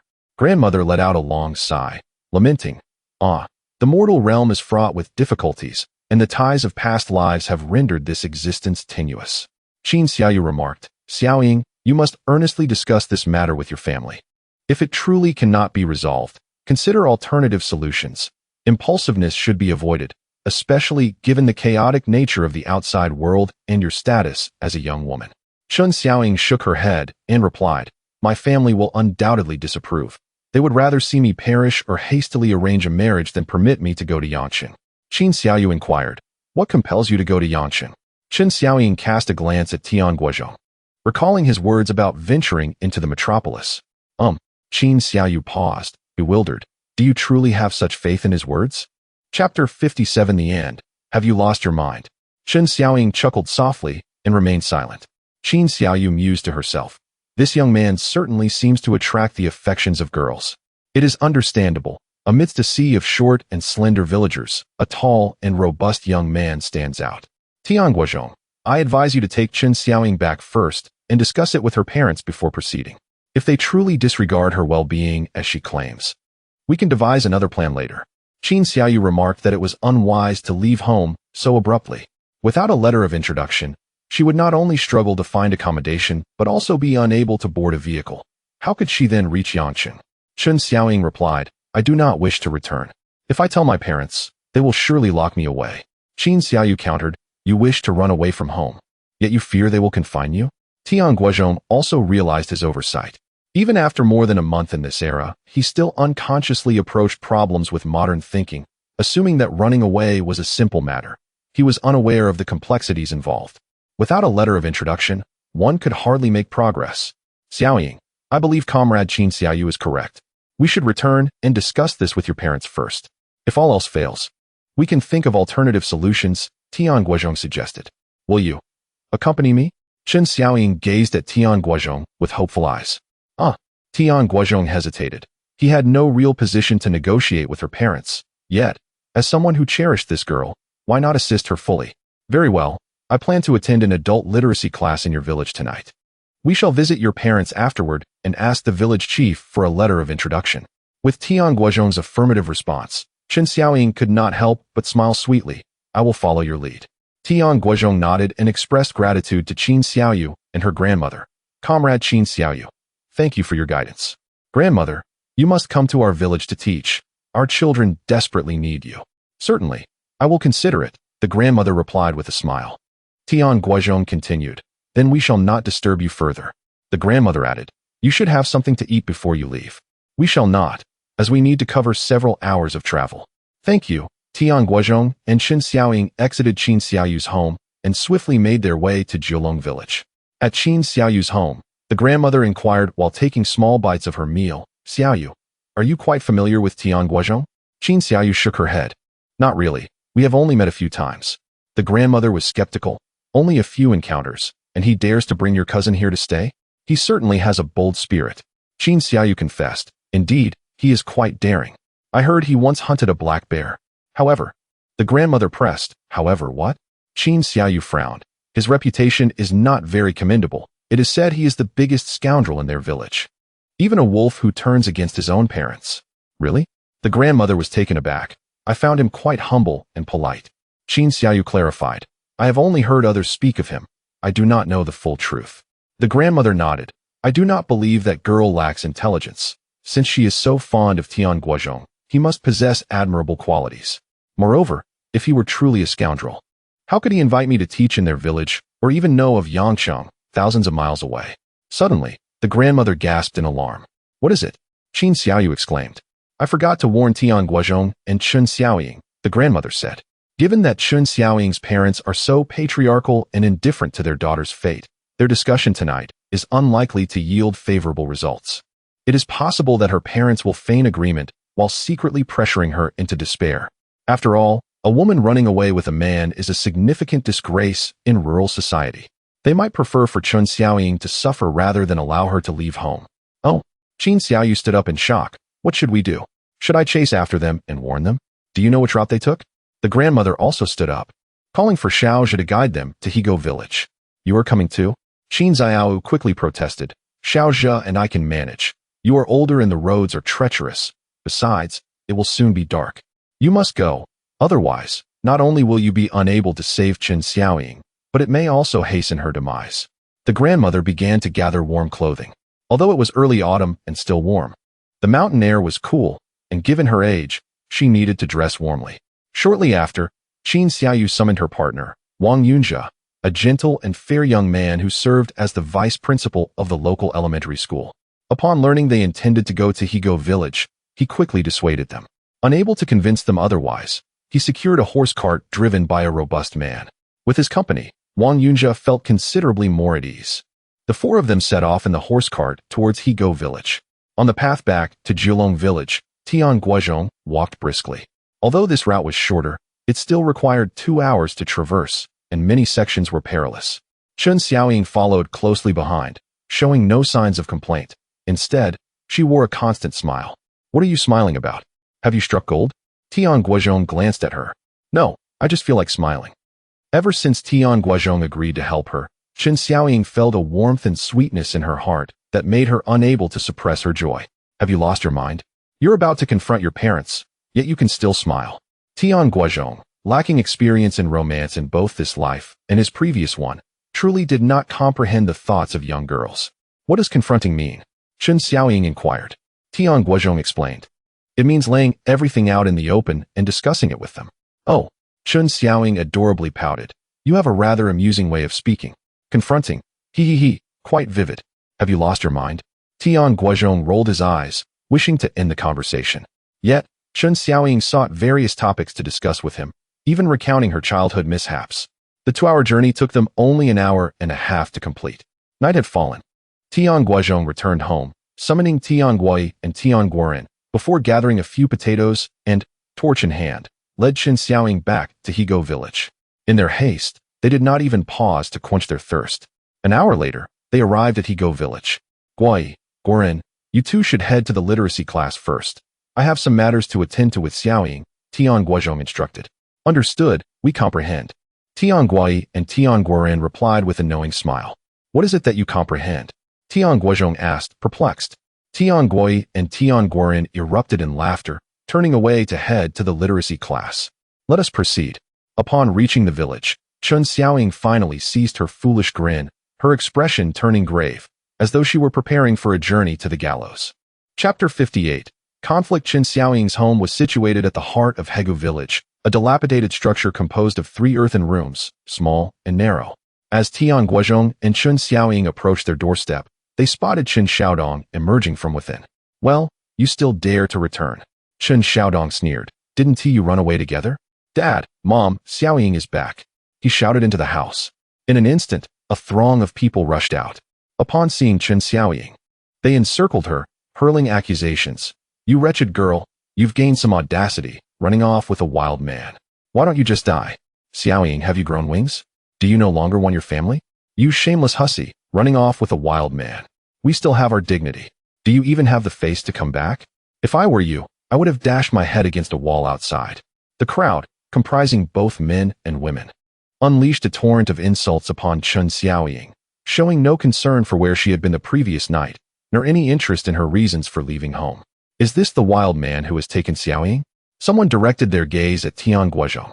With a swift motion, Tian Guozhong delivered a resounding slap to that person, causing his head to jerk sideways, his face numbed from the impact. If you dare to call me a wild man again, I will beat you to death. The force of the slap stunned everyone present, plunging the scene into silence as they stared in shock at Tian Guozhong. Tian Guozhong, how audacious of you to strike someone in my home. Chen Xiaodong finally shouted in fury after a prolonged pause. Wait for it. Wait for what? Tian Guozhong stepped forward and struck him again, this time with even more force, sending Chen Xiaodong crashing to the ground. His face swelling like a bun. His loathing for this scoundrel was palpable. It was evident to him that had Chen Xiaodong not returned and embellished the story of Chen Xiaoying's departure, her family would not have gathered so angrily or hurled such accusations at him. All the blame lay squarely on Chen Xiaodong. Thus, a single slap seemed far too lenient. Help! Murder!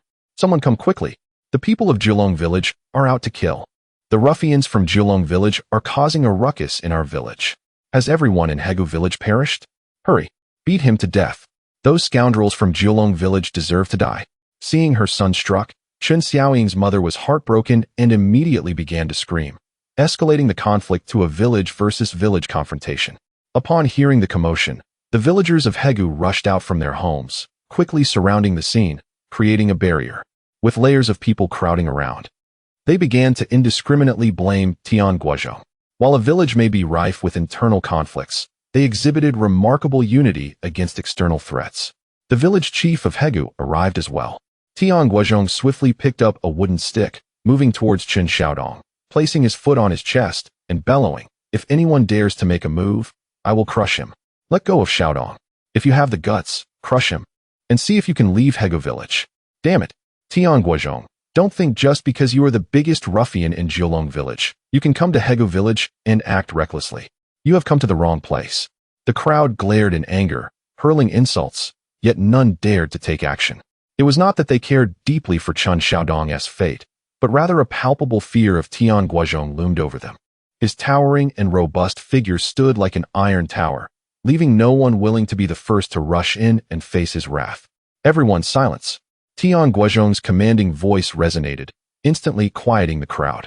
He was not a man of impulse. Being insulted didn't harm him, nor would it cost him anything, so he typically ignored such provocations. However, tonight, he acted like a fool, stirred by a desire to escalate the situation. From Chun Xiaoying's earlier account and his own observations, he was convinced that her family was unreasonable. With such individuals, rational discussion was futile. The situation needed to be magnified, compelling others to arbitrate, to genuinely secure Chun Xiaoying's freedom. Allow me to speak. Tian Guozhong's voice, though not loud, was clear and resonated with all present. I am Tian Guozhong from Jiulong village, and I believe everyone recognizes me. The reason I confronted them is that they called me a wild man. I neither stole a person nor your mother's chicken, so why insult me as such? Chun Xiaodong retorted angrily, because you've taken my sister Xiaoying. Tian Guozhong almost laughed at Chun Xiaodong's words, finding his cooperation amusing. However, he suppressed any mirth, instead feigning greater indignation. How absurd. When have you seen a kidnapper who brings the person back? Tian Guozhong scoffed. You all mentioned this afternoon that you were planning to run away to a faraway place. Before Chun Xiaodong could finish, Tian Guozhong raised his voice to the villagers of Hegu, declaring, Dear villagers of Hegu, this afternoon, I indeed encountered Chun Xiaodong and Chun Xiaoying at Haida Commune, and they spoke of running away. You admit it at last. Chun Xiaodong exclaimed with delight. However, Tian Guozhong disregarded him, continuing. But do you know why Chun Xiaoying wished to leave home? If she intended to run away, why did she return? Moreover, why did she come back with me, the biggest ruffian from Jiulong village? What is truly happening here? His questions piqued the villagers' curiosity immensely. Why? Someone eagerly inquired. Do not rush. Let me explain, Tian Guozhong replied. Over a month ago, a matchmaker introduced Chun Xiaoying to me as a potential wife. But I knew I was merely a ruffian, indolent, and unable to sustain myself, let alone a family, so I declined the match. You possess self-awareness. You refused? What right do you have to refuse? Upon hearing these words, the villagers began to express their opinions, the previously tense atmosphere dissipating, now resembling an audience at a play. Do not listen to his nonsense. He has just harmed someone from our village, and now he is trampling on my son. Xiaodong, can we simply let this go? Let us beat him first. Chun Xiaoying's mother shouted. Yet, no one responded to her. Instead, Tian Guozhong inquired, Do you wish to hear the full story behind this matter? Yes. The crowd replied in unison. Tian Guozhong smiled faintly. Regardless of whether I rejected Chun Xiaoying or she rejected me, our affair ultimately came to naught. Yet we have come to know one another. Since then, we have not crossed paths, but just 2 days ago. At this point, Tian Guozhong deliberately paused. The villagers urged him, Quickly tell us, what happened 2 days ago? Chapter 59. The Art of Storytelling. 2 days ago, I suddenly craved watermelon and decided to take my 2 younger brothers to the commune. To our surprise, Tian Guozhong realized that in order to soothe the villagers' anger, he must adopt the tone of a storyteller. Otherwise, he would struggle to capture their attention. If anyone were to deliberately provoke the crowd, it could ignite a new conflict. After all, he was but one man facing an entire village of men, women, and children. No matter how strong he was, he could easily be overwhelmed. Tian Guozhong, could you please just get to the point instead of teasing us? Someone expressed their discontent. Tian Guozhong smiled slightly and replied, What's the rush? It's not every day I have such an audience to share my story with. Enough of this nonsense, hurry up. Another voice shouted. All right then, Tian Guozhong surprisingly did not retort, but instead conceded, which took many villagers from Hego village by surprise, prompting a few to chuckle benevolently. That day, we searched extensively in the commune and finally found a watermelon vendor, who turned out to be Chun Xiaoying. Tian Guozhong grinned, and upon seeing her, my heart was filled with joy. As a notorious rogue, encountering a girl I had once been set up with was an opportunity one couldn't miss. I had to flirt with her. At the very least, I could manage to procure a free slice of watermelon. How shameless. What kind of scoundrel has emerged from Jiulong village? The villagers erupted in indignation. Hey, if I were ashamed, would I still be the biggest rogue in Jiulong village? Tian Guozhong proclaimed, proudly embracing his notoriety. eliciting even more curses from the villagers. However, my two younger brothers restrained me, saying, "Big brother, don't you think Sister Xiaoying is pitiful?" Pitiful? Tian Guozhong's voice rose sharply, his eyes widening in surprise and confusion. The villagers echoed his sentiment, wondering how she could be considered pitiful. Yes, how is she pitiful? Tian Guozhong continued, echoing the villagers' questions. I was equally puzzled and turned to my younger brothers for clarification. My second brother, Tian Guozhong, said, "Big brother, look at Sister Xiaoying. She's so frail that the wind could blow her away. Isn't that pitiful?" I retorted, "What is so pitiful about that? Which woman in any village isn't frail?" He insisted, but now the entire commune is cracking down on speculators. Few dare to sell anything on the streets, yet Sister Xiaoying still sells watermelons. What if she gets caught? I replied, then she deserves it. However, at that moment, I suddenly recalled that Chen Xiaodong, her brother, was the one helping the commune catch speculators. I remarked, "You're worrying too much. Her brother is the one catching speculators, and he hasn't come to arrest her, so why should you be concerned?"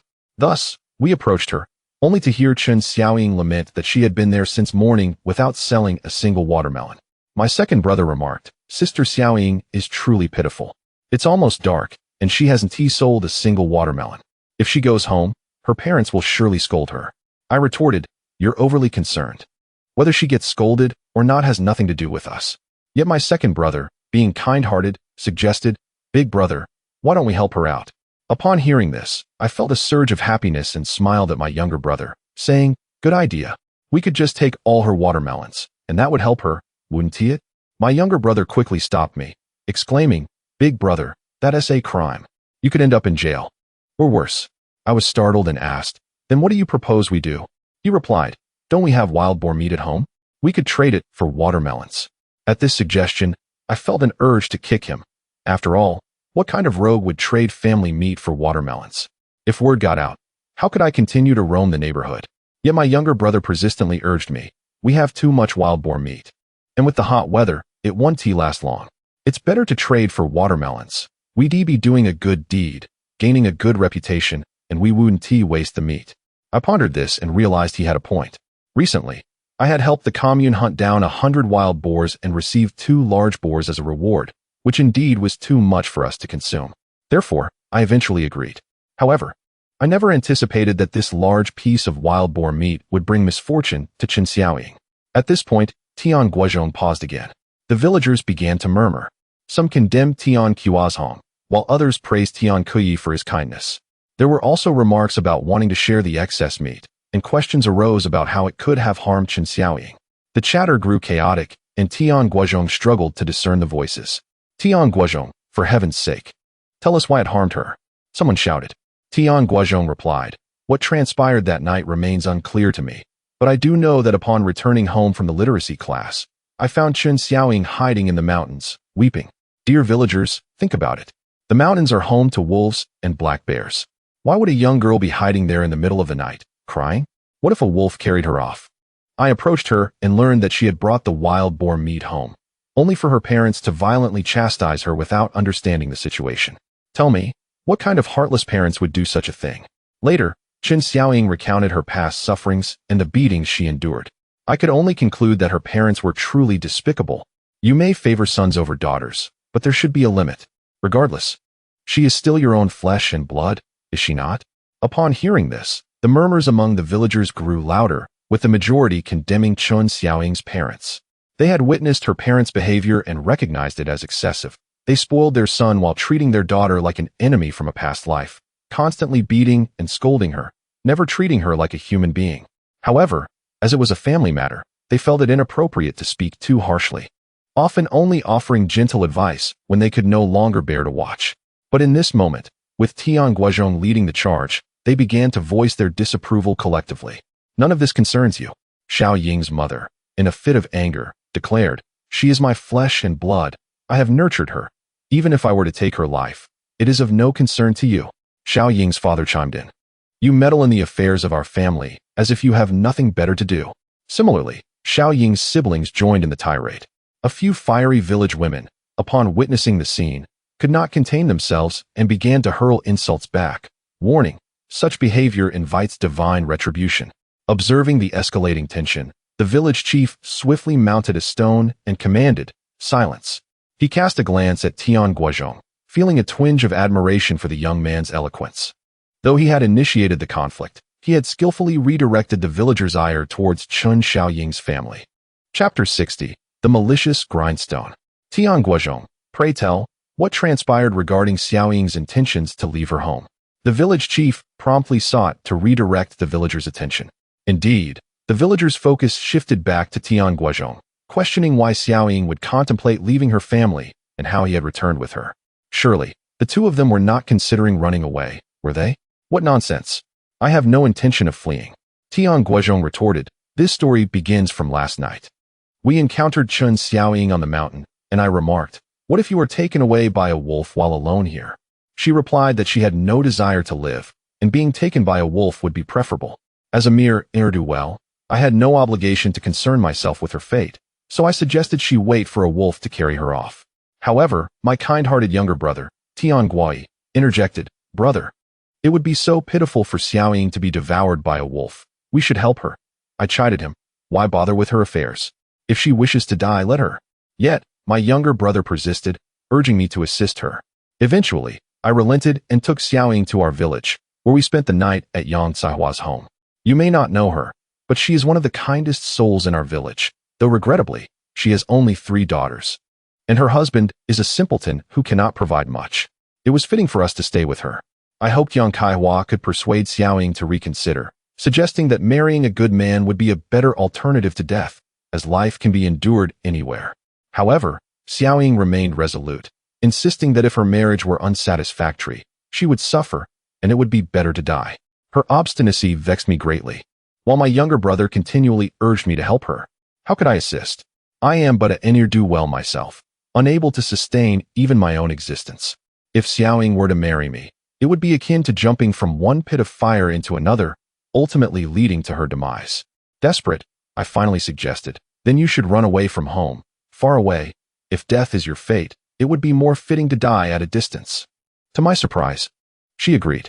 Thus, we set off for Haida Commune, intending to escape, only to encounter Chen Xiaodong, who, to my dismay, informed his family that I intended to abduct Xiaoying, labeling me a rogue.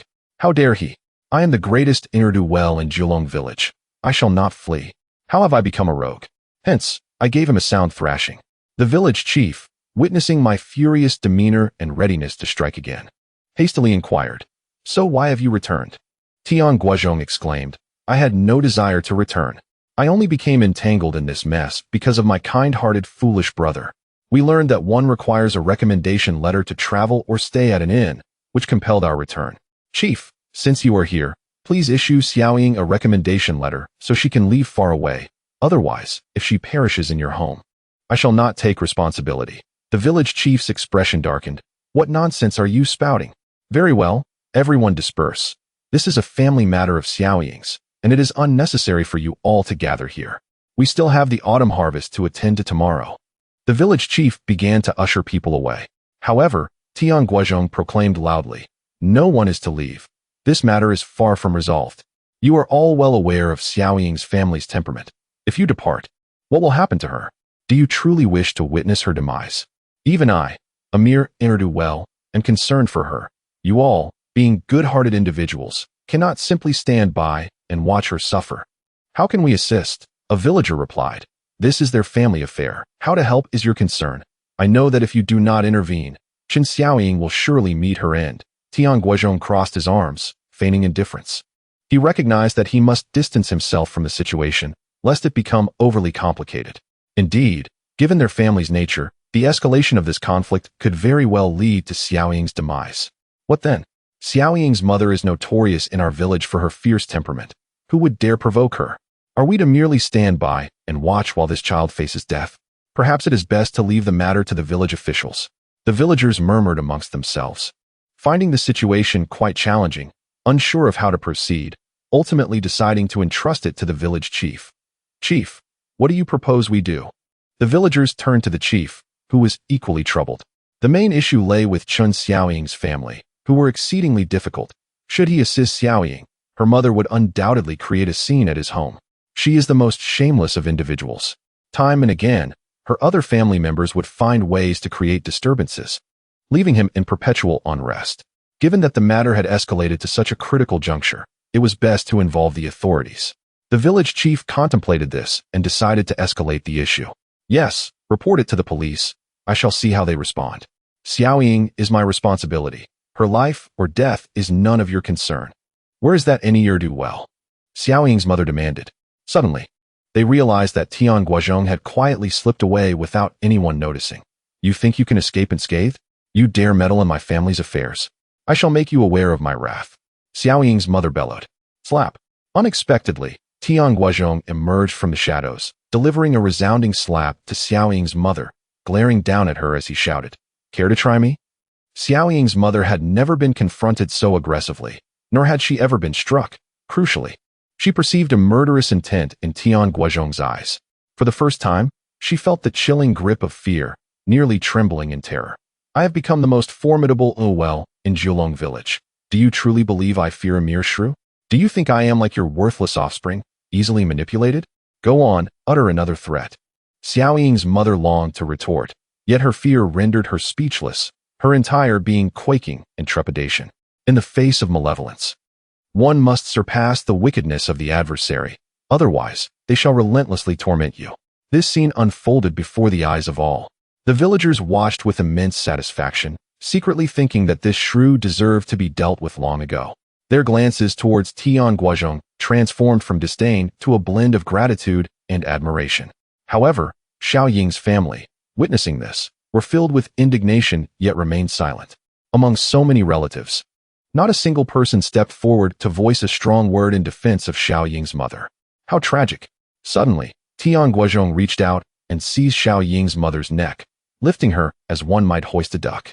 In her panic, she struggled fiercely, attempting to pry his fingers apart, but found them as unyielding as iron. Terror gripped her, her face turning a shade reminiscent of a purple eggplant.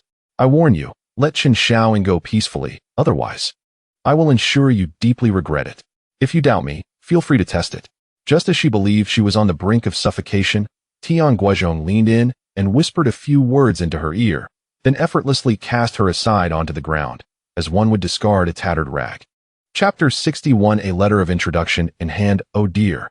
Xiao Ying's mother was truly terrified this time, sobbing uncontrollably, to the point of losing control of her bodily functions. A foul odor emanated from her, causing everyone around her to recoil in distaste, including her own family. Stop crying and get down to business.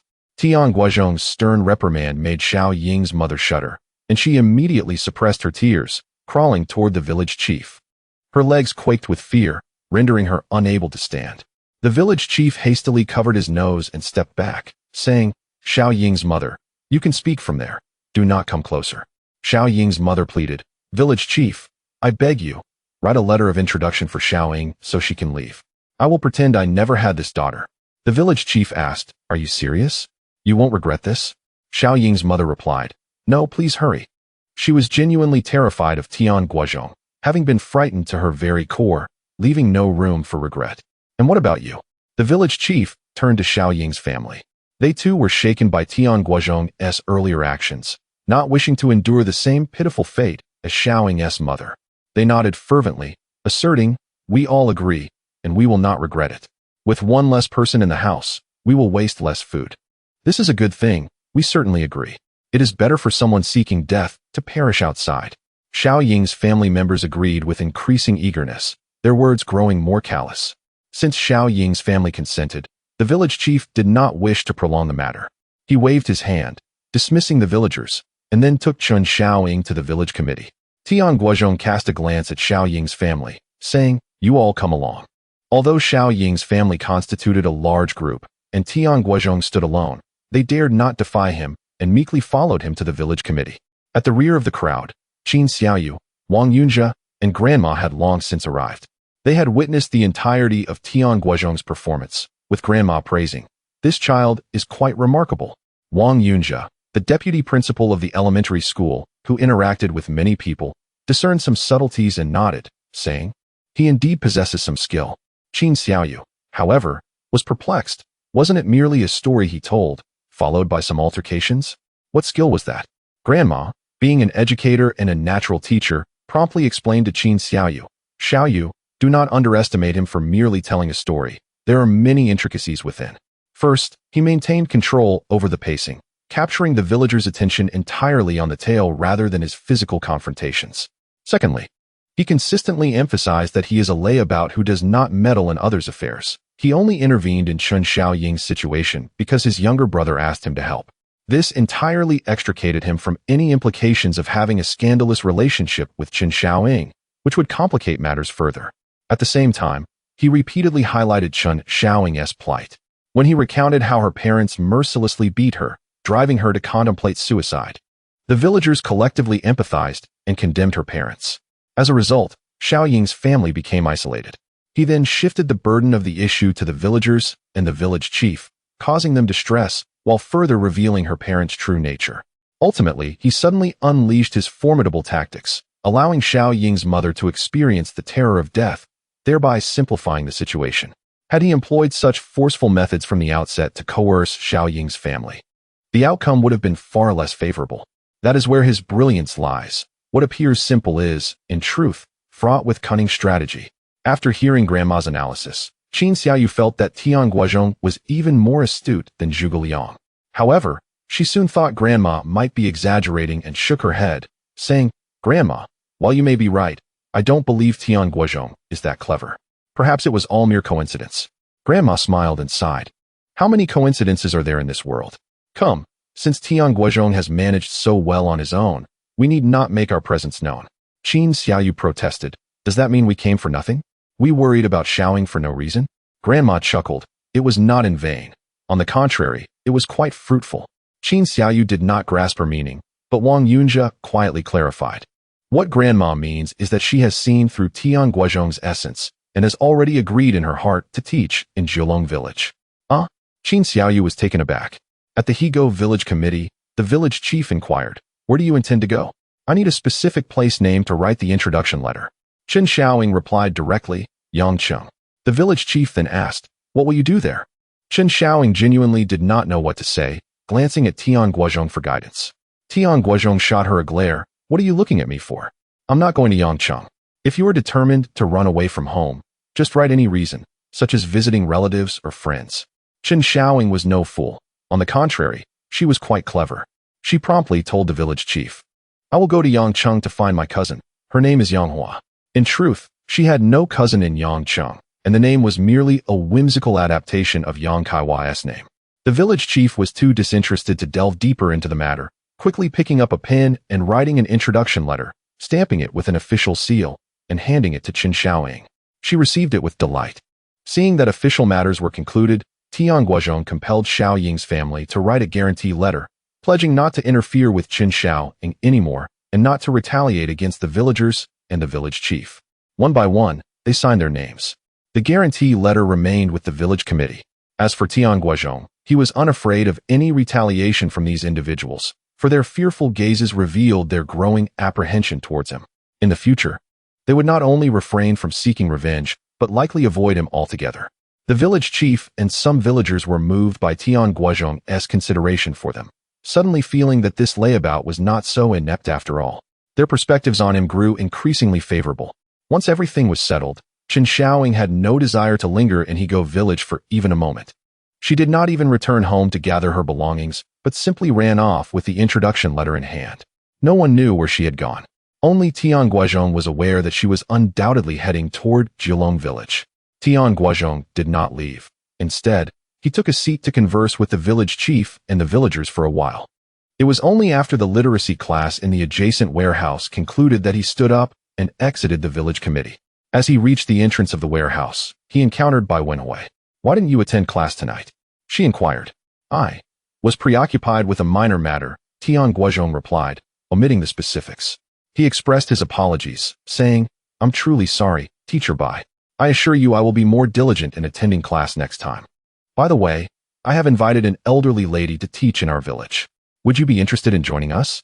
"Tian Guozhong, what do you mean by that?" Bai Wenhui retorted. "Teacher Bai is our village's educator, and your intentions to poach are rather blatant, aren't they? Do you presume that the people of Higo village have all perished?" At that moment, Chen Dicai happened to emerge, angrily pointing at Tian Guozhong. Chapter 62 Invitation to Bai Wenhui. Tian Guozhong could hardly be bothered to engage with Chen Dicai, his gaze fixed expectantly upon Bai Wenhui. Under such an intense scrutiny, Bai Wenhui's fair cheeks flushed visibly, her heart racing as she hastily lowered her head, saying, "Let me think it over." Upon hearing this, Chen Dicai grew anxious, exclaiming, "Teacher Bai, you can't take your time. What will happen to the children in our village, and us illiterates, if you leave?" Tian Guozhong shot him an admonishing glance. "Dicai, are you itching for trouble?" Startled, Chen Dicai stepped back. "What do you intend to do?" Tian Guozhong grinned. "Look at you, so timid. I have no ill intentions. I merely extend a sincere invitation for Teacher Bai to come teach in our village." Chen Dicai scoffed. "Teaching in your village is akin to entering a den of wolves." He turned back to Bai Wenhui. "You have no idea how troublesome the people of Jiulong village can be. In the past, female teachers who went there found themselves surrounded by a group of ruffians outside their residences at night. They would either peep at the teachers bathing or vandalize their windows. I even heard tales of someone deliberately releasing a snake into a teacher's room, scaring her off in the dead of night." Bai Wenhui was taken aback by this revelation. Tian Guozhong admitted, "I confess, such incidents did occur in the past, but those days are behind us. From now on, if you come to our village, I assure you no one will dare to disturb you." Chen Dicai interjected, "On what grounds can you make such a guarantee?" Bai Wenhui, intrigued, regarded him with wide eyes. Tian Guozhong shamelessly replied, "Because I am the largest ruffian in Jiulong village. Anyone who dares to harass a teacher will find themselves in a world of pain." Upon hearing this, Chen Dicai protested, "Teacher Bai, does that sound like the words of a sane individual? He is practically a bandit. I wager that if you go to Jiulong village, you are stepping into a den of thieves. The first to bother you might very well be this scoundrel." Bai Wenhui cast a doubtful glance at Tian Guozhong. Just then, the village head of Hegu village arrived. Chen Dicai quickly exclaimed, "Village head, this scoundrel Tian Guozhong is trying to poach our teacher."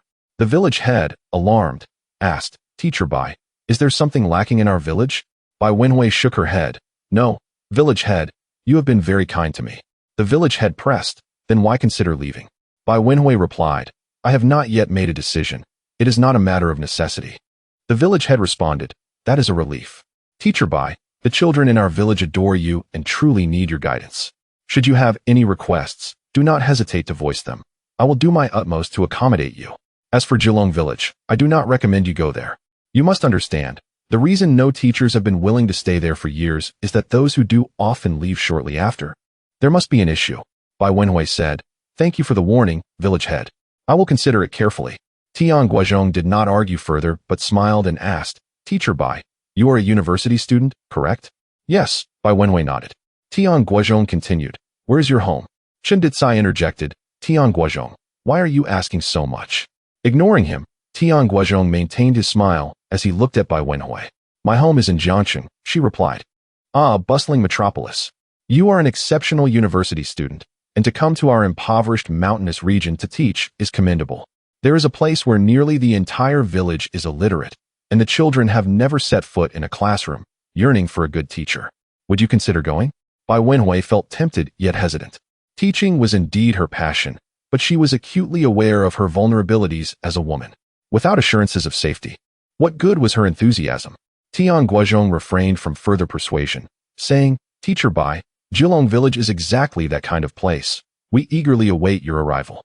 With that, he turned and walked away. Chen Dicai huffed, "Tian Guozhong is too cunning. Teacher Bai, do not be deceived. There are plenty of good teachers in the world. Why must it be you? I bet he has ulterior motives." Bai Wenhui smiled softly, "I will return home to rest now." "Big brother, why did you take so long at Sister Xiaoying's house? Have you completed your tasks?" Tian Guoyi and Tian Guoren had been waiting nearby for Tian Guozhong. "All done," Tian Guozhong replied with a smile. "I even invited 2 more teachers. If they agree to come to our village, we won't have to travel over 10 miles to attend the literacy classes every day." "Wonderful." Tian Guoren clapped his hands. "Soon we will be able to learn to read in the village." "You enjoy reading and learning?" Tian Guozhong chuckled. "Yes," Tian Guoren affirmed. The 3 brothers continued their conversation as they walked toward the village outskirts. Suddenly, a group of village women from Hegu village approached them. "Tian Guozhong, is this your second brother, Tian Guoyi?" One of the women blocked their path and inquired. "Yes," Tian Guozhong smiled. "What brings you, ladies?" The women surrounded Tian Guoyi. examining him with smiles. What a fine young man. Boy, may I ask if you are married? Confused, Tian Guozhong shook his head. No, my elder brother isn't even married yet, so I. The women disregarded his remark about his elder brother and continued. Do you have someone you like? No, Tian Guozhong replied, increasingly bewildered. Why were these strangers showing him such enthusiasm? The women laughed. The young man is shy. Guozhong, there is nothing to be embarrassed about. It is the natural order for men to marry and women to wed. When will you come visit my home? I live right next to the village committee. My second daughter is quite diligent. Tao Hua, how can you be the matchmaker for your own daughter? How shameless. Why not? With such a kind-hearted young man, I must seize the opportunity before someone else does. Tao Hua is right. I must also take action. Guozhong, my eldest daughter is now 16, possessing both beauty and education. Look at your daughter. She is a cripple. What does it matter if she has been educated? A cripple can still work. Surely, that is preferable to your daughter, who is both unattractive and lazy. It was evident that the village women, who had previously appeared amiable, quickly turned hostile after just a few exchanged words, leaving Tian Guozhong in a state of panic. He had never encountered such a situation and was at a loss for how to respond. Tian Guozhong was acutely aware that this was the effect of the story he had recounted earlier. He promptly said with a smile, Dear aunts, please do not make things difficult for my younger brother. If you truly wish to marry your daughters to him, then first help me find a wife. Go away. The village women scoffed, shaking their hands in disdain. Who would want to marry a good-for-nothing like you? Then all of you can leave. Tian Guozhong exclaimed with a glare, prompting the village women to depart in anger. Elder brother, what is happening? Tian Guozhong asked, his expression one of confusion. Chapter 63. Guozhong, farewell. Haha, your good fortune is about to arrive. Tian Guozhong chuckled lightly, offering no further explanation as he led them onward beyond the village. Along the way, they encountered several groups of villagers. Upon seeing Tian Guozhong, the men praised him as a fine young man, while the women eagerly inquired about his marital status, causing Tian Guozhong to blush multiple times. As more villagers approached, Tian Guozhong, feeling overwhelmed, swiftly took flight. Villagers. Tian Guozhong erupted in laughter. Tian Guozhong inquired, Elder brother, what is going on? Tian Guozhong then recounted the earlier events succinctly, concluding with a chuckle, before long, not just Higo village, but the entire commune will know that your second brother is a great person. By then, he need not worry about finding a partner. Tian Guozhong replied, Elder brother, why do you only praise the second brother and not me? Huh? Tian Guozhong paused. Tian Guozhong continued, both the second brother and I are with you. You praise the second brother, but not me. Do you think I am inadequate? Tian Guozhong was taken aback. In his previous life, as an only child, he never faced the dilemma of fairness, for all the water belonged to him. Yet in this life, he had been blessed with 8 younger brothers. Third brother, it is not that you have done poorly. It is simply that elder brother was thinking of your second brother at that moment. Tian Guozhong attempted to explain, but Tian Guozhong, now angered, retorted, so I have done poorly, and you didn't even consider me. With that, Tian Guozhong ran off. Tian Guozhong was once again stunned. Was a young boy truly so petulant? Over such a trivial matter, he was upset? Could he possibly be a little sister? Tian Guozhong shook his head, feeling for the first time that being an elder brother was rather challenging. After departing from Higo village and walking about 7 or 8 li, Tian Guozhong finally spotted Tian Guozhong waiting ahead, accompanied by Chen Xiaoying. Chen Xiaoying asked, Guozhong, what is wrong with Guoren? He didn't greet us and just ran off in a huff. Tian Guozhong replied, do not mind him. A boy acting like a girl. Sulking over trivial matters, let him be. Chen Xiaoying pressed, what exactly happened? Tian Guozhong then recounted the earlier incident. Chen Xiaoying laughed. That is because he regards you as the best elder brother, which is why he cares so much for your praise. This should not be considered petulance. Is that so? Tian Guozhong stroked his chin thoughtfully. Chen Xiaoying affirmed, it must be so. Otherwise, how could he become so upset? Tian Guozhong waved his hand. Let us not dwell on him. We should return home. The 3 of them hastened their pace, only to find Tian Guozhong waiting at the bend just a few hundred meters ahead. Tian Guozhong asked, why did you stop running? Tian Guozhong whispered, I am afraid. Tian Guozhong approached, putting his arm around his neck, afraid of what? Are you not a man?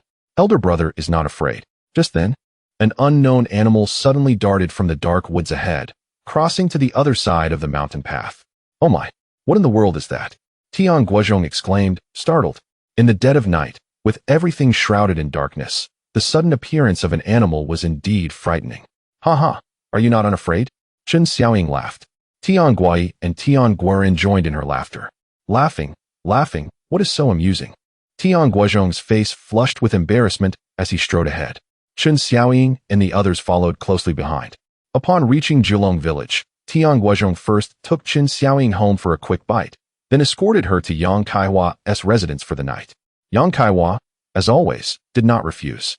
However, after Tian Guozhong left, she solemnly grasped Chen Xiaoying's hand, saying, "Sister, do not blame me for meddling. We women cannot compare to men. Our lives are too challenging. Therefore, we must not make mistakes, or we will regret it for a lifetime." Chen Xiaoying replied, "Thank you, sister, I understand." Yang Kaihua continued, "Since you understand, why do you still follow Guozhong so ambiguously? Even though you stay at my house at night, you are with him during the day. This may tarnish your reputation. What if he does not want you in the future?" Chen Xiaoying blushed and said, "He has never considered me." "What?" Yang Kaihua became anxious. "My foolish sister, why then do you continue to be with him? What do you hope to gain?" Chen Xiaoying responded, "I seek nothing. He is a good person who has helped me greatly. Sister, I am tired. I will go to sleep now." "He is a good person?" Yang Kaihua shook her head helplessly. This was the first time she had heard someone praise Tian Guozhong as such. Truly, love is blind. Chen Xiaoying shared a room with Yang Kaihua's three daughters. Listening to the soft breaths of the three little girls as they slumbered, she found herself unable to sleep, her mind flooded with various memories. She recalled the hardships endured since childhood, the relentless harshness of her parents and family, and also the sight of Tian Guozhong tirelessly working on her behalf. Why is it that fate allows for connections, yet keeps them apart? Chen Xiaoying felt distressed, leaning against the headboard, and before she knew it, tears streamed down her face. Oh, it felt like no time had passed, when suddenly the crowing of roosters echoed from outside. Dawn had arrived. She must leave. Wiping her tears, she vigorously rubbed her face to invigorate herself, then quietly gathered her introduction letter and belongings before stealthily departing from Yang Kaihua's home. She arrived at Tian Guozhong's residence, but did not enter. Instead, she stood outside the yard, gazing at the outline of Tian Guozhong's dilapidated house in the faint morning light. "Guozhong, farewell." A few minutes later, Chen Xiaoying turned and left, making her way down the narrow path towards Haida Commune. The clang of a bell rang out, signaling the start of work. The village resonated with the sounds of gongs and shouts, but this time, the voice was not that of Grandpa Shaozi, but rather that of a younger man. Grandpa Shaozi had been injured and angered by Tian Qijuan, and had been bedridden for several days without getting up. Tian Guozhong, accustomed to rising early, immediately sprang up upon hearing the sounds outside. However, as he stepped into the backyard to freshen up, he was met with a frantic Yang Kaihua seeking him out. "Not good, Guozhong, Xiaoying is missing." Tian Guozhong pondered for a moment and reassured, "Do not fret. I know where she has gone." With that, he dashed away. He ran swiftly, covering a journey that would typically take 2 hours in just one. He arrived at Haida Commune, but after searching thoroughly, he found no trace of Chen Xiaoying. The bus from Haida Commune to the county operates merely twice a day, once at 8 in the morning and again at 2 in the afternoon. It was only just past 7 o'clock, and the bus remained quietly parked not far from the commune courtyard. Chen Xiaoying was nowhere to be seen on the bus. Could this foolish girl be walking to the county? That would be over 40 kilometers. Tian Guozhong contemplated the possibility that Chen Xiaoying might lack the funds for a ticket, leaving her no choice but to trek on foot. He immediately turned towards the supply and marketing cooperative, only to find it still closed. Consequently, he redirected his steps to Qin Xiaoyu's home, where fortunately, his grandmother was already awake. "Guozhong, what brings you here?" His grandmother, startled by the sight of him drenched in sweat and wearing a worried expression, exclaimed. Chapter 64. From now on, call me brother. "Grandma, do you have a bicycle at home?" Tian Guozhong asked anxiously. Chen Xiaoying had left without notice that morning, and he surmised she might have walked to the county town. Hence, he wished to borrow a bicycle to pursue her. Grandma was equally distressed. How can this child leave without saying a word? "Guozhong, don't be hasty. I don't have one, but my son-in-law does. Xiaoyu, quickly take Guozhong to borrow a bicycle from Xiaozha." Qin Xiaoyu, who was preparing to head to the supply and marketing cooperative for work, nodded in agreement. "All right, Grandma." Shortly thereafter, Qin Xiaoyu led Tian Guozhong to the commune's primary school, informed the gatekeeper, and proceeded directly to the teacher's dormitory located behind the school. Although Wang Yunjia was the vice principal, he was still single and had yet to receive a house, thus residing in the communal dormitory. Xiaoyu? Is this Tian Guozhong? Wang Yunjia recognized him at first glance, having heard Qin Xiaoyu describe him as tall and robust, not at all resembling someone from the south. Yes, this is Tian Guozhong. He has an urgent matter and wishes to borrow your bicycle, Qin Xiaoyu explained. Not a problem, the bicycle is parked over there. By the way, you can ride it, right? Yes, Tian Guozhong affirmed, and promptly mounted the bicycle, pedaling away. Watching him depart, Wang Yunjia quietly remarked, Xiaoyu, he is just a good-for-nothing. Why are you being so kind to him? It was Grandma who asked him to borrow it, Qin Xiaoyu replied, leaving Wang Yunjia silent. On that early autumn morning, golden sunlight poured down, painting a picturesque landscape. However, Tian Guozhong was too preoccupied to appreciate the beauty, pedaling furiously. After more than half an hour, he finally spotted Chen Xiaoying striding purposefully along the road. Stop! He suddenly braked, halting in front of her. Xiaoying, why did you leave without telling me? Do you even know how to get to Yangqing? Tian Guozhong exclaimed angrily. Guozhong. Chen Xiaoying was taken aback and exhilarated at the unexpected appearance of Tian Guozhong, but she also felt a twinge of guilt. I've caused you too much trouble. Now that I have the introduction letter, Enough of that. Here is 500 yuan, along with some general food coupons. Keep them safe, Tian Guozhong interrupted, thrusting a bundle of money into her hands. I can't accept this, Chen Xiaoying stammered, shocked at the sheer amount. She had never seen so much money in her life. Take it. This is not a gift. Consider it an investment. Listen carefully. I am sending you to Yangqing not just on a whim, but to help you establish a foothold there and await my news. So, once you arrive and settle down, write to me immediately.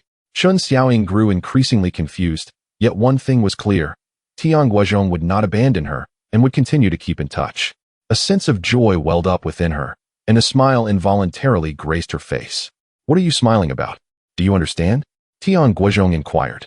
Chen Xiaoying shook her head and replied with a smile, No? Tian Guozhong sighed in exasperation. All right, let me explain in greater detail. He placed the money and coupons firmly in her grasp, saying patiently, This 500 yuan and the coupons are my investment in you. You may use them now, but you must help me earn money in the future. Do you understand? Now, Chen Xiaoying comprehended, nodding in agreement. So, you must reach Yangqing safely. No matter the obstacles you encounter along the way, you must not give up, understand? Tian Guozhong's words aimed not only to ensure her future assistance, but also to motivate her, providing her with a goal and direction. Otherwise, for a girl who had once contemplated ending her life, facing difficulties on her journey could reignite such thoughts. Having a goal and direction would alleviate much of that burden. After arriving in Yangqing, if you encounter language barriers, you can pretend to be mute at first and find a place to stay nearby. The 500 yuan and food coupons should suffice for a time, but you must quickly find a job to support yourself. Once everything is settled, write to me, and I will teach you how to earn money. Remember, our secret must never be disclosed to anyone else. Observing the seriousness etched on Tian Guozhong's face, Chen Xiaoying, though not fully grasping why secrecy was paramount, solemnly nodded in agreement. I will remember. Now, let me explain how to get to Yangqing. Tian Guozhong promptly retrieved a stick, smoothed the ground, and began to sketch a route map. We are situated at the junction of Yi, Xiang, and Yu provinces, so to reach Yangqing, you must first take a boat to Jiangqing or Xingqing, and then from there, take a train to Yangqing. He meticulously detailed the entire process, explaining where to catch the boat, how to purchase tickets, where to disembark, what to watch for on the boat, as well as how to buy train tickets, and what to be cautious of during the journey. Have you remembered everything? Tian Guozhong asked at the end. Chen Xiaoying nodded. I remember. Guozhong, how do you know so much? Tian Guozhong chuckled without responding. From now on, call me brother. Although we cannot become husband and wife, we can be siblings, and I would be delighted to have you as my sister. Now, the bus is arriving. We must part ways here. Take care of yourself. Remember, safeguard your finances. Only stay at reputable accommodations, and do not be lured by cheap options. There are many swindlers out there, so remain vigilant. Avoid trouble, but do not shy away from it. Be brave. Everything will turn out well. Write to me and await my news. At that moment, the bus arrived. Tian Guozhong hailed it and helped Chen Xiaoying board. She waved at him with a smile, but once the door closed, tears streamed down her face. Tian Guozhong felt a lump in his throat. I hope all goes well for you. He silently wished her well, then turned the bicycle around, leisurely pedaling back to to Haida commune. Only then did he allow himself to appreciate the breathtaking scenery along the way. It was truly magnificent. Regrettably, it is a matter of poverty. All the surrounding villages are in disrepair, making it difficult to fathom that this is a scene from the 1980s, resembling more of an ancient rural setting. Destitution, dilapidation, filth, and chaos. Unbeknownst to him, Tian Guozhong returned to Haida commune, returned the bicycle to Wang Yunjia, and then went to inform Qin Xiaoyu and his grandmother. To his surprise, his grandmother had indeed prepared breakfast for him. "You haven't eaten yet, have you? Hurry and eat. After that, we shall go to your village together," she said with a kind smile. Are you going to our village to teach today?" Tian Guozhong exclaimed with delight. "Not welcome?" His grandmother teased. "Most welcome, a million times welcome," he exclaimed while clapping his hands. "You are such an amusing child," she replied with laughter. "Now eat quickly, lest it gets cold and loses its taste." Tian Guozhong happily dug into his meal. Chapter 65. Grandma Xiao arrives at Jiulong village after finishing their meal. Tian Guozhong accompanied Grandma to the cooperative to seek out Qin Xiaoyu. Upon hearing their plans, Qin Xiaoyu quickly advised, "Grandma, if you wish to go to Jiulong village to teach, I will not stand in your way. However, you have not prepared anything for this journey. Are you aware of the circumstances there?" Grandma chuckled. "Do not fret. It is precisely because I am unaware of the situation that I intend to go investigate first. To embark on a teaching endeavor must not be taken lightly." Qin Xiaoyu sighed in relief, acknowledging that was more reasonable. She then turned to Tian Guozhong, saying, "You must take good care of Grandma. If anything happens to her, I will hold you accountable. Rest assured, I shall look after Grandma," Tian Guozhong assured her. "Enough of that. Do not frighten Guozhong. Although I am advanced in years, I am not senile." Grandma interjected, "Guozhong, let us be on our way." Tian Guozhong, of course, could not lead his 71-year-old grandmother along a perilous path. That route was too treacherous. Furthermore, he could not take her directly along the main road, as it would take over 4 hours, exhausting even the young. He ventured out to procure a horse-drawn cart and purchased several quilts from the cooperative.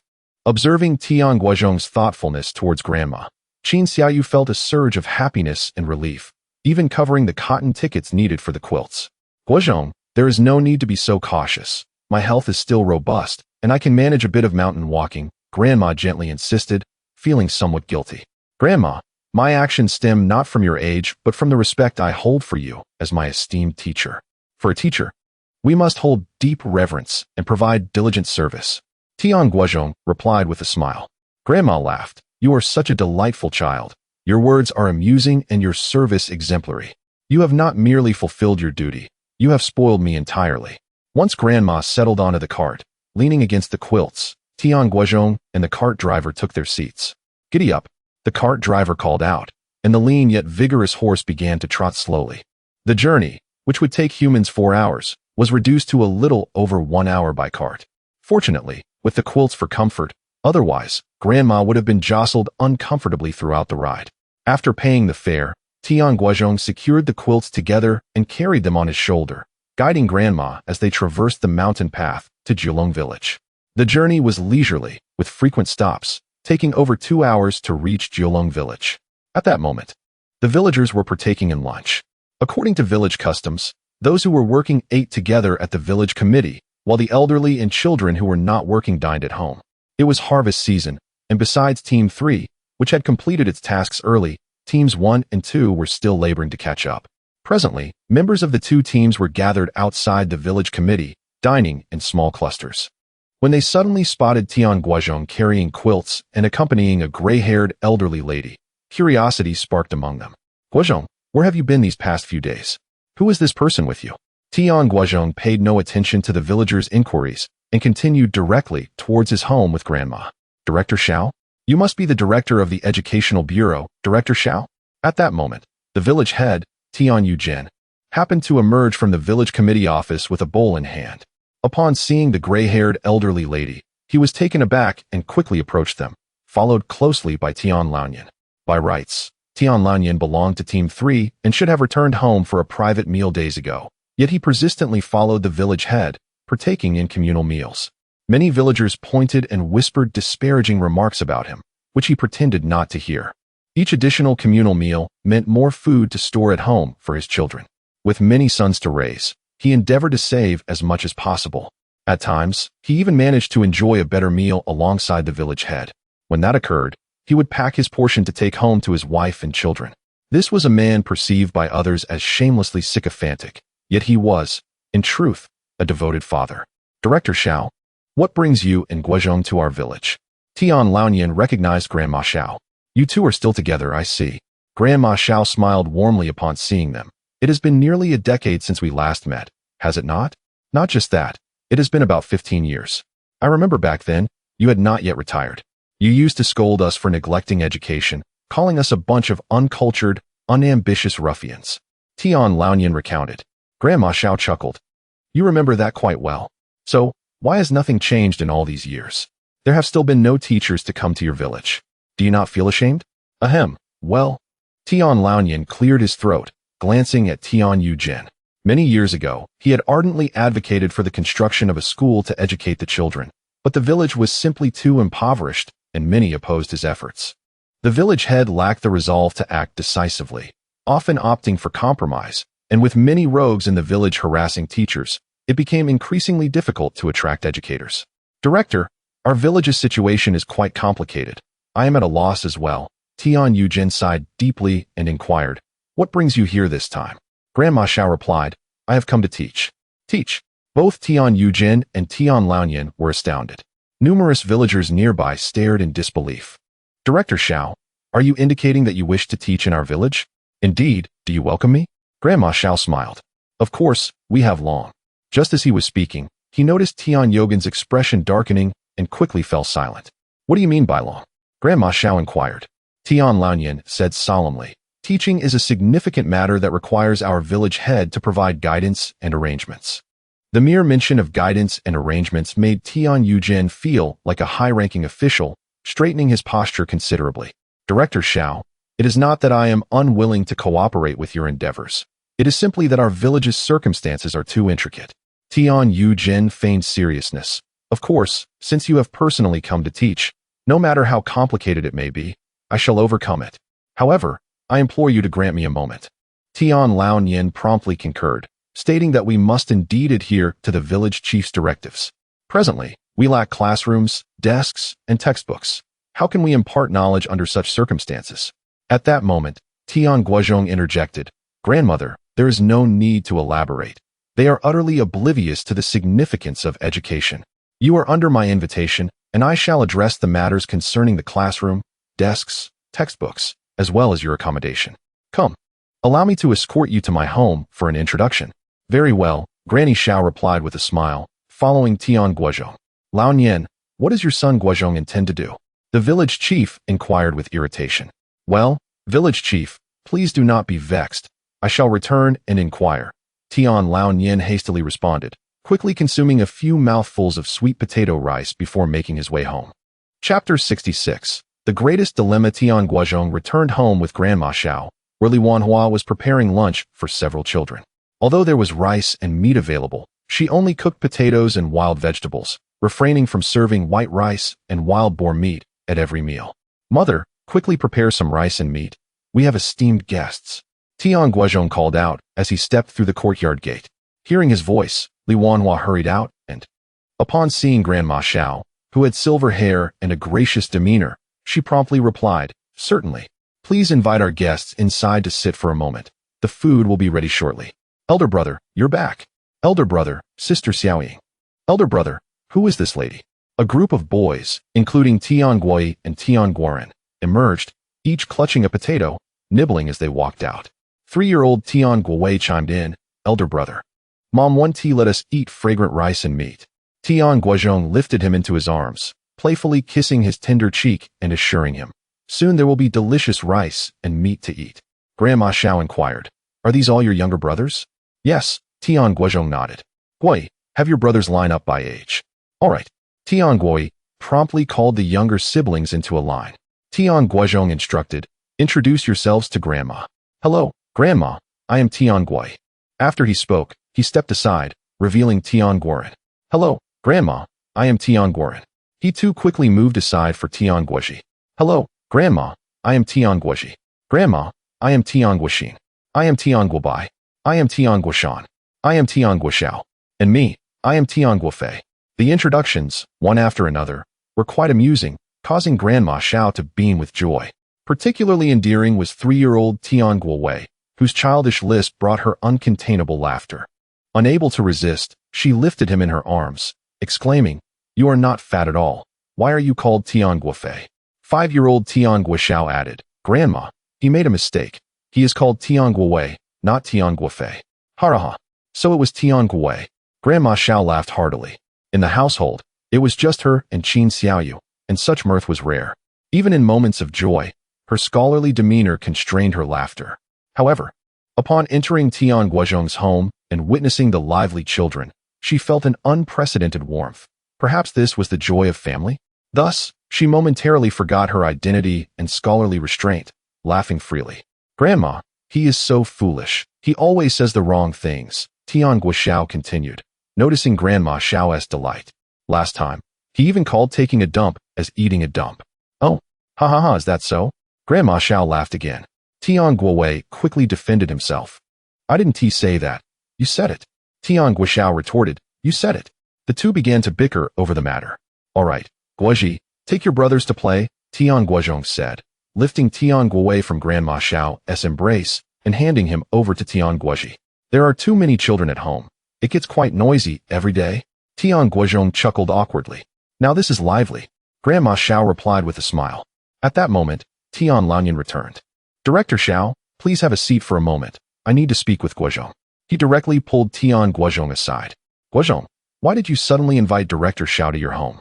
Tian Lanyan whispered. "Are you planning to ask her to teach in our village? There are many circumstances you are unaware of. The reason no teachers come to our village is not solely due to the rascals bothering them. The greater issue is our extreme poverty. Even if tuition is minimal, the costs of books, pens, and paper, along with the loss of labor at home, accumulate to an unbearable sum for a single household. Moreover, every family has several children. Who should we send to school?" This indeed posed a significant dilemma, but without education, such a cycle of poverty would never be broken.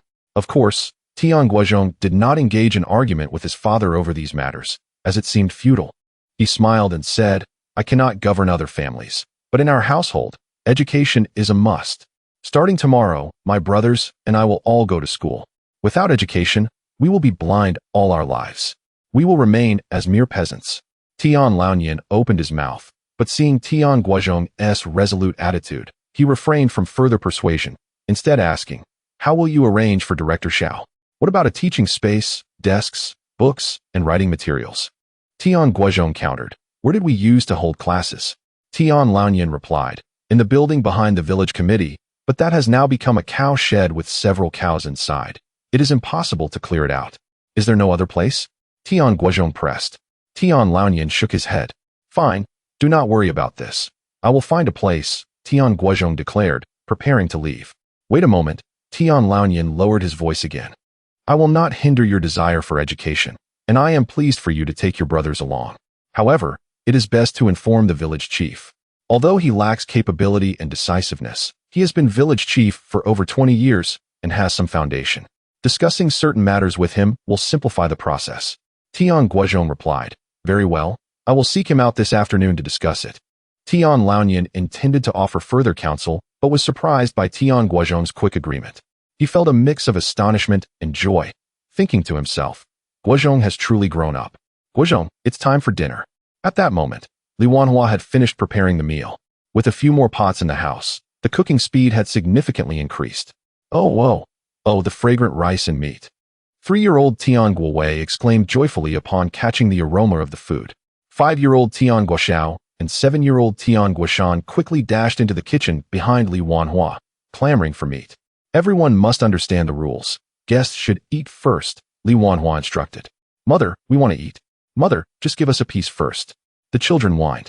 "Everyone sit down," Tian Guozhong gently admonished. Several younger brothers promptly settled down, none daring to follow Li Wanhua or raise their voices, all gazing at Tian Guozhong with expressions of trepidation. Tian Guozhong rubbed his nose and pointed at Grandma Xiao, declaring, "From now on, she shall be our teacher. We must show respect towards our teacher. Everyone, please stand and greet her." The children immediately rose to their feet, chanting in unison, "Good day, teacher. Grandma Xiao replied with a warm smile. Very well, very well, please take a seat. Once all the dishes were served, everyone eagerly began to feast. Although Tian Guozhong and the others had previously consumed potatoes and wild vegetables, they could not resist indulging in the delicious meal before them. Grandma Xiao watched the children eat with a gentle smile, serving them dishes while partaking very little herself. She suddenly noticed that Tian Guozhong was also consuming very little. Why aren't you eating? She couldn't help but inquire. Chapter 67. Allow me to speak for a moment. Let them eat first. Since I consume a great deal, once I begin, there will be nothing left for them. Tian Guozhong chuckled. Grandma Xiao remarked, your physique certainly warrants such an appetite. Tian Guozhong laughed heartily, for he indeed possessed a voracious appetite. Only after his younger brothers had eaten sufficiently did he start devouring his meal. Finishing 4 large bowls of rice and clearing the table of all dishes, yet he was merely 80% full. Grandma Xiao, please take a seat at home for a while. I will prepare the teaching area and your living quarters. Once everything is ready, I will come to fetch you. Tian Guozhong set down his bowl and exited. Grandma Xiao gazed at the now empty table, her mouth agape for quite some time. Truly, he is a tall and robust young man. The quantity of food consumed in this meal could sustain her for 3 days. Li Wanhua intended to converse with Grandma Xiao, yet as an illiterate village woman with limited experience, she appeared rather timid and inarticulate in the presence of the cultured and poised Grandma Xiao. While she could be quite bold and eloquent among the other village women, she felt constrained and tongue-tied here. However, Grandma Xiao was not one to be overly sensitive. Recognizing her discomfort, she suggested that Li Wanhua show her the livestock she raised. Thus, Li Wanhua led Grandma Xiao to inspect the pigsty, chicken coop, and so forth. Grandma Xiao did not mind the unpleasant odors. Rather, she enthusiastically discussed pig and chicken rearing techniques with Li Wanhua, and the two enjoyed a lively conversation. Tian Kuyi and Tian Quoran accompanied their elder brother. 12-year-old Tian Guozhi and 10-year-old Tian Guoxin went to the stony ground at the village entrance, their new homestead. During this time, they had been busy making mud bricks. No one had instructed them to do so. They merely found it enjoyable and came every day. Even in the rain, they would come for a stroll, feeling their day incomplete otherwise, as if something vital was missing. The mud bricks piled up everywhere, and they had lost count of how many they had made. 8-year-old Tian Guobai and 7-year-old Tian Guoshan, accompanied by 2 younger brothers, ran about the village, their grass clothes often torn, exposing their bare bottoms, yet they continued to play joyfully. Upon returning home, they inevitably faced their parents' wrath. Nevertheless, the next day, they would again take their brothers out to play, completely forgetting the painful lesson of the previous day.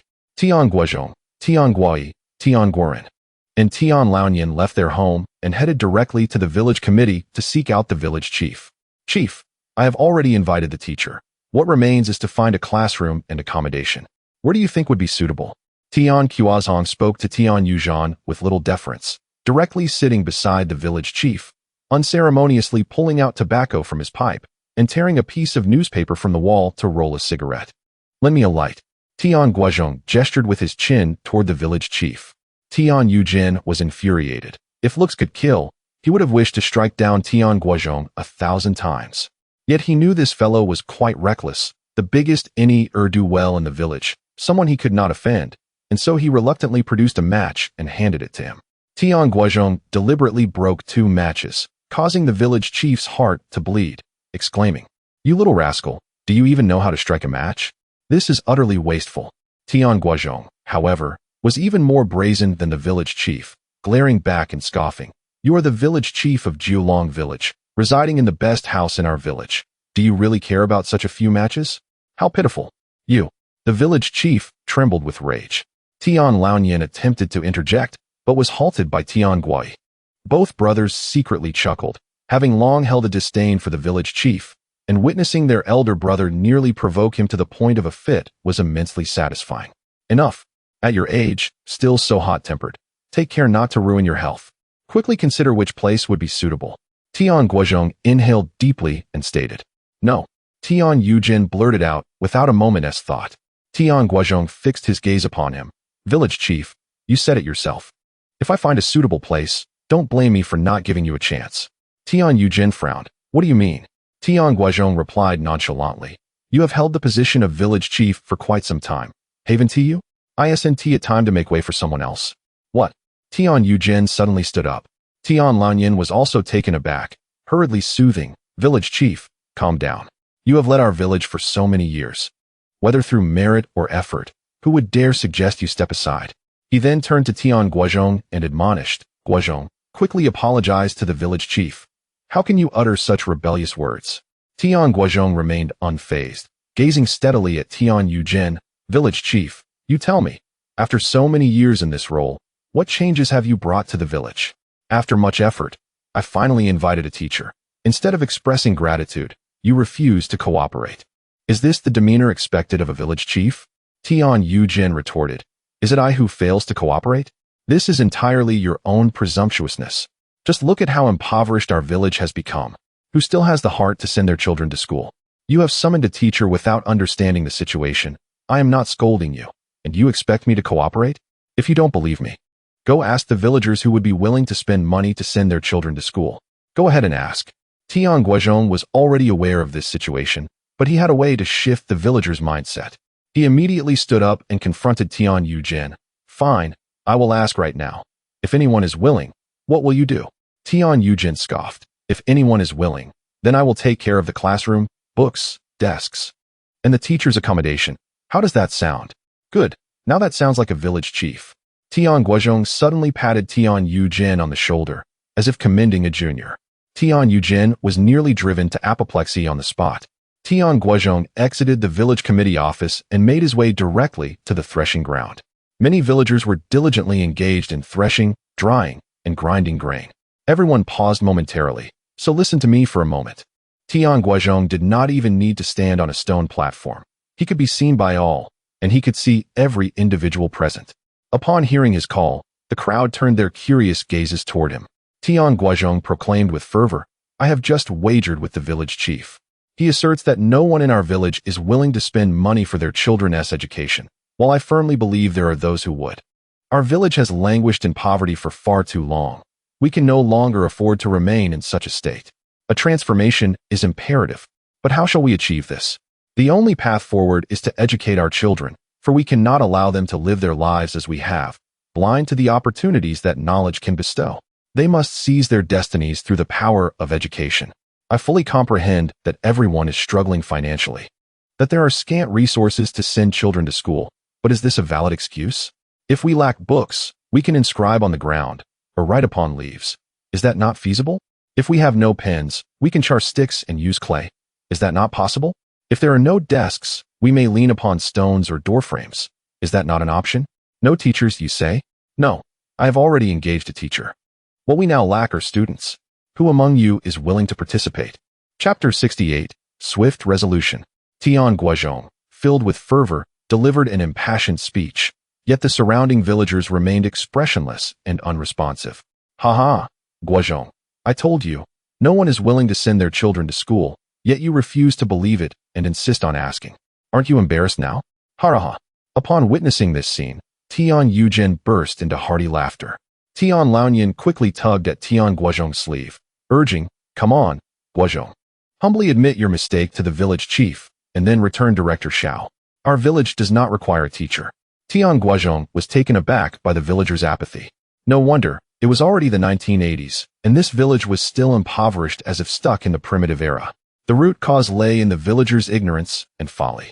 They were short-sighted, fixated only on their immediate hardships and destitution, blind to the hopes of the future. They toiled tirelessly, yet had never contemplated the true reasons behind their poverty. Not a single soul wished to alter their fate or seek a way out. In fact, they would even sabotage those who aspired to change their destinies, thwarting their efforts to succeed. Rage, an unparalleled fury surged within Tian Guozhong as he shouted, "I ask you once more, are you willing to send your children to school?" Seeing the ferocity in his gaze, everyone felt a chill run down their spines. This man had once been the village's biggest scoundrel, a notorious troublemaker who even dared to defy his parents. Recently, he had grown even more fearsome, not only hunting wild boars, but also wolves and black bears. His strength was astonishing. He could easily lift 200 to 300 pounds. With his towering and robust stature, he resembled a guardian deity, instilling fear in all who beheld him. Finally, someone wavered. "Guozhong, I am willing." So am I, me too. With the first response, a second and third followed, and soon, a multitude began to echo their agreement. Tian Guozhong interjected loudly. This doesn't count. They aren't here of their own volition. They are coerced by you. You are being unreasonable. Tian Guozhong retorted, I had no expectations of you. If it weren't for my father insisting on giving you face, I wouldn't have bothered to seek you out. Just look at yourself. Do you resemble a village chief? I stand here before everyone to warn you. Should you dare to undermine me, you will regret it for a lifetime. If you doubt my words, feel free to test me. Furthermore, I warn all villagers, this teacher is my guest. Anyone who dares to intimidate or trouble her will face my wrath. Now tomorrow, you shall bring your children to the village committee. Our classroom will be set in the committee office. Huh? Tian Guozhong exclaimed in astonishment. You are setting the classroom in the committee office. What about the village officials? Tian Guozhong replied, they will work at your home. Now, let us go, Guai. We need to move our things. Tian Guozhong turned and commanded, Guorin, gather Junkai, Shulin, and the others. They feasted on our wild boar. So they should help us. Understood, brother. Tian Guorin hastily departed. Before long, Tian Junkai, Tian Shulin, and a dozen other rascals from the third team converged at the village committee. Tian Guozhong instructed, go fetch the rascals from the first and second teams as well. Today, we shall hold a gathering of all the rascals in the village. Half an hour later, nearly all the rascals from the village had arrived, young and old. There were about 60 to 70 of them. Jiulong village was not small, with over 500 households and a population exceeding 4,000, averaging 8 people per family. With such a population, having only 60 to 70 rascals was quite minimal. Yet, their gathering at the committee office was still quite an intimidating sight. They stood and sat in disarray, all exhibiting a carefree demeanor, prompting the village chief and other villagers to shake their heads in disapproval. The parents of these rascals wished they could find a hole to hide in. Yet, Tian Laonian was an exception. He sensed that something significant was about to transpire, and for the first time, he did not stand behind the village chief, but rather behind Tian Guozhong. Standing on the steps of the committee office, Tian Guozhong surveyed the crowd, and without any preamble stated, I have called you all here to discuss 2 matters. First, we will be establishing a literacy class. Everyone must attend. Anyone who refuses may feel free to test their luck. Second, I intend to change our village's impoverished fate by hiring a teacher to instruct us in reading and writing. Henceforth, do not harass her, or you will face my ire. Of course, those who perform well will receive rewards. As for the nature of the rewards, I shall not elaborate. You should have an inkling. Now that is all. You may disperse. The rascals listened in bemusement, yet they understood one thing. Tian Guozhong had changed. He was beginning to care about village affairs. Did this fellow aspire to become the village chief? Suddenly, many rascals entertained this notion. However, they quickly dismissed it.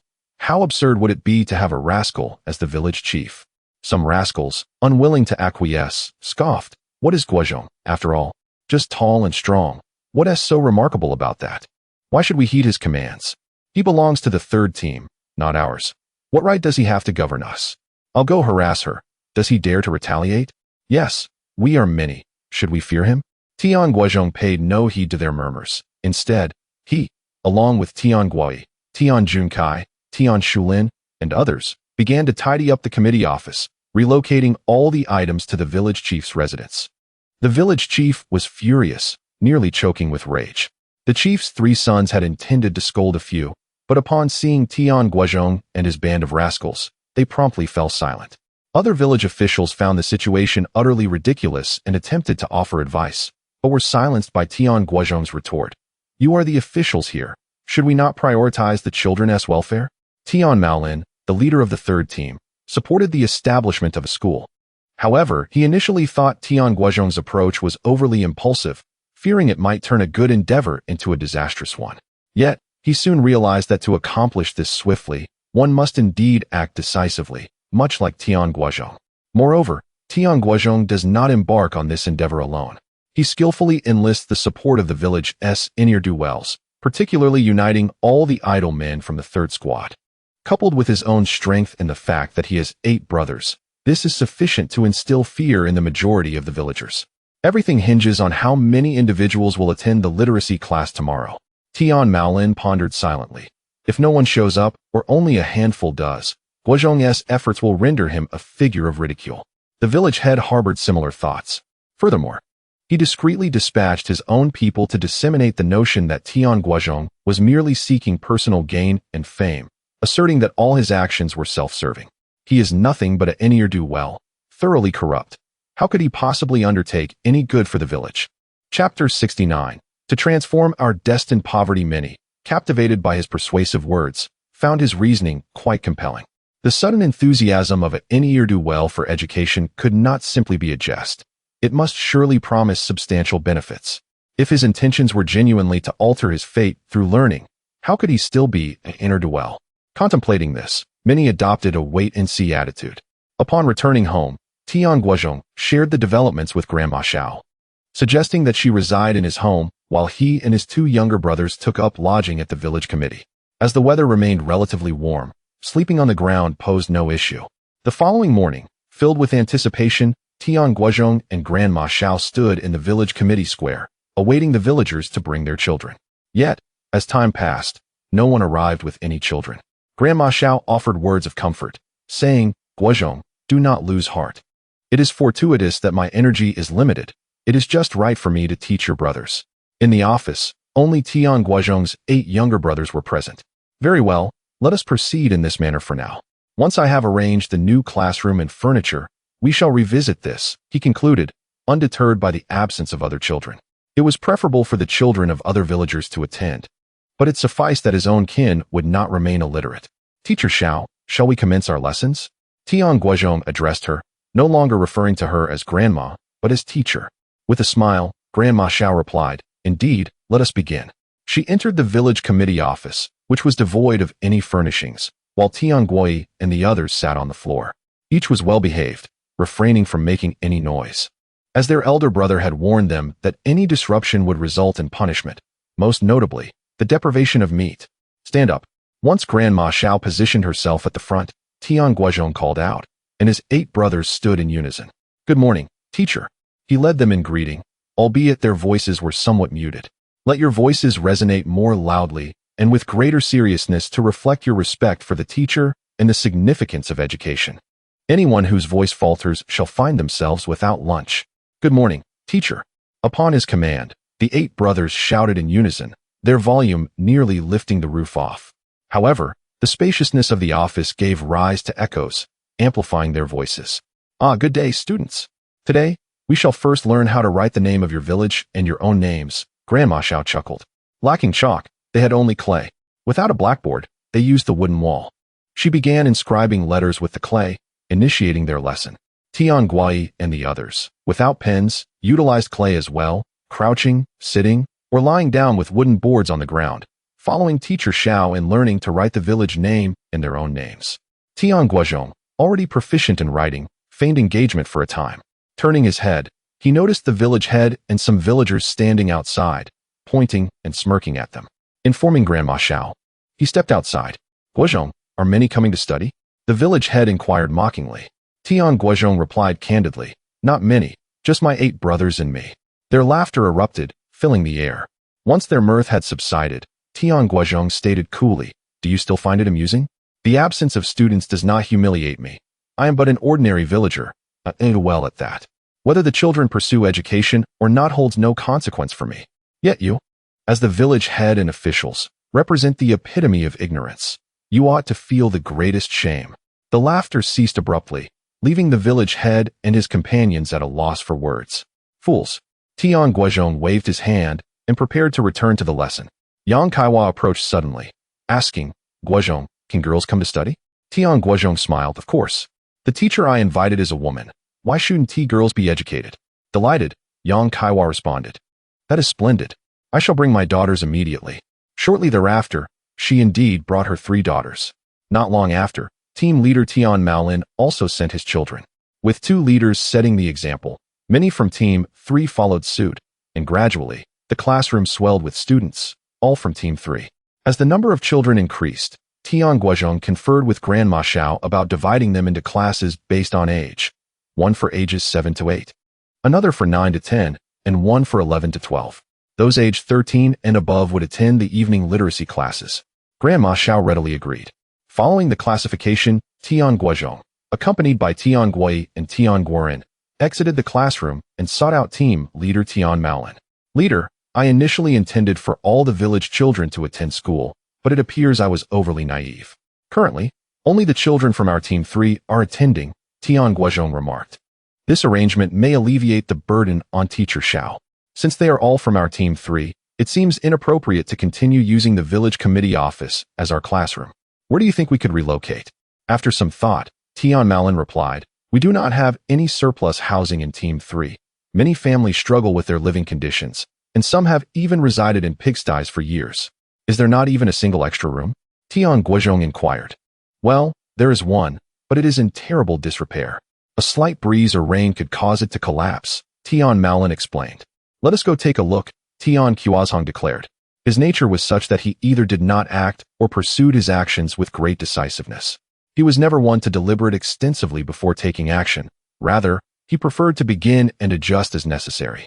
This approach applied to hiring teachers, encouraging villagers to send their children to school, and now, in the endeavor to rebuild the school. This decisiveness, while sometimes leading to blunders, was preferable to procrastination or inaction. Every undertaking would present challenges, many of which could be enumerated, but once initiated, those difficulties would diminish. The group followed Tian Guozhong to a dilapidated house. This structure was indeed in ruins. Half of its roof had caved in, and a significant portion of the walls had collapsed. The interior and surrounding area were overgrown with weeds, likely abandoned for over a decade. However, the foundation was quite expansive. This was once the residence of a prominent family in our village. Before the liberation, they departed with their family, leaving the house abandoned. Subsequently, it fell victim to the villagers' plundering and vandalism, resulting in its current dilapidated state. Tian Guozhong surveyed the house. Indeed, it was in a state of disrepair. Yet the foundation and layout were commendable, making it quite suitable as a classroom and dormitory for teachers. He promptly remarked, Captain, if we were to renovate this house, would there be any issues? Tian Guozhong replied, no problem. This foundation now belongs to the assets of our third team. That's excellent. Let us proceed with the renovations, Tian Guozhong responded with a smile. Tian Guozhong was taken aback. Guozhong, this will require a significant amount of materials. No worries, I will cover the costs up front, and the team can reimburse me when funds are available, Tian Guozhong assured him. Tian Guozhong inquired, Guozhong, why are you so invested in this? Naturally, Tian Guozhong would not divulge. It is so that you will wholeheartedly assist me in earning money in the future. Instead, he would resolutely declare, to change our impoverished fate. Tian Guozhong was deeply moved upon hearing this. Chapter 70. The third team school Guo and Guorun. Take the team and use the cart to fetch mud bricks from our homestead. Jun Kai and Shu Lin, you are tasked with clearing the weeds, rotten wood, and broken tiles around the house. Captain, please lead a group to chop down more trees. Tian Guozhong's arrangements were meticulous, and Tian Guozhong and the others immediately sprang into action. The village chief and the villagers from the first and second teams, witnessing their fervent efforts, could not help but scoff, declaring that they had indeed lost their senses for following a mere good-for-nothing. With their homes in dire poverty, they absurdly thought about sending their children to school. They truly were deluded. That land belongs to the wealthy landlord Tian Defy, and by occupying it in such a manner, they should be wary of making a grave mistake. Guozhong is a naive youth, but are you all the same? Rather than focusing on production, you insist on sending your children to school. You will regret this. Upon hearing such idle gossip, many members of the third team felt a twinge of doubt. However, they dared not confront Tian Guozhong directly as the first and second team villagers did, for they had to see him daily at work. It was indeed unseemly to openly oppose him. So they could only express their discontent subtly while working. Observing this, Tian Guozhong chose not to dwell on their doubts, but instead introduced incentive measures. He promised rewards of wild boar meat to those who performed their tasks diligently. The rewards were not daily but given every 3 days, with each reward consisting of a modest amount, perhaps 300 to 500 grams. Nonetheless, this was sufficient to ignite enthusiasm among the workers, who approached their tasks with renewed vigor. As more individuals came to labor, especially those who received the rewards for the first time, nearly all the able-bodied men from the third team joined in. The renovation of the dilapidated house accelerated significantly, transforming day by day. Within half a month, the house was completely rebuilt. Moreover, over 100 simple desks were crafted during this period. Tian Guozhong also borrowed textbooks for the first, second, and third grades from the local primary school, along with several pieces of chalk and a worn blackboard. When these items were moved into the newly rebuilt house, it began to resemble a classroom. Lacking pens and paper, Tian Guozhong ingeniously created a tabletop-sized sand table for the children, thus saving a considerable amount of expense. The villagers of the third team expressed their delight and praised Guozhong's cleverness. Once the construction of the classroom was completed, Tian Guozhong promptly relocated the children from the village committee office to the new classroom. Grandma Zhao's accommodation was also moved from her home to the new schoolhouse. Indeed, this place was named Sandui Shuetang by Tian Guozhong. He opted against naming it Jiulong Village Primary School, as all the children attending were from the third team and the facilities were not fully developed, hence the choice of a more classical name. To celebrate the establishment of Sandui Shuetang, Tian Guozhong ventured into the mountains to hunt a wild boar, inviting all members of the third team to feast together. The atmosphere in the third team was jubilant, while the first and second teams could only watch enviously, their tongues wagging with jealousy and scorn. The village chief, feeling discontent, attempted to incite some troublemakers to disrupt the activities at Sandui Shuetang, but discovered that Tian Guozhong had stationed guards around the school, especially at night, where he personally resided in a simple wooden shed outside. Any troublemakers who approached were swiftly dealt with, preventing further disturbances, allowing Grandma Xiao to teach with peace of mind. During this time, Qin Xiaoyu visited once, bringing various daily necessities for Grandma Xiao. Upon seeing the simplicity of Sandui Shuetang, she felt a pang of sorrow. After returning, she implored her partner Wang Yunjia to assist the school in Jiulong village. Unable to resist Qin Xiaoyu's persistent pleas, Wang Yunjia eventually led a team to conduct an inspection. However, being merely the vice principal of an elementary school, his capabilities were limited, and the only assistance he could offer was to send a volunteer teacher. This teacher, a slightly older man, was quite responsible. Upon learning that Grandma Xiao was over 70 years old, he admired her greatly and took on the majority of the teaching responsibilities. Meanwhile, Grandma Xiao did not remain idle. She used her previous influence to write letters to the county's Cultural Education Bureau, reaching out to former colleagues and outstanding students. Gradually, Sandui Shuetang garnered increasing attention and support, improving the children's learning environment at a rapid pace. Tian Guozhong, however, did not dwell on these developments, attending the literacy classes every evening but spending less time there as new responsibilities awaited him. Now, as September drew to a close, the agricultural work in the fields had largely concluded and the autumn harvest was over. The busy farming season had passed, leaving the villagers with some leisure time. At this juncture, the commune unexpectedly issued a notice for a road construction campaign in Jiulong village. Not only the villagers from the village were required to participate, but also labor education personnel from other villages and volunteer teams sent by various villages, totaling over 10,000 participants for this grand campaign. The overall commander of this campaign was Secretary Zhang, with Deputy Commander Lin and village head Tian Yujin assisting. Subsequently, various small groups were formed, with each production team serving as a group, further subdivided into smaller teams for easier management. Tian Guozhong was appointed as the team leader of the fourth squad of the third group, primarily responsible for transporting stones. His team comprised 12 members, including his brothers Tian Guai and Tian Guoren, alongside Tian Junkai, Tian Shulin, Tian Qijun, and other familiar companions. These individuals volunteered to join Tian Guozhong's squad, drawn by the prospect of small rewards. Have you selected the route, Tian Yujin? On this day, Lin Feng and Secretary Zhang arrived in Jiulong village. Tian Yujin quickly fetched chairs, poured tea, and offered cigarettes to the two leaders. We have deliberated multiple times, but have yet to determine the route. Lin Feng inquired, please share your thoughts. Tian Yuzhan replied, we have chosen 3 possible routes. Firstly, there is the route through Sanjiako village. Secondly, the path leading to Hego village. And thirdly, the narrow trail of Yilong Mountain.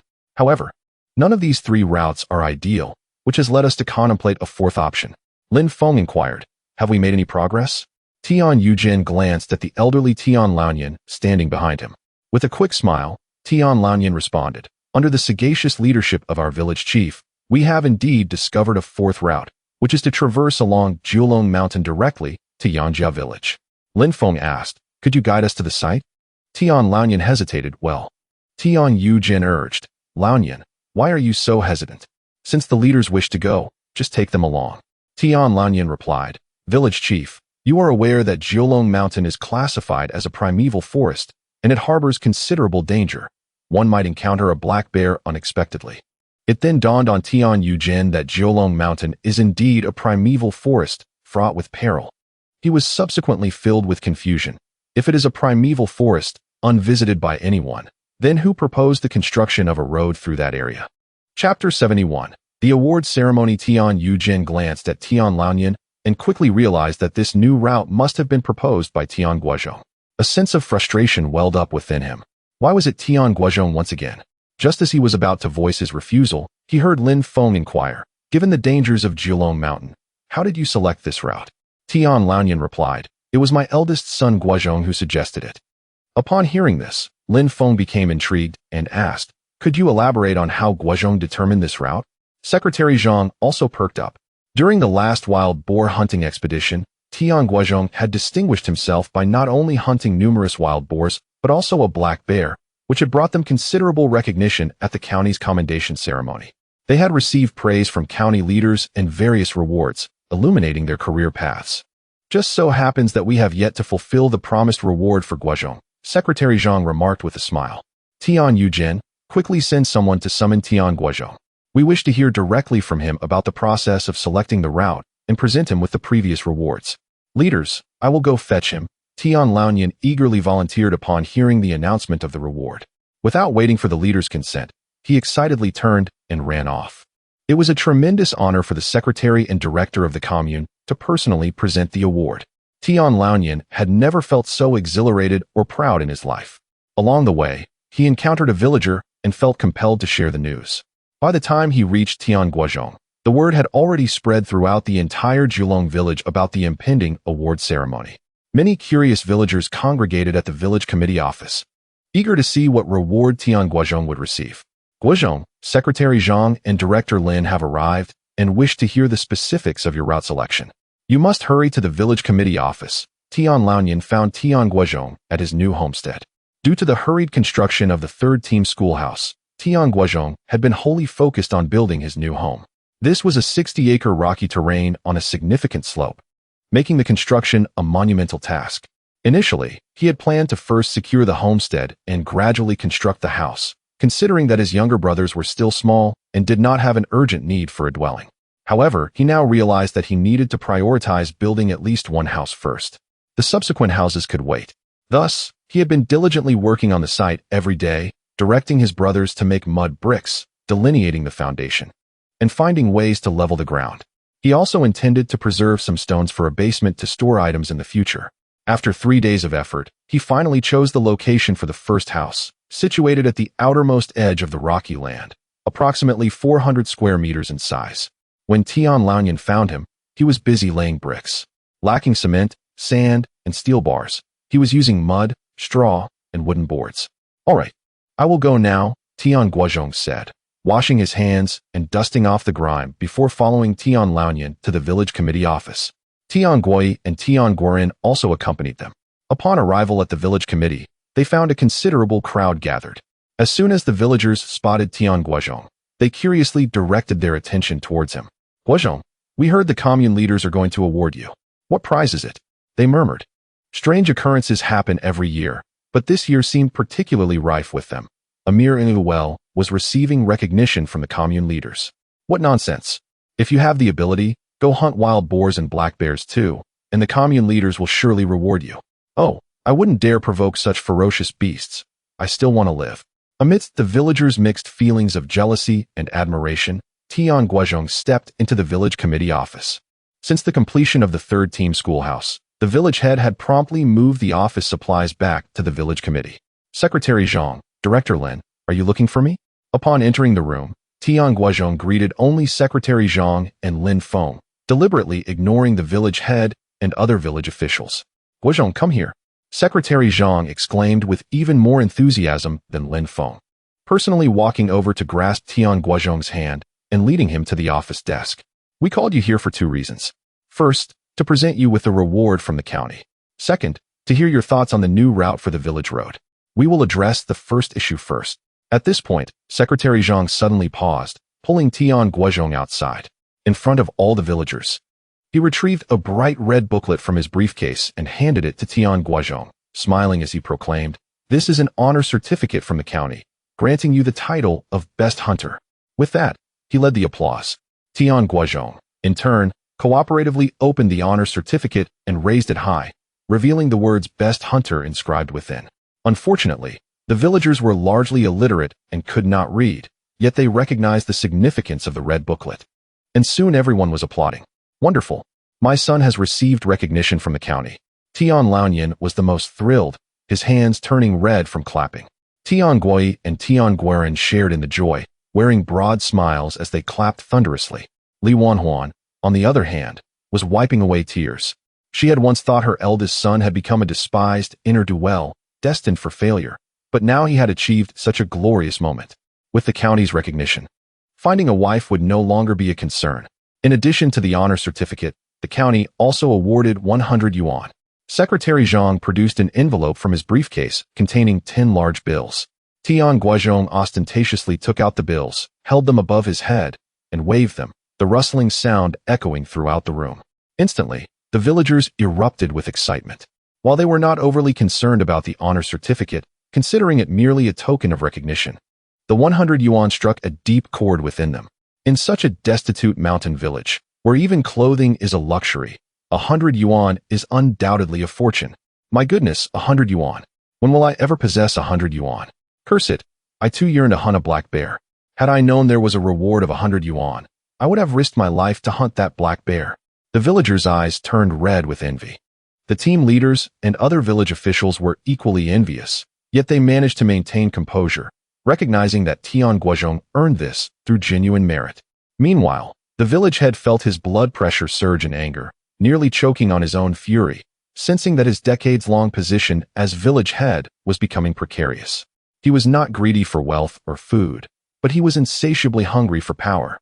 Unbeknownst to him, Tian Guozhong, after fulfilling his part, handed over the certificate and the money to Tian Laoyan. Tian Laoyan was on the verge of fainting from joy, clutching the certificate and the money as if fearing they would be snatched away. "Come, Guozhong, let us discuss the second matter." After the award ceremony, Secretary Zhang pulled Tian Guozhong into the village committee office. Chapter 72. A new route. Upon entering the office, Tian Guozhong retrieved a lump of clay from his pocket.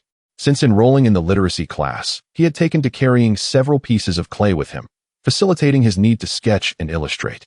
Approaching his desk, he cleared the surface of its contents, and as he sketched, he explained, "Our village desires to construct a road. I will not elaborate on the previous 3 routes. Instead, I shall present the 4th route that I have proposed. This is our village." Exiting from the village entrance, one travels approximately 2 li to reach Xilongshan. Beyond Xilongshan lies a fork in the road, one path leading to Sanlongshan and the other to Wulongshan. The route to Wulongshan requires traversing a river, which is the path to Sanchakou village. Although this is the shortest route, the river obstructs our way. Therefore, I have opted to take the path through Sanlongshan, passing by Erlongshan and Yilongshan, ultimately reaching Jiulongshan, and then proceeding directly to Yangjiasiyuan, adjacent to the commune. Although this route may appear lengthy, it significantly reduces the overall distance. If we were to walk to the commune via Sanchakou village, it would take over 5 hours, while the route through Higosiyuan would require more than 4 hours. However, with the new route, it only takes just over 3 hours. If we travel by vehicle, the time will be even shorter. Secretary Zhang and Lin Feng listened intently, refraining from immediate comment as they pondered the feasibility of this new route. The other village officials were equally pensive. However, the village head could no longer contain his impatience. He was weary of Tian Guozhong seeking the spotlight, and he waved dismissively, stating, "This route is unviable. Not only is it too far, but it also necessitates traversing the perilous Jiulongshan, akin to an untamed forest. It is far too dangerous." The team leaders, feeling that Tian Guozhong had been excessively proactive lately, having secured the first place in the autumn harvest for the perennially last-placed Sandui and establishing a school for Sandui, echoed the village head's sentiments, exclaiming, "The village head is right. This route is too dangerous and unsuitable. I concur with the village head. It is better to be cautious." Secretary Zhang also sensed the risks involved and turned to Lin Feng, inquiring, "Director Lin, what do you think?" Lin Feng scrutinized the somewhat abstract map drawn by Tian Guozhong, refraining from hasty conclusions. Instead, he asked, Guozhong, why did you choose this route? Wouldn't it be closer to travel from the back of your village through Qilongshan to Balongshan, and then to Jiulongshan? Tian Guozhong replied with a smile, Director Lin, you may not be aware that Balongshan is predominantly rocky. Constructing a road from that direction would be an arduous task. Lin Feng pressed on. How do you propose to address the concerns raised earlier?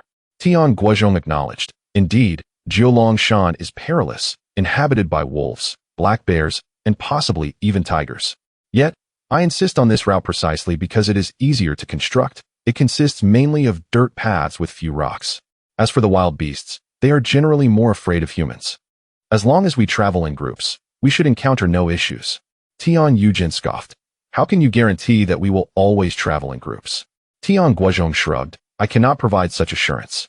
If you disagree, then we shall proceed with your proposal. I have no objections.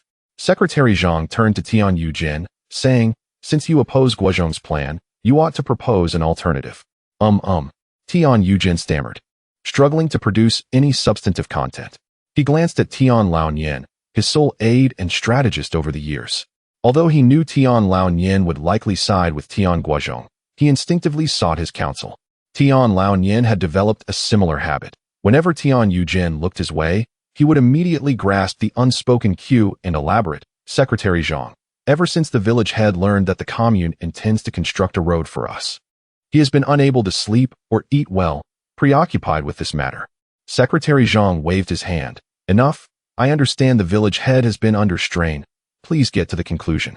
Tian Laonian responded. The village head's conclusion is.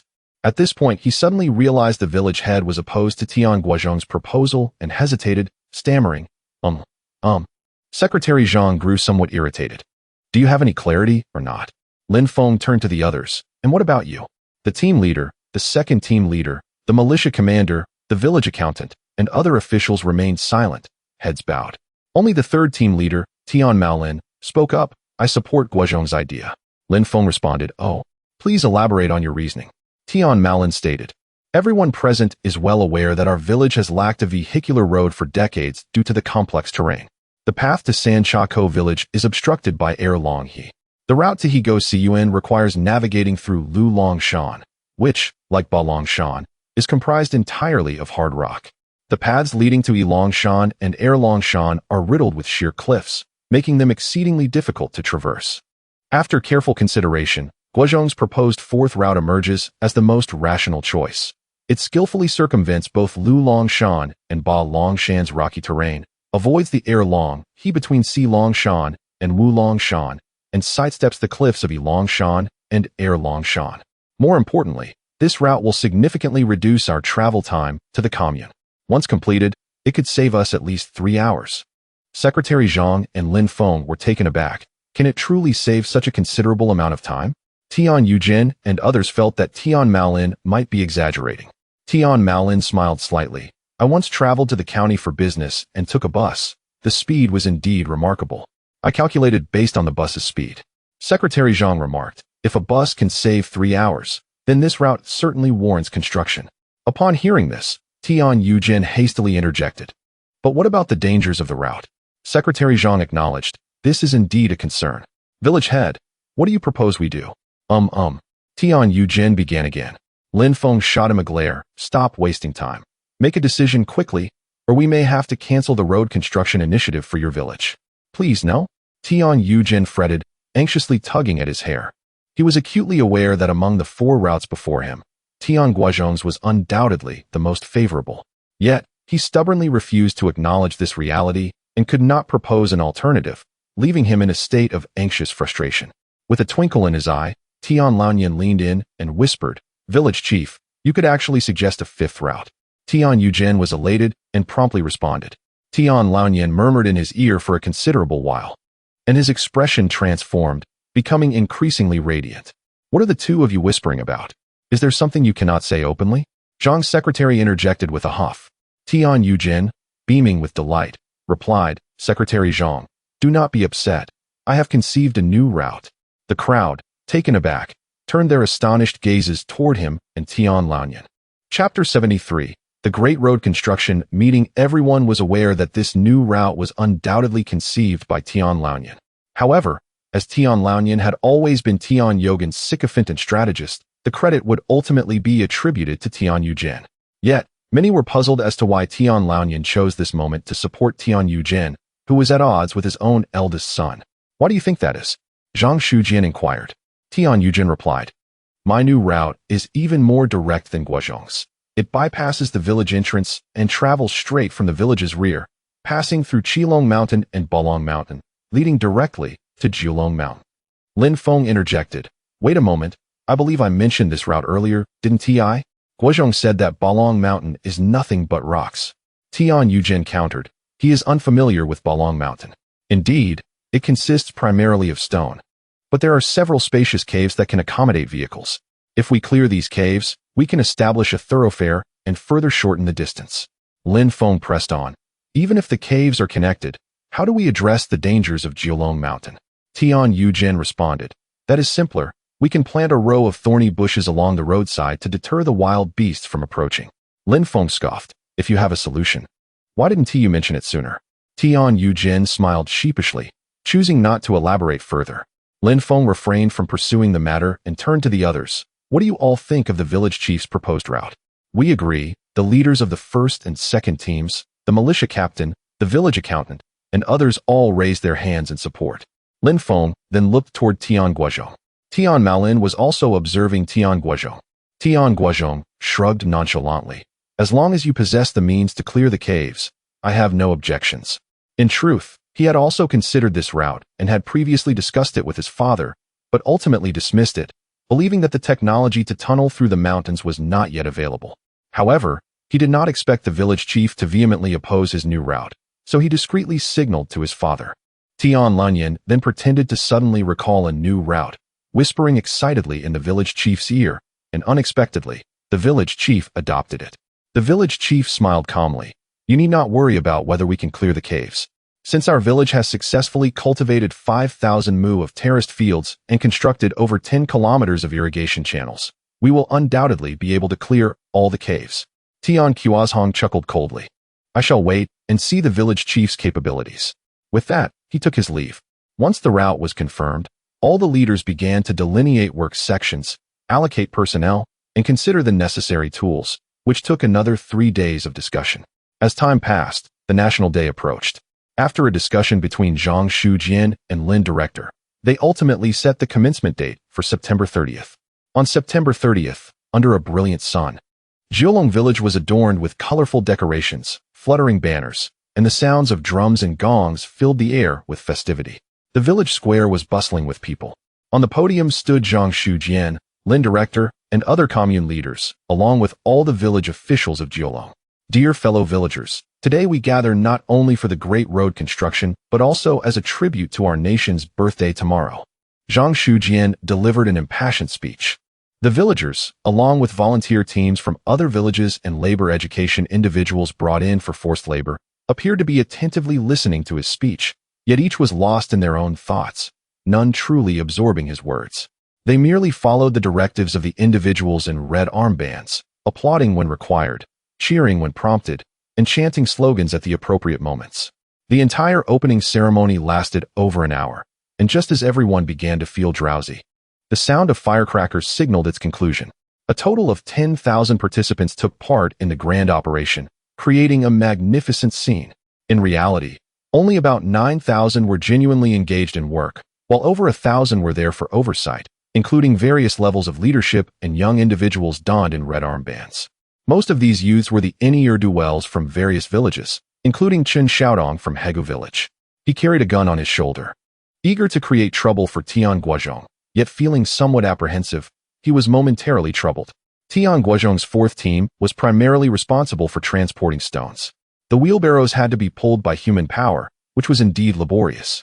However, Tian Guozhong appeared quite at ease, as he was the team leader and had devised a remarkably efficient method that garnered unanimous approval. The principle was quite simple, based on the mechanics of pulleys. Yet, the others found it astonishing and grew increasingly respectful of Tian Guozhong. That day, after he had finished transporting a pile of stones, he suddenly felt a pressing need to relieve himself and dashed into the mountains. Chen Xiaodong, who had been secretly observing his every move, seized the opportunity and immediately chased after him, gun raised. He did not intend to kill Tian Guozhong, but rather to give him a bit of a scare. Being near Balong Mountain, he could easily claim he shot in self-defense against a wild beast. Even if he injured Tian Guozhong, he would likely face no legal repercussions, merely a reprimand. He could not help but revel in his cleverness. However, as he entered the mountains, he discovered Tian Guozhong conversing quietly with a labor education individual. Upon closer inspection, he realized that the labor education individual was none other than Dabanya, the hunter from Longdonga village. How did they know each other? Was Tian Guozhong a hidden economic opportunist? With this thought, Chen Xiaodong was suddenly elated. Originally, he had considered the risk of being reprimanded for shooting at Tian Guozhong, but now he had no need. If he could label Tian Guozhong as an economic opportunist, he would be justified in bullying him openly, even tormenting him daily. He promptly turned and walked away with swift steps. Meanwhile, Tian Guozhong and Dabanya remained oblivious to Chen Xiaodong's presence, engrossed in their conversation. Yeshu, I truly did not expect you to be captured as an economic opportunist and sent to our village for labor education, Tian Guozhong remarked. Aren't you usually very cautious? How did you let your guard down this time? Dabanya replied, It wasn't my carelessness. It was Kai Gu who betrayed me. Tian Guozhong remarked, I have also engaged in transactions with Kai Gu. Why has he not betrayed me? Dabanya replied, Guozhong, do you genuinely not know, or are you feigning ignorance? Tian Guozhong, perplexed, asked, What do you mean? Dabanya continued, It seems you truly are unaware. In reality, Kai Gu has indeed betrayed you. However, the village chief intervened on your behalf, asserting that you are certainly not a speculator, as your family is so impoverished that you cannot even afford potatoes. The village chief? Tian Guozhong felt even more bewildered. Are you speaking the truth? Dabanya affirmed, Absolutely. Guozhong, you must learn from my experience. Never harbor any illusions, nor should you place your trust in anyone lightly. This world is simply not a place for humans to thrive. I see no hope whatsoever. Dabanya wore a despondent expression. Just as Tian Guozhong was about to offer some words of comfort, he suddenly noticed several individuals with red armbands rushing towards them. Chapter 74. Is Tian Guozhong a speculator? Quickly apprehend him and ensure he does not escape. Leading the charge is Chen Xiaodong. While Tian Guozhong and Dabanya remained momentarily stunned, Chen Xiaodong, along with several others adorned with red armbands, swiftly encircled Tian Guozhong, their weapons pointed directly at him. Faced with the ominous barrels, Tian Guozhong, despite his simmering anger, dares not retaliate and repeatedly implores, Lower your weapons a bit. Be cautious of accidental discharge. Humph. You slippery fish of speculation, it would be justifiable to put you down. Chen Xiaodong retorts, commanding, Arrest him. In an instant, several red armbands pounce upon Tian Guozhong, binding his hands behind his back. Chen Xiaodong, spare me your nonsense. When did I become a speculator? Tian Guozhong realizes this is merely Chen Xiaodong's act of vengeance. Chen Xiaodong raises the gun butt and strikes Tian Guozhong, causing him to grimace in pain. If you have the guts, shoot me, or this one end here. You think I wouldn't dare? Chen Xiaodong immediately lifts the firearm, aiming it at Tian Guozhong's forehead. Xiaodong, do not act impulsively. A slightly older youth intervenes, grasping Chen Xiaodong's gun barrel and raising it above his head. Whether Guozhong is a speculator will require due process to ascertain. Yang Haibing asserts, I can guarantee he is indeed involved in speculation. Otherwise, why would he be whispering with Dabanya? Another known speculator? There must be undisclosed dealings between them. Why were you two meeting here? Another red armband demands, kicking Dabanya. Dabanya nearly stumbles to the ground. Wearing a sorrowful expression, I merely came to relieve myself and happened upon him. There was no meeting, no dealings. You've already confiscated everything I had. What else could I trade? Chen Xiaodong scoffs. You speculators are too cunning. Who knows if you have hidden anything? Stop wasting time with them. Let's search and find out. Another red armband urges. Consequently, a group of them begins to search both Dabanya and Tian Guozhong. While nothing of significance is found on Dabanya, they unearth 3 large bills and a pile of smaller notes from Tian Guozhong. Upon seeing the money, Chen Xiaodong's excitement surges. Look at this. Who could believe he isn't a speculator? Where do you think all this money comes from? The others are equally astonished. The combined funds of the entire group wouldn't amount to a single large bill, yet Tian Guozhong possesses 3, along with a considerable amount of smaller notes. He is practically swimming in wealth. Arrest him, take him away. Yang Haiding, evidently the leader of this small squad, initially intended to provide Tian Guozhong with some defense, but upon witnessing the money, he too is taken aback. Dabanya, equally shocked, sighs, Guozhong, why did you come to work with so much money? This is disastrous. Chen Xiaodong beams with delight. Though he feared the possibility of mistakenly apprehending Tian Guozhong, he now resembles a victorious rooster, boasting and pushing Tian Guozhong around, even striking him with the gun butt. Had it not been for the firearms in their hands, Tian Guozhong would have retaliated long ago. At this moment, he can only endure. Hurry up. If you delay any longer, I'll break your legs. Chen Xiaodong's voice rings out, attracting the attention of the entire construction site. Villagers lift their heads to see what is happening. What is going on? I heard they caught another speculator. Who is it? Guozhong. What? Guozhong is a speculator? No way. Ha ha ha. I said it all along. Guozhong must be a speculator, and now he is finally caught. The villagers are filled with confusion, while Tian Jianhua is the most elated. Rushing forward, Tian Lanyan, Li Wanhua, Tian Guoyi, Tian Guorin, and others, upon hearing the news, hastily abandon their tools and rush to the command center. Tian Junzai and Tian Shulin do the same. Before long, the command center is packed. Chen Xiaodong, brimming with pride, recounts his process of capturing Tian Guozhong, treating it as if it were a monumental achievement. Meanwhile, other matters await attention at the commune. Secretary Zhang and Lin Feng only briefly attended the commencement ceremony before departing, not having returned in days. The entire road construction campaign is under the jurisdiction of Tian Yuzhen. Seeing Chen Xiaodong and the others escorting Tian Guozhong, he initially feels pleased, but as he listens to Chen Xiaodong's narrative, his expression darkens. Tian Guozhong is a recipient of county honors, his certificate and prize personally bestowed by Secretary Zhang. If the only evidence they have is money, without further proof, this situation could become troublesome. Realizing this, Tian Yuzhen interrupts Chen Xiaodong, asking, aside from the money, do you have any other evidence? Chen Xiaodong falters. Isn't the money sufficient? If he were not a speculator, how could he possess such wealth? Tian Yuzhen shakes his head. Not enough. We must have additional evidence. Chen Xiaodong retorts, Village Chief Tian, do you think being from your village gives you the right to shield him? Tian Yuzhen, incensed, responds, nonsense. I have always acted with fairness. Fearless, Chen Xiaodong remains resolute in his conviction to label Tian Guozhong a speculator, asserting, I still do not trust you. I demand the commune leadership intervene. Very well, let the commune leadership handle it. You go fetch them. Tian Yuzhen replies, no, you must send someone. I will guard Tian Guozhong here.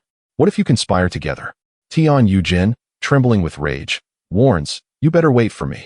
He then summons 2 young villagers to fetch the leaders from the commune.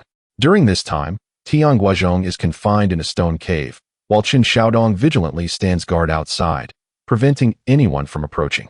Surprisingly, Tian Guozhong feels no particular anger. Rather, he finds the experience intriguing. So this is what it feels like to be captured and confined in a small dark room? However, when he turned to glance at Chen Xiaodong's silhouette, a glimmer of menace flickered in his eyes. Chen Xiaodong seemed to sense his gaze and turned around with a sinister grin, exclaiming, Go Ri, were you not quite arrogant before? You trampled on me like a worthless dog. Once the leaders of the commune arrive and pass judgment upon you, you will come to understand the consequences of offending me. Subsequently, he deliberately sought to intimidate, saying, to be frank, had I not seen you conversing with Dabanya, I would have already taken you down with a single shot. Tian Guozhong was taken aback by these words. The audacity of this individual was astonishing, and he would not hesitate to be ruthless in response.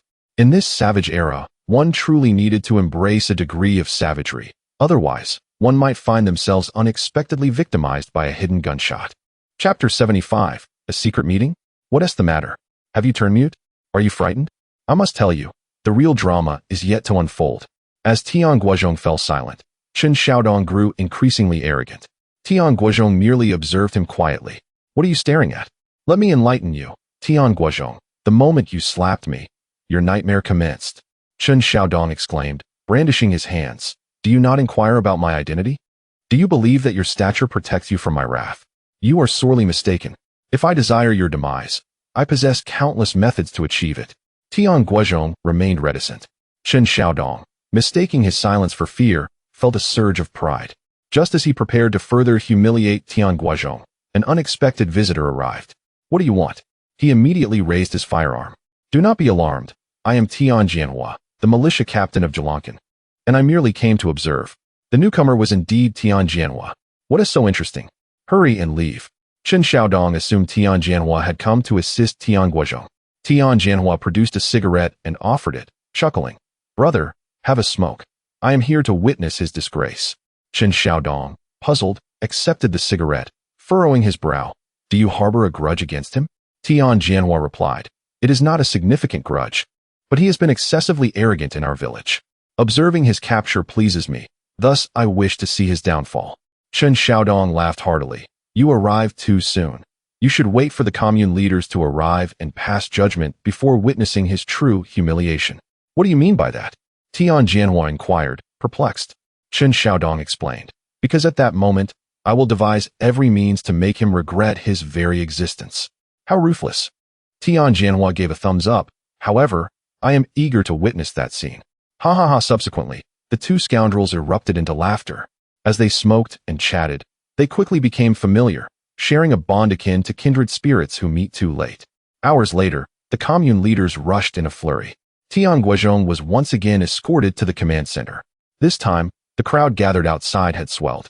Tian Laoyan, Li Wanhua, Tian Guoi, and others anxiously squeezed into the throng, while Tian Guozhong, team leaders 1 and 2, along with Chen Xiaodong, stood in the front row, wearing faint smirks.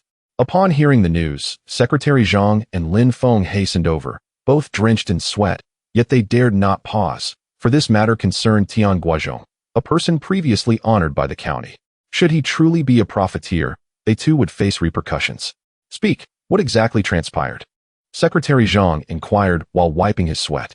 Eager to impress the leaders and fearing others might claim credit, Chen Xiaodong quickly spoke. Secretary Zhang, Director Lin, during my patrol today, I discovered this individual in a covert meeting with the notorious profiteer Dabanta from Longdunga village. I suspected he was a remnant of the profiteers, hence I reported to our squad leader, Comrade Yang Haibing. Comrade Yang wasted no time and instructed us to apprehend this individual. During the capture, he even attempted to resist just as Chen Xiaodong was about to describe Tian Guozhong as a defiant element. Secretary Zhang waved his hand, stating, there is no need for the details of the capture. First, tell us why you identified him as a profiteer.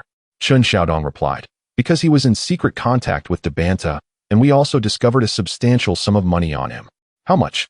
Secretary Zhang's heart raced. If the amount were considerable, it could indeed indicate he was a profiteer. 36 yuan, 7 jiao, and 3 fun, Chen Xiaodong stated. How much? Secretary Zhang queried again. Chen Xiaodong, believing Secretary Zhang to be astonished, felt a surge of joy and repeated loudly. 36 yuan, 7 jiao, and 3 fun. Secretary Zhang, expressionless, nodded slightly and asked, besides this money, do you have any other evidence? Chen Xiaodong shook his head, no more. Secretary Zhang nodded again, then turned to the bound Tian Guozhong, asking, why were you in secret contact with Dabanta? What were you discussing? Tian Guozhong replied, it was merely a coincidental encounter. I used to know him. Seeing him suddenly become a re-education laborer, I asked him a few questions. Secretary Zhang continued to nod. At this moment, Lin Feng spoke up, summoning Dabanta. Chen Xiaodong eagerly volunteered to fetch him. Shortly thereafter, he dragged Dabanta over, kicking him behind the knee to force him to kneel before the two leaders. Secretary Zhang and Lin Feng frowned, displeased with Chen Xiaodong, but given the sensitive period, they refrained from reprimanding him, instead calmly asking Dabanta, is Tian Guozhong a profiteer? How do you know him? Why were you in secret contact? Though Dabanta had been thoroughly tortured, he retained his innate goodness, never contemplating betraying Tian Guozhong, shaking his head. He is not. I know him because he is an excellent hunter. As for the secret meeting, that is utterly unfounded. It was purely coincidental. Chen Xiaodong retorted, how can there be so many coincidences? You must have colluded beforehand to exchange information during this opportunity. Dabanta, filled with disdain for Chen Xiaodong, gritted his teeth. If you wish to frame us, just say so. There is no need to concoct such nonsense.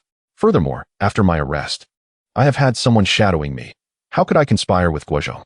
Chen Xiaodong understood that Dabanta spoke the truth, yet his eagerness to convict Tian Guozhong left him unwilling to miss this opportunity to implicate him. However, before he could press further, Secretary Zhang interjected.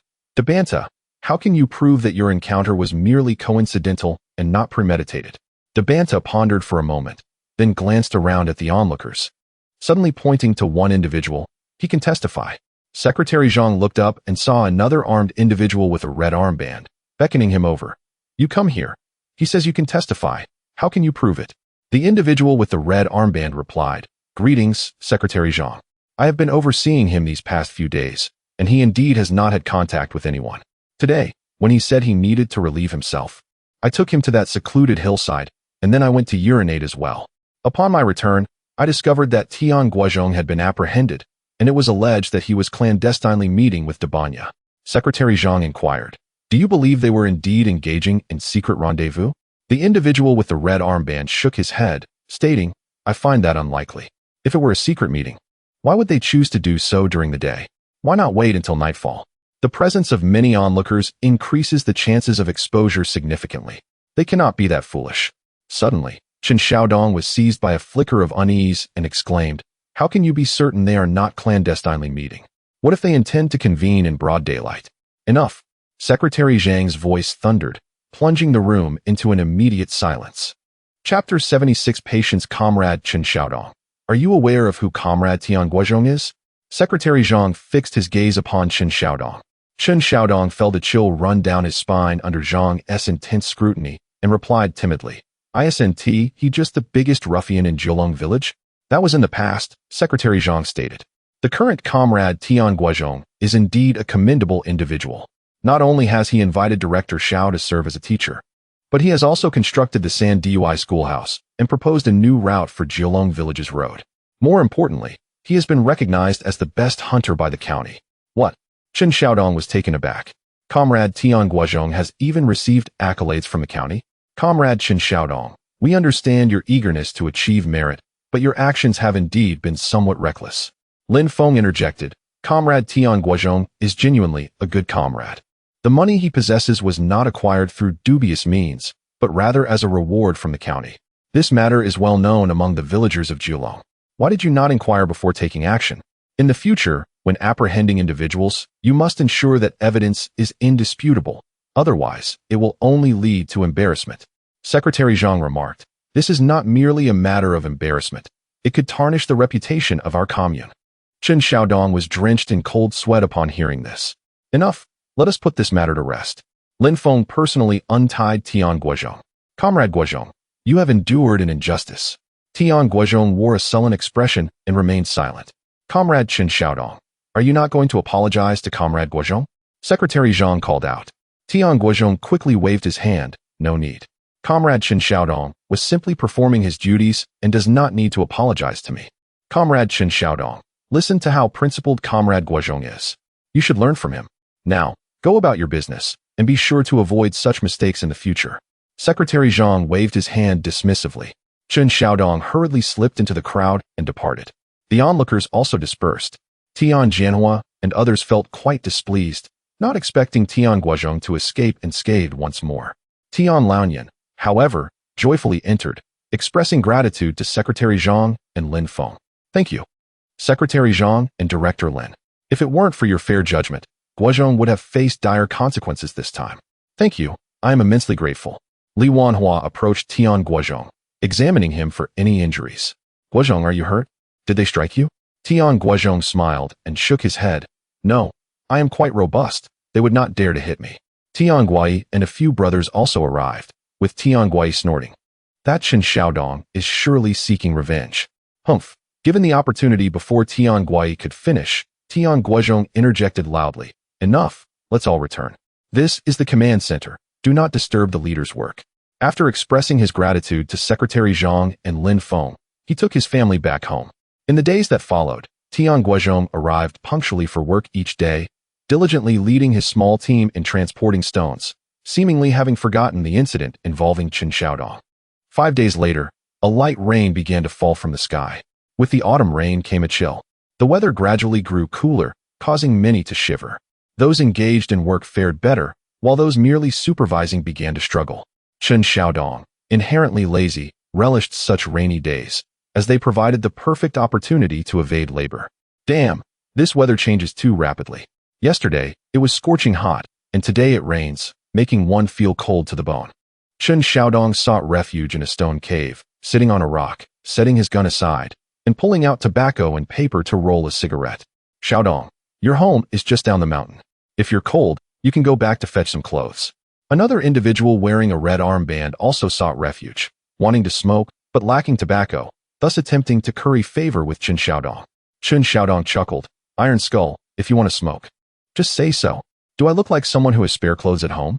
Iron Skull laughed sheepishly, admitting he indeed desired a puff.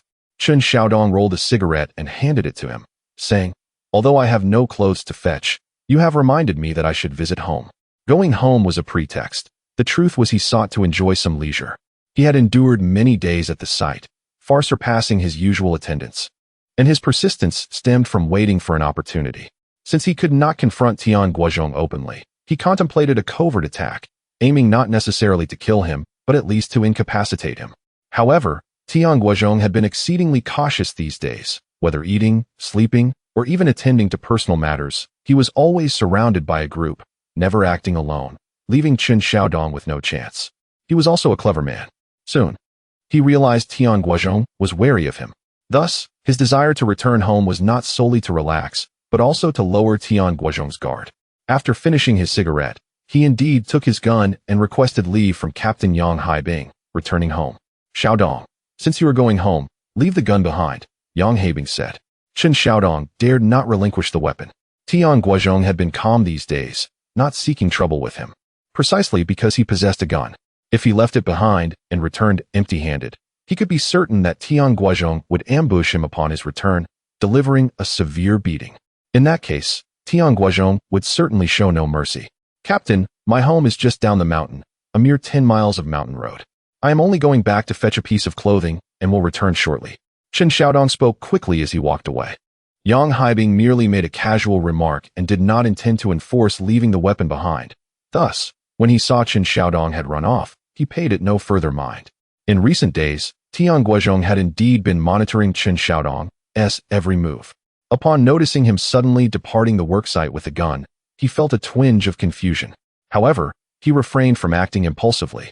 A competent hunter understands that to strike his prey decisively, patience is paramount. Tian Guozhong's patience was exemplary. He continued to diligently transport stones at the site, occasionally rewarding his team with treats, earning them ever-increasing respect. After a brief respite at home for 2 days, Chen Xiaodong returned to the worksite. He initially believed that Tian Guozhong would lower his guard, yet to his surprise, the individuals surrounding Tian Guozhong only multiplied. Consequently, he found himself devoid of any opportunity to strike. In a state of helplessness, he could only continue to bide his time. However, he was not one to remain docile for long. After merely 3 days on the construction site, he devised another plan to slip away. This time, his excuse was the lack of tobacco, prompting him to return home to procure some. Yang Haibing did not hinder his departure. Once more, he shouldered his firearm and left. This time, Tian Guozhong chose not to wait any longer. He turned to his comrades and inquired, "Have we not gone a few days without meat? Would you like some?" "Absolutely. We think about it every day." Tian Jun and the others proclaimed loudly. "How about we venture into the mountains for a hunt?" Tian Guozhong suggested. Chapter 77. Borrowing a gun. What? Going into the mountains to hunt again? Tian Qijuan felt a lingering fear. The last time he ventured into the mountains to hunt, he had taken his grandfather's cherished Type 38 rifle without permission, only to be chased down and scolded by his grandfather. In a fit of rage, he had injured his grandfather, causing him to be bedridden for over 10 days. As a result of this incident, he had become the family pariah, despised by everyone. If he were to steal again, not only would it drive his grandfather to despair, but he would also face a severe beating from the entire family. With Guozhong around, what are you afraid of? Tian Shulin said, glaring. Tian Qijuan's eyes lit up. Can you guys get a gun? Tian Shulin and Tian Junkai shook their heads, as did Tian Guozhong. Then what's the point? Tian Qijuan exclaimed. We can't possibly go into the mountains barehanded. If we encounter rabbits or pheasants, that might be fine. But what if we come across wild boars, wolves, or even black bears? That's a death sentence. Tian Shulin ruffled his messy hair and sighed. This is indeed a significant issue. Tian Junkai looked at Tian Guozhong. Guozhong, do you have any ideas? Tian Guozhong chuckled. Are you all blind? Our village is currently repairing the roads, and Tian Jianhua, that scoundrel, is the militia captain. The militia under him have all received guns. Can't you borrow one? Of course, how could I not think of that? Tian Junkai slapped his thigh, praising Guozhong for his cleverness. Who will go to borrow it? Tian Guozhong asked. Tian Junkai and the others glanced at one another, realizing that none of them had a good relationship with Tian Jianhua. Moreover, during the militia selection, he had only chosen from the first and second teams, leaving the third team empty-handed. Previously, the third team had always been at the bottom in any task, so they lacked the confidence to compete. This led to the current awkward situation where, despite the militia being armed, they were unable to borrow a gun. Everyone turned their gaze back to Tian Guozhong. You all know I have a bad relationship with Jianhua, and you want me to go borrow? If you go, just don't mention my name. Otherwise, you won't get anything. Tian Shijuan cursed. Damn it, I didn't sign up for the militia back then because I thought it was troublesome, with all those military drills. I should have just gritted my teeth and signed up. Tian Shulin replied. What good would that have done? It still depends on whether Jianhua would have considered you. Tian Junkai interjected. Enough with the complaints. We should focus on how to get a gun. Tian Guozhong turned to a quieter young man. Junyao, I remember there is a militia member who is your brother-in-law, right? Tian Junyao, frail and weak, had a poor constitution. Unlike Tian Guozhong and the others, he had not chosen to become a delinquent out of laziness, but rather because his health did not permit it. He could not endure prolonged exposure to sunlight, or else his skin would turn red, blister, and become infected. Due to this peculiar ailment, he had few friends growing up, but the local delinquents were willing to play with him, as he could bring food from home. Upon hearing Tian Guozhong's question, Tian Junyao, wearing a large straw hat, nodded. Yes, my third brother-in-law, Baoguang, is indeed a militia member and even a squad leader. Upon this revelation, everyone's eyes lit up, clearly indicating their desire for him to borrow a gun. I'll give it a try, Tian Junyao said, rising to dust off his pants before heading to find his brother-in-law, Tian Baoguang. Before long, he returned, his face filled with disappointment. Seeing his empty hands, Tian Shijuan, known for his temper, immediately scolded. What good are you? You couldn't even borrow your brother-in-law's gun. Tian Junyao replied, my brother-in-law agreed, but when Jianhua saw me, he asked what I needed the gun for. I said hunting, and he told me that I knew nothing about hunting and that I must be helping Guozhong, so he took it back. That scoundrel Jianhua, does he want to die? Tian Shijuan cursed. If I catch him, I'll beat him to a pulp. Tian Guozhong scoffed. What good is cursing here? Why not confront Jianhua directly? Though Tian Shijuan was hot-tempered, he was not foolish enough to provoke Tian Jianhua, especially since Jianhua was armed. If he pushed him too far, it could end badly. What do we do now? Tian Junkai inquired. Tian Junyao suggested. How about I go back tonight to borrow it from my brother-in-law? Tian Guozhong replied. What good is borrowing it at night? We can't possibly go into the mountains to hunt at night. Besides, we have work tomorrow. Our only time is this afternoon. He then looked at Tian Shijuan. Shijuan, how about you go? Don't. Tian Shijuan quickly waved his hands. Last time I acted on impulse. If I steal again, you might as well kill me. For a moment, everyone fell silent. Suddenly, Tian Gui spoke up. Big brother, why don't I try asking Grandpa Shaozi? Huh? Tian Guozhong looked at him in confusion. Do you have a plan? Tian Gui replied. I used to listen to Grandpa Shaozi's stories all the time. We have a decent relationship, and he quite likes me. There might be a chance. Tian Shijuan clapped his hands. Yes. My grandfather likes Gui the most. He often says none of us grandsons are as good as Gui when it comes to listening to his stories. All right, then go give it a try, Tian Guozhong said. Tian Gui left, and after a brief wait, he returned, surprisingly carrying Grandpa Shaozi's old Type 38 rifle. Wow, you actually borrowed it. Tian Shijuan exclaimed in disbelief. You must be my grandfather's true grandson. How did you manage that? Tian Junkai and the others were equally astonished. Grandpa Shaozi treasured this rifle dearly, often cradling it even while sleeping, and he never lent it out. How did he actually agree to lend it to Tian Gui? Tian Gui chuckled. I just told him I wanted to borrow the gun for hunting, and then he asked if I could shoot. I said my older brother could, and then he lent it to me. Huh, is it really that simple? Tian Shijuan was dumbfounded. Tian Junkai remarked, I find this rather intriguing. It must be due to the recent changes concerning Guozhong. Grandpa Shao has certainly noticed these developments, which is why he agreed to lend it. Tian Shulin nodded in agreement, stating, that makes sense. It is undoubtedly out of respect for Guozhong that Grandpa Shao consented to lend it. Oh, come on, what respect do I have? Tian Guozhong retorted. It's clear that the old man simply has a fondness for Guoyi. Enough of that. Regardless, the gun has been borrowed, so let us set off. Tian Guozhong took hold of the well-maintained Samba Dugai. Let us go. With that, the group promptly ventured into the mountains. Although Tian Guozhong pretended to search for game, he inadvertently led everyone to Lulongshan. At the foot of Lulongshan lies Hego village. Chapter 78. The wicked will meet their fate. The prey on Lulong Mountain was rather scarce, primarily due to the village's 5,000 acres of terraced fields, of which over 1,000 acres were situated on this mountain. Furthermore, the mountain path leading from Julong village to the commune traversed the hillside, resulting in frequent human activity that deterred wildlife. Guozhong, why have we come to Lulong Mountain? After a considerable distance, Tian Shulin realized they had unwittingly arrived from Balong Mountain to Lulong Mountain. Are we not allowed to come? Tian Guozhong retorted. It's not that we cannot come, but there is hardly any game here. Before Tian Shulin could finish, Tian Guozhong glared at him and exclaimed, "Who said that?" Tian Shulin was momentarily taken aback. Well, isn't that what everyone in the village says? Here, Tian Guozhong scoffed, you know nothing. Just follow me. Quit the nonsense. Indeed, Shulin, you talk too much. Why say so much when you know nothing? Tian Jun Kai chimed in. Exactly, too much chatter. Tian Chijuan added. Damn, Tian Shulin was left speechless by the group's banter. Be quiet. At that moment, Tian Guozhong suddenly crouched down. Everyone promptly followed suit. Tian Shulin whispered, "What's wrong? Did you really spot some game?" Tian Guozhong pointed down the mountain. Look over there, who are those? The group followed his finger and noticed two figures lurking several hundred meters away, one male and one female, though their features remained indistinct. Tian Guoren, with keen eyesight, scrutinized them closely and whispered, "Brother, that seems to be Chen Xiaodong from Hego village. What on earth is he doing with a woman up here? You little brat, what do you know?" Tian Shulin chided, giving Tian Guoren a light smack on the head. A man and a woman in the woods. What else could they be doing? Brother, Shulin hit me.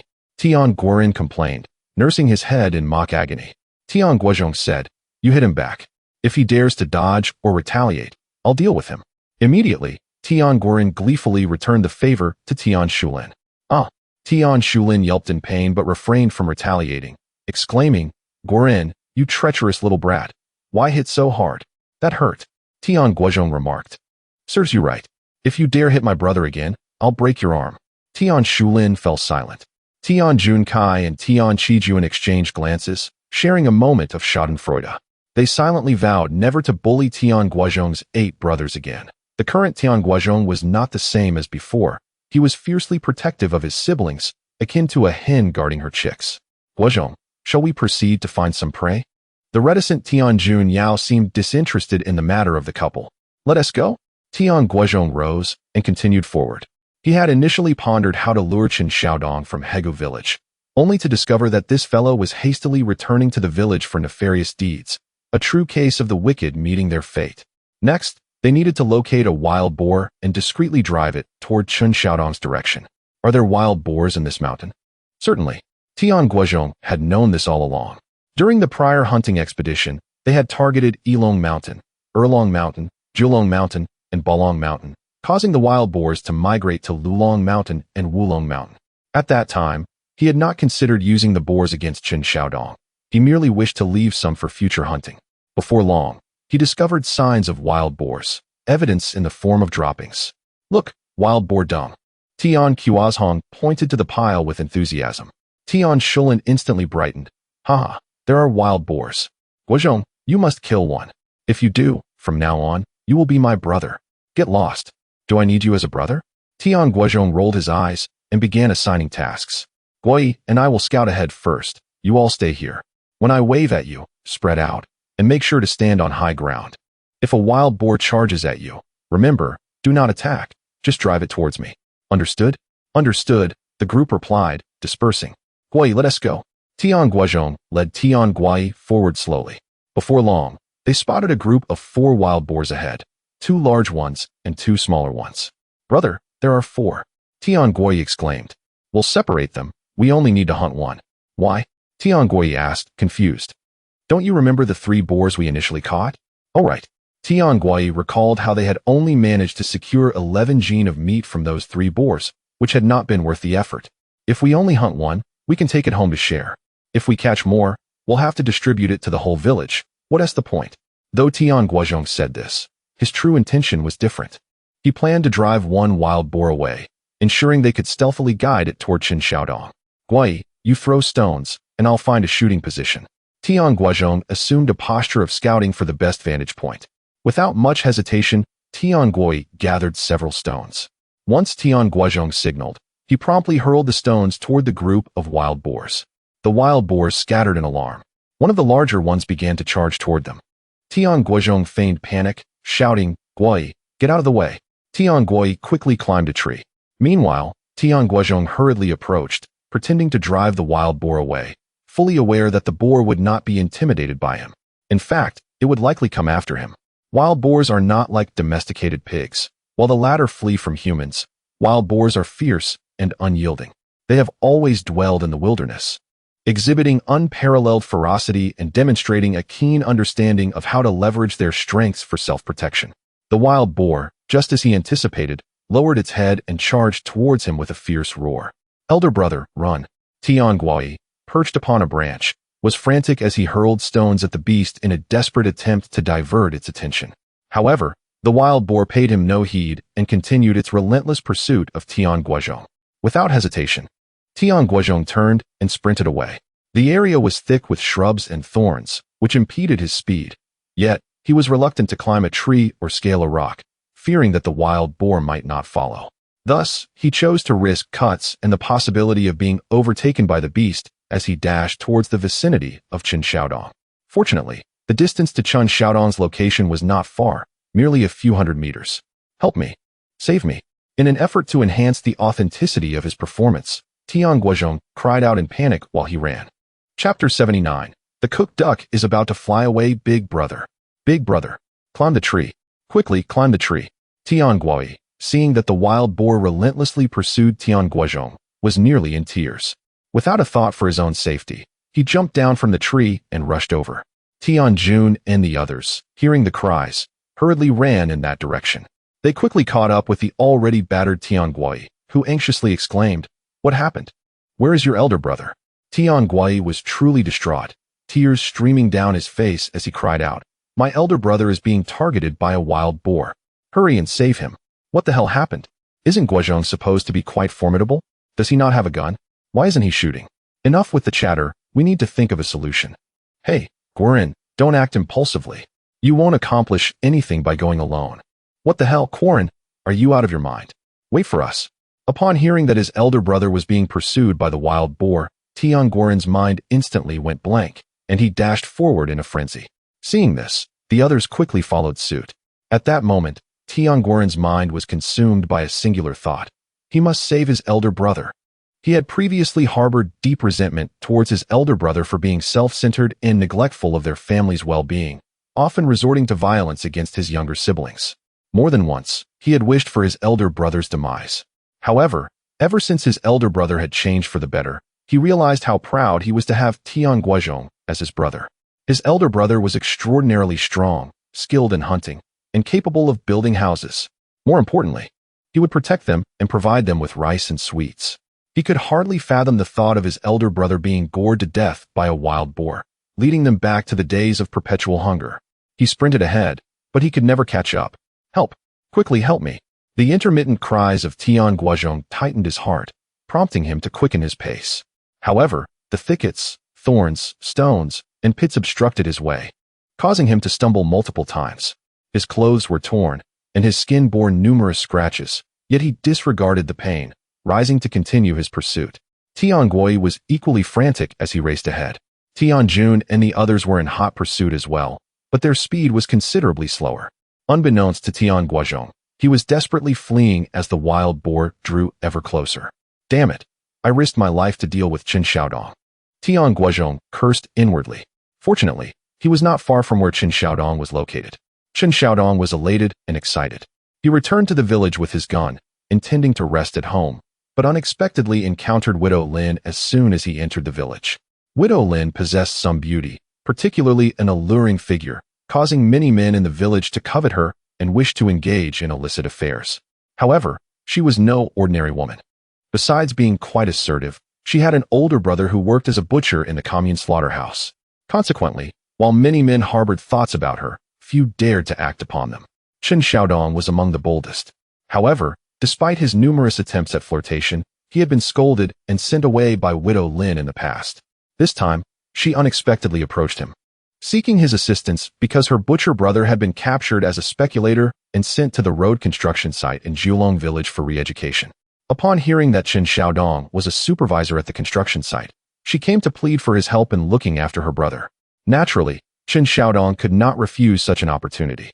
However, he had his own ulterior motives and proposed his lewd intentions to Widow Lin. To his delight, she surprisingly agreed. Nevertheless, Widow Lin stipulated that their rendezvous could not take place in the village and must be concealed from the villagers. Chen Xiaodong readily complied, leading Widow Lin directly to Lulong Mountain in Jiulong village. He recalled a hidden cave nearby that would be perfect for their illicit activities. Yet, just as they approached the cave, they suddenly heard rustling sounds from the mountain. Widow Lin, frightened, turned to flee. Seeing their golden opportunity slipping away, Chen Xiaodong was infuriated. He hurriedly grasped Widow Lin's arm, persuading her to wait until the noise subsided before proceeding to the cave for their clandestine affair. However, things did not unfold as he had hoped. The sounds not only persisted but drew closer, and soon he clearly heard cries for help. "Oh no, Xiaodong. It seems someone is being pursued by a wild boar. We must go help him." Widow Lin, with a kind heart, momentarily forgot her own humiliating predicament in her desire to save another. "Help! I would rather eliminate him." Chen Xiaodong gripped his gun tightly. "Do you know that person?" Widow Lin inquired. "You know him too. He recently caused a scene at my home and abducted my sister." Chen Xiaodong replied. That person is Tian Guozhong?" Widow Lin was taken aback. "I heard he is an expert hunter. How could he be targeted by a wild boar?" "Humph. There are many hunters more skilled than him in this mountain. In the end, he could very well be gored to death." Chen Xiaodong scoffed. "You need to hide. No matter what happens, do not reveal yourself." "What? Xiaodong, you wouldn't actually consider shooting him, would you? That's murder. You could be executed." Widow Lin cautioned. Chen Xiaodong coldly retorted, "He deserves to die? It's just you and me here, as long as you don't say anything. Who would know I killed him?" Widow Lin turned pale with fear and urged, "Xiaodong, don't act rashly. You must remain calm. Murder. Enough. Hurry and hide." At that moment, Chen Xiaodong was genuinely intent on killing Tian Guozhong. He had long harbored resentment towards him, and now that Tian Guozhong had ruined his plans, he found it impossible to remain composed. He felt he must kill Tian Guozhong to release the pent-up anger within him. With the gun raised, he charged towards Tian Guozhong, who was contemplating the possibility of Chen Xiaodong having taken cover. Suddenly, he heard sounds emanating from ahead, and he mused to himself, "Could it be that the foolish Chen Xiaodong has come to greet me?" Regardless of whether it was him or not, he needed to find a hiding place promptly. He absolutely could not afford to be seen. Otherwise, it would arouse suspicion, leading others to believe that he had deliberately lured the wild boar. Fortunately, there was a tall rock nearby, and without hesitation, he climbed upon it, concealing himself behind the stone. The wild boar, having lost its target, became enraged and began to bellow beneath the rock. Shortly thereafter, Chen Xiaodong arrived at the scene, failing to spot Tian Guozhong, but instead laying eyes on the wild boar. He immediately shouted in astonishment, "What the hell? There really is a wild boar. Tian Guozhong, you coward, where have you hidden?" Upon seeing him, the wild boar, mistaking him for the person it had been pursuing, charged forward. Bang! Without a moment's hesitation, Chen Xiaodong pulled the trigger. Chapter 80. Kindness mistaken for malice. Bang! Just as Chen Xiaodong pulled the trigger, Tian Guozhong fired his weapon as well, his speed surpassing that of Chen by a few seconds. Tian aimed at the hand that held the gun, and due to the delay, Chen's aim was drastically compromised, causing the bullet to narrowly miss the wild boar. Upon hearing the gunfire, the wild boar, fueled by aggression, charged towards Chen Xiaodong with a ferocious roar. Chen had no time to fire a second shot before he was knocked to the ground by the beast. Realizing he had been outmaneuvered by Tian Guozhong, he found himself powerless to retaliate, as the wild boar began to trample and gore him. Its long tusks, sharp as daggers, tore into Chen's body, leaving him bloodied and wounded, his abdomen slashed open and intestines spilling onto the ground. Chen struggled desperately, but he was no match for the wild boar. Before long, he was left gasping for breath, on the brink of death. Tian Guozhong hid behind a rocky outcrop, quietly observing as the wild boar mercilessly dispatched Chen Xiaodong, devoid of pity or excitement. The ease with which he dealt with Chen, a loathsome individual, was largely due to fortuitous circumstances. Otherwise, he would have faced considerable difficulty. As Chen's lifeless body was being gnawed upon by the wild boar, Tian finally emerged from his hiding place, seizing a stone and hurling it at the beast. Stung by the impact, the wild boar turned its attention to Tian. Without hesitation, Tian fled, and the boar gave chase. After sprinting several dozen meters, Tian climbed a large tree, just as the wild boar crashed into it, attempting to shake him loose. Maintaining his composure, Tian clung tightly to the tree, his strength keeping him from falling. During a brief pause between the boar's assaults, he quickly secured his feet around a sturdy branch and readied his rifle. Bang! The wild boar charged again, and Tian, swinging like a pendulum, struggled to maintain his grip. As the creature retreated for another charge, Tian seized the opportunity to fire, striking the boar squarely in the head. The beast let out a pained shriek. Bang! Tian fired again, once more hitting its head. Finally, the wild boar collapsed to the ground, lifeless.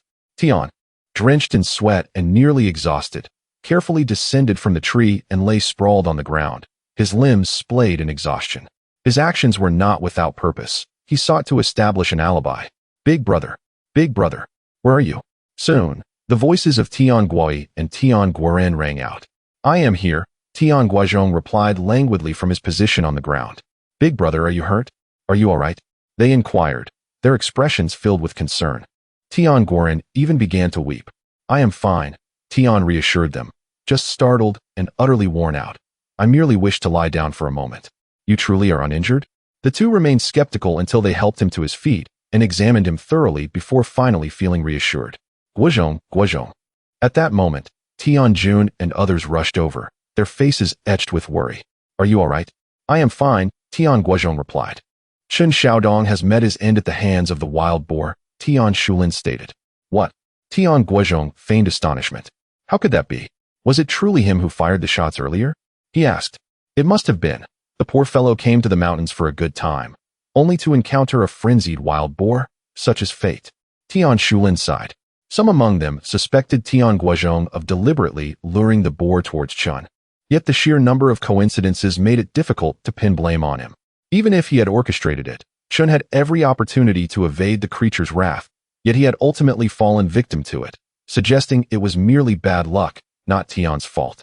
Moreover, Tian Guozhong appeared genuinely shaken. Otherwise, given his robust demeanor, it was hard to believe he would be so thoroughly exhausted. Should we notify Chen Xiaodong's family to collect his body? Tian Junyao inquired.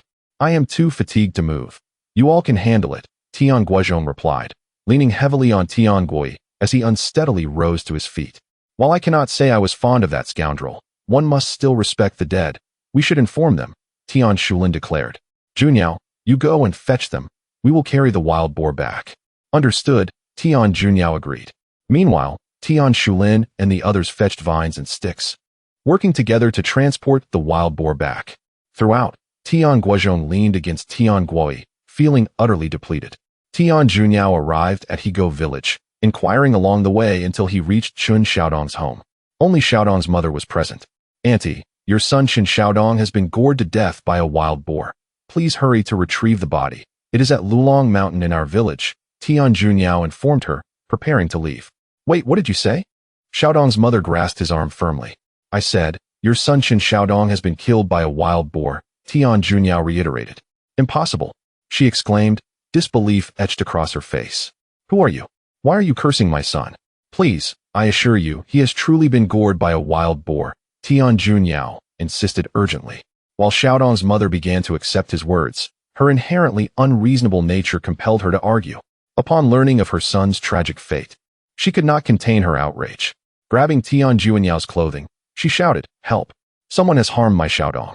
Upon hearing her cries, villagers emerged from their homes, initially reluctant to engage with her, but curiosity piqued when they heard of Chen Xiaodong's demise. What has happened to Xiaodong? They inquired. I beg you, quickly summon Xiaodong's father and his siblings. He has been murdered, she cried. Immediately, some villagers rushed off to fetch them from the fields. Tian Junyao was frantic, exclaiming that Chen Xiaodong was not killed by him, but rather succumbed to the wild boar's assault. I came with good intentions to inform you, yet you accuse me of his demise. How can you be so unreasonable?"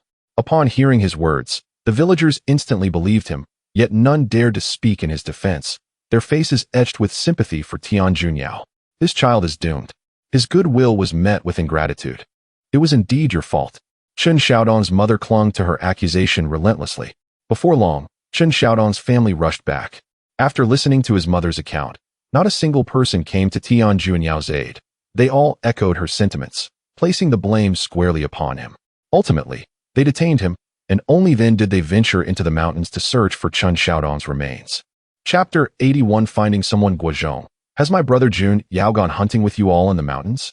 That evening, Tian Guozhong and others were indulging in a feast of wild boar meat, when suddenly, Tian Jun Yao's fourth sister approached. "Yes, come here, Si Feng. This is the wild boar meat allocated for Jun Yao. He still hasn't returned?" Tian Guozhong stood up and handed over 20-odd pounds of wild boar meat to Tian Si Feng. "Indeed, he is yet to return." Tian Si Feng accepted the wild boar meat. Tian Guozhong said, "This is strange. He merely went to Hego village to deliver a message and should have returned shortly. Why is it so late and he still hasn't come back? Could something have happened on the way?" Tian Si Feng exclaimed in alarm. "What could possibly happen?" Tian Guozhong reassured her. "Si Feng, do not panic. Let us go look for him. Come on, brothers, stop eating. We must search for Jun Yao." As Tian Guozhong raised a torch, he moved forward. Tian Guo, Tian Guorun, Tian Jun Kai, Tian Shulin, and others quickly grabbed torches and followed suit, forming a group of more than 10 people. They called out as they walked, but received no reply. Suddenly, they heard someone shouting for help from the forest. "What the hell? Could that be Jun Yao?" Tian Shulin exclaimed. "Shulin, have you eaten too much wild boar meat? Your ears must be clogged with fat. That is clearly a woman's voice." Tian Jun Kai retorted. Tian Chi Jun suggested, "Could it be the woman we saw in the woods with Chen Xiaodong this afternoon? Hey, do you think a woman who casually wanders into the woods with someone is particularly promiscuous?" Another fellow named Tian Debao raised his eyebrows in excitement. Tian Shulin replied, "Why don't you give it a try and find out?" Tian Debao joyfully announced, "But you all mustn't compete with me." He immediately brandished his torch and headed toward the direction of the cries for help. "Damn it. That kid is bound to get himself into trouble with women." Tian Chi Jun cursed. "Enough. You two stay here and wait for him. We will continue searching." Tian Guozhong instructed and pressed on. However, after they arrived at Hego village, they still could not find Tian Jun Yao. At that moment, a villager from Hego approached them. "You are the youths from Jiulong village, right? There's a youth from your village who kindly went to inform Chen Xiaodong's family, but ended up being detained by them." "What?" Tian Guozhong and the others were taken aback. "What kind of nonsense is this? He merely came to deliver a message and got captured? They insist that the youth is responsible for Chen Xiaodong's death. In essence, they are just trying to extort money." The villager scoffed. "That family is just like that. However, you must not mention that I told you." After saying this, the villager hurried away, clearly anxious about being seen. "Damn it." Tian Chi Jun's temper flared again. "How dare they detain my brother? They must be seeking death. Guozhong, what do you think we should do?" Tian Shulin and others were equally furious but did not take immediate action. Instead, they looked to Tian Guozhong for guidance. Over time, they had unconsciously developed the habit of seeking Tian Guozhong's opinion on every matter.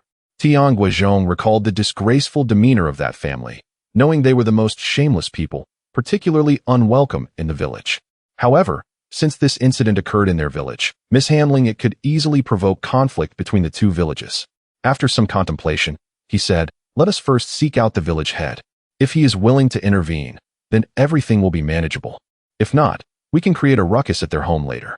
"Fine, we will follow your lead." Everyone nodded in agreement. Tian Guozhong promptly led the group to the village head's residence in Hego village. Upon learning the details, the village head's face turned pale with anger, yet he was truly reluctant to involve himself with that family. "Chen village head, since you are unwilling to intervene, if we go to their home and cause a scene, can you assure us that the other villagers will not attack us?" Tian Guozhong inquired. "This matter must be clarified. They only had a dozen people.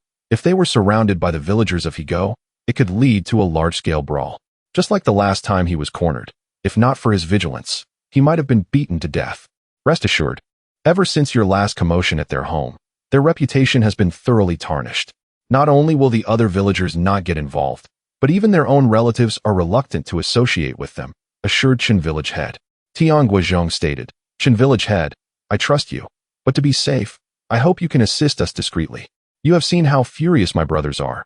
If we are truly attacked, there is a chance they may resort to violence, and then you too will bear responsibility. Sigh.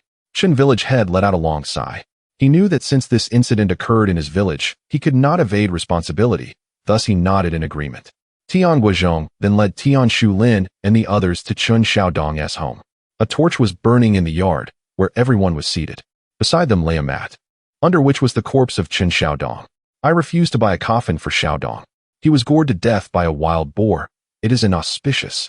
Xiaoming, what nonsense are you spouting? He is your own brother. What does being a brother matter?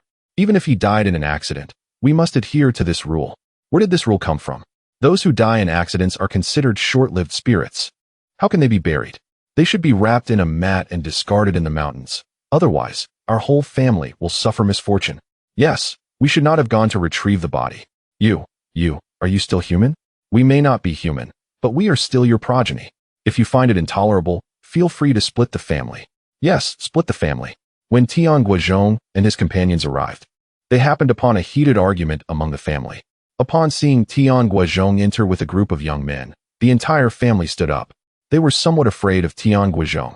The previous incident had already left a shadow in their hearts. Tian Guozhong, what brings you to my home again? Xiaodong's mother shouted. We have yet to settle accounts with you for abducting my daughter. How dare you come to my home? Enough of your nonsense. Release my brother at once. Tian Guozhong bellowed. Your brother? Who is that? Xiaodong's mother asked. It is indeed the young man you have detained. Tian Guozhong declared. This cannot stand. He is responsible for the death of my Xiaodong, and his family must pay for his release. Xiaodong's mother cried out. You are uttering nonsense. Tian Guozhong kicked over a stool in anger, demanding the immediate release of the captive, or he would bring ruin upon your entire family today. You dare. Xiaodong's father retorted with a voice that trembled with suppressed fury.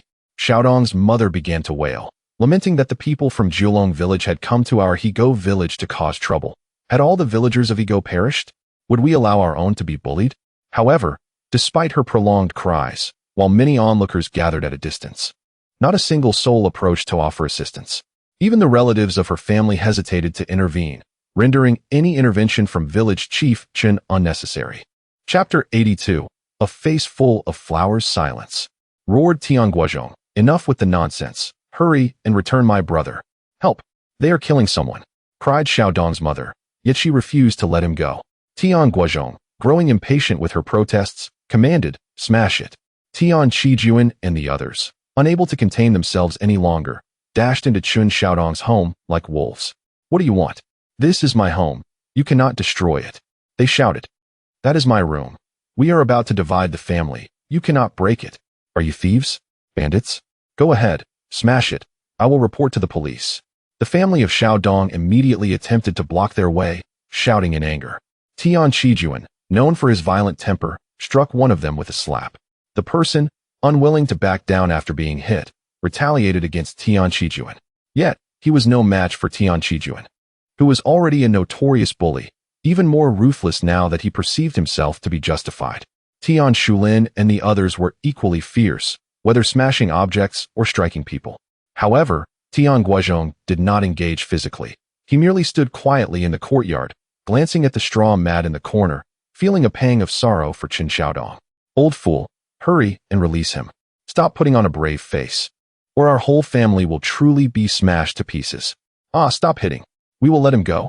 After enduring a beating and destruction, the family finally relented. Xiaodong's father and mother, bruised and battered, finally realized they had encountered formidable opponents. In truth, what compelled their submission was the indifference of the surrounding villagers. Many were there to witness the spectacle, yet not a single soul stepped forward to assist them. How tragic. They finally recognized how thoroughly disliked they were in the village. Stop hitting. We will let him go. Xiaodong's mother cried out, pointing towards the cellar beside the house where he was confined. Tian Guozhong exchanged a glance with Tian Guoyi, who promptly approached the cellar, lifted the lid, and shone a torch inside. Indeed, they found Tian Junyao bound within, his mouth stuffed with a bundle of straw. How ruthless this family was. Not only had they imprisoned him, but judging by Tian Junyao's condition, it seemed he had also been mistreated. Tian Guozhong quickly jumped into the cellar, removed the straw from Tian Guozhong's mouth, untied him, and assisted him out of the cellar. As Tian Guozhong emerged, he cast a glance at Tian Guozhong and the others before seizing a stool and hurling it toward Xiaodong's parents. "Don't hit their heads," Tian Guozhong shouted urgently.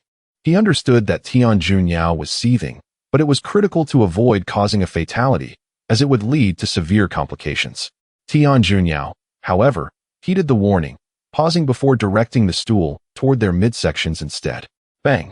They hurriedly dodged, but Tian Guozhong, now enraged, had no intention of letting them escape and continued his assault. The two were struck, their waists broken, emitting screams akin to that of slaughtered pigs. Hearing the commotion, Village Chief Chen rushed over, fearing that someone had indeed been killed, only to find their waists broken. He prepared to speak, but swallowed his words. Gradually, Tian Guozhong regained his composure. Tian Guozhong warned them sternly, "This is your final warning. Refrain from provoking me and my brothers in the future, or I will tear your entire family apart. We are leaving." After finishing their business of beating and destroying, they departed with a languid air. Xiaodong's family dared not utter a sound. Following this incident, Xiaodong's elder and second brothers separated from their parents, who, after sustaining broken waists, found no one willing to care for them. Ultimately, it was Village Chief Chen, moved by their plight, who sent someone to take them to the commune health clinic. After their recovery, they were left with lifelong disabilities, confined to wheelchairs. Had it not been for their daughter's occasional visits out of filial piety, they would likely have starved to death within days. Of course, that is a tale for another time. After Tian Guozhong and his companions left Higo village, they encountered Tian Guozhong and two others along the way. Tian Guozhong, covering his face, sat on the steps, too ashamed to look up. "What happened?" Tian Guozhong inquired. The other two laughed. "This kid tried to steal some affection, but ended up getting his face scratched up. Ha ha ha." Tian Guozhong scoffed. "Are you even my brothers? You see me getting caught and don't help, just standing there making fun of me. What you did was shameless. How could we assist?" One named Tian Guozhong replied. "You only saw a pretty face and lost your senses. We are fortunate we didn't end up arresting you.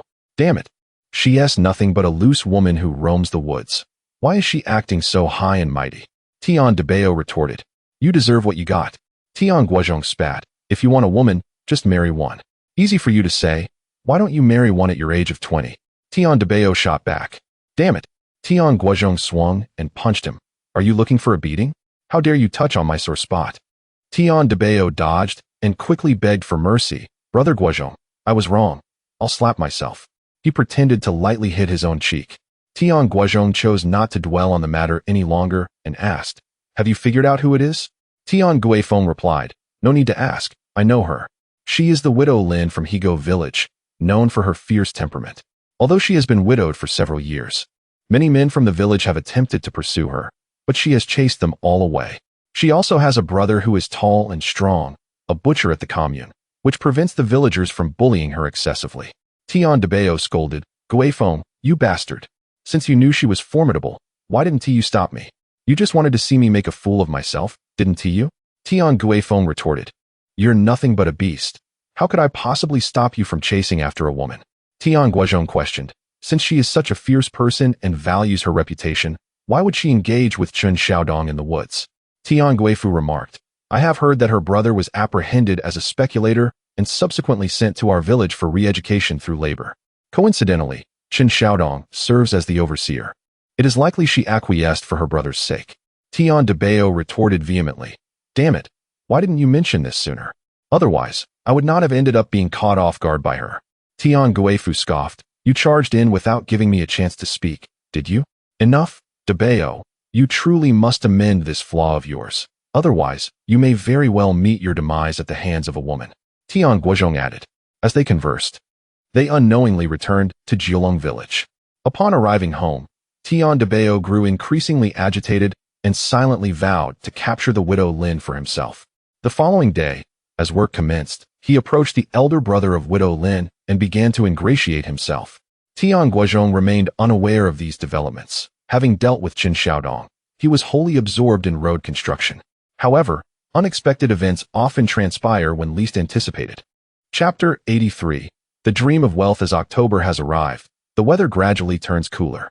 Tian Guozhong remains bare-chested, his muscular physique glistening in the warm autumn sun, captivating the eyes of countless village maidens.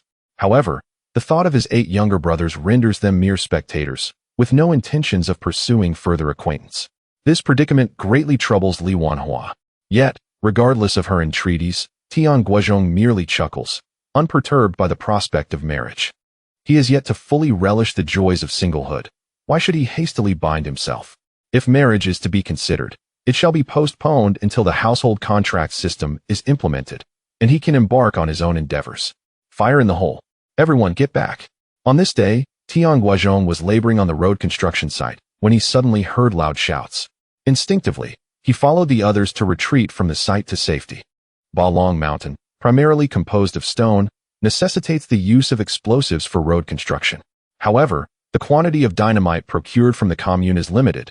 Explosives are generally reserved for essential applications, and manual labor is employed for the rest.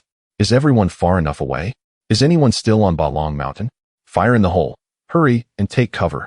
The person in charge of detonating the explosives called out repeatedly until all had retreated to a safe distance. Before igniting the fuse, boom, boom, boom, 3 resounding explosions erupted, sending thick clouds of dust into the air. Damn, explosives are truly powerful. Such hard rock shattered into pieces. One villager remarked, "We should request more explosives from the commune and level Balong Mountain. That would expedite road construction." Explosives are nothing. Cannonballs are where the real power lies. One shot takes out a vast area. Villagers conversed animatedly. Wow, these explosives are impressive. Guozhong, what do you think would happen if we used explosives to hunt wild boar? Tian Shulin mused.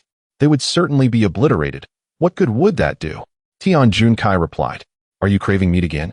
Tian Guozhong chuckled. Tian Shulin grinned sheepishly, admitting he hadn't eaten in days. Last time we shared that wild boar, many in the village spoke ill of us, claiming we were hoarding it for ourselves. That was our hard-earned catch. What is wrong with enjoying it? Tian Chijuan retorted angrily. Is it those lazy folks from Team 1 and Team 2? Tian Guifu inquired. Not entirely. Some from our Team 3 are also involved, Tian Gui added. This is merely envy. Let us not pay it any mind. Now, the blasting is done. Let us get back to work. Under Tian Guozhong's leadership, the formerly lazy crew had become noticeably more diligent. Previously, they would never have been this proactive or obedient, but now, Tian Guozhong had established himself as their leader. Help! Bao Kai is trapped under a rock. Quick, someone lift the stone. A sudden commotion erupted on the construction site. What is happening? Tian Guozhong raised his head. I'm not sure. I'll go take a look. Tian Shulin, ever eager for excitement, dashed over, returning shortly with urgency. Hurry, everyone, we need to help. Bao Kai was asleep in the cave when the blasting occurred and is now pinned beneath a rock, but he is still alive. Tian Guozhong and the others rushed over, joined by several hundred villagers. With collective effort, they finally freed Bao Kai, who, by sheer luck, was wedged between 2 rocks and suffered no injuries. The crowd buzzed with chatter. Yet, just as they thought the ordeal had concluded, another accident occurred. What is happening today? So many mishaps. One villager exclaimed. Have the explosives disturbed our village as feng shui? What nonsense. The villagers debated. Tian Guozhong and his companions were equally astonished, but upon learning that the latest incident involved someone merely twisting their ankle, they decided not to dwell on it further. In a rocky construction site, such accidents were commonplace and hardly considered unusual. Several had suffered injuries from falling stones or minor accidents, but these occurrences were frequent. Let us continue working. Tian Guozhong chose not to concern himself with others' misfortunes and focused on his own team, striving to complete their tasks. Ding! The workday concluded. Finally, the sound of the gong signaling the end of the day rang out. Tian Shulin, Tian Junkai, Tian Chijuan, and others promptly discarded their tools and collapsed onto the ground, complaining, Guozhong, this work is unbearable. It's exhausting. Guozhong, are we being overly diligent? Should we take a day off tomorrow? We used to lounge at home, never having endured such labor. Tian Guozhong chuckled. If you wish to rest, by all means, but do not come to me requesting wild boar meat in the future. Tian Chijuan, with a grimace, replied, Guozhong, there is no need for such effort. Look at others slacking off. Why should we be so serious? After all, this road benefits the leaders and wealthy individuals more than us. Tian Guozhong thought to himself, I do not wish to toil excessively either, But if this road remains unfinished, my future prospects for wealth will be constrained. For the sake of earning, I must strive. Additionally, there was the pressing matter of so many people willing to assist for free. If the road was not completed promptly, future repairs would undoubtedly incur significant costs. Qijuan, do you wish to live as a poor man for the rest of your life? Tian Guozhong felt it was time to instill in them the dream of prosperity. Of course not. Who in their right mind would wish to live in perpetual poverty? Tian Qijuan exclaimed. Tian Shulin interjected. Don't speak foolishly. The red armlets seemed content with their plight, claiming that the poorer you are, the more glorious it is. Tian Junkai scoffed. Ignore those fools. They've long since perished in their poverty. Tian Guozhong chuckled and remarked. Since none of you aspire to be impoverished, you must desire to be affluent, residing in grand houses, consuming white rice, and indulging in sumptuous feasts. Am I correct? Tian Qijuan and the others nodded in agreement, affirming their desires, yet lamenting the rarity of such fortune in the world. Tian Guozhong replied, what if I were to say that such opportunities do exist? A collective gasp arose, and they turned to him. Brother Guozhong, do you possess a method to attain wealth? With a slight smile, Tian Guozhong responded, I have numerous avenues to wealth. However, the opportune moment has not yet arrived. Tian Qijuan eagerly inquired, when will that moment come? Tian Guozhong did not specify a precise time, but merely smiled mysteriously, indicating that it would be soon. Thus, to earn money, to transform into prosperous individuals, and to lead a splendid life, the construction of roads is imperative.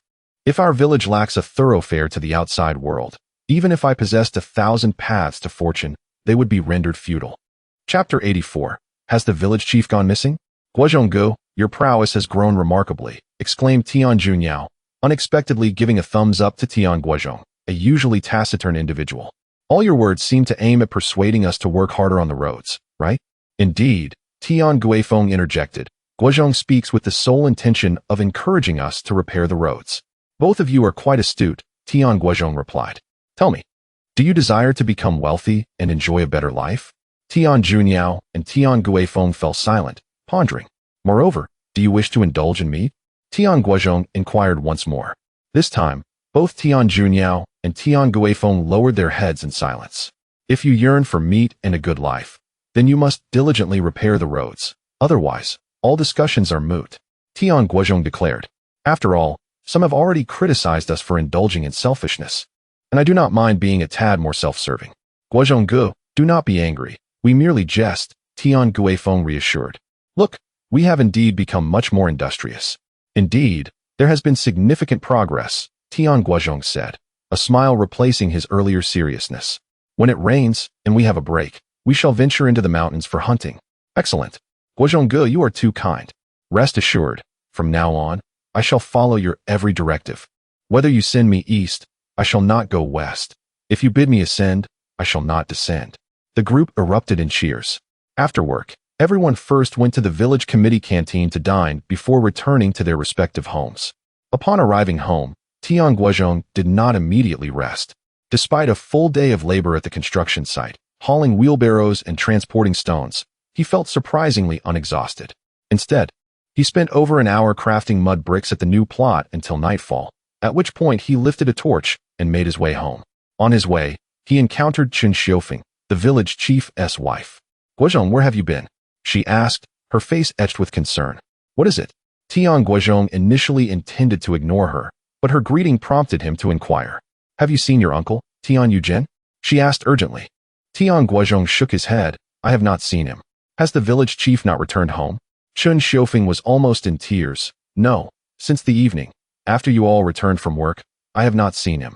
I have searched the canteen, the village committee, the warehouse, and the construction site, yet he is nowhere to be found.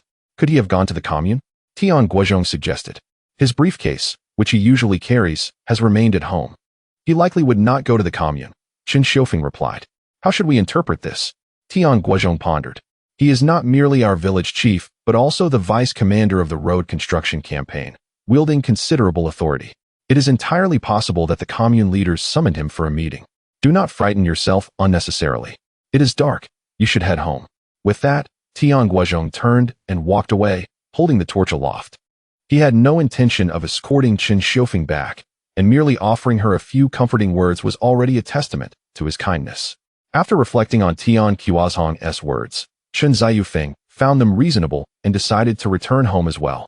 However, her heart remained restless. Once home, she summoned her eldest son, Tian Guozhong, insisting he check the commune for his father first thing in the morning. Mom, surely Dad went to the commune for a reason. He will return once he finishes his business. Why the urgency? Tian Guozhong asked, perplexed. Guozhong, I cannot explain it. My heart is unsettled, as if something ominous looms, she replied. Mom, perhaps you have been overly fatigued lately? You should rest. A good night's sleep will do you good, he suggested. No, it is not fatigue. I genuinely feel anxious. Guozhong, please go to the commune in the morning, she insisted. All right, I will go. You should rest and not worry excessively, Tian Guozhong reassured her. Dad has dedicated his life to revolutionary work. He will be fine. After much persuasion, Chen Xiufeng finally washed up and retired to bed. The following morning, Tian Guozhong set off for the commune early. He searched high and low but could not find Tian Guozhong, and when he inquired with the commune leaders, they all claimed that Tian Guozhong had not arrived. A wave of unease washed over him as he hurried back to Jiulong village. The round trip consumed the entire morning, and Chen Xiufeng, anxiously awaiting his return, scoured the village repeatedly. In desperation, she enlisted all her family members, relatives, and villagers to assist in the search, yet no one could locate him. In no time, the entire village learned of Tian Guozhong's disappearance. How could the village chief vanish? Just yesterday, I spoke with him. Where could he possibly have gone? Surely, he must have gone to the commune for a meeting. How could such a cautious man go missing? Wasn't Tian Laonian always by his side? We could inquire with him. It dawned on everyone that the village chief's only sycophant, Tian Laonian, could provide insight. Thus, a group of villagers made their way to the command center. Tian Laonian, an ordinary villager with no official title, was neither a team leader nor a group head, nor was he a leader within the command center. Yet, he enjoyed the privilege of lounging in the command center, sipping tea and smoking, free from labor while still earning work points. An enviable situation. His comfortable position was afforded to him through the village chief's abuse of power, granting him an advisory role. Such trivial matters went unchecked by commune leaders. As the village chief was responsible for the road construction campaign specifics, and granting him minor privileges was deemed inconsequential. It was precisely because of the commune leaders' indulgence that the villagers could only harbor grievances against Tian Guozhong and Tian Laonian in silence. When Chen Xiufeng and the villagers arrived at the command center, Tian Laonian was leisurely enjoying his tea. Laonian, where is Guozhong? Chen Xiufeng inquired directly. Startled by the sudden influx of people into the command center, Tian Laonian nearly spilled his tea. The village chief? He is not home. He has not come today, he answered. He did not return home last night, Chen Xiufeng stated. What? Tian Laonian exclaimed. But I had dinner with him yesterday evening, and we returned to the village together. How could he not have come home? He truly did not come home. Do you know where he might be? Chen Xiufeng pressed. Tian Laonian shook his head and said, I am at a loss. Upon returning to the village, he mentioned that he intended to visit the labor re-education personnel and the volunteer teams from other villages. I had initially wished to accompany him, but he forbade me from doing so, so I returned home. Chen Xiufeng hastily inquired, why did he wish to see the labor re-education personnel and the volunteer teams? Tian Laonian continued to shake his head. I do not know. Perhaps he simply sought to gather some information. After all, he is the village chief, burdened with numerous responsibilities. At that moment, Tian Guozhong returned from the commune. He had no time to sip water or wipe the sweat from his brow. His eyes reddened with urgency as he addressed Chen Xiufeng. Mother, I could not find father at the commune. I even inquired with the leaders and acquaintances there, yet none have seen him. What? Chen Xiufeng felt as though the world around her was spinning and collapsed to the ground. Chapter 85. Is the murderer Tian Guozhong? Tian Guozhong, with swift reflexes, hurriedly embraced Chen Xiufeng. Tian Laonian said, Sister-in-law, please do not be overly anxious. The village chief may have been occupied with matters and might have already returned home. Nearby, the village chief's second son, Tian Guozhong, remarked, We have searched the entire village but have found no trace of my father. How could this be? Tian Laonian felt a tinge of panic as well. Let us inquire with the captains of the volunteer team and the red armbands guarding the labor education personnel. A group of people arrived at the construction site, questioning the volunteer team leaders and the red armband members, only to receive the response that they had not seen Tian Guozhong at all the previous night. Where could the village chief have gone? Everyone was left dumbfounded. A living person had suddenly vanished? Chen Xiufeng immediately burst into tears. Tian Guozhong and Tian Jianjun were as restless as ants on a hot pan, quickly mobilizing family, relatives, and some well-connected villagers to continue their search throughout the village. Ultimately, the result remained fruitless. The mysterious disappearance of the village chief sent shockwaves throughout the entire village. The construction site was abuzz with commotion. Fearing trouble, Tian Lanyan promptly approached Tian Guozhong to inform him about the village chief's disappearance and his own concerns. Tian Guozhong replied, "Father, are you perhaps worrying too much? You are not a village cadre. If something happens, the village cadres will handle it." Before he could finish, Tian Lanyan interjected, "I have always followed the village chief closely. He has treated me with kindness. Now that he is missing, I must stabilize the situation until he returns." Tian Guozhong glanced at his father and chuckled, "You possess a certain foolish loyalty. Rest assured, with me around, nothing will happen at the construction site. However, we must inform the commune leaders about the village chief's disappearance. They need to take charge of the situation." Tian Lanyan smiled, saying, "As long as you are willing to assist, I feel much more at ease." He then departed. Tian Guozhong sought out Tian Jianhua. Upon seeing Tian Guozhong, Tian Jianhua felt a twinge of anxiety. Recalling how he had previously thwarted Tian Juanyao's attempt to borrow a gun from Tian Baoguang, he had assumed that Tian Guozhong had forgotten about the incident, but to his surprise, Tian Guozhong approached him this time. "Guozhong, what do you need from me?" Tian Jianhua could not help but lower the gun from his shoulder. Tian Guozhong sneered and nonchalantly replied, "The village chief is missing. He does not want any issues at the construction site. So he asked me to tell you to fulfill your duties diligently. If anything goes wrong, when he returns, your position as militia captain will be revoked." Having said that, Tian Guozhong turned to leave. He had not forgotten the transgressions committed against him by Tian Jianhua. Rather, he was simply biding his time for revenge. Unlike Chen Xiaodong, who was an outsider, Tian Jianhua was a local, a descendant of a long-established family, making it more challenging for him to take lethal action. However, if Tian Jianhua were to cross a line, he would not hesitate to send him to the afterlife. Tian Jianhua watched Tian Guozhong's retreating figure, tempted to shoot him, but ultimately refrained, unwilling to sacrifice his own life for a scoundrel like Tian Guozhong. Nevertheless, he took Tian Guozhong's words to heart and immediately relayed the village chief's message to all the militiamen and Red Armband members, emphasizing the need to strengthen patrols and maintain strict oversight. In the afternoon, commune leader Lin Feng arrived in Jiulong village. He quickly familiarized himself with the circumstances surrounding Tian Yogan's disappearance and subsequently dispatched personnel to investigate locations where Tian Yujin might have gone, yet they found no trace of him. He then instructed his team to summon the police to assist in the search. That evening, the police arrived, accompanied by a police dog. After sniffing Tian Yogan's clothing, the dog began its search throughout the village. A crowd followed the police dog, intrigued, as they had never seen one before. "Step back. Do not disrupt the dog's work." With so many people present, the myriad of scents could hinder the dog's performance, prompting the police to disperse the crowd. Approximately an hour later, the police returned with news that Tian Yujin had been located. Chen Xiufeng, Tian Zhangwo, and Tian Jianjun rushed out, followed closely by Tian Lanyan and other villagers. The group made their way to a cave halfway up Lulong Mountain. How could the village chief possibly end up here? Curiosity filled the air. Comrades Chen Xiufeng, Tian Zhangwo, and Tian Jianjun, "You must brace yourselves," the police officer spoke softly. "What?" The three felt an immediate sense of dread, hesitating to enter the cave. They feared witnessing a scene they were unwilling to confront. After a considerable pause, they summoned their courage and stepped inside, only to find Tian Yujin lying on the ground, the police dog perched beside him, while another officer was recording details. "Yujin!" Chen Ziyufeng cried out in anguish. "Father!" Tian Zhangwo and Tian Jianjun were also in tears. They yearned to rush forward but were halted by the police officer, who stated, "You cannot approach just yet. We suspect this is a homicide, and we need to preserve the scene for evidence." "Murder?" The three stopped crying immediately. Tian Zhangwo exclaimed, "My father has been the village chief for so many years.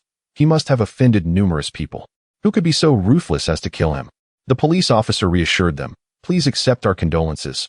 We will do everything in our power to uncover the true culprit.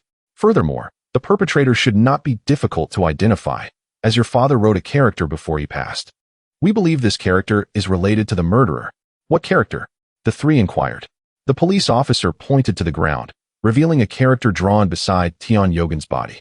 Unfortunately, all three were at a loss, unable to recognize it. Excuse me, officer, what character is this? Tian Guozhong had once attended school, but had dropped out after the 3rd grade, unwilling to continue his studies. While others were unable to attend due to poverty, he simply did not wish to learn. Zhong, the police officer replied. Zhong. The three were taken aback. Is it Guozhong Zhong? The officer confirmed. Yes, it signifies loyalty to the nation. What the hell? Tian Guozhong erupted in a torrent of curses, causing the complexion of the police officer to darken instantaneously. Just as he prepared to inquire whom Tian was cursing, he witnessed Tian abruptly dash out of the cave. Tian Guozhong, you wretched fiend. Why did you slay my father? Tian Guozhong bellowed as he charged towards Tian Guozhong. What? The village chief is dead? How could this be? The astonishment was palpable among all who heard Tian Guozhong's fervent shout. They were restrained by the police, unable to enter the cave, and thus deprived of the sight of Tian Guozhong's lifeless form. Chapter 86. Rumors abound. Tian Guozhong. You scoundrel, I shall slay you. Tian Guozhong's eyes blazed with fury as he lunged at Tian Guozhong. Have you lost your mind? Tian Guozhong retorted, delivering a swift kick that sent Tian Guozhong sprawling to the ground. Yet, undeterred, Tian Guozhong charged again, and at that moment, Tian Guozhong and Tian Guoren stepped forward to intervene. Tian Junhua, Tian Shijuan, Tian Shulin, and others rushed to restrain Tian Guozhong and Tian Jinggu. Guozhong, why did you kill my father? He had not wronged you, had he? On the contrary, he was always kind to your family. If it weren't for my father frequently delivering potatoes and food to you, your family would have starved long ago. With his hands bound, Tian Guozhong could only voice his indignation. Upon hearing this, everyone was taken aback. Tian Guozhong killed the village chief. Ridiculous. I have not left the village today. How could I have killed your father? Tian Guozhong thundered in anger. It was you who did it. Chun Xiufeng emerged from the cave, asserting, when I encountered you last night, you were returning from outside the village with a torch. Your heart is truly ruthless. You killed Tian Guozhong and still show no signs of fear upon encountering me. I went to my new homestead to make mud bricks last night. I have never seen Tian Guozhong. Tian Guozhong insisted. Besides, have you ever seen a murderer carrying a torch brazenly to commit a crime? A police officer approached and inquired, Are you Tian Guozhong? Tian Guozhong nodded, yes. The officer asked, which Zhong? Tian Guozhong replied, the Zhong that means loyalty to the country. The officer continued, next to the deceased's body, we found the character Zhong written on the ground, which we suspect is a clue left by the victim. How do you explain this? Tian Guozhong exclaimed, what a ridiculous matter. Which scoundrel is trying to frame me? Wait a moment, officer, just because of a single character, you cannot directly suspect me, can you? Of course, but you certainly have some level of suspicion. What was your relationship with the deceased? Before Tian Guozhong could respond, Tian Guozhong interjected, our relationship is far from good. He is the biggest ne'er-do-well in our village, and my father despised such people, often reprimanding them. Over time, they grew resentful of my father. The officer pressed on, have there been any significant conflicts recently? Tian Guozhong eagerly replied, yes, about 2 months ago, my father led a search of his house, suspecting him of being a profiteer. He said he would retaliate afterward. During the autumn harvest, he even moved the village committee office to my house for the construction of a school, forcibly ousting my father from the village committee office. It was truly outrageous. The officer had these details recorded and asked, anything else? After contemplating, Tian Guozhong recounted a few more trivial incidents, which were duly noted. Subsequently, he reported to Director Lin of the commune, providing his preliminary assessment and requesting that Lin assist in persuading the villagers to return home, as they needed to continue gathering evidence. Director Lin summoned the village officials and the leaders of each production team, instructing them to convince the villagers to leave, while retaining Tian Guozhong for further inquiries. Little did they expect that Guozhong, so cold-hearted, would indeed kill the village chief. A thankless wretch indeed. The village chief had treated his family so well, and yet he dared to kill him. Truly, a wolf raised among sheep. They had hoped for his improvement, only to witness his descent into deeper depravity. Although the police had yet to definitively identify the murderer, it did not prevent the villagers from hastily concluding that Tian Guozhong was the culprit. They not only pointed fingers at him, but also hurled numerous slanders at his family. My elder brother did not commit murder. Tian Guozhong and his siblings attempted to defend him, but the villagers refused to listen, only growing more vitriolic. Some even concocted an elaborate tale of the murder, as if they had witnessed it firsthand. As for the reasons behind the killing of Tian Guozhong, the villagers' speculations were varied and bizarre. Most believed it was an act of personal vengeance, while others suggested that Tian Guozhong harbored ambitions of becoming the village chief. In short, a myriad of theories circulated. Tian Guozhong's family found themselves at the center of a storm, isolated from the community. Li Wanhua wept inconsolably, while Tian Guozhong and his brothers wore expressions of despair, heaving sighs of distress. In stark contrast, Tian Laoyan remained calm, reflecting on the events leading up to Tian Guozhong's disappearance. He resolutely declared, "Everyone, lift your spirits. I believe Guozhong is innocent. He certainly did not kill the village chief." Li Wanhua looked at him. "Laoyan, do you know who did it?" Tian Laoyan replied, "I do not know, but I trust Guozhong. If it were the old Guozhong, that would be one thing. But since July, we have all witnessed his transformation. Do you think he would kill?" Li Wanhua countered, "We certainly know Guozhong would not commit murder, but the villagers and the police do not. And now Guozhong is still being detained by the police. Do not speak nonsense.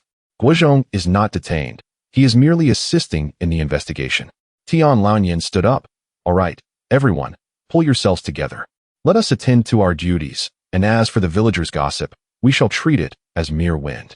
He walked away with his hands clasped behind his back, heading towards the command center.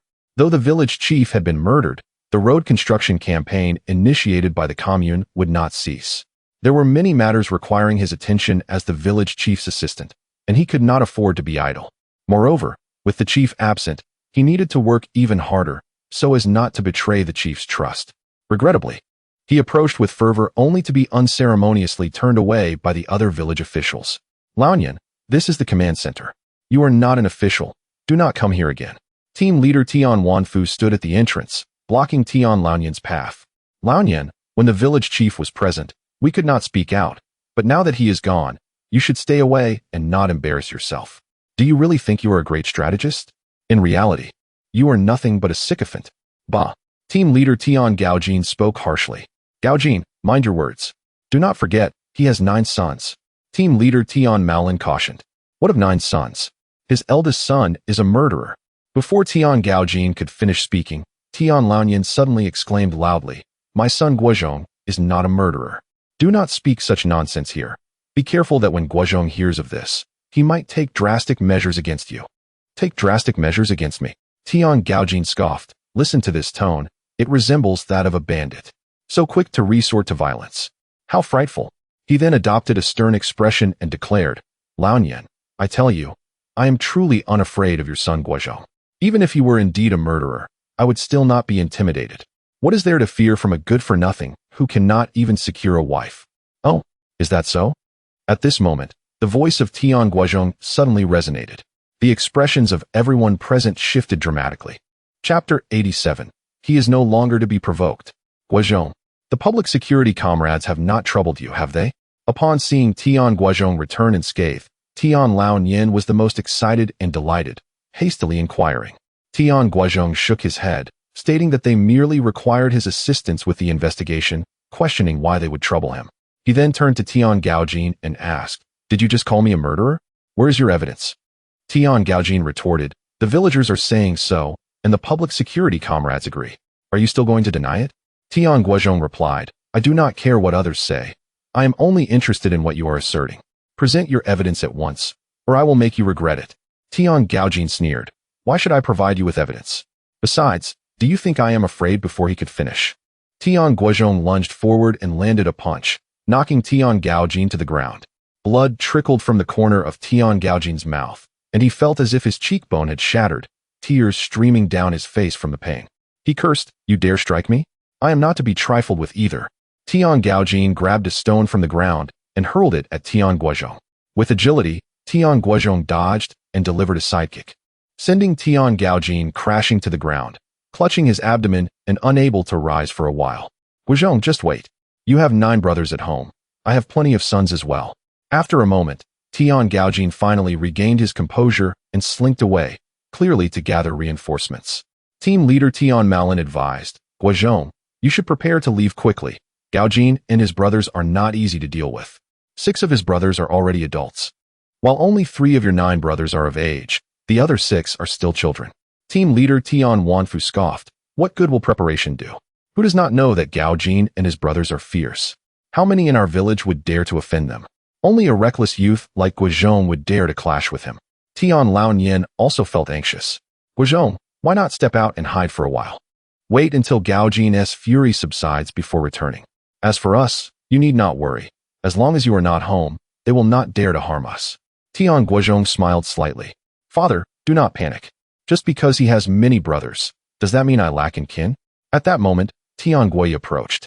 Tian Guozhong instructed, Guozhong, go summon our small squad and have them bring along more from our 3rd team. I do not believe they can match our unity. Without questioning, Tian Guozhong hurried off to gather people. Before long, Tian Guozhong stormed back with a group of angry men. Leading the charge was Tian Guozhong, followed closely by his 5 brothers and several villagers from the 2nd team who were quite close to him, including a few elderly men with graying hair. Guozhong, I am giving you a chance. Kneel down and apologize, admitting that you are a murderer, and I will spare you. Otherwise, I will break one of your legs today. Tian Guozhong boasted, brandishing a wooden stick at Tian Guozhong. This era was quite savage, and brawls were a common occurrence in the village, yet it was rare for village officials to take the lead in such conflicts. Before long, a crowd of villagers gathered to watch, abandoning their work at the construction site. Tian Guozhong, hands in his pockets, regarded Tian Guozhong with a look of disdain. Is this all the people you've brought? Is your 2nd team not heralded as the largest production team in Jiulong village? Where are they? It seems your popularity is not as great as you claim. Being the captain of the 2nd team and still unable to rally everyone to your cause is quite a disappointment. Tian Guozhong's face flushed with anger. You know nothing. They are not here because they fear they might kill you.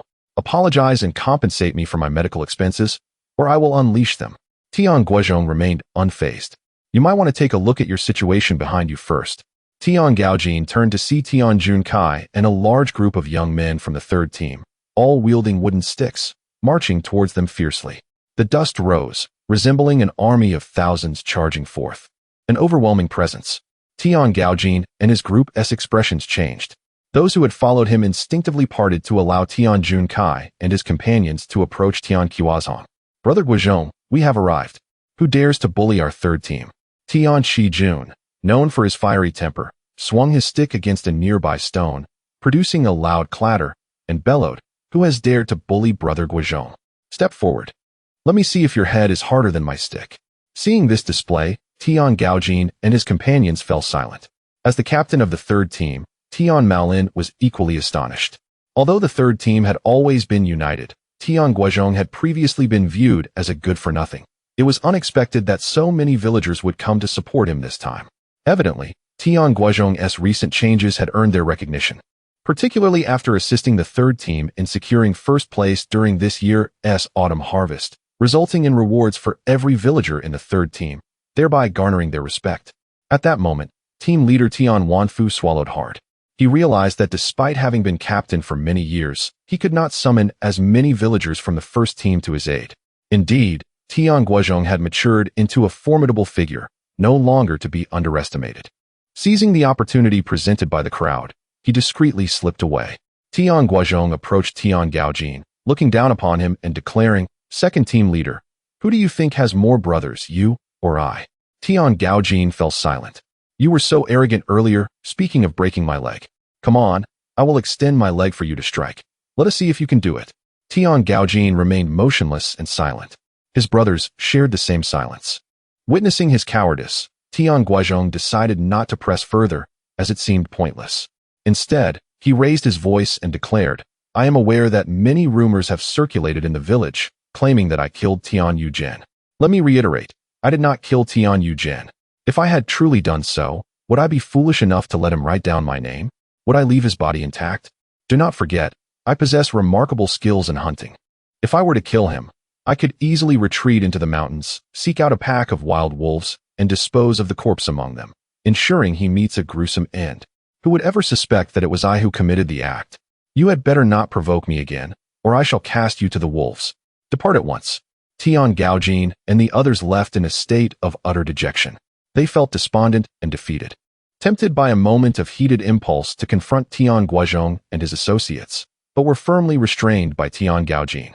Like Tian Guozhong, he had come to the realization that the current Tian Guozhong was no longer the same second-rate character of the past. He was now beyond their reach. 3 days later, the Public Security Bureau cracked the case. When the entire village learned the identity of the true murderer, they were left in stunned disbelief. It was him. Chapter 88, The Truth Revealed. 3 days later, the police disclosed the entire sequence of events surrounding the murder of Tian Guozhong to the village.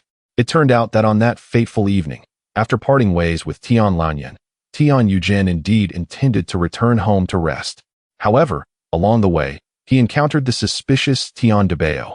Tian Guozhong had long noticed that Tian Guozhong had been acting unusually, frequently gravitating towards a labor re-education worker named Lin Guohao for no apparent reason, sometimes even bringing him food. Lin Guohao was merely a butcher at the commune's slaughterhouse, a person of no significance, with no familial ties to Tian Guozhong. What could possibly motivate Tian Guozhong to show such solicitude towards him? Tian Guozhong was intrigued, yet he did not delve further into the matter. That day, as twilight descended, he suddenly spotted Tian Guozhong sneaking out of the village. Instinctively sensing that the young man was up to no good, curiosity compelled him to follow discreetly. Tian Guozhong left Jiulong village, heading straight for a cave on the slope of Lulong Mountain. His heart raced with excitement. After many days of effort, he had finally arranged to meet the widow from Hegu village. He could finally venture into the woods with her. He was so exhilarated that he felt as if he might float away, oblivious to Tian Guozhong trailing behind him. Upon reaching the cave, he found no sign of the widow, knowing well that her shyness would lead her to wait until dark before arriving. Thus, he settled in to wait. As night fell, his excitement intensified, and an urgent need to relieve himself arose. Initially, he thought to take care of it within the cave, but then reconsidered, preferring not to endure the discomfort of a foul odor while aiming to engage in pleasurable activities. He thus left the cave and went to a large tree nearby to relieve himself. At that moment, someone approached. However, it was not the widow but Chun Dutsai from Hegu village. He had come to confront Tian Guozhong, filled with righteous anger, intending to teach him a lesson for harassing the widow. Yet, he did not recognize Tian Guozhong. Meanwhile, Tian Guozhong, concealed in the shadows, grew increasingly wary as darkness enveloped the area, fearing the emergence of wild beasts. He grasped a sickle tightly in his hand.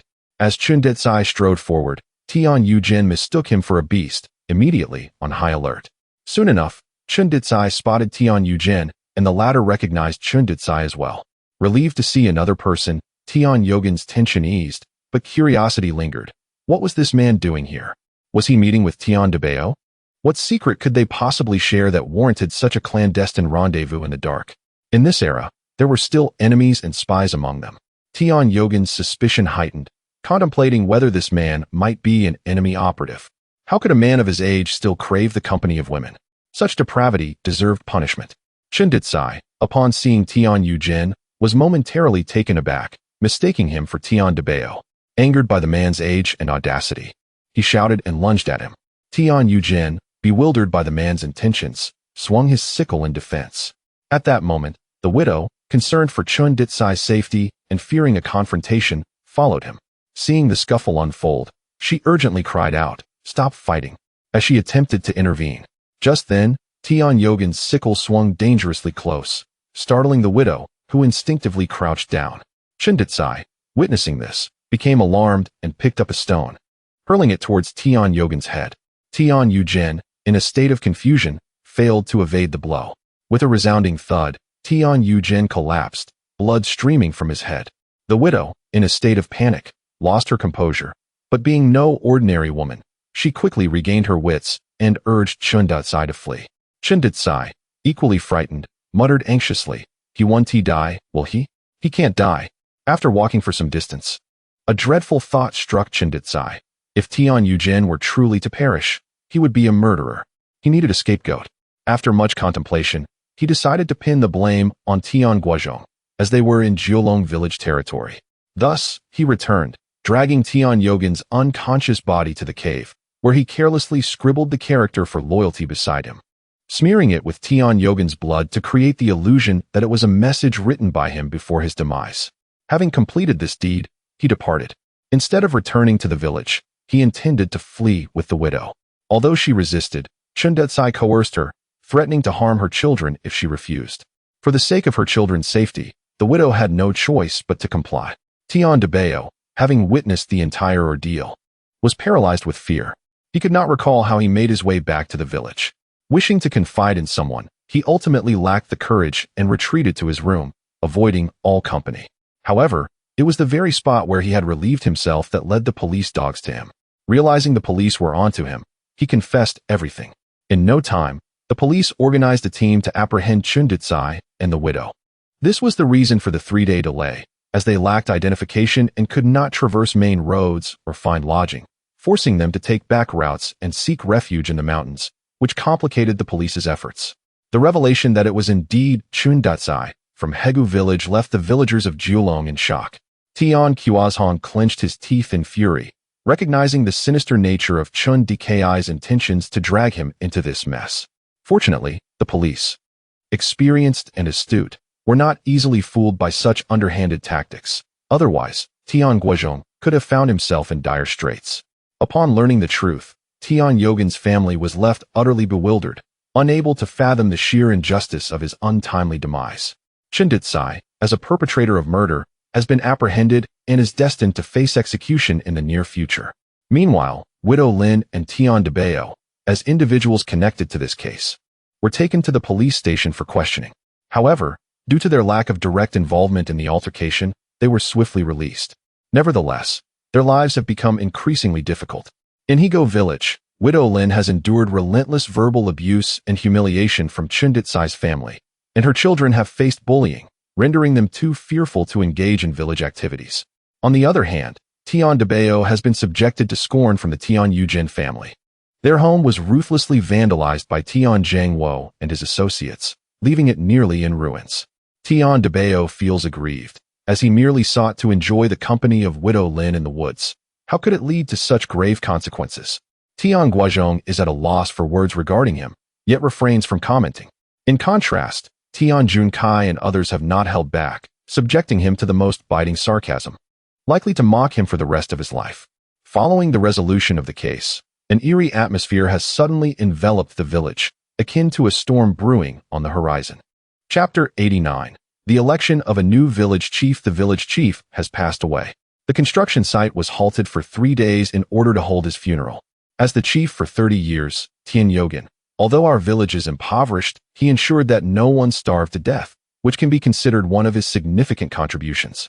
However, this is about all he accomplished. Over the span of 3 decades, our village has only grown poorer, and he bears considerable responsibility for this. Yet, one cannot solely blame him. The circumstances were beyond his control. Other villages have managed to thrive under similar conditions. Take, for instance, our neighboring villages, Hegu and Sanchiku, both situated deep within the mountains, yet they are comparatively more prosperous than ours. It is indeed a perplexing situation. Our village, with its 5,000 acres of terraced fields, is still the most destitute. Clearly, he was not a competent chief. Alas, regardless of the past, he is gone now, and voicing such sentiments serves no purpose. We must consider how to elect the next village chief. I have heard that both the first and second team leaders are covertly courting the villagers, each aspiring to assume the role of chief. What of the third team? They have remained silent thus far, but I have come across a rather amusing notion. They wish to elect Tian Guozhong as village chief. What? Are you certain you heard correctly? Indeed, that is precisely why I find it amusing. If our village were to appoint a ne'er-do-well as chief, we would surely become the laughingstock of the entire commune. In recent months, Tian Guozhong has undergone a remarkable transformation. Not only has he become industrious, but he also frequently ventures into the mountains to hunt. However, the game he catches is exclusively distributed among the third team, which seems rather excessive. It truly is outrageous. We too desire a taste of meat. So, I ask you, if we were to elect Tian Guozhong as chief, might we not enjoy the same privileges as the third team and partake in his bounty? Now that is an intriguing proposition. It is unfortunate that he was once a ne'er-do-well. But you must remember, that was in the past. As long as he is not now, what does it matter? Moreover, given the dire state of our village, it matters little who becomes chief. It would be wiser to select someone who can provide us with meat. This reasoning held weight. During Tian Guozhong's funeral, villagers engaged in fervent discussions regarding the selection of the new chief.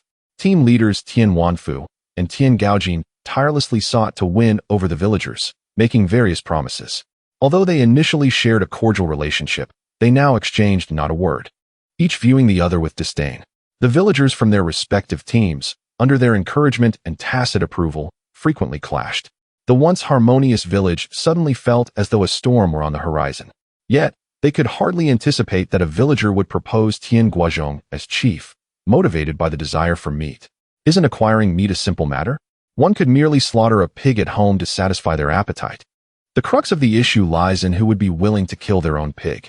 As for the pigs belonging to the production team, they must be surrendered to the state. Who would dare to slay them? For instance, during Tian Guozhong's funeral, his household owned a pig while each of his 2 sons also had one.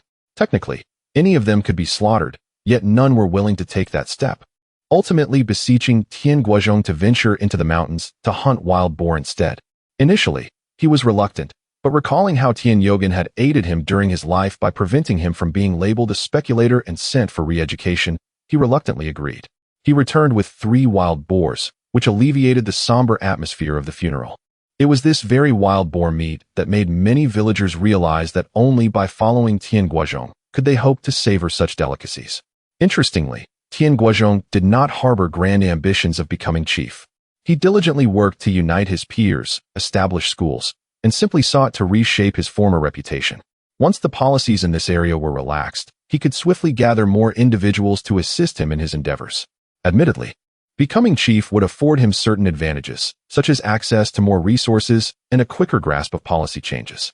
Thus, he approached the prospect of leadership with a nonchalant demeanor, refraining from clandestinely soliciting votes. 3 days later, Lin Feng returned.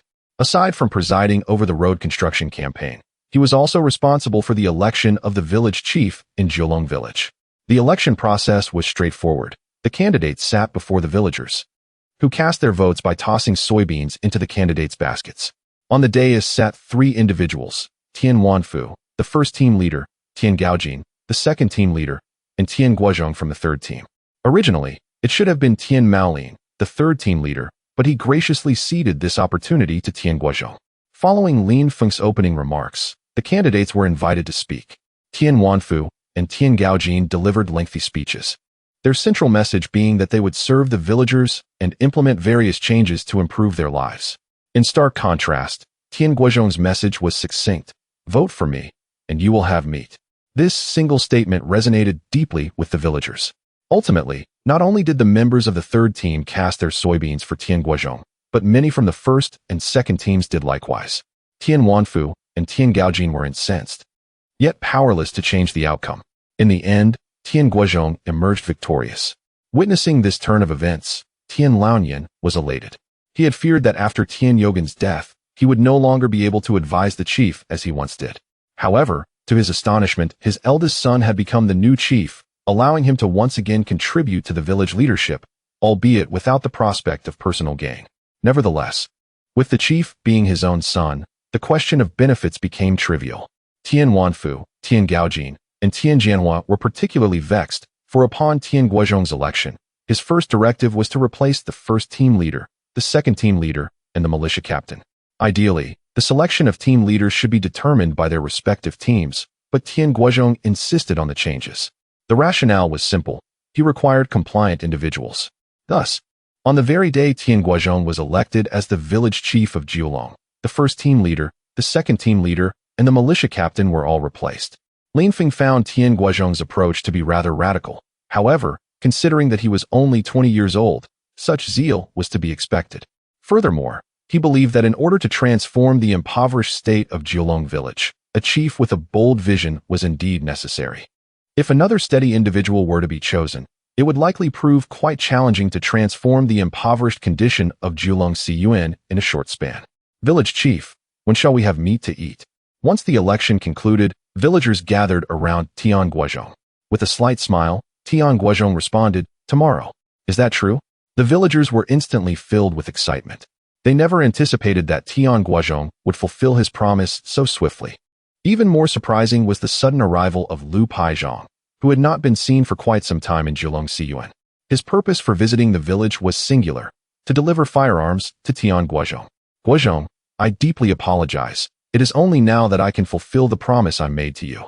Lu Paizhong handed the gun and bullets to Tian Guozhong, adding, as a token of my regret, I have brought you 500 rounds of ammunition all at once. Additionally, I can provide you with 500 more each year, free of charge. Chapter 90. You are ready to set out now, Lu Paizhong. Your timely arrival is truly commendable. Tian Guozhong remarked with a smile.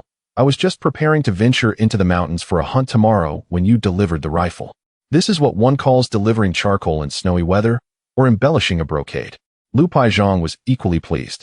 Are you genuinely planning to hunt tomorrow? I would like to join, if that is permissible. Tian Guozhong replied. Of course, you may stay in our village tonight, and we shall set off for the mountains at dawn. Very well, Lu Paizhong nodded in agreement. Lin Feng harbored envy. He too wished to hunt, but alas, a multitude of tasks awaited him at the commune. Recently, the rapid changes in policy from above demanded his attention, compelling him to work overtime each day. Secretary Zhang was even more fatigued, often spending the night in the commune's office. More critically, these policies could not be disclosed externally. They had to await a suitable opportunity.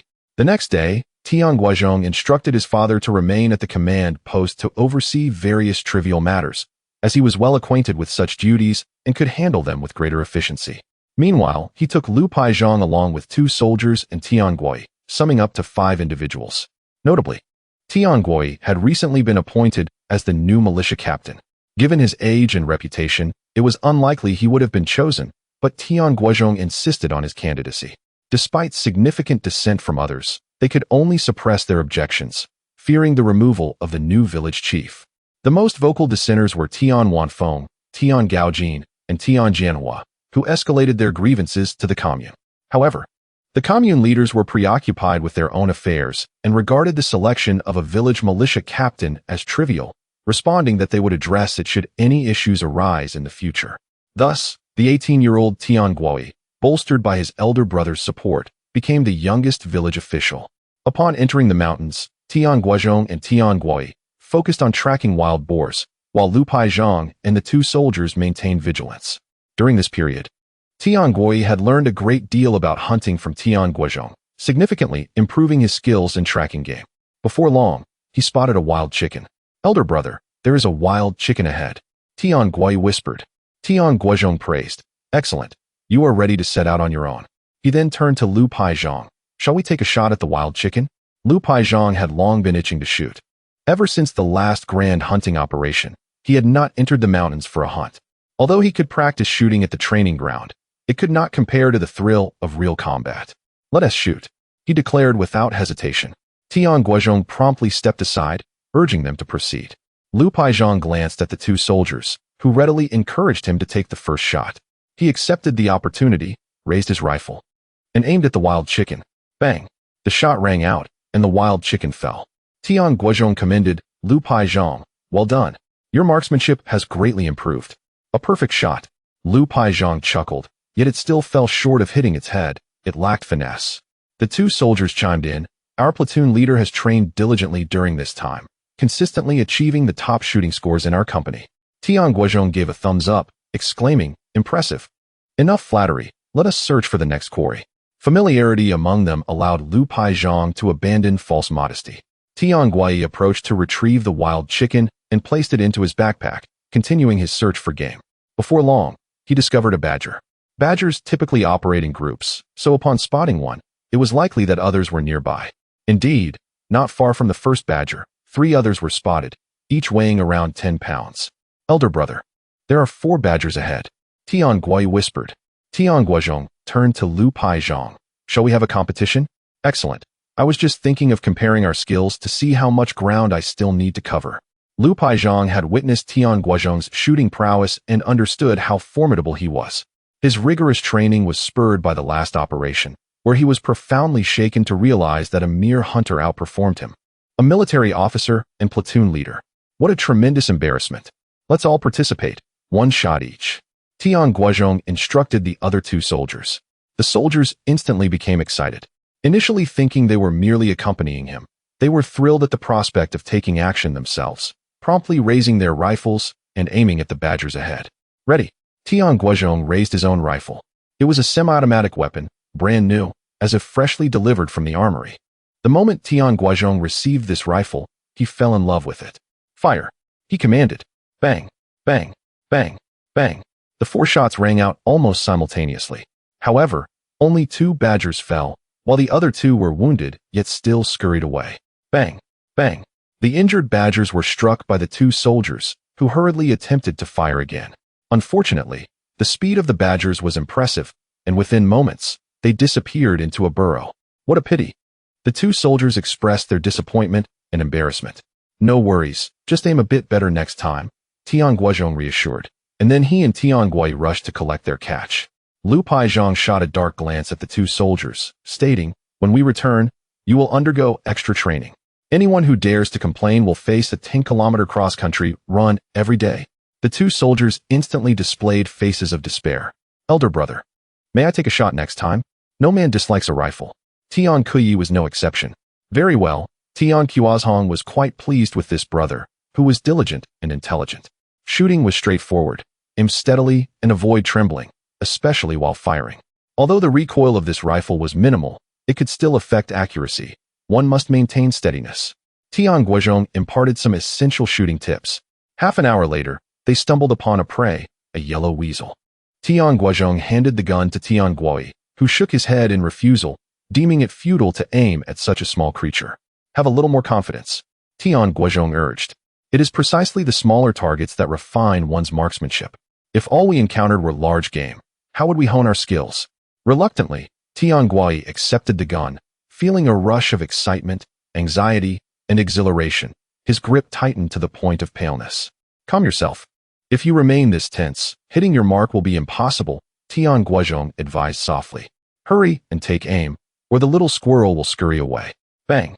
Tian Guozhong, unable to contain his eagerness, fired after only a brief moment of aiming. The result, as one might expect, was a miss. The little squirrel, startled, darted away in a flash. "Brother, Tian Guozhong's face flushed with embarrassment as he bowed his head, bracing for his brother's reprimand. Chapter 91. The hunt for the black bear. Tian Guozhong did not receive the anticipated reprimand from his elder brother. Instead, he was met with a comforting pat. Tian Guozhong gently tousled his hair and reassured him, "It's all right. With a bit more practice, you'll improve. Now, let us seek our next quarry." Perhaps due to their recent overzealous hunting of wild boars, they had roamed the mountains for over 2 hours without a trace of their target. While they had successfully hunted numerous wild chickens, hares, and weasels, not a single wild boar had appeared. Surely, the wild boar's haven been hunted to extinction? Lu, the squad leader, inquired. Tian Guozhong shook his head. Not at all. There are still at least 200 to 300 in these mountains. They must have retreated deeper into the wilderness. Moreover, our village has been busy with road construction lately, between the blasting and the incessant hammering.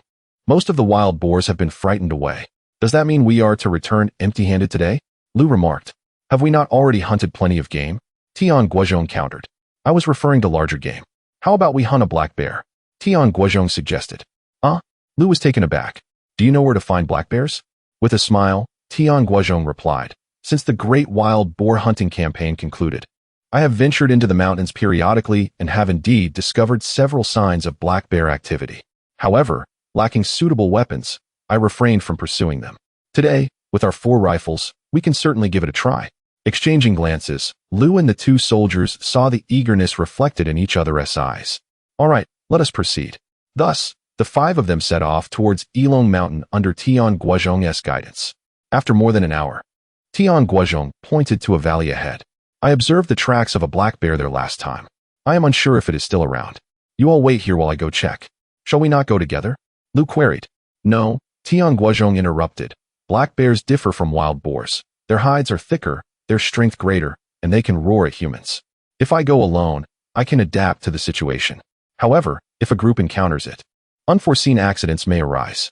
Very well, just be cautious, Lu admonished. Be careful, echoed Tian Guozhong and the other soldiers. Tian Guozhong stealthily approached the valley. Upon arrival, he indeed discovered black bear droppings and paw prints. Judging by the prints, the bear was an adult, weighing at least 300 pounds. Yet, its specific den remained to be located. Careful examination of the surrounding signs led him to discern a direction, and he proceeded cautiously. Before long, he spotted a stone cave. The black bear must be inside. He refrained from acting impulsively and returned to Tian Guozhong and the others. Guozhong, Did you find the black bear? Lu inquired, his face alight with anticipation. Tian Guozhong nodded affirmatively. I found it. Come, let us go. With news of the black bear's discovery, a mix of tension, excitement, and fear coursed through the group, causing their movements to become awkward. Do not be nervous. And keep your voices down. If we alert the bear prematurely, we're all done for. Tian Guozhong warned. After several deep breaths to quell their emotions, they followed Tian Guozhong to the entrance of the cave. The black bear is inside, he indicated. Approaching the cave, they peered in but found it shrouded in darkness, obscured by numerous branching paths, leaving them uncertain of where the bear might be concealed. We must devise a way to lure the bear out, Tian Guozhong stated. How shall we do that? Tian Guoyi inquired. Lu suggested, we could use smoke to drive it out. That is a sound idea, but who shall do the smoking? What if the bear suddenly charges? Tian Guozhong countered. Lu fell silent. The two soldiers proposed, we could strike wood or stone to create sound and lure it out. That method bears similar risks to the previous one. Tian Guozhong replied. Then what do you suggest? Lu pressed. Tian Guozhong smiled. Do we not just hunt a considerable amount of game? Let us toss a few at the cave entrance to entice the black bear out. Indeed. Brother, your idea is brilliant, Tian Guoyi exclaimed. This plan is indeed clever, but what if the bear has already feasted? Lu questioned. Let us give it a try. After all, it is the most prudent approach we have at present. Tian Guozhong asserted. After some contemplation, the group agreed to his suggestion. Tian Guozhong retrieved a wild chicken and a hare from his pack, skillfully slashing them with his knife before placing them at the cave's mouth. They then retreated over 50 meters and aimed their rifles at the cave entrance. In under 5 minutes, commotion stirred from within the cave. Everyone, pay attention. Without needing to be reminded, all were fully alert. Their rifles trained on the cave's entrance. With a heavy huff, a massive black bear emerged from the cave. It caught the scent of blood from the wild chicken and hare, pawing at them with puzzlement, wondering how these small creatures had met their demise. Yet, its limited intellect failed to recognize the trap. After a few more prods, it prepared to feast. Bang, bang, bang, bang. Just then, a barrage of gunfire erupted, striking the black bear 4 times, causing it to bleed profusely. With a pained roar, the black bear collapsed, convulsed for a moment, and then lay still. Ha ha ha, Guozhong, we have hunted another black bear. Ha ha, we've slain another black bear. Lu, the squad leader, exclaimed joyfully, leaping in excitement.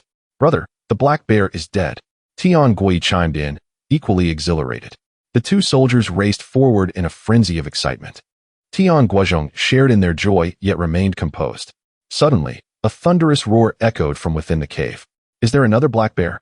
Lu, Tian Guoyi, and the soldiers were taken aback, their expressions shifting drastically. Run! Tian Guozhong shouted urgently, his face paling. The two soldiers suddenly regained their senses and turned to flee. However, the black bear's speed was equally impressive, resembling a small mountain as it charged out of the cave. With a resounding thud, both soldiers were knocked to the ground. Fortunately, due to their rigorous training, their physical condition was commendable. Even when felled, they did not lose their ability to act, but swiftly rolled to either side.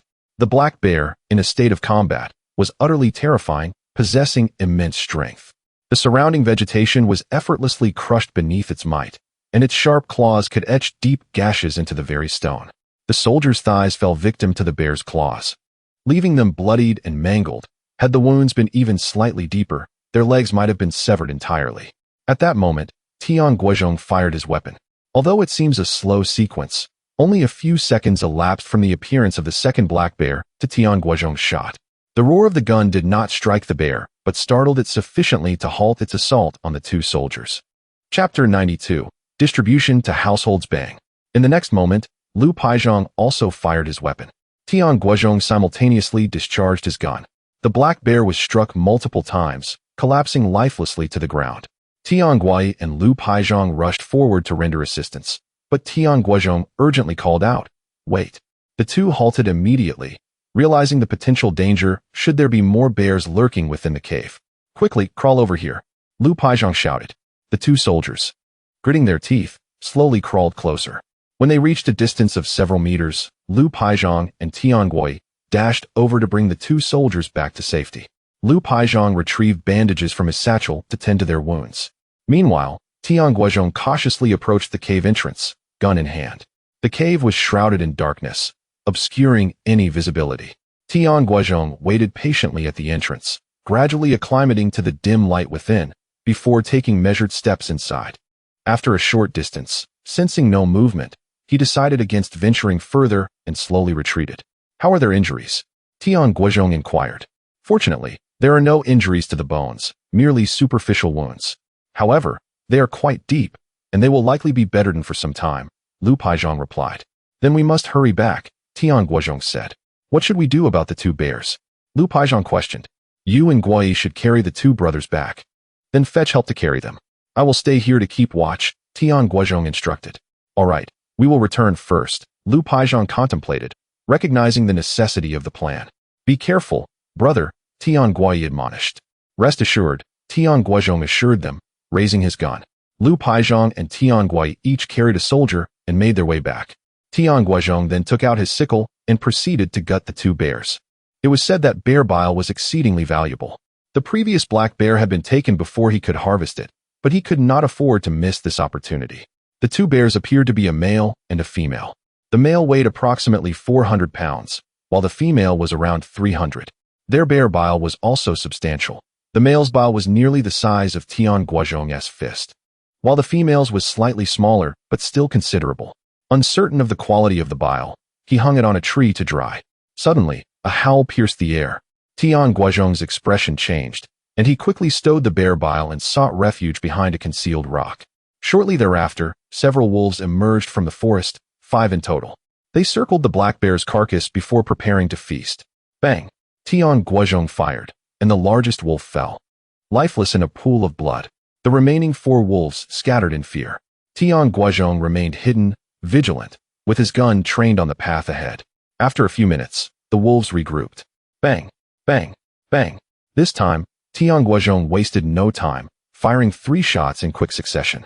The first 2 shots each claimed a wolf, while the third shot missed, striking 1 wolf in the belly. Ultimately, 2 wolves managed to escape, leaving 3 behind. Tian Guozhong remained motionless. Over an hour passed before he heard footsteps approaching.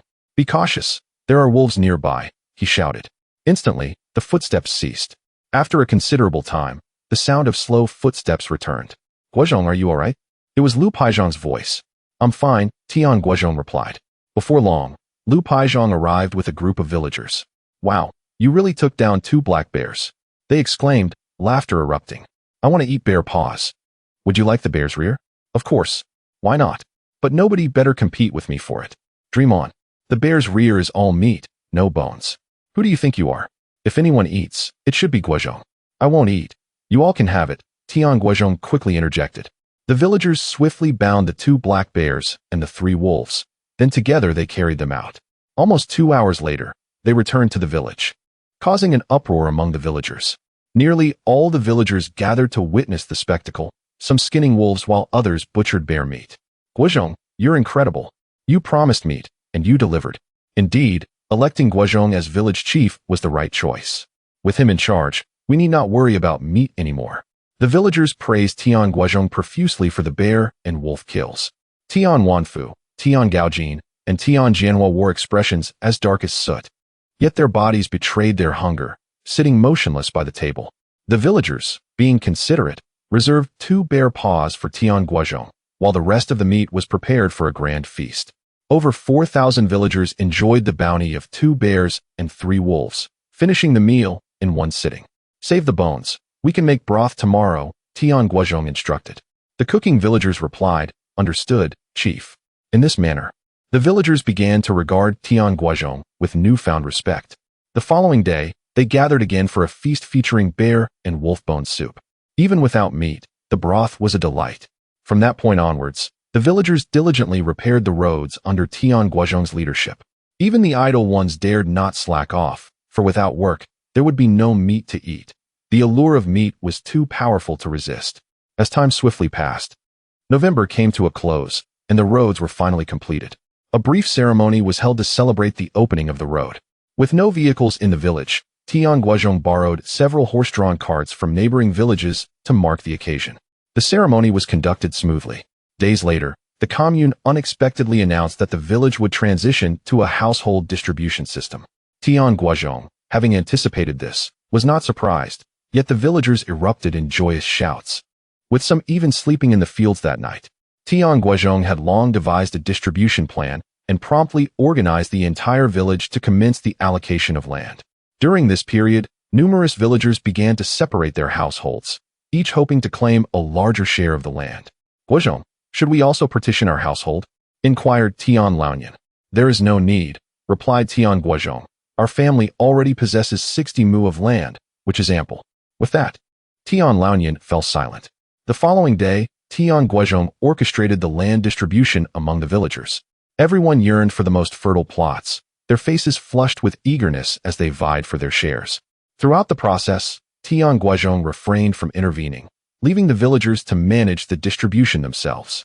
Tian Laonian grew increasingly anxious, having urged Tian Guozhong on multiple occasions to assert his rights, yet Tian Guozhong remained indifferent. A month later, the allocation of land to individual households was successfully completed. Due to Tian Guozhong's lack of contention and his refusal to advocate for his family's interests, the villagers' fondness for him deepened. Tian Laonian held reservations about this, yet he remained reticent. Following the distribution, the villagers' enthusiasm was ignited, and they eagerly tended to their plots, even preparing to cultivate new fields. Tian Laonian, invigorated each day, no longer served as a strategist for the village committee, but devoted himself entirely to farming. Chapter 93. A deeper meaning. The policy of land distribution by household means that land is allocated based on household registration rather than population. Consequently, Jiolong village, which originally comprised 508 households, saw a sudden increase to 630 households, as many families temporarily split to secure a larger share of land. Some households even went so far as to divorce. Such absurdity. The village officials expressed their discontent, believing the villagers had gone too far, with each individual shamelessly seeking to increase their land share. However, Tian Guozhong merely smiled, refraining from interference, for he understood that soon enough, the villagers would willingly consolidate their lands back into his hands for greater profit. Allowing them to make a fuss now was harmless. It would only help him discern the true nature of each household. After a month of diligent work, the land had finally been allocated. Although some disputes lingered, the majority were satisfied with the distribution plan. Even those who quibbled chose to resolve their issues privately, refraining from troubling Tian Guozhong. Throughout the process, he had not taken any personal advantage. Instead, he had allocated the most fertile lands to the villagers, leaving his own family with rocky terrain. Some mocked him for his foolishness, others praised his greatness, while some suspected Tian Guozhong had ulterior motives. Guozhong, our village's land falls into 4 categories. The first and second tier lands are the most fertile. I do not blame you for giving them to others. After all, as the village head, you must maintain a positive image and win the people's hearts, which is commendable. However, Tian Laonian gazed at his family's stony land and spoke. Why not allocate some third-tier land to us? All we have are these fourth-tier rocky fields. Even if I toil endlessly, we shall yield little grain. Moreover, you are the eldest in the family. Besides considering yourself, you must also think of your 8 younger brothers. When they eventually divide the family, they will only be left with our current lands. Will they not all end up farming rocky fields? Li Wanhua voiced her discontent as well, though she typically kept her thoughts to herself unless pushed to her limits. Tian Guozhong chuckled. Dad, Mom, do not worry. This is only temporary. Temporary? Tian Laonian was taken aback. Are you suggesting this land distribution policy is merely a temporary measure? Will the states soon reclaim the land? Not at all. Dad, you misunderstand, Tian Guozhong clarified. This policy will endure for many years without change. When I say temporary, I mean that your farming days are temporary. Before long, I will ensure you can sit at home every day, surrounded by an abundance of grain and meat. Dream on. Tian Laonian scoffed. Such good fortune does not exist in this world. Li Wanhua added with a smile. Guozhong, I believe what you say is true, but for now, we should hasten to dig the earth. Look at the Lin family. They are nearly finished with 2 plots. Tian Guozhong glanced at the villagers not far off, specifically the Tian Linhai family, whom he had appointed as the new team leader. However, with the advent of household distribution, everyone was now working independently, and the production team had effectively ceased to exist. The position of team leader had become a mere formality. Linhai, come over for a smoke. Tian Guozhong called out. Sure thing. Tian Linhai responded with a smile, brushing the dirt from his hands and body as he prepared to join. Just then, he heard his wife mutter, you still have the mind to smoke. What benefits have you gained from being a leader? Instead, you've ended up with all this rocky land. I wonder what your family will eat. Perhaps you will all just gnaw on stones. Tian Linhai shot a glare at his wife. What do you know? Keep such thoughts to yourself. If I hear you say that again, I'll have to teach you a lesson. His wife recoiled, retorting, Isn't it true? Can't I say anything? Say it again. Tian Linhai lightly scolded, causing her to fall silent, though her expression remained displeased. Ignoring her, he quickly approached Tian Guozhong and pulled out a cigarette from his pocket. Guozhong, have one of mine. Tian Guozhong laughed. I called you over to smoke mine, of course. Look, I bought these at the commune yesterday, to Qianmen. Good tobacco. Tian Linhai took the cigarette, sniffed it, and praised, fine smoke. Tian Guozhong also offered one to his father. The three of them settled on a stone. Puffing away, Tian Guoyi wanted to join, but was stopped by Tian Guozhong. Wait a few years before you start. Linhai, your family received quite a bit of rocky land. Did your wife scold you? Tian Laoyan suddenly inquired. She dares. Tian Linhai glared. Enough with the pretense in front of us. Tian Guozhong waved his hand. Your wife surely has her grievances. My dad does as well. He was just saying something about me. It's entirely normal to have opinions. There's no need to hide them. This afternoon, we should gather all the village officials for a meeting. Winter has already arrived, and we must prepare for next spring's farming in advance. Tian Linhai remarked, Guozhong, now that we have all divided the land, can we still influence matters? Tian Guozhong smiled. In the past, we relied on authority and policy to gain the villagers' compliance. In the future, we shall attract them through profits and a better life. Simply put, if they know following us means they will have meat to eat, people will naturally listen. Hearing this, Tian Linhai felt a surge of excitement. Guozhong, I knew you would lead us to eat meat every day.